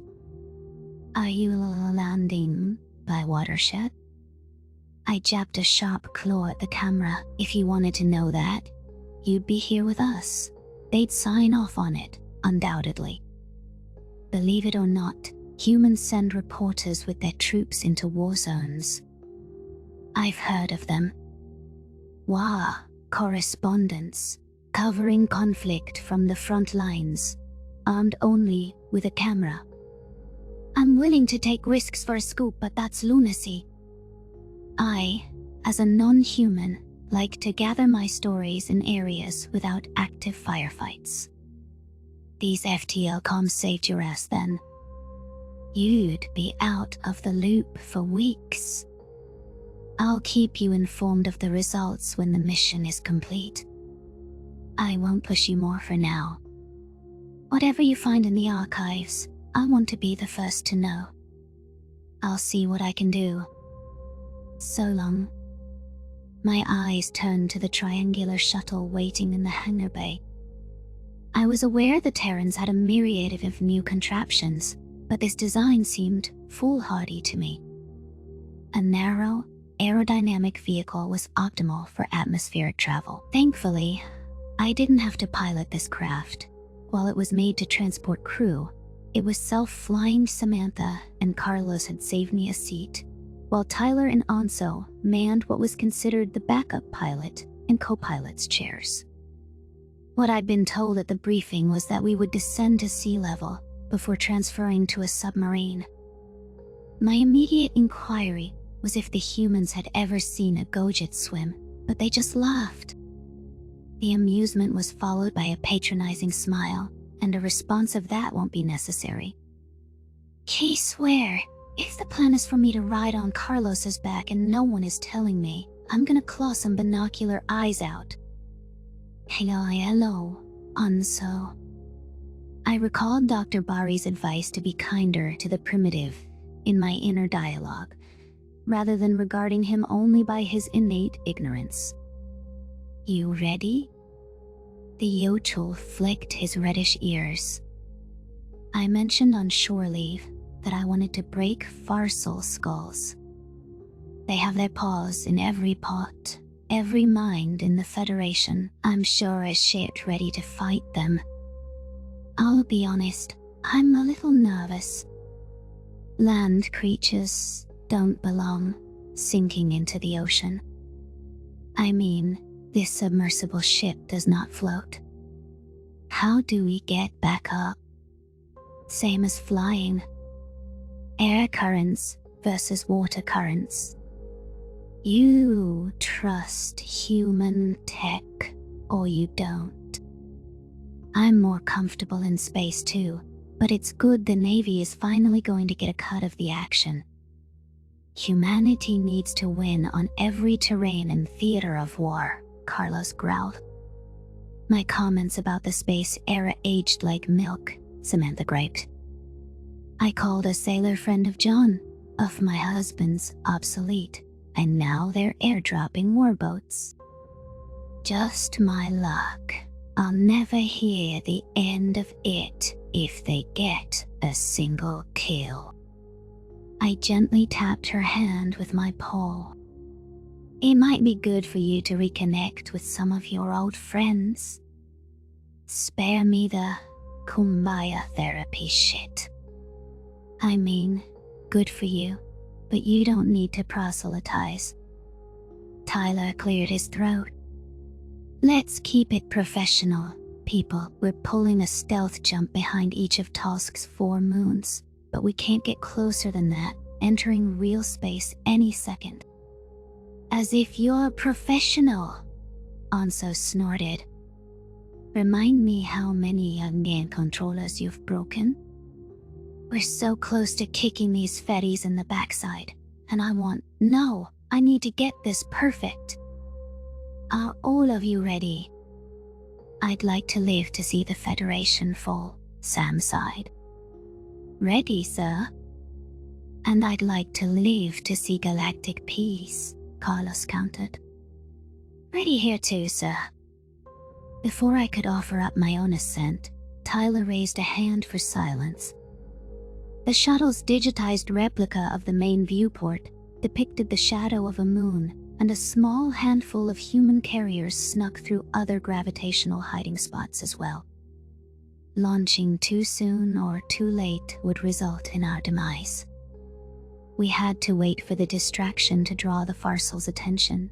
I had no idea how humans planned to move the smallest lunar satellite. The fact that we got this close, under their nose, shows the lasting consequences of the Arcture attack. The Farsel's bare-bones defenses aren't equipped to catch us in their net. Their outposts, with key scanners, were picked apart too. The enemy would be alerted to our presence once the predators made their move to disturb the smallest moon. The target body lagged a short ways behind our satellite heaven's orbit, which meant our carrier could watch the show. Human military affairs always intrigued me, from how they conjured the impossible with every battle. There was thinking outside the box, and then there was ignoring the box's existence altogether. Rules and conventional wisdom didn't apply to them. Our viewport plucked stills of box-shaped human craft. In real time, they were blurs that accelerated from behind the target moon's shadow. That energy expenditure definitely caught the Farsel's eyes. The objects had been gaining momentum within subspace and exited warp at a mind-boggling pace. I squinted in confusion as the lead cubicle craft blazed toward the deformed rock without slowing. The first impact caused a geyser of debris to erupt from the moon, while the drone was obliterated. There appeared to be a slight slowing of the lunar body's orbit, though it was fractional. It was insanity to think they could redirect a celestial object's momentum. The humans were undeterred, however, and launched more of the peculiar boxes into the moon. "Reverend Protector," I murmured. "They're chipping away at its momentum, throwing ships at it until it changes course." Carlos released a shrill noise by blowing air through his teeth, which made me flinch. It's simple, kinetic impact. I remember we used this same tech to deflect an asteroid from Earth back in 2129. Anzo flicked his ears. It's like shifting a boulder that's already rolling downhill. It's got a shit ton of momentum, but you collide enough objects with enough force, and you could theoretically change where it's rolling to. So this was a brute force planetary defense system that you weaponized because you're predators. "Carry on, I guess," I huffed. Panicked Farsal ships rushed toward the moon, but they, understandably, were not prepared to stop murderous monkeys from dislodging a massive satellite. The United Nations chipped away at the orbital momentum, deflection by deflection, until the speeding rock had visibly changed its arc. Talsk's gravity won out in the absence of a blistering orbital velocity, and the mile-wide rock began to careen toward the planet. Tyler took that as our cue to launch the triangular shuttle, which was prepped for this moment, away from our carrier. The Farsal vessels concentrated fire on their falling moon and struggled to simultaneously fend off Terran warships, which harassed them on approach. To top it off, our big guns were within orbital range, but the Predators were using precision strikes against bases rather than antimatter city hits. There was no way for the enemy to watch for surface-bound transports, with all of the chaos preoccupying them. I wasn't surprised that no craft moved to intercept us, and that the ride down to Tosk's surface looked to be seamless. The idea of descending below the ocean still left me riddled with unease. My spines were bristling, and it wasn't from the humans' eyes. Your crazy plan worked. I tried to focus on the Farsal missiles fruitlessly impacting their own moon, rather than the blue patches enlarging before us. I'd love to have ears inside the enemy ships. They don't even know what hit them. Ah, yes. Doesn't it suck when your moon becomes a meteor with a few love taps? Sam snickered. Tyler allowed himself an amused snort. Yeah, I hate when that happens. Really ruins your day. We breached the atmosphere in graceful flight, with flaming resistance enveloping our ship outside. The battle overhead receded into the background. It wasn't our job to spectate the Farsal moon's fate. Our shuttle's autopilot had everything under control, throttling through the outer bands of a foreign world. It slowed our pace to a manageable glide once the sparkling ocean grew nearer. Water stretched as far as the eye could see, even from hundreds of meters up. There was nowhere to land that I could make out, and the ropes and parachutes at the rear of the aircraft pushed a suggestion into my brain. What if the plan was for us to jump or rappel from the aircraft onto a submarine's hull? Where were the submersibles anyways? Had their airdrop not preceded us as planned? My claws wrapped around the harness tighter. Everything that could go wrong was at the forefront of my mind. We're slowing down, but not fast enough. Something must be off with the computer. We're going to slam belly first into the water, not hover. Kai, the humans, weren't panicking. So I tried to convince myself that those thoughts were my fear speaking. However, the choppiness of the waves was visible, and I saw no way to stop in time. At least, not without an inertial dampener failure and the death of us all. My remaining spines were trying to escape from my back. I was almost ready to scream to brace for impact. A mechanism shifted in the shuttle's belly, and it was then that I suspected we were gliding for a landing. We touched the surface of the water, but instead of sinking, we bobbed gently like a leaf. Our support splashed the water and slowed while balancing atop the waves like it was nothing. I breathed an uneasy sigh of relief, grateful that I had kept my mouth shut amid the humans' composure. The Predators always had wild plans, like plunking an airworthy craft into desolate seas. We were out of the proverbial burrows. Then, without warning, the floats gave out, dropping all support from the triangular craft. Primal terror gnawed at my heart as our ship started to sink. The nature of Predators, 121. Memory transcription subject, IA's Captain. Captain Sovlin, United Nations Fleet Command Jake Standardized, Human Time, January 15th, 2137. It wasn't my imagination. Our triangular shuttle was sinking like stone. Water bobbed up against the cockpit windows, entombing us beneath the waves. Hull integrity would eventually give out and allow water to flood the compartment. The Predators were just watching it happen, with not nearly enough panic showing in their binocular eyes. They made no attempt to inflate a life raft and escape, while we could still get the doors open.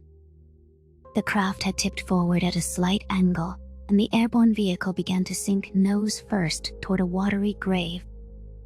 A feeling of immense claustrophobia gripped me as the nightmare scenario came to fruition. My claws wrapped around Samantha's arm before I could stop myself.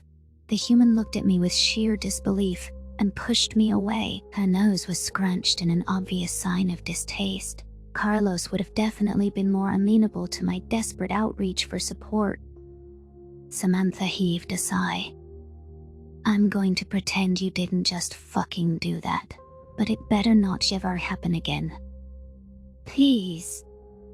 We're sinking, I croaked.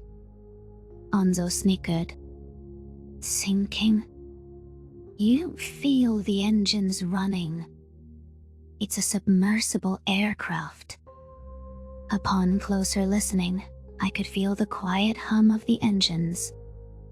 Somehow, the combustion drive was still running underwater and pushing us in a controlled manner further into the ocean. There were no signs of leaks seeping through the walls, despite being encased in the depths.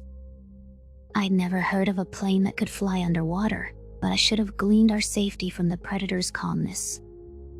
If a human is running or terrified, that's when it's time to assume our deaths are imminent.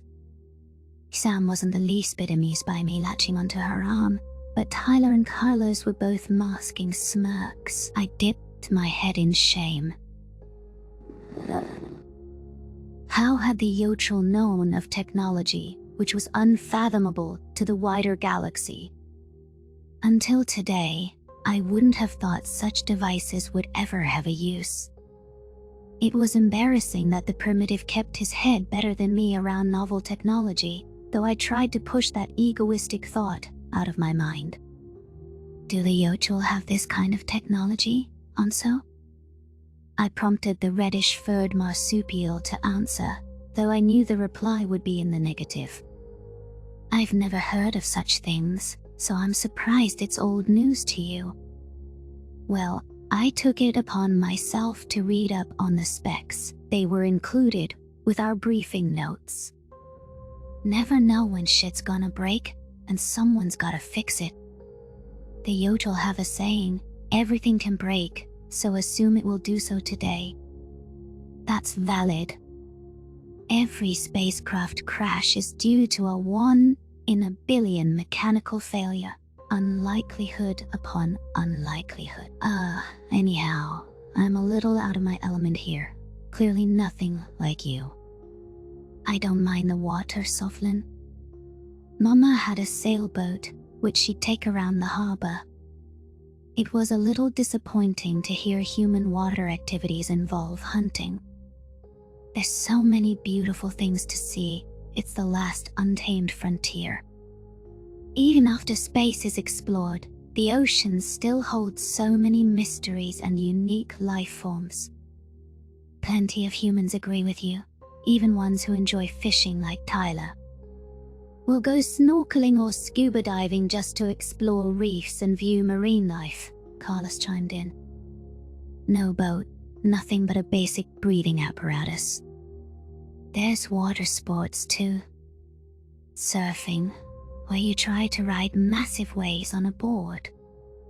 Samantha made odd gestures with her hands, as though conveying a series of hills. Parasailing up in the sky tied to a boat.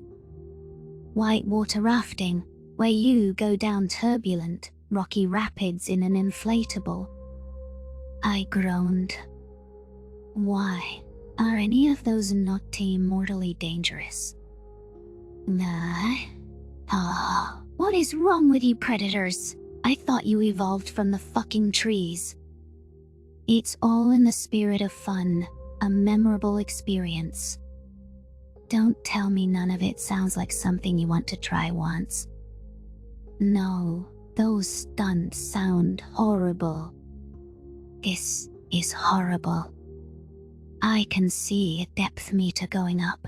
It's double digits. I can't see the sky. Quit being a baby. Quit being a predator. I hate humans. I can't stand you. Anso, back me up. The surfing sounds totally badass. I can imagine riding a wave up to its crest and trying not to fall, the Yochul answered. We should try it together, old man. Conquer your fears.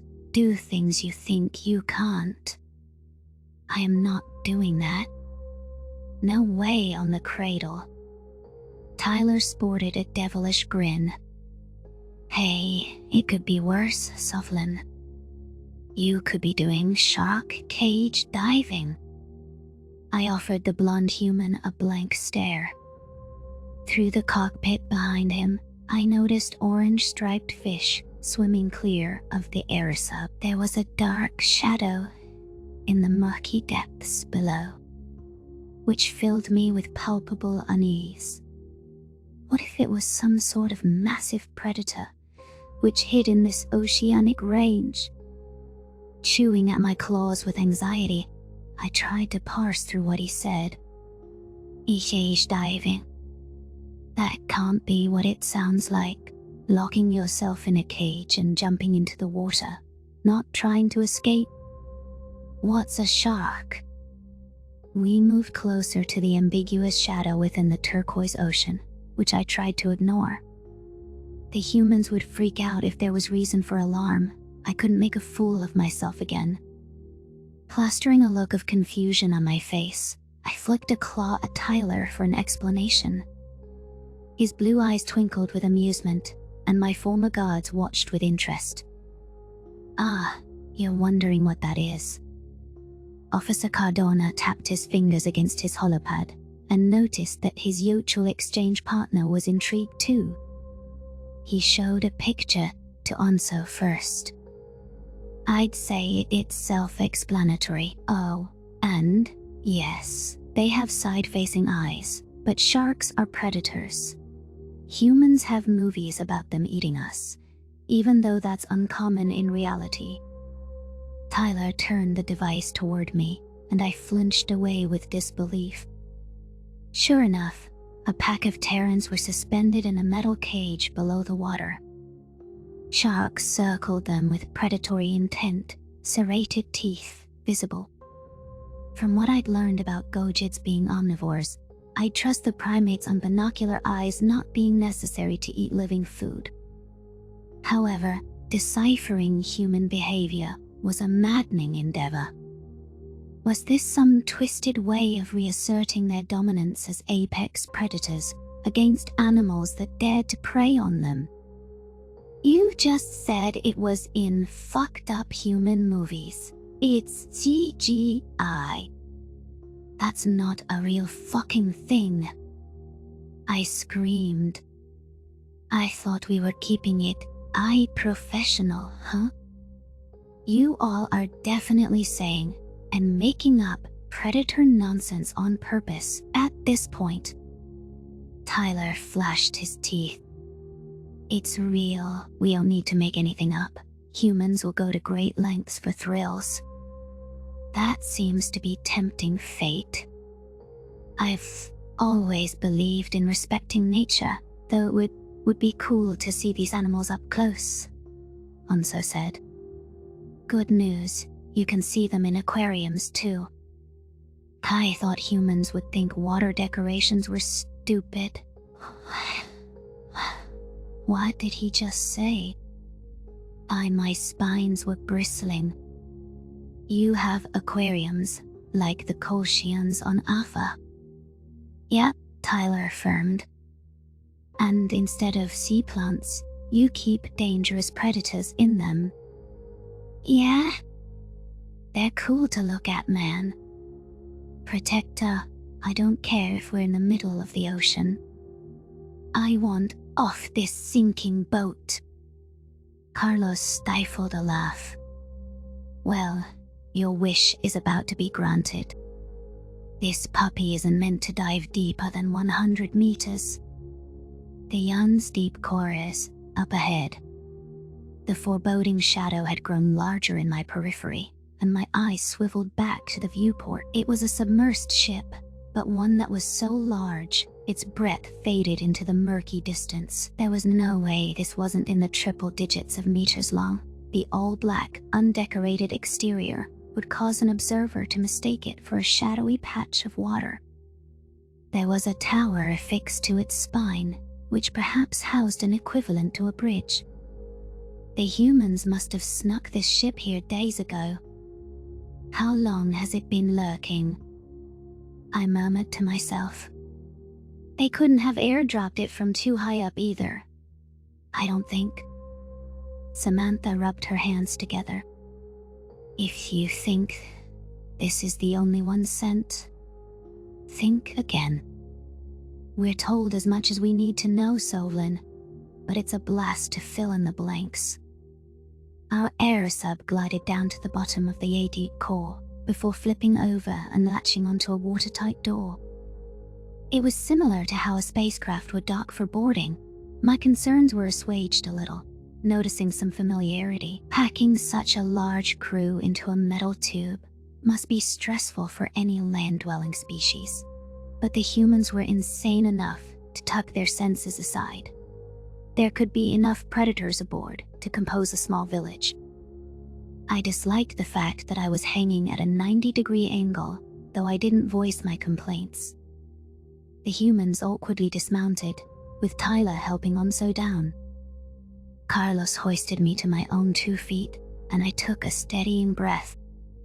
Our own watertight hatch, which I mistook for an emergency exit when I thought it was a sane vehicle, was on the right exit.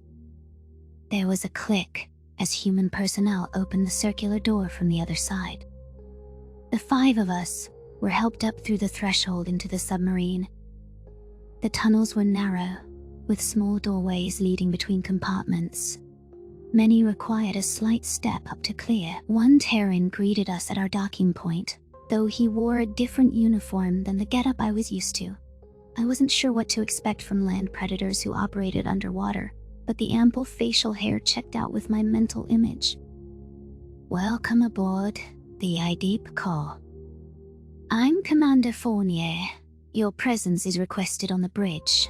A gruff voice greeted us. I blinked in confusion. May I ask why, sir? First aliens to step foot on a submarine. You're VIPs. It's a good photo op, you could say. Follow me.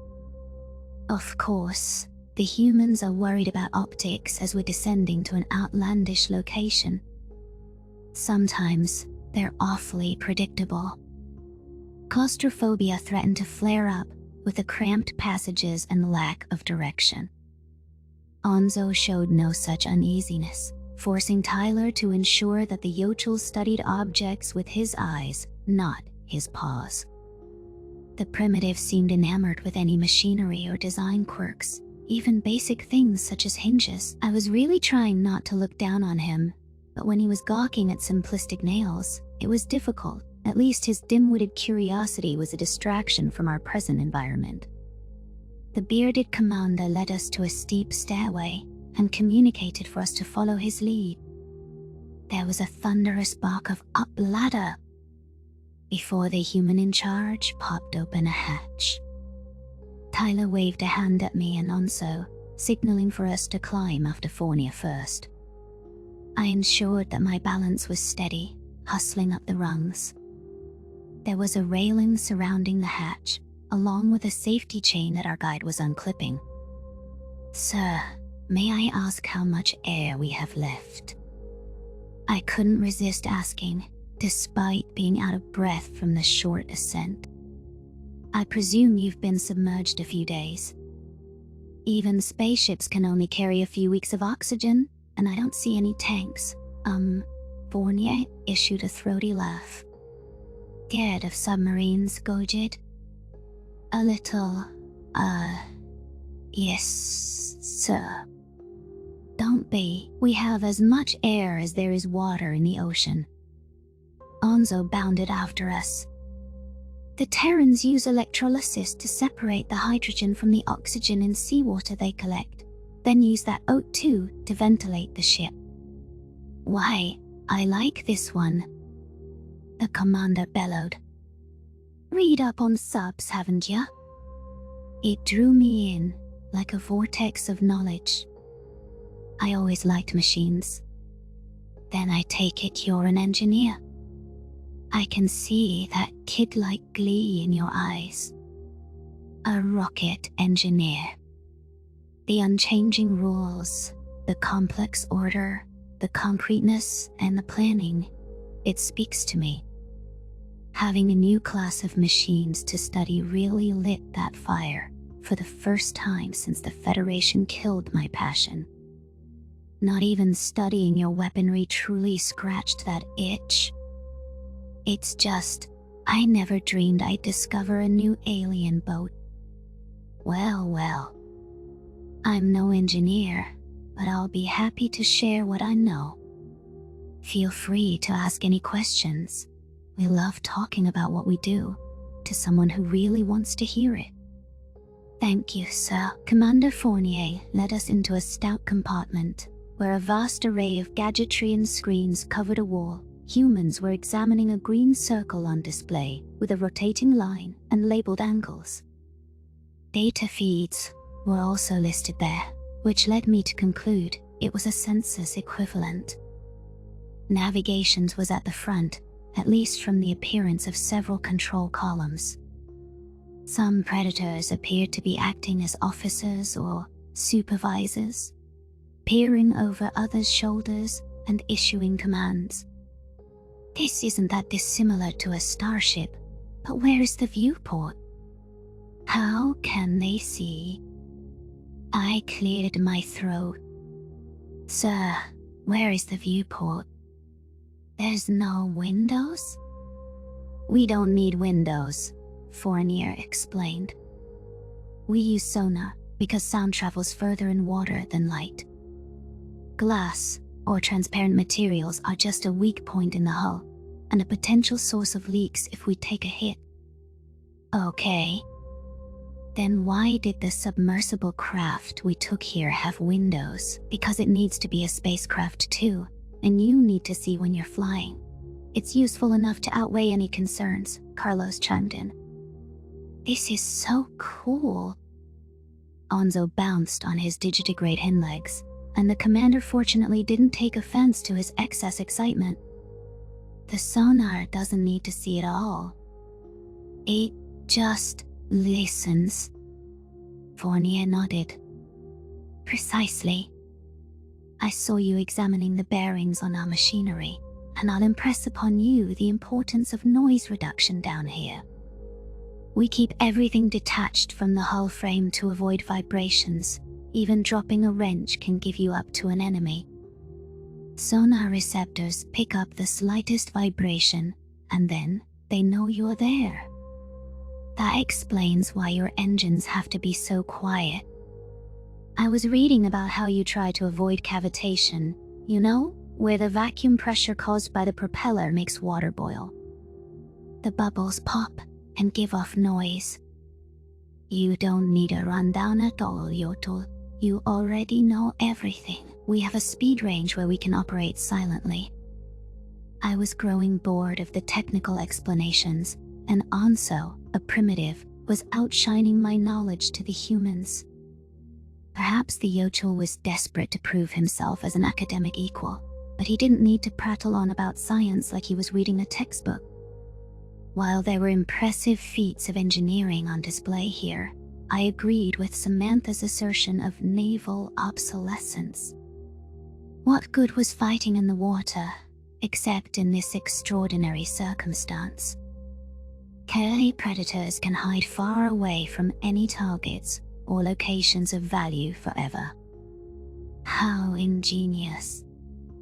They'd be unseen altogether if the other human tribes realized this theater was irrelevant in a war. I suppressed an irritated huff. Permission to speak freely, sir. Granted, Fournier replied, a curious twinkle in his eyes. Respectfully, sir, I do not see the purpose of putting all this time into submarine development, at least for military aims. You're a spacefaring species, and you're incredible at ground assaults. What use is it to hide so far away from civilization, from the action? Maybe you sink a few ships that are using an outdated method of moving resources, but I don't get it. You have better weapons. You really don't know. To use your word, these ships are masterful predators, nearly undetectable, capable of hearing the slightest sound, and able to surface anywhere in the world. But it goes far beyond that. The destructive power housed here is a hell of a deterrent. That's why we never actually trade nukes, like your Feddies thought we did. Nukes. I'm not following. There's tens of nukes stuffed onto just one of these things. We can hang off the shore anywhere and fire missiles while underwater. Not that we have to be close to our target. We can shoot ICBMs halfway around the world. You never know where we are, if it's right down your neck or prowling distant shores. We're waiting to strike anywhere and everywhere with the technology to end civilization itself, even after command is destroyed on land. Obsolete, my ass. I gulped with discomfort, wishing I could recede into the ship walls. That declaration was so calm yet predatorily destructive. There were chilling implications for the extent of human aggression. It suddenly made sense why Earth tribes were intent on sniffing these predators out of the ocean's recesses, and why the subs tried to remain undetectable at all costs. Should the current battle go awry, Tals could be devastated by an unseen arsenal of epic proportions. As Commander Fournier took his post, I tried to understand why humans would devise such machinations for use against their own civilization. The Federation's irradiated Earth could have been a reality. These capabilities shouldn't exist in any culture. I didn't understand why my kind-hearted friends would even think of such predatory weaponry. Surely, understanding the apocalyptic consequences of these vehicles should have convinced them not to build them. My therapist could have elaborated further on the full heights of Terran aggression. Humans didn't enjoy killing, yet they brainstormed and actualized the optimal ways to kill every human in existence. It was a paradox. Perhaps their predator nature factored into their decision-making in a manner they didn't understand. Orders were issued to begin our descent, and for all sailors to report to battle stations. I felt the submersible tilt down, so I tried to clear my head of what the primates were capable of. I have to believe that they will never actually do something like that their goodness will prevail. They didn't snap after Earth, right? I trust their better judgment. Kaya, only well. If there's really a base at the bottom of the ocean, the Farsal are fucked, I murmured to my posse. Samantha's fist tightened as her smirk returned. I'd say they are. The numbers on the depth meter continued to escalate as the submarine navigated the ocean which spanned below us. Locked inside a steel tube with predators and knowing the potential of its onboard weaponry, my nerves were anything but quelled. The submarine somehow eclipsed even the worst starships in its dastardly capabilities. The Farsal wouldn't be prepared for this predatory contraption should we stumble across any of their flotilla. I was glad that the humans were on the same team as me. There was no telling where their capacity for annihilation ended. The Nature of Predators, 122, Summary Transcription Subject. I.L. Captain Sovlin, United Nations Fleet Command. State E Standardized Human Time, January 15th, 2187. I was claiming unwanted milestone with this voyage. I was certain was the furthest below water of any Gojid who hadn't already been dead and sinking in history. Some predators were monitoring their scanners for the slightest sign of activity, though I was told an entire team was dedicated to sonar monitoring in a separate chamber too. Sitting in a dark room with headphones for hours, with no idea what was happening, sounded awful. The supervisory officials and secondary team here got a much better deal. Additionally, fire control technicians oversaw guidance systems on the bridge. Most of their work was grounded in electronic and digital concerns. From what Anso had told me, this vessel had underwater missiles, which were connected to the ship computer by wires. Once the payload got close enough to the target, an onboard homing mechanism took over. By watching the various stations, I was beginning to decipher bits and pieces from their screens. Judging by the learning curve, anyone with training in starship sensors could adjust to sonar after a few days in a pinch.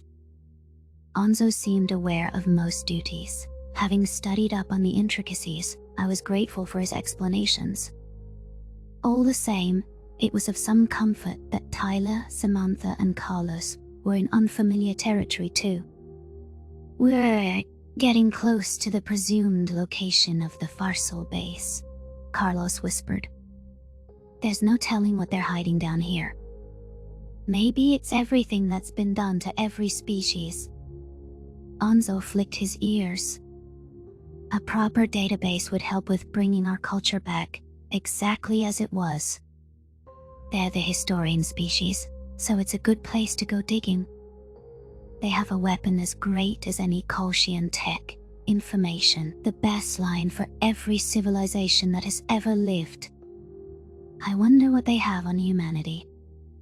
Perhaps one or two things that are true." Sam snickered. Tyler pinched the bridge of his nose. "What made them so certain we died in nuclear Armageddon?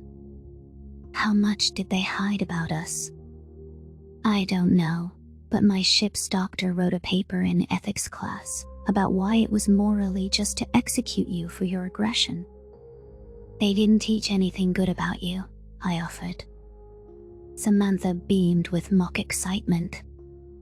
"Wow, what a splendid ethics class, and a rousing thesis by the good-hearted doctor.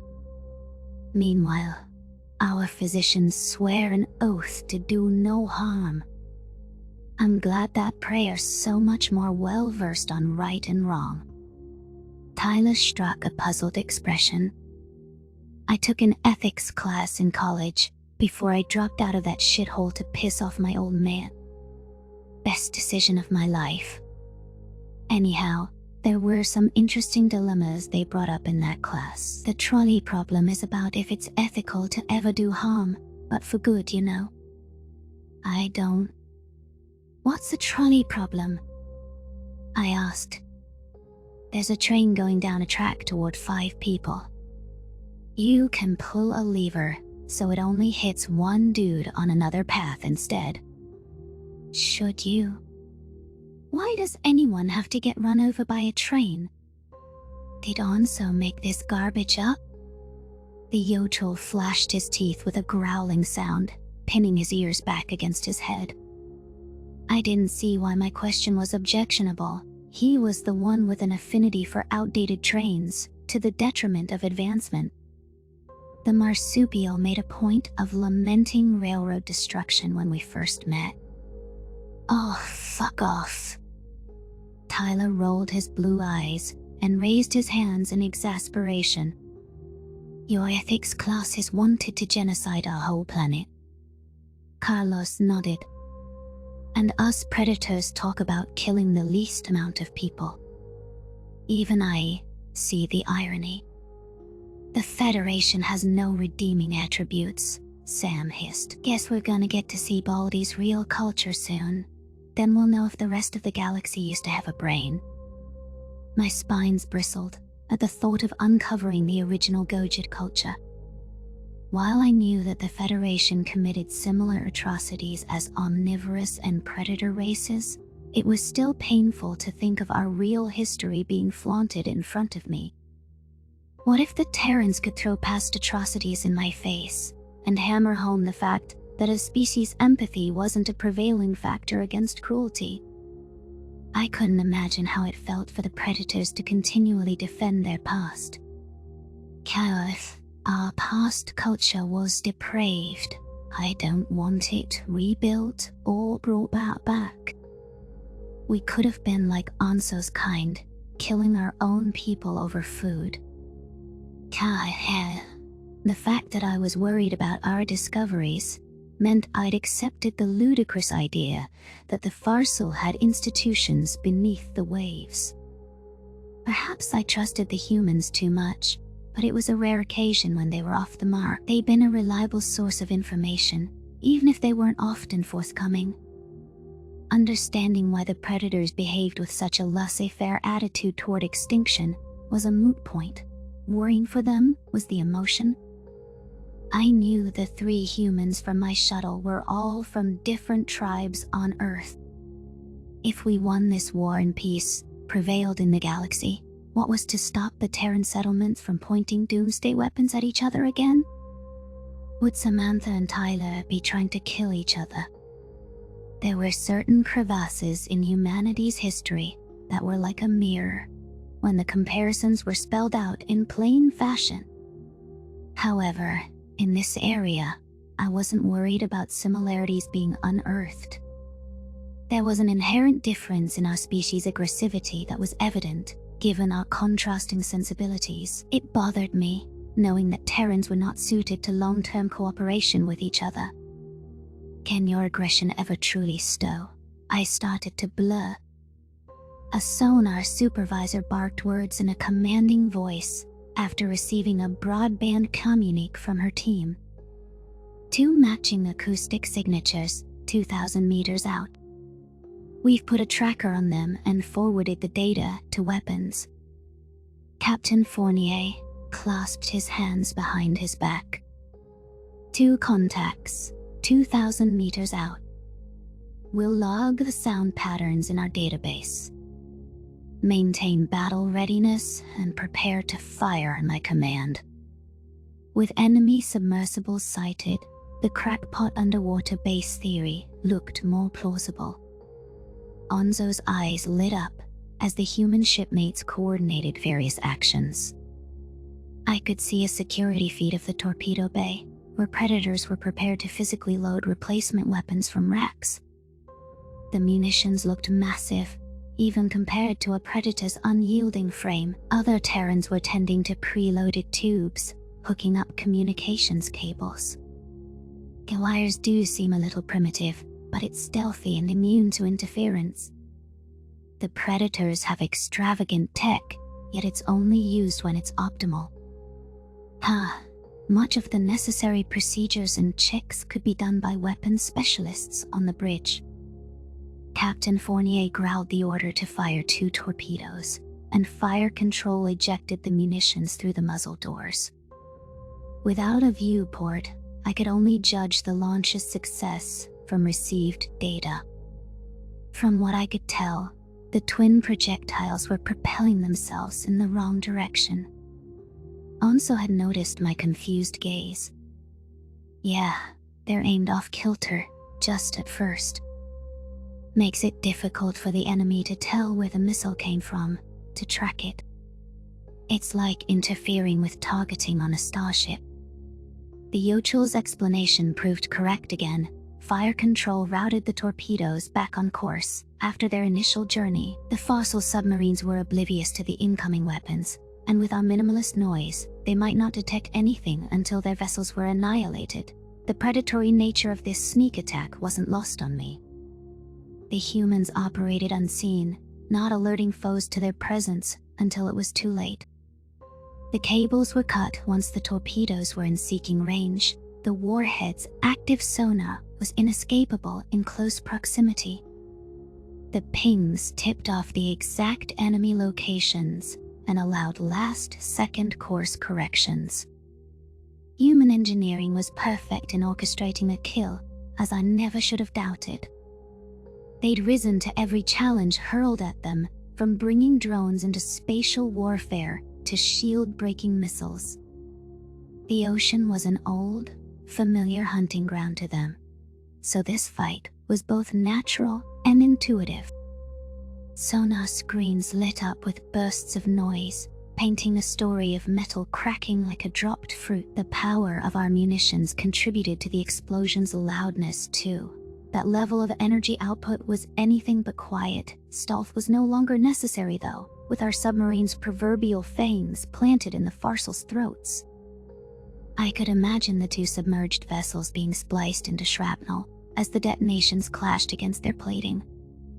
Captain Fournier conversed with the sonar supervisor before turning to the bridge. 2 confirmed kills. Continue on a descent course in the direction of those ships. We go toward them. We'll find the base, I muttered. Onso wagged his tail. We find the base. We save the Yotul. We rid ourselves of their influence once and for all. Samantha raised an eyebrow. Assuming they don't wipe digital data or blow up the base when all is lost. They love scorched earth, lightly suggested by the whole exterminator hoopla. Better destroyed than used by predators. You are irony poisoned. Carlos shook his head lightly. We get to the archives, and we find what we can, even if they wipe servers. Who says our techies can't recover it? Our submarine descended ever deeper, pressing ahead toward the real Farsal archives. Tosk's moon was falling above us, and space fleets were clashing around the deorbiting body. All the same, the real battle was a handful of stealth ships here, dishing out silent strikes. We remained vigilant for other enemies, knowing we were close to the base's suspected location. If they spotted us first, then they would have a chance to strike before we could. Is there any way to defend against an oncoming torpedo if the Farsal have such weapons? It seems like you never sense them coming, and you can't look out a window. Captain Fournier pursed his lips. Sweep the area with an active sonar ping. We need to get a read on the terrain and hopefully the base's exact location. The sonar supervisor relayed the orders, and Onso tensed up a little. The Yotul whispered to me that active pings gave away our position by transmitting our own sound into the water. However, sailing blind into unknown territory could end us crashing or missing the base altogether. We had to hold our breath and pray the Farsal wouldn't pick us up. Their capabilities were unknown, but they must possess listening devices for deep water travel to be possible. Knowing that we were more than 1,000 meters below water, I didn't want to find out what would happen to us if the ship imploded. It was impressive that it wasn't crushed by the outside pressure already. Come to think of it, at this depth, atmospheric pressure couldn't be suitable for land life forms. That was a fear I didn't need to dwell on. The acoustic energy illuminated the terrain for our sightless submarine, allowing the predators to map their surroundings. I listened to the bridge chatter as they scrambled to classify nearby points of interest. Echo sounding confirmed we were close to the ocean bottom. It was level apart from a few elevation shifts. The most promising sign was a wide area of unusual signal absorption, which was believed to be the base. As nervous as I was about getting attacked, well out of any sun's eye, it seemed like we'd gotten away with the emitted ping. Perhaps it was foolish to assign human competence to the Farsal. Why would they expect to see other vessels on the seafloor, armed with a predator's tech? How could a prey animal even think of using detection methods which hunted other ships down for making the slightest noise? The sonar supervisor stiffened. Torpedo in the water. Oh, stars. Amen. At least the humans had picked up a telltale propulsion system from the torpedo, but that meant the Farsal knew we were here. While there were other UN submarines en route, none were flanking us or backing us up. The Predators better have some insane defensive tactics, or we would wind up in a million pieces. I didn't like the prospect of my lungs being crushed. "Brace yourselves for inbound munitions," Captain Fournier growled into a microphone. "Return fire toward the source." The Farsal submarine was patrolling just shy of the archives base and wasn't, to our knowledge, joined by any comrades. While taking immediate defensive steps, the Terrans dubiously focused on getting their own torpedo into the water. Skepticism marked itself on my face, but also leapt to the Predator's defense. The Yotul claimed this counterstrike was to prevent the enemy from firing again. I could feel my heart crawl into my throat as our own projectile was spit back with haste. Our submarine reoriented itself in the opposite direction, away from the base, and fled at maximum speed. The incoming torpedo had the edge in speed, so it seemed futile to run away. I guessed that the munition had limited fuel. Even so, its tank wouldn't run dry quick enough. We dove as close to the seafloor as we could risk, and the sharp descent almost made me tumble down the bridge. The Farsal's torpedo was gaining ground, threatening to sink us. Captain Fournier, just like his counterparts in the stars, was cool under pressure. He waited for the munitions to lock onto us. The bearded leader shouted for a sonar decoy to be deployed. As the deceitful device jetted away, I squinted for clues on nearby screens. Peronzo, it unleashed a cloak of bubbles and jamming frequencies, scrambling the missile's sonar-seeking systems. Did it work? I wrapped my claws around Carlos's arm with the bear tattoo, remembering not to cling to Samantha again. I hate water. I'll take death by vacuum any day. Carlos squeezed my paw awkwardly. I don't know if it worked. We always hope for the best, but no combat situation is a guarantee. Just breathe, buddy. Our submersible attempted to skirt the torpedo's search area while it was hung up on the false targets our decoy provided. We veered well off to the side and ensured absolute silence. The eye-deep core looped back around, tiptoeing past the range we'd been chased from. There was no sign of an inbound contact following us. I realized we had successfully fooled the munitions homing logic. I released Carlos's arm at last.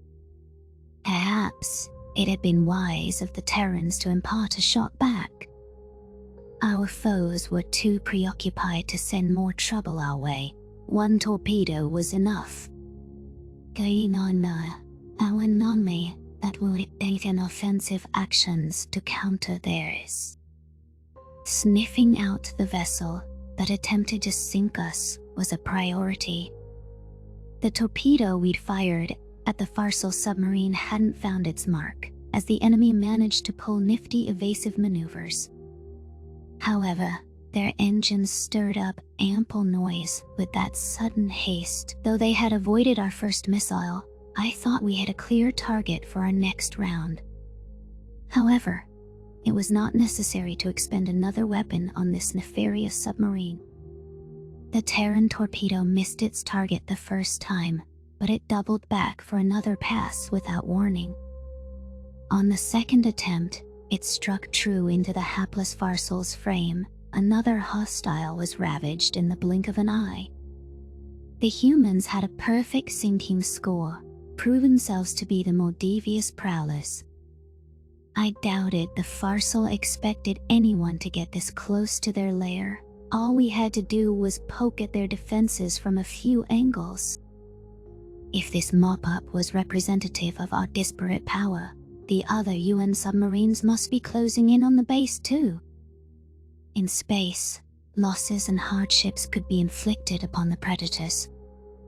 However, land and sea appeared to be their chief dominion, where their exceptional talents put them miles ahead of the competition. The oceanic path to the fossil archives had been cleared, and soon humanity might begin to reclaim the actual history of the multitude of Federation species. The nature of predators. 123. Memory of Milo to be isolated in quarantine.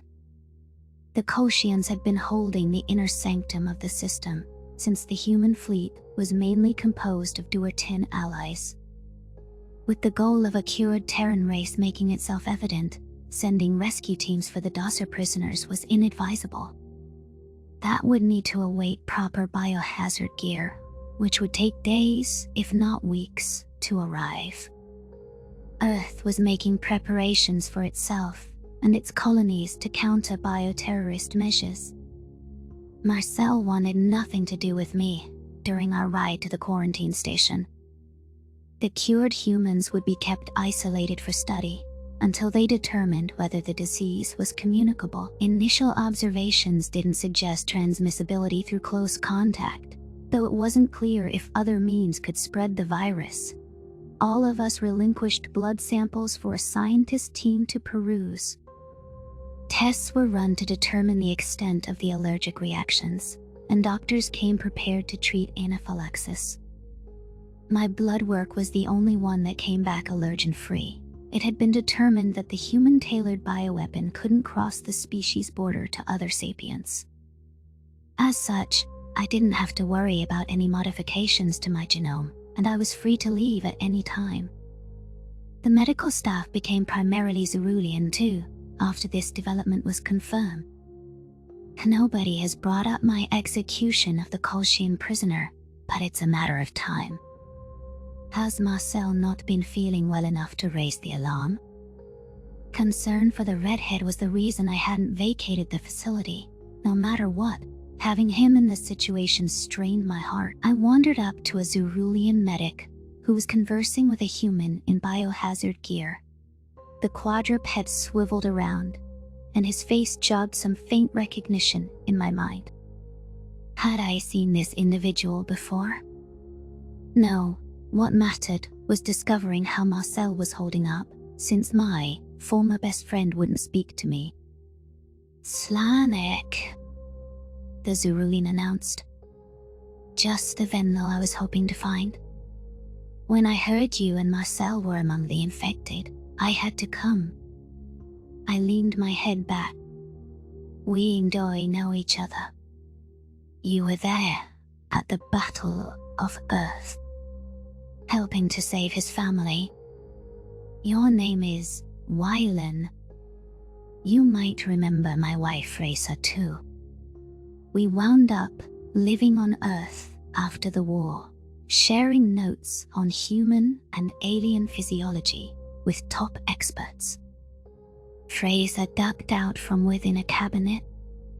The Zerulean exchange program was a great way to get to learn what the predators are really like. They don't deserve this. I understand how close you were with your humans, Slanek. Mine is into gardening for fun, a predator. Key, don't give a shit. We met for about an hour, months ago. We're not friends. Wow, cool. My tail twitched with irritation. Could you guys tell me how Marcel is doing? Whelan squinted. You haven't asked him yourself? Oh, of course I have. I just mean from a doctor's perspective. What's going on biologically? I'm worried, and I wouldn't want to ask in front of him. You might not be as straightforward if it's bad news. Walk with me. I have to deliver these fever-reducing medicines to the sick ones, Fraser replied.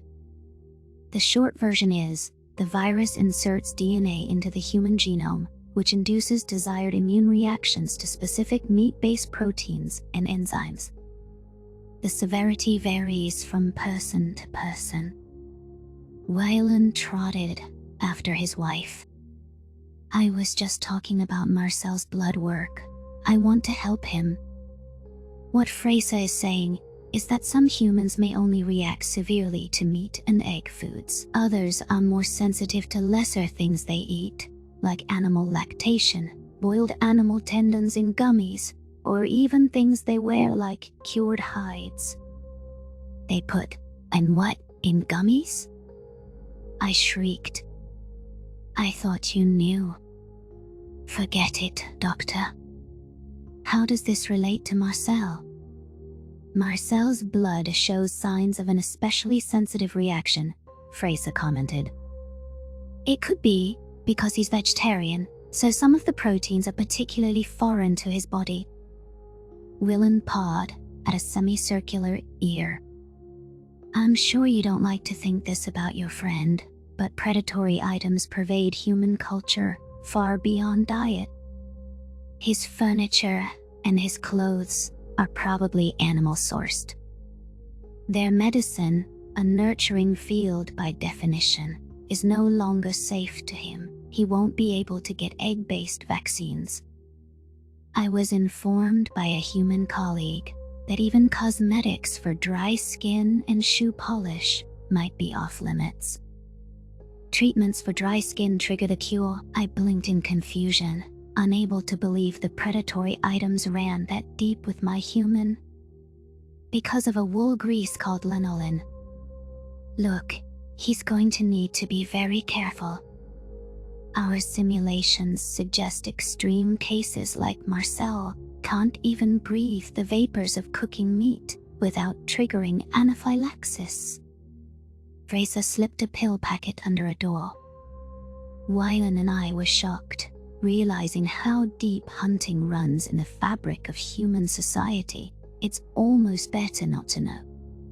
What do you think should be done, dear? I think it might be best for Marcel to live on a Federation world if he needs to avoid animal products altogether. Maybe you could offer to take him in, Slanik, on Venlo Prime. My legs locked up and left me unable to follow the Zerulean medics. Willan and Fraser whirled around, noting the shock on my features. Since Marcel didn't consume meat in the first place, I figured the cure wouldn't affect his daily life at all. It was within my knowledge that he ate some animal products, such as the revolting lactation juice Wylan mentioned. But I figured those could be cut out of a diet too. It wouldn't be that big of an adjustment, given that my human already avoided them around me. But now, I realized something as simple as his slick couch in his earthly home would induce the allergic reaction. Marcel couldn't go to social events with other humans if breathing in the scent of flesh would place him in jeopardy. That would have precluded hanging out around Tyler or being in the service at all. The vegetarian's military days were over. It didn't seem fair that his ordinary life was ruined too. Shit, if he got sick, he couldn't seek some treatments at a Terran hospital anymore. Poor Marcel will have to think of every little thing, as small as treating chapped lips in the winter. If he stays on his world, I don't know how he can go out in public without risk, but he certainly doesn't want to live with me. I pinned my ears back, searching for an excuse. Marcel has family on Earth. He has a life there. It will be difficult for his predator relatives and friends to accommodate him. They need to be very cognizant, Wylan said. I'm not pressuring you to do anything you don't want to. But if you care about him, you need to tell him what staying on Earth means for him. He could wear some breathing mask and a contact suit. Fraser scrunched her nose. Maybe, but does he want to do that every day of his life? It's a rough situation. Though there's good news, Slanik. What? That he's not dead? I'm sorry you're so upset. But the good news is, for the air transmission version, there might be hope of reversing the cure in the near future. The humans have their own gene splicing systems, such as CRISPR. This incident helps them understand the general principles of what the cure adds, so it might help them identify unnatural edits in other species too. I don't care about other species. They don't want it undone. I can fucking tell you that. Marcel does. Well, the humans might be able to undo his gene edits with proper study. If he chooses to stay away from Earth, it might only be for a little while. His normal life might be restored in a few years, maybe months. Terrans are quick studies.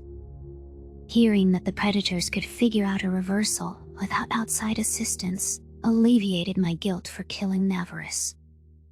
Clearly, we didn't need any of the prisoners alive to undo the damage. Besides, there were more captives, like the scientist my friend had brought in, who could provide the information Earth sought. That demonic Colchian, who laughed at the idea of destroying Terran culture, deserved a bullet to the head. Marcel was unreasonable, but other humans might be more rational. Maybe I was fretting over one man's skewed morality. I chewed on what the Zerulean doctors imparted. You qualified the hope of reversing the cure as being for the airborne version. Does that mean the other humans from the research station are incurable? We didn't say that, but the injected serum is much harder to cure, Wyland proclaimed. I think that's why the Colchians favor that method when given a choice. They transmit the virus directly into the bloodstream, and Hyalse inject certain proteins and enzymes into the skin to spark allergies the old-fashioned way. I see. So, they're permanent herbivores. Permanent's a strong word, Slanik.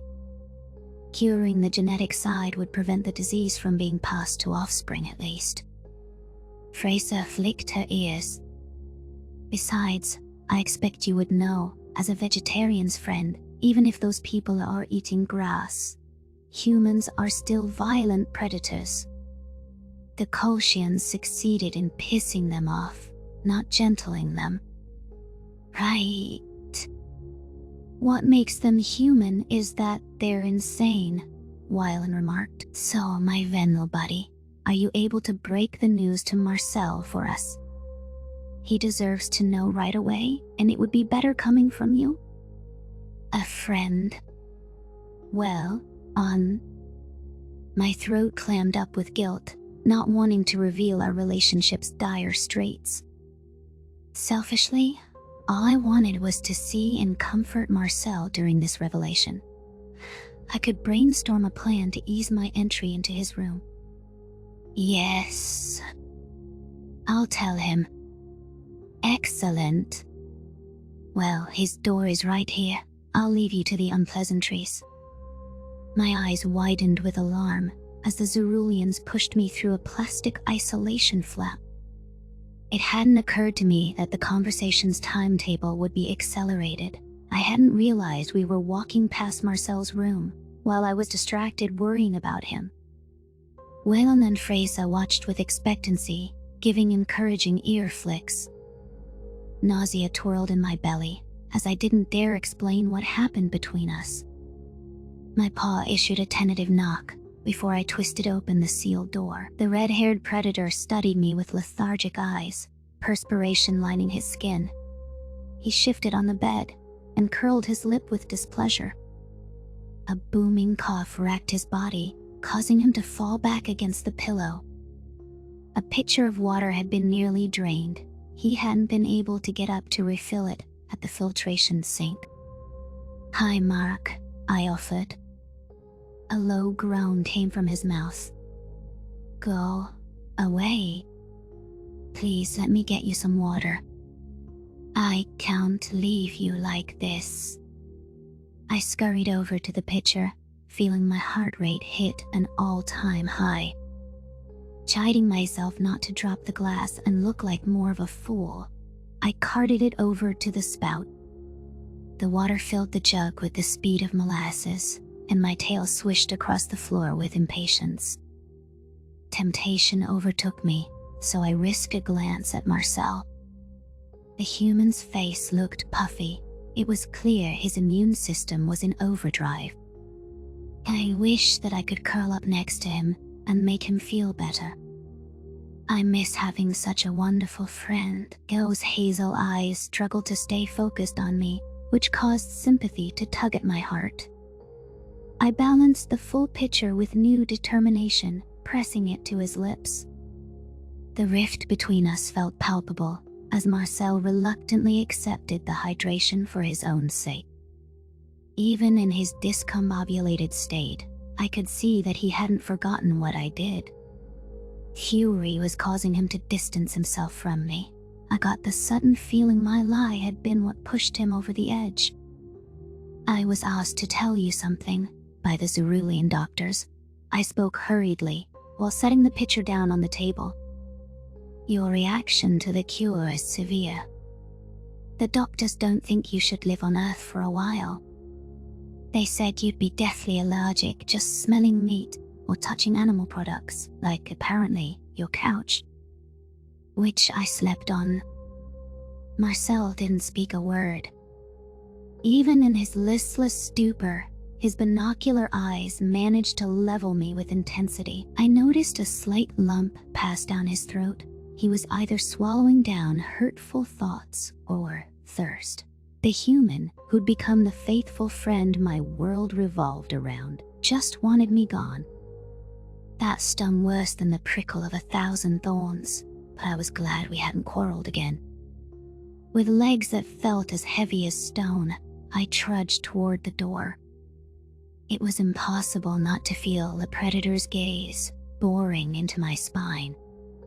His judgment punished me, as if he were the aggrieved party in the Navarus execution.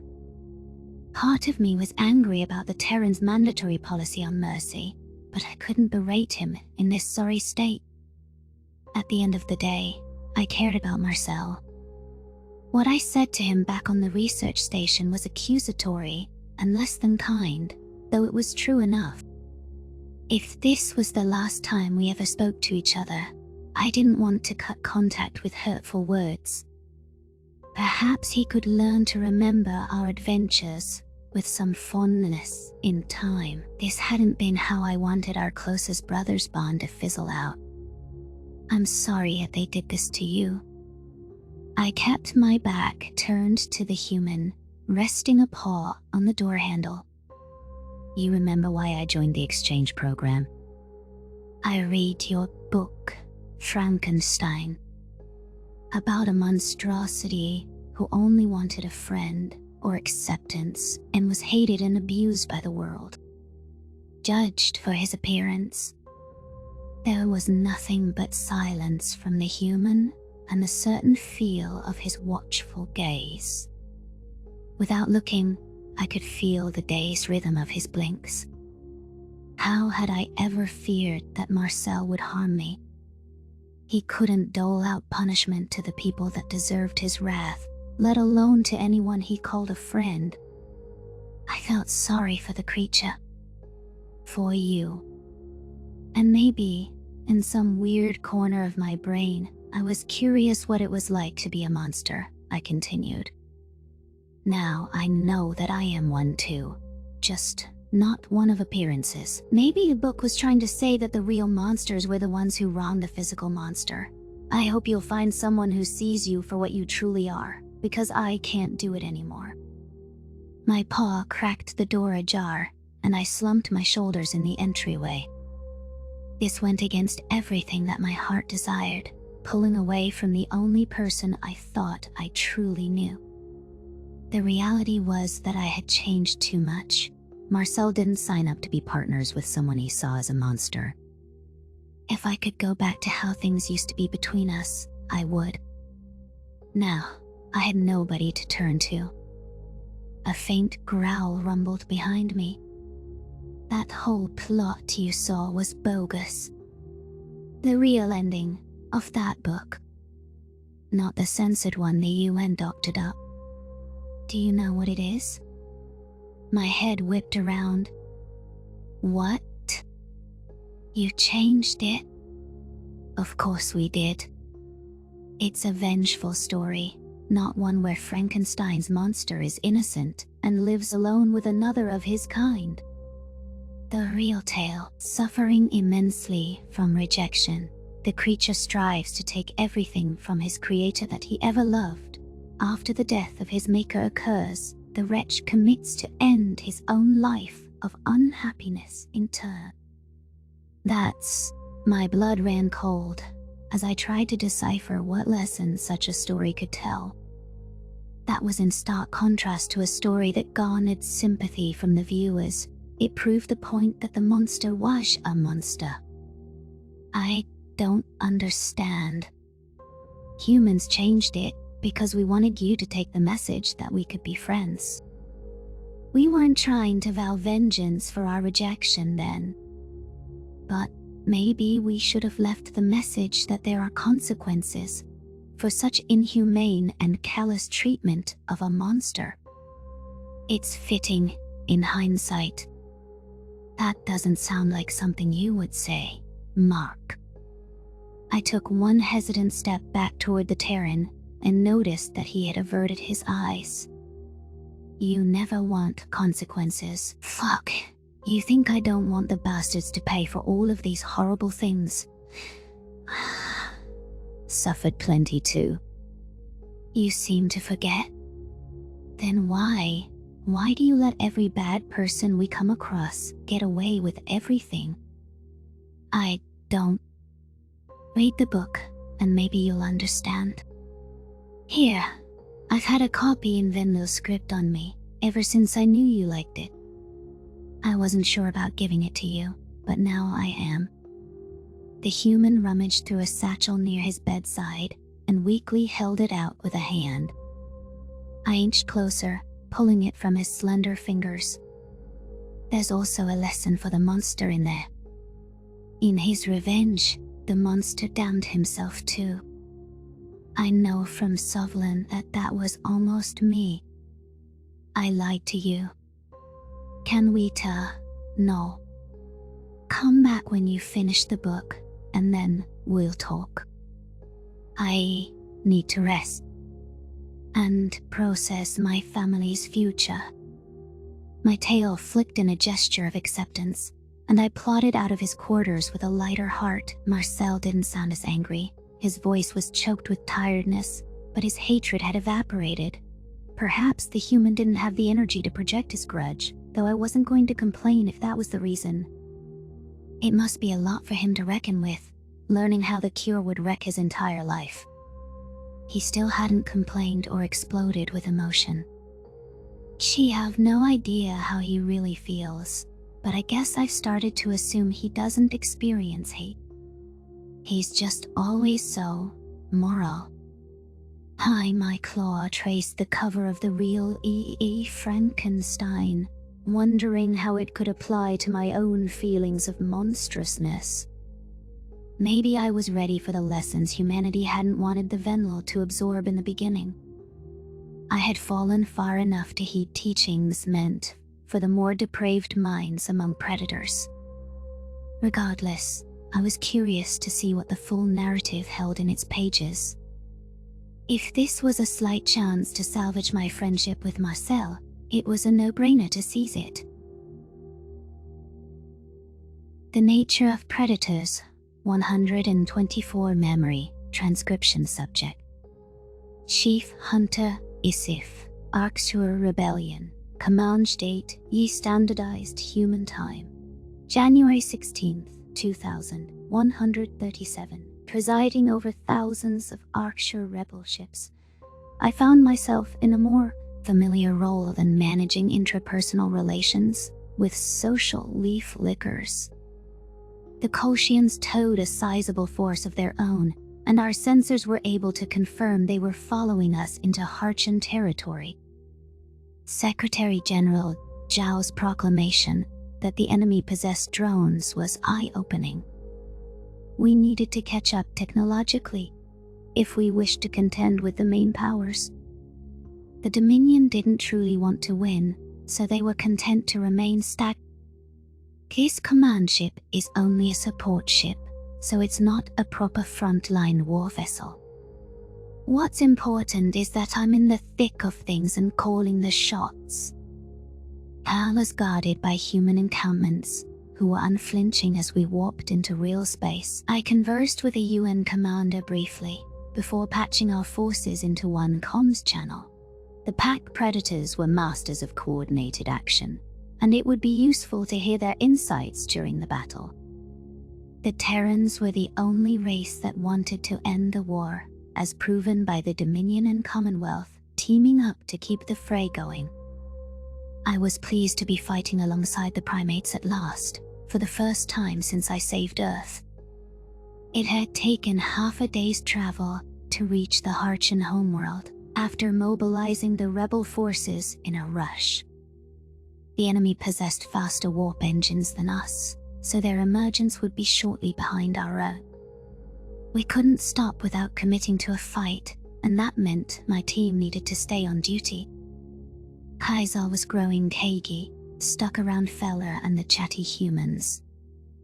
On the opposite paw, Oleg and Lisa looked a little nostalgic, looking out the window toward the occupied planet. I spent a lot of time here researching whether the Harchan dabbled in AI. Humans have had AIs that could write songs and poetry for over a century, Oleg remarked. Someone had to come up with something more, a true, sapient I. Lisa rolled her eyes. You don't think it's already been invented at home? It's unlikely. Maya would have used it to interface with the Fetties if so. I knew Elias Maya, and he did not seem the hiding type. My nostrils flared as I strained to tolerate the scruffy conspiracy theorist. The Kolshians are closing in on us, with the intent to eliminate everything we've worked for, and you're spouting your nonsense, Oleg. Yeah. Would you rather I say we should get our wills in order? Wills? I do not follow. Your last will. You know, the document stating what you wish to be done with your assets after your death.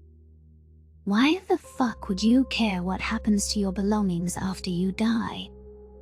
You can't use them or gain from it because the people you love are still there, and you want them to be taken care of after you're gone. If I die in battle, my meager credits are going to a Venel foster mother who adopted a human. That's the kid I mentioned earlier, you know, and I still want him to succeed in a world where I'm not around. Lisa offered a solemn nod. My possessions are to be divided among my family. I recorded a message for them to see if I'm Kia.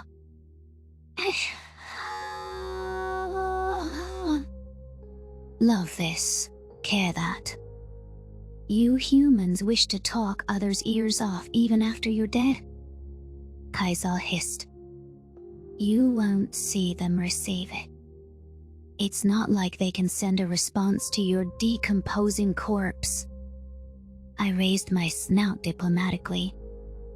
Unlike most Arcshire, humans are upset at a loved one's passing. Irrationally so.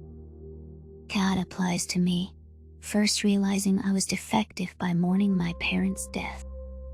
I see the humans' points about wills. I'd want my Dossa friend to be okay in my absence. You would be upset if I died, right, Siffy? Thelra asked from my shoulder. No, I risked everything to save you, because I didn't care if you died. Sarcasm dripped from my voice, and I focused on some last-minute battle calculations. You know that answer. You just want me to fawn over you like a human. Maybe I do. We're about to go to war. I'm a mechanic. The fighting at my research station was scary enough. Kaisal gave an audible scoff, picking up on the rodent stutter. I had an inkling that the scrawny advisor would latch onto this as proof that all herbivores were frightful animals. While I wanted to show solidarity with Felra, just despite the bigoted Aksha, displaying empathy didn't come naturally to me. How did other sapiens express understanding of fear? The only response I was familiar with was mockery. Tensions brewing minutes before combat was less than ideal, regardless. Lisa eyed Kaisel warily, while Oleg minded his own stomach. The human fished a stout stick of meat from his pocket, which he had to be forceful to tear with his flat teeth. Felder gasped, and I only then remembered how the Federation abhorred this. Scaring my Dosser friend worse than avoidable was the last thing I wanted. My job was to protect her. The previous time she tried to observe us eating meat, it culminated with her puking, despite sincere efforts at tolerance. Koneksi Bondarenko. Don't you dare consume flesh in front of Fellera. I snarled. The human stopped mid-bite. Sorry. Wasn't thinking. Let me just wolf it down real quick so it's gone. A growl rumbled in my chest as the UN soldier turned his back to hide the jerky. Fellera leapt from my shoulder, making me wince at the sizable drop for her small legs. I assumed that she was fleeing from what was an atrocious sight in her culture, while I bore witness to herbivore reactions before. I never cared to understand their primal feelings. Avoiding the subject recently was one of my prouder judgment calls. I'd eaten meals alone, sending the humans to their own quarters too, to keep carnivory out of the Dosser's eyes. I make sure that she has everything she needs, but I know enough to keep our nutrition processes separate. It's better that way. Fellera couldn't run off too far, so I tailed her with purposefully slow movements. Kaisel's dilated pupils tracked the rodent as she skittered over Oleg's boot. The Archer's hunting drive must be triggered by the fleeing prey. I was close enough to intercept my advisor if needed. Rather than running past the conspiratorial human, the Dosser had parked herself atop his laces. Her whiskers twitched, and she stared up at the jerky stick. Can I? Fellera's eyes twinkled with uncertainty, and she paused for several seconds. Can I try that, Oleg? The brown-haired human spit out his mouthful in shock. What? Can I try your flesh meal? Unless it's an affront to steal your feast. Despite the impending battle, I was utterly distracted by the unfolding scene. My maw was slackening with disbelief, and I replayed what Fellera just asked. The Dosser were natural herbivores, not a cured race. Herbivores licked leaves. That was the Dominion's entire basis for considering them non-sapient. Why would the rodent want to consume something so taboo and out of her diet's bounds? Lisa and Oleg, having spent months around Venlo and then Harchin, both seemed to be having difficulty processing Fellera's request. They must have familiarity with the typical Federation response to meat eating, which was to decry it as an abomination of nature. Kaisel looked like he was about to burst at the seams, wheezing from a lack of breath. His eyes fixed upon the Dosser, like she was a defective of her own right. Why? Oleg managed. Fellera swished her little tail. I'm curious. There must be a reason you ignore what carcass food is when you're capable of eating plants. The male human shot a glance at me. While I wasn't violent, I think both the primates understood that anyone who was a threat to Fellera would find themselves on the wrong end of my claws. Uncertain of myself, I gave him a slight nod of approval. The Dosser's reaction tickled my own curiosity, though I was worried she would puke it up. It never crossed my mind that she'd want to try meat, let alone learn to tolerate seeing it. Lisa interceded. Hold on. She doesn't have the enzymes to digest it. It won't kill her without the allergy, but we don't want to make her sick. Good point. Oleg inspected the side of the stick he hadn't bitten from and snapped off a small morsel. She's also tiny, so I'll give her a teensy bite. Here, fella. The dosser rose to her hind legs, grabbing the piece. Thank you for sharing. I hope this will help me understand predators better. Why are you wasting your rations, human? Food is too precious to throw away, Kaisal hissed. Oleg raised a nonchalant eyebrow. Even so-called herbivores eat meat on Earth. I don't see the issue. It's prey. It can't eat real food. It was the food. Fury surged in my heart like a wave in a tempest. I launched myself at Kaisal, feeling my blinding temper get the best of me. The scrawny Akshar was slammed into the sensor's console, which indicated that the Kolshian force was less than a light year out. However, the perils of combat meant nothing compared to someone calling Felra food. I thrashed my tail against his own, eliciting a crack from the bone. My fangs brushed against his throat and traced their way down his windpipe. I will kill you. This is your final warning, I growled. I told you never to speak to her like that again. And you said you'd do whatever I said when you took this role. Pain laced Kaisal's pants. I misspoke. You sure as cruelty did. Insolence is inexcusable for my underlings. You can thank the prey for you getting one last chance. Don't make me make I see what I'll do with your corpse. I won't. Your savageness. I released the Arxer, who barely suppressed a yelp as his fractured tail smacked the floor. There would be no medical treatment for Kaisal when the wounds were intended as punishment. I didn't want to follow Betterment's execution policy, but I'd lose control of my people with too much leniency. Besides, Felra's welfare was an area I didn't take any risks with. There would be no mercy when she was disrespected. Oleg looked at me with wide eyes. Are you good? I expected a more loyal, obedient second out of a defective. That's all, I huffed. Sorry, Felra. Assuming you still want to, you can eat your gift from the human. Unless he's gonna wall slam me if you don't like it. I will most likely not.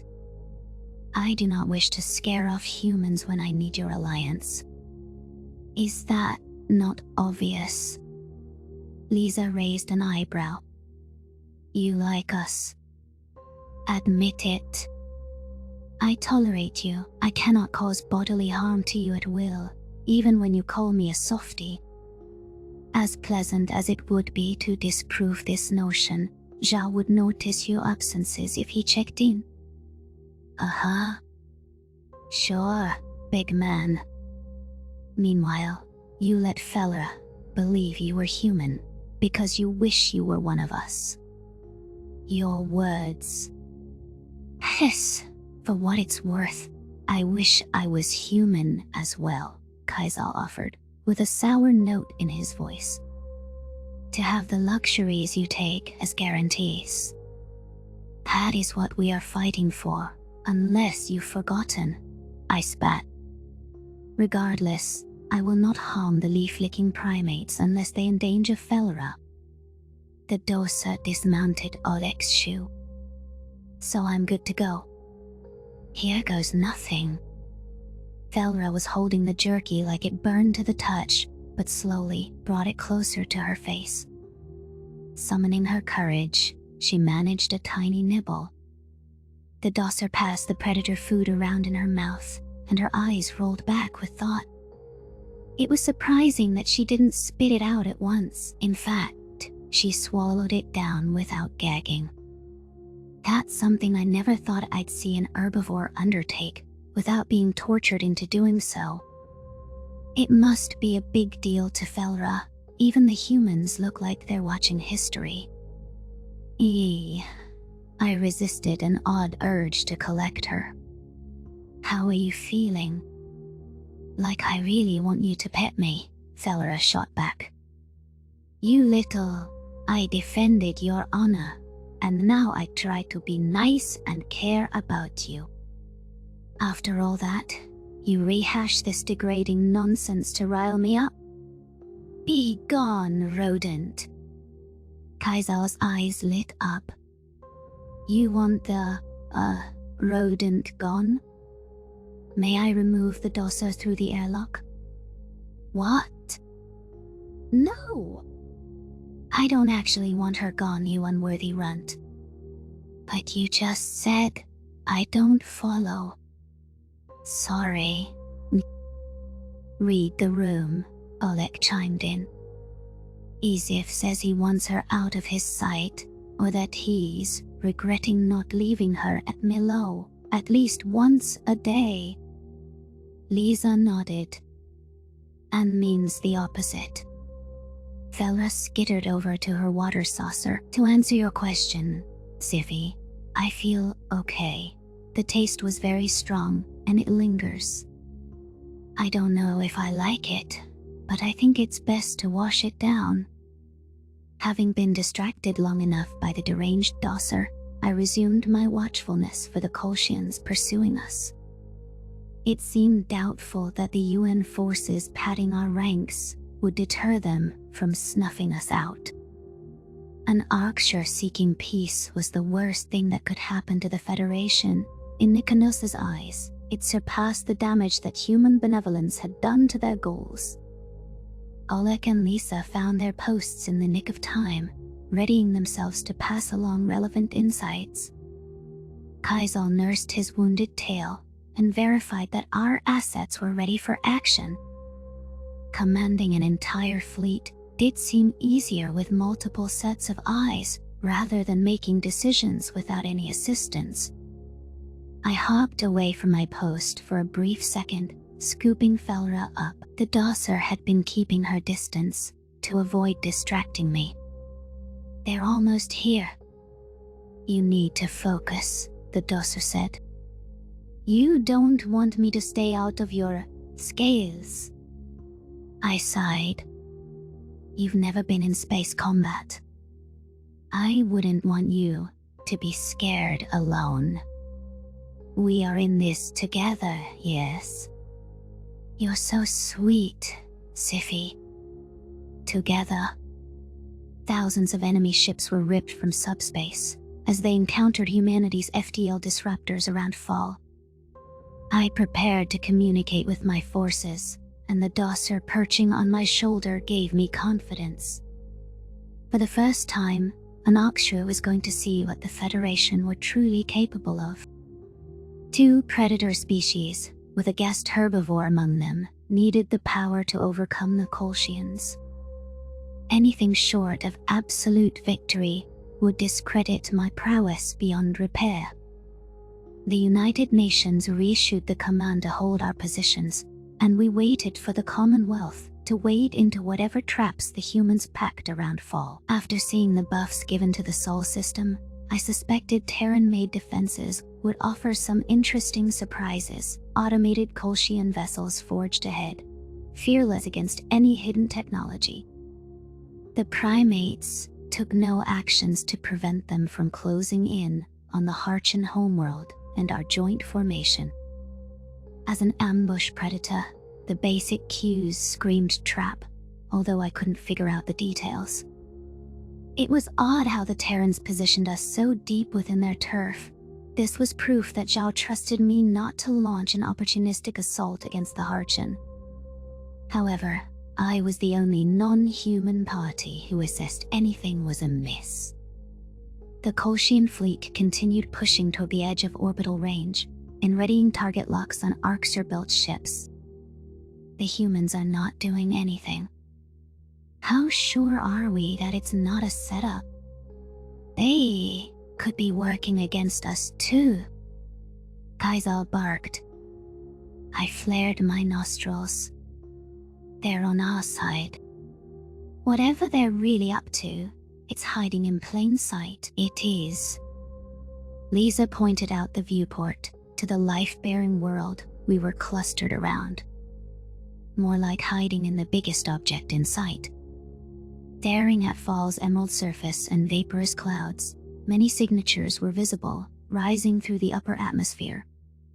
Standard air defenses didn't climb that high. They were only meant to counter raids and troop landings. A full understanding hadn't established itself, but I cackled when I guessed what the humans were intending. The planet, which was supposed to be a soft target against orbital strikes, was their weapon of choice. With the Earthborn predators, offense and protection were undertaken in the same breath. Human resourcefulness often impressed me, with their ability to view space strategy from new angles and compensate for their deficits. That out-of-the-box thinking might be all that could stop the Kolshians from crippling our insurgency in its infancy. I hoped that, once the dust settled, this plan would shake out in our favor. The nature of Predators 125, Memory, Transcription, Subject. I'm Chief Hunter, ISIF, Arksha Rebellion Command Date, E-Standardized Human Time, January 16, 2137. I recalled my first unfiltered research into Earth. When I read what they were, unfiltered research into Earth, when I said about the Arksha. Despite rampant empathy, it was doubtless that they were predators. Their history involved dominating their world and harnessing it to suit their whims. When I understood that the Venlo were considered equals, not a pet or a tool, it required executive judgment about whether Terrans could be an ally. Their social nature was my perfect excuse to cover for their lofty ideals. Upon reaching the determination that humanity was a predator race, I took it upon myself to read their military doctrines. One adage that caught my attention was, "The best defense is a good offense." It was exemplified in the Sol system, lobbing asteroids with FTL drives and ambushing the extermination fleet with nuclear weapons. An active, energized attempt to hold the Harchan system was what I expected from Terrans. Watching the UN forces curl up into a ball at full didn't make sense until it became clear that this was bait. Signatures climbed into the upper reaches of the atmosphere, ascending all the way from Fall. These were surface-to-space missiles, a concept that required pinpoint calculations. To accurately target something in orbit from the ground took unfathomable skill. The humans must have been mastering similar crafts for years. The name of the satellite wars rang a bell in my head, and I considered asking the Terrans about it. If we were to be future allies, I should have more than passing knowledge of their abilities. "This is tech from your satellite wars, yes?" I inquired. "Do you remember those?" "That was years ago, before Oleg or I were born. We're 22nd century babies, Generation ETA. I know what they taught us in school, and Oleg knows what he's read on conspiracy blogs," Lisa answered. Oleg admired the viewport. "I do know the mainstream narrative. I just don't blindly accept it. They say the conflict didn't seem that bad. It wasn't supposed to be a real war. We were only shooting satellites out of the sky and poking at the digital boundaries. Those were just things, not people or places. No soldier ever fired a shot at another. But someone crosses a line and it escalates. Like a domino effect.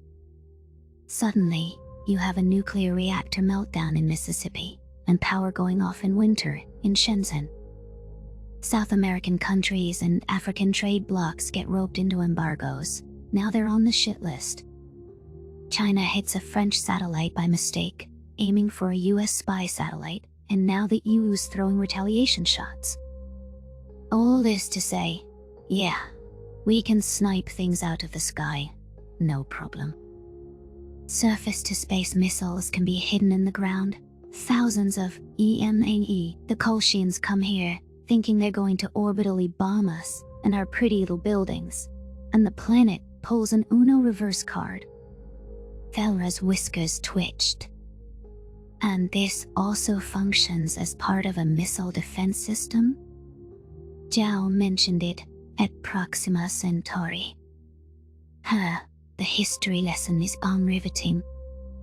Humans call something a war where they didn't even shoot at each other.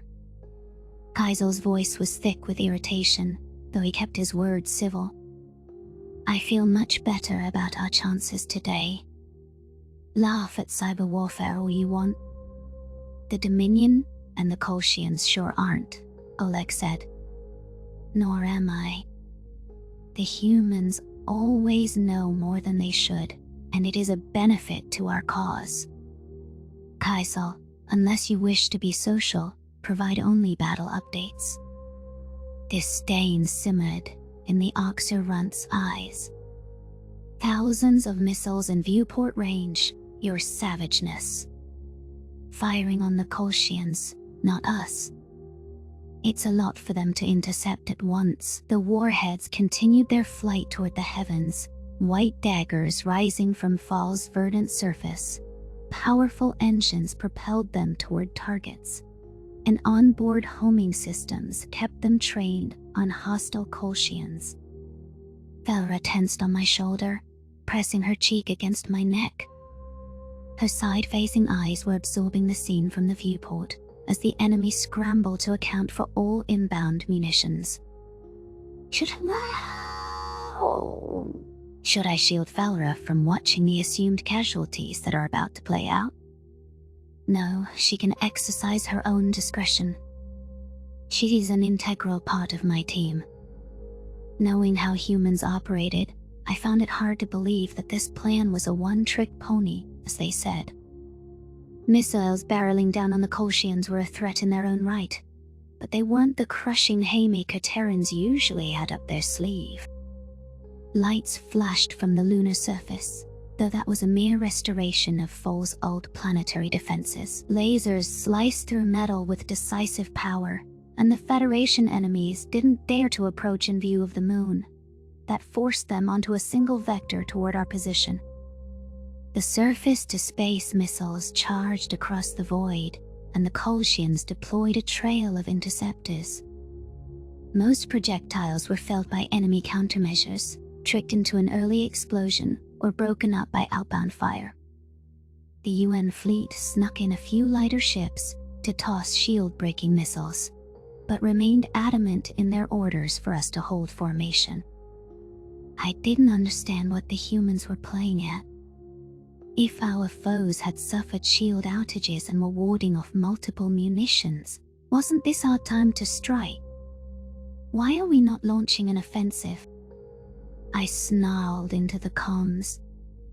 We should hit them while they're confused. You've got them reeling. A human commander responded through a closed channel. Negative. Please hold your positions, Chief Hunter Isif. Engaging in close range is not advised at this time. Why not? These missiles and laser point defenses aren't enough, not against 1,000 vessels. The Kolshians have more advanced tech than anything we've seen.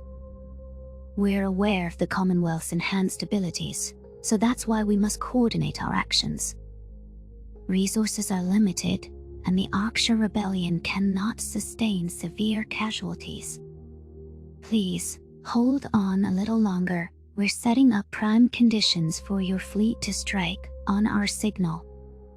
We have a plan. We always do. The Kolshian ships were packing into an aggressive formation and heading toward our own combined ranks at maximum velocity. The Terrans wouldn't want to let them have a crack at the vassalized Harchan. There was no way they'd just let the Commonwealth approach. Still, Nikonus's military wasn't composed of oblivious fools. The tentacled bastards saw the markings of a trap, but were arrogant enough to believe they could plow through it. While time would determine who was right, I had sought out the humans' help. Now was too late to question their wisdom. All Aksha troops, ready your plasma weapons, but await the human signal. Let the Kolshians come to us, I issued the order to my fleet. They want to take us down in cahoots with Betterment, and they're in for a rude awakening if they think they can just walk right in here. It's fitting that the two parties responsible for our starvation have shown they're on the same side at last. We will send them crawling back to the hole they came from. The Aksha Rebellion fleet was comprised of every vessel we could pull from Betterment's side. Rogue captains with their warships, vessels that had stuck around from my original sector force, and lesser transports stolen by defectors fought alongside each other. Smaller craft had also been gifted to us by the United Nations covertly. I could discern design similarities to the Terran Armada scattered among my forces. The proportion of our manufacturing that relied on Earth's generosity wasn't lost on me. We only learned of Nicanus and Gisnell's collusion ahead of time because of Zhao's intelligence. That alone was sufficient reason to give them leeway, and trust that humanity could outwit the Kolshians. I disliked placing my fate in another's hands, especially after things had gone awry in the past. My pupils darted to a distrustful Kaisel, who lacked faith in humans after his failed defection to Earth. I then scoured Oleg and Lisa, who were poring over data without comment. The leaf-licking primates didn't arch an eyebrow, despite our forces being seconds away from a head-on confrontation. The Kolshians were already pushing through artificial satellites that drifted in orbit, and would have recovered their shields by the time we met. The missiles launched from the planet had been impressive, but only netted a few dozen kills. The humans cast a second wave from Foal's atmosphere. I didn't imagine the results would be better. If anything, the enemy knew to expect it now. This plan is a cyanine. There's no time to wait for planetary defenses to whittle away at the Kolshians.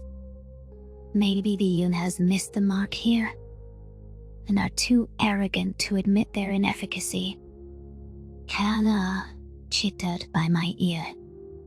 Humans have a lot of explosives here, Siffy. Is it like this on all of their worlds? Let me consult the schematics they gave me of all their defenses and contingencies. Zhao hands that information out at public request, I grumbled. So you're moody. I'm scared too, but I'm sure these are different missiles than the first ones. They had lots of bombs in their staging system. You don't know how to read sensors, rodent. There's no difference between these missiles and the few thousand in the last wave. Kaisal spat, the same fucking make. If you know nothing about battle, leave it to your betters. I can learn, Kaisal. I'm just as intelligent as you. But if you admitted that, you'd have to admit to yourself that I'm not food. You're not food because Isif is defect, cruelty deficient. He takes after humans with the pets. The damn humans are letting us down now, like they always do, because they'd leave any Arksher behind if it saved their skin. I don't trust a weak-minded animal, and I trust these apes even less. After considering his comments, I decided not to reprimand Kaisal. It might behoove me to revise my strategy for bringing him under my control if I didn't want to execute him for insolence. Food and opposing betterment weren't making him cordial. However, what he claimed about the new surface-to-space missiles was true. Sensors backed up his initial claim that these defense weapons were identical to the first wave. Even I wondered whether the Terrans were losing the thread. This second wave was showing signs of a targeting glitch, with warheads straying off course from the Kolshian fleet. I waited for them to veer back onto the correct heading, but many were pointing away from the enemy altogether. If anything happened to my command vessel, Feller would disintegrate alongside me. A protective growl rumbled in my chest as I looked at Dosser with concern. The risk was unacceptable. The UN failed to deliver, and I was going to issue orders to siege the enemy. A sudden explosion appeared on the viewport, away from any Kolshian vessel. That was followed by another payload striking the wrong mark, and then another. The explanation for why the missiles weren't homing in on our opponents presented itself. The moronic Terrans had accidentally lobbed their weapons into false artificial satellites, in what could only be described as an utter failure of their targeting. Anger burned in my chest, and I wasn't sure I could resist the urge to berate them for incompetence. I thought I could trust humans. If I'm honest, I admired their inventiveness. The one time I'm depending on them for the future of my species, they shit the bed. Fixing a scorching glare at the viewport, I watched a surface-to-space missile take out a satellite. It was ironic, per the now infuriating history lesson I'd received. Taking out orbiting objects was why these weapons existed in the first place. Perhaps its programming hadn't been altered to steer it away from artificial debris. The impacted satellite was ripped into thousands of tiny pieces, which rocketed around the planet's birth like a whirlwind. Most microscopic shards were hurtling toward the Kolshians. Shrapnel impaled the oncoming enemies within seconds, puncturing vessels in multiple compartments and crippling important functions. Navigations went haywire following hits to specific hull regions, whereas a lucky blow to the centrally located drive sent a handful of enemies up in a fireball. The perils were compounded on isolated manned ships, where debris could slice into the bridge and its personnel. Fortunately for Fella's sake, most foes were drones, so casualties wouldn't weigh on her conscience. Their automated ships are built for evasion, but how do you evade a wall of debris? No calculation will save them, I mused to myself. Human command flickered back onto the comms. Aksha forces, you are a go to engage the enemy. Harass their flanks and target weakened ships. Keep behind the moving cloud of debris. Copy that. All Aksha forces, the Terrans have baited vulnerable prey and signaled our opening to pounce. Let's remind these miserable herbivores who the actual hunters are. Miserable herbivores. Velra squeaked as I switched off the channel. Don't be like that. You can do so much better. I want to see a day where you make peace with miserable herbivores. Miserable isn't a flattering qualifier, nor is it one I use as a blanket term. The Kolshians fit that description, so it is appropriate here. They are not who they say they are, yes. Their deaths will not be mourned by anyone with a worthy opinion. Oleg chuckled. Truth. Go get Siffy boy.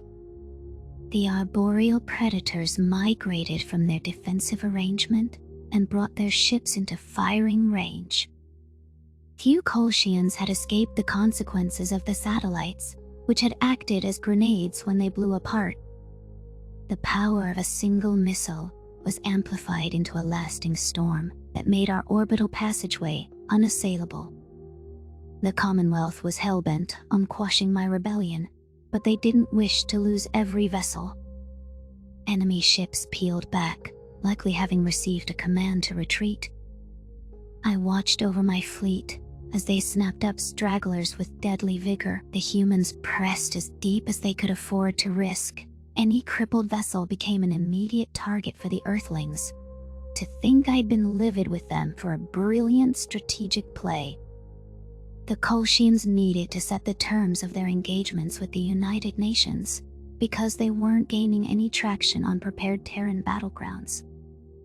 My movement would survive another day, and we owed it to these weaponized defenses. The Secretary General had earned a humble thanks for his intercession. Woo! What did I say about calamari? Oleg cheered. Lisa smirked to herself. Don't jinx us. Wait for the last ones to be mopped up before you pop the champagne. Let me gloat a little. Especially after Kaisel said he doesn't trust us. Apes. The Arksure advisor scowled. I made the mistake of trusting humans once. Your species' character doesn't change because of your victory against prey. Shh. You're tempting fate.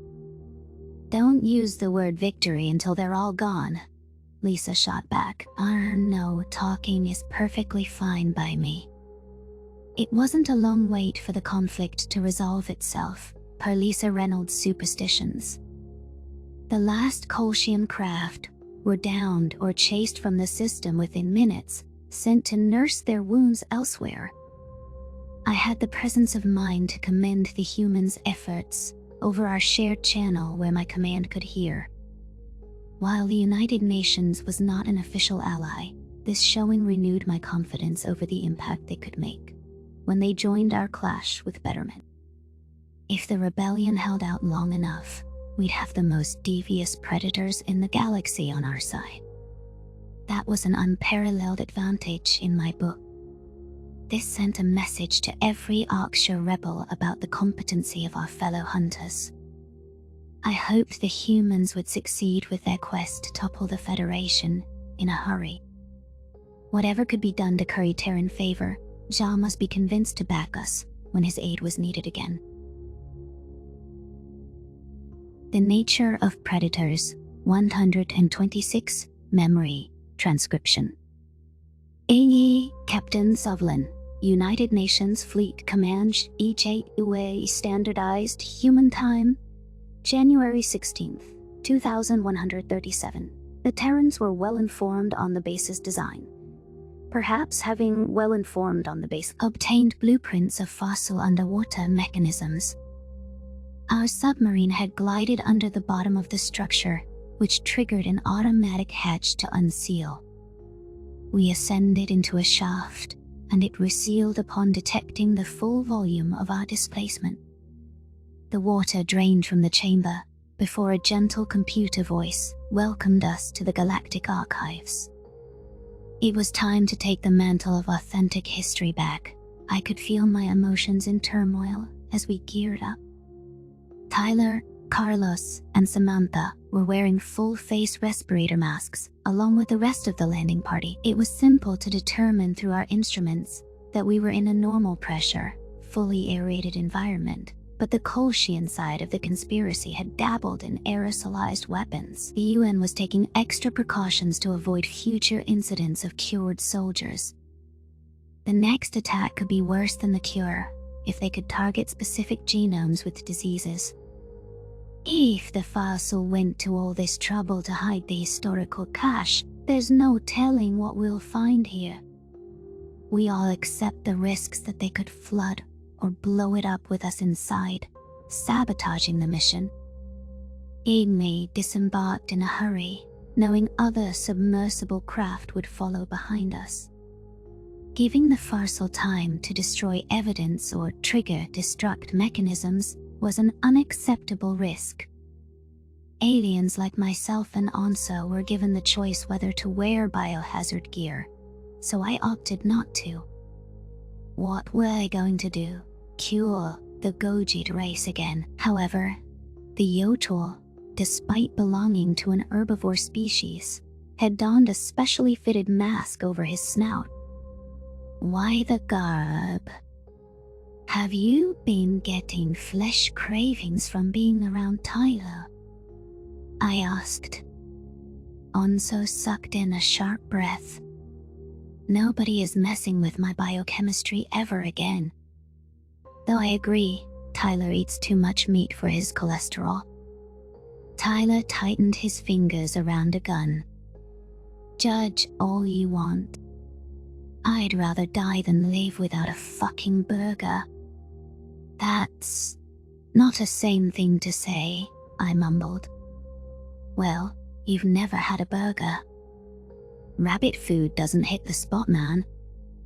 Spare Baldy the gory details, Sam chuckled. We got work to do. Upon receiving a signal, Terran soldiers pushed out in pairs through a cramped exit door.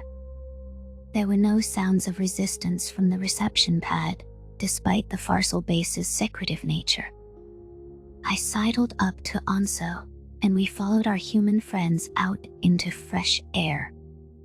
My gun was ready in my grip, but no hostiles or personnel were in sight. There was only a modest service door, which could be rigged with traps. Perhaps armed guards were waiting for us to enter the main area before mowing us down. With that very suspicion in mind, the humans blasted down the unlocked door with charges. Confusion was evident in their body language, despite the hazard masks and their lack of tails. The peek inside revealed only a library-like lobby, with a lone Farsal receptionist behind a desk. She gasped in surprise and abandoned all focus on her workstation. If I wasn't mistaken, her drooping ears were scrunched with some level of unhealed grief. How are they planning to kill us intruders on sight, and this alien is a rare soul with a conscience?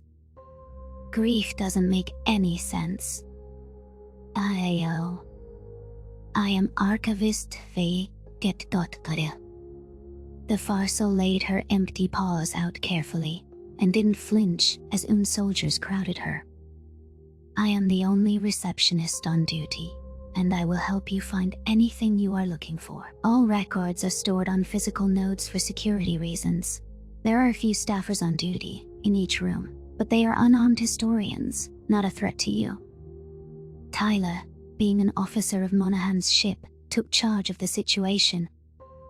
Why should we trust you? Us, archivists, all wish your experiment could have succeeded. We exhausted every avenue and tried to revive it every so often. I knew a human well once. Danny, his name was. He got sick, just like you all do. I haven't interacted with any humans in a while. It's not worth it, getting attached to a creature with a short lifespan. I blinked in confusion, trying to discern what the Farsal archivist was referring to. Anything involving human experimentation was not above board, and the conspiracy's typical aim was to snap predatory habits. Why would this clandestine receptionist have known a human? Why would she care about him getting sick to the point of showing grief? The Kolshian Farsal conspiracy treated Terran lives as toys, not viewing them as people. Choose your next words very carefully, Vague. What, experimenting? The blonde officer jammed his gun against her temple, chest trembling with distaste. Have you captured more fucking civilians? The Farsal stiffened. I assumed you knew. You're not here to learn about your kind's condition? The fuck are you on about? We came here for your cumulative records, but now you're sure as shit gonna spill what you're talking about. It would be easier to show you. Shall I take you to the human room? It's dedicated to your kind's exploits. Fine. Don't try anything smart. Go ahead, lead the way. Vayak pointed with a claw to a swipe card and slowly reached for it at Tyler's nod. The Farsal walked to a stairwell door and tapped the plastic rectangle against a scanner. With a beep, the locked barrier clicked open, permitting us entry without use of force. The Terran soldiers were on edge, expecting the staffer to spring a trap at any minute. I didn't understand why she was so compliant yet unafraid.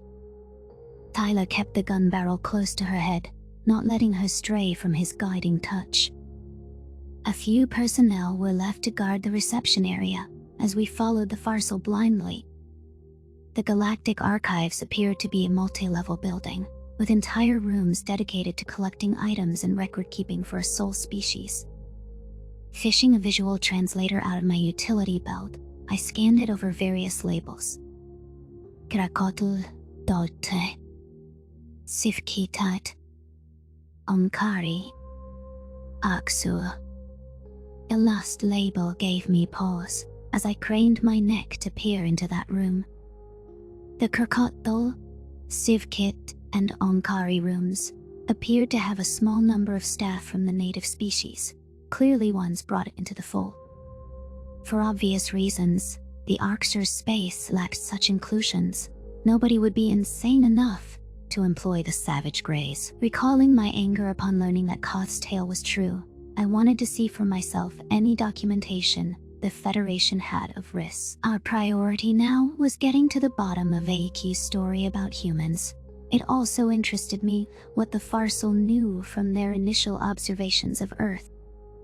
I was uncertain whether the ancient, primitive predators had shown their redeeming attributes back then, during the vicious wars. Furthermore, we could discover the exact details of why they pronounced the Terrans dead without verifying that fact beyond all doubt. Human, Veyaf, a solemn plaque at the end of the hall. This is the one you want. Give me a moment, please. The human door was different from the rest. It was sealed off by a magnetic lock, which was a step up in security from even the Arksur.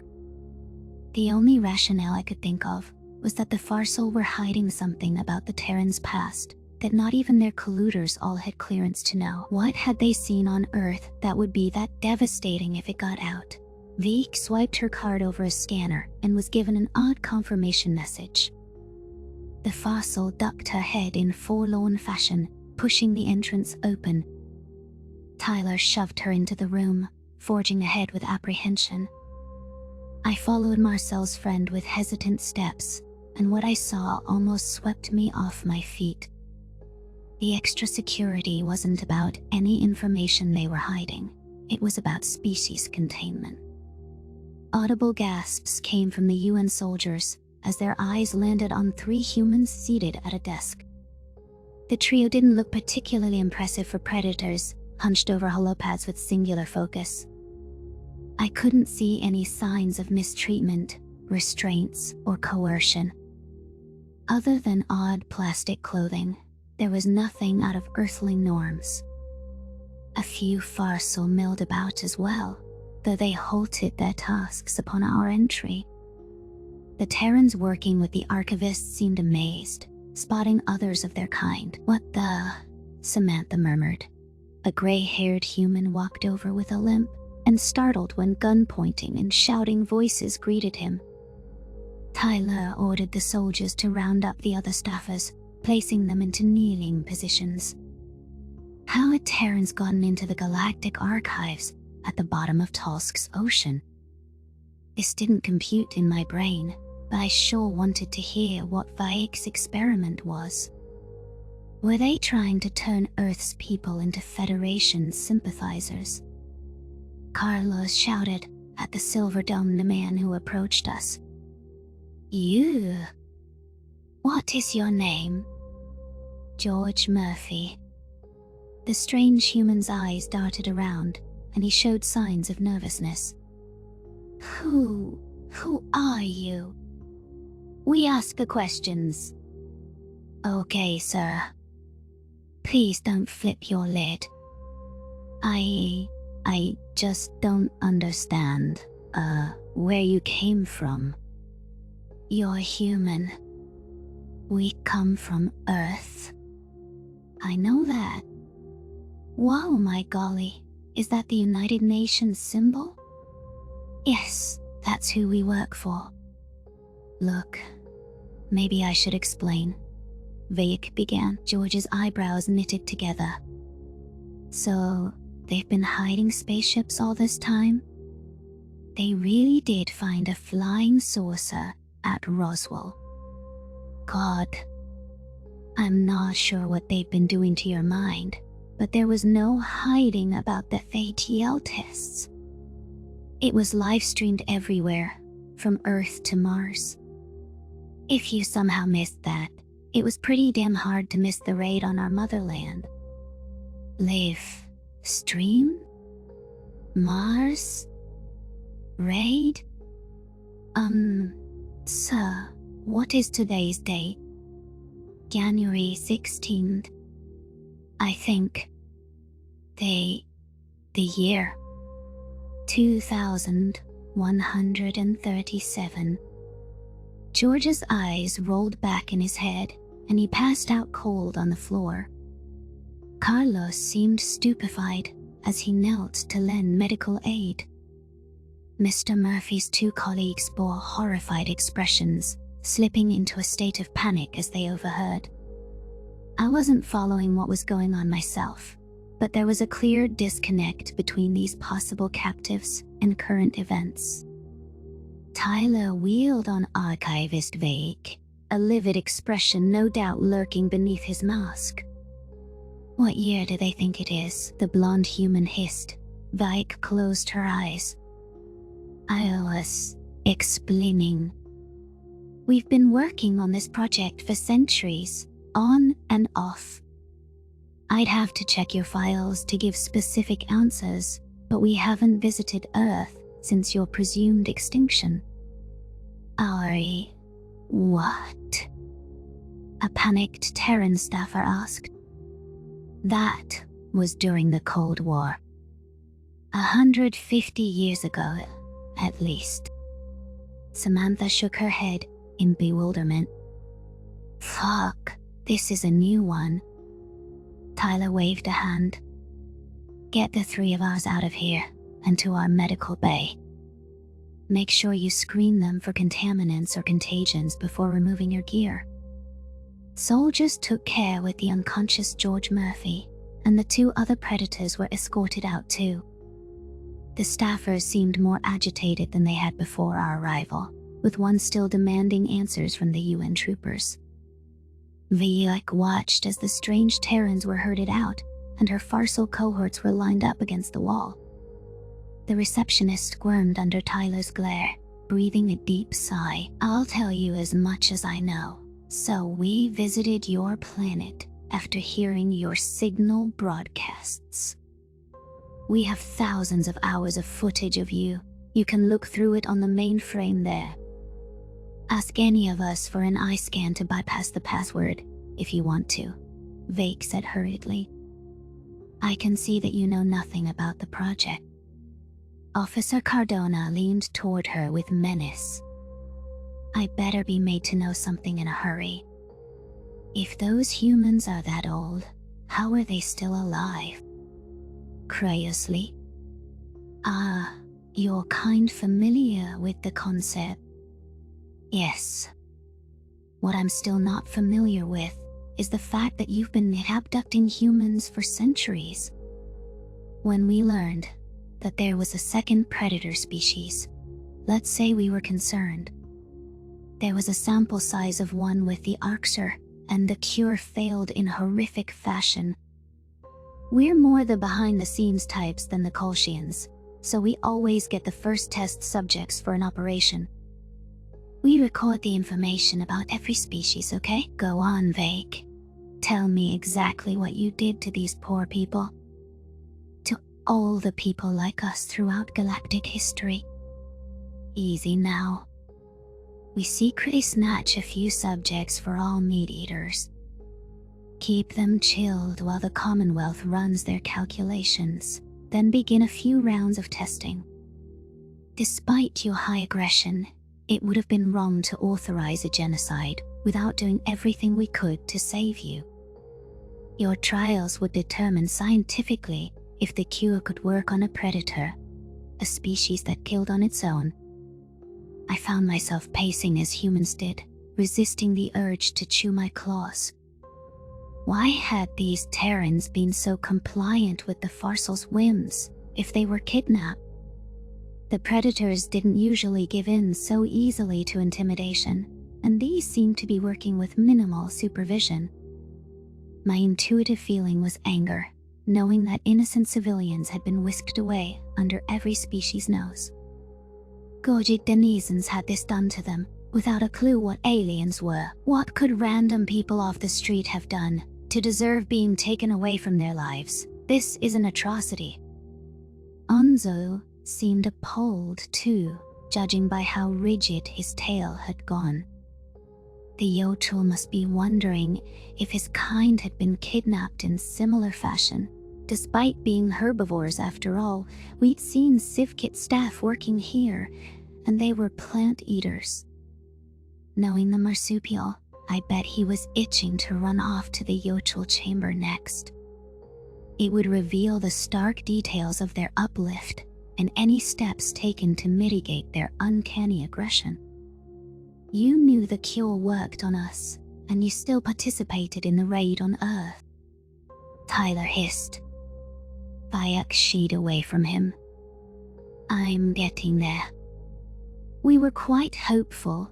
When we administered the cure, the humans were all quite receptive to it at first.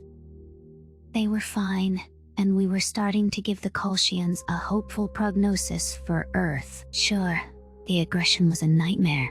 With you crazy predators resisting beyond what was reasonable, most had to be locked away. You're talking about humans like we're a batch of fucking cookies. What was your magical recipe for a tame predator? Drugs? Torture? No, we got them to cooperate of their own free will. It was a matter of not telling them we administered the cure. Instead, say that other aliens had infected them and we were studying it for their benefit. Scares them at first, but they come around. Then we ask them about their culture and claim we're studying it for posterity. They document anything they remembered quite liberally. They were willing to work with us, despite us being prey. Your kind can be rather charming. Gee, thanks. Less pandering. Vague ... I meant that. Anyhow, we solved your temperament well enough. Humans could be manipulated.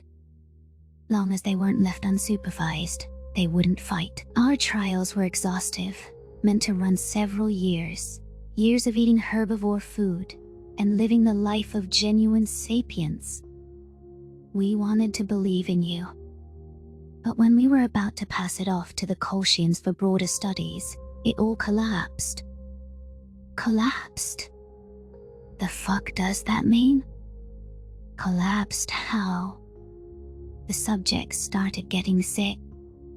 Every last one of them, and we couldn't do a thing to stop it. Physical maladies and mental impairments were the lesser symptoms. In some cases, they went insane. Hallucinations, not sleeping, depression, deranged aggression, total memory loss. Death occurred on its own, even for the ones we didn't have to put down. We call it the hunger. Humans go mad without flesh. Hunger. That can't be right. Dr. Bari says that humans don't have bloodlust or a need to eat animals. Prolonged abstinence would really result in insanity or hunting outbursts. Carlos leaned down to my ear. B12, deficiency. We need that vitamin for neuron upkeep and blood oxygenation. Fucking idiots. Now Kolshians were busy crafting a story, trying to explain your, eyes. They mistrusted humans, but we'd convinced them you were different than the Arxer, Fayette continued. So, thanks to our faith, they already announced your existence to the Federation, and the failure threw a wrench in our plans. Time to backpedal. The Farsal ambassador packaged your terrible history and the Kolshians fed them that instead. Tyler shook his head. You painted the worst picture of us possible. Not that we didn't already know that, but we were buying time to figure out what went wrong. The Kolshians agreed to help stall, hence why extermination plans against Earth dragged on for decades. But constant failures with our human experiments weren't acceptable. We'd made no progress. The Commonwealth lost patience and pronounced you incurable. They also issued a directive to wipe all public knowledge of predators having culture, so no bleeding heart would try curing one again. Yet here you are today, trying to fucking cure us again. The Farsal felt it was wrong not to cure a curable species. The Kolshians wouldn't even listen to the idea of dropping the cure as a last-ditch effort. It was all straight to killing you. You're alive because of us. We thought we'd find a breakthrough eventually, so we had to continue the work.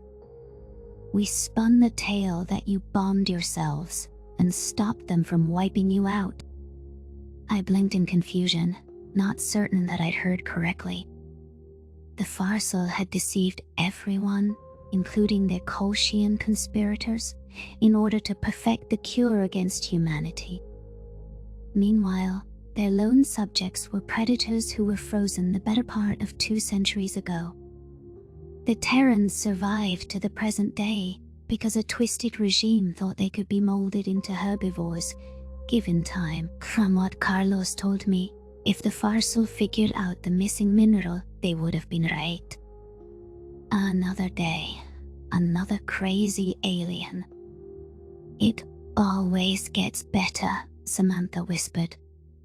Sorrow flashed in Vaigi's eyes. So, the galaxy proclaimed Earth dead. That lie was a grave error in judgment. We were blinded because we grew attached to the subjects. We still care, even after everything that's happened. But due to perpetual failures, the Farsal came to believe the Kolshians were right. Curing humanity was hopeless. We're running out of specimens, but we still raise a small group once every few years. After the hunger gets the last ones. If you think you failed, why didn't you finish us off decades ago? And then, you help attack Earth after we try to join your federation? The Kolshians would have noticed if we observed or attacked you. They have the Shadow Fleet, not us. We didn't want to admit we lied. Chief Nicholas was livid when your kind resurfaced, so despite the wild schemes he tossed around, we joined the extermination fleet to fix our mistake once and for all. Tyler tensed his shoulders. I'm sure I'll love to hear it. The irony is, now, the Kolshians are the ones who think you can be cured. We told them that it failed back at the time, but they didn't listen to how it all transpired. They wanted a yes or a no on their killing plans. So today, they think they can mold you. Because Noah lied on Alpha and said you can live on just plants. Nicholas, the old codger, fucking fell for it. It was almost as if the Farsal was pleased that the humans knew the truth, so they could validate her thoughts on the hunger. I would still be reeling from one of her claims when the next one hit me like a slap to the face. I wasn't sure how to begin processing such stunning admissions. However, having the world I thought I understood blow up around me was beginning to feel familiar. Okay, hi. That's quite enough, Vague, Tyler muttered. One last thing. Where are the rest of your human specimens? The fossil archivist gestured with a paw. Right this way. The predator soldiers followed their guide, and I steeled myself for a meeting with primitive humans from their most barbaric times. The ones that greeted us in this room hadn't seemed so violent and uncivilized. Still, I mistrusted anyone who was raised among bloodshed, without the comforts Earthlings enjoyed today. Hopefully, the Terrans were ready for any trouble their awakened kin might stir up too.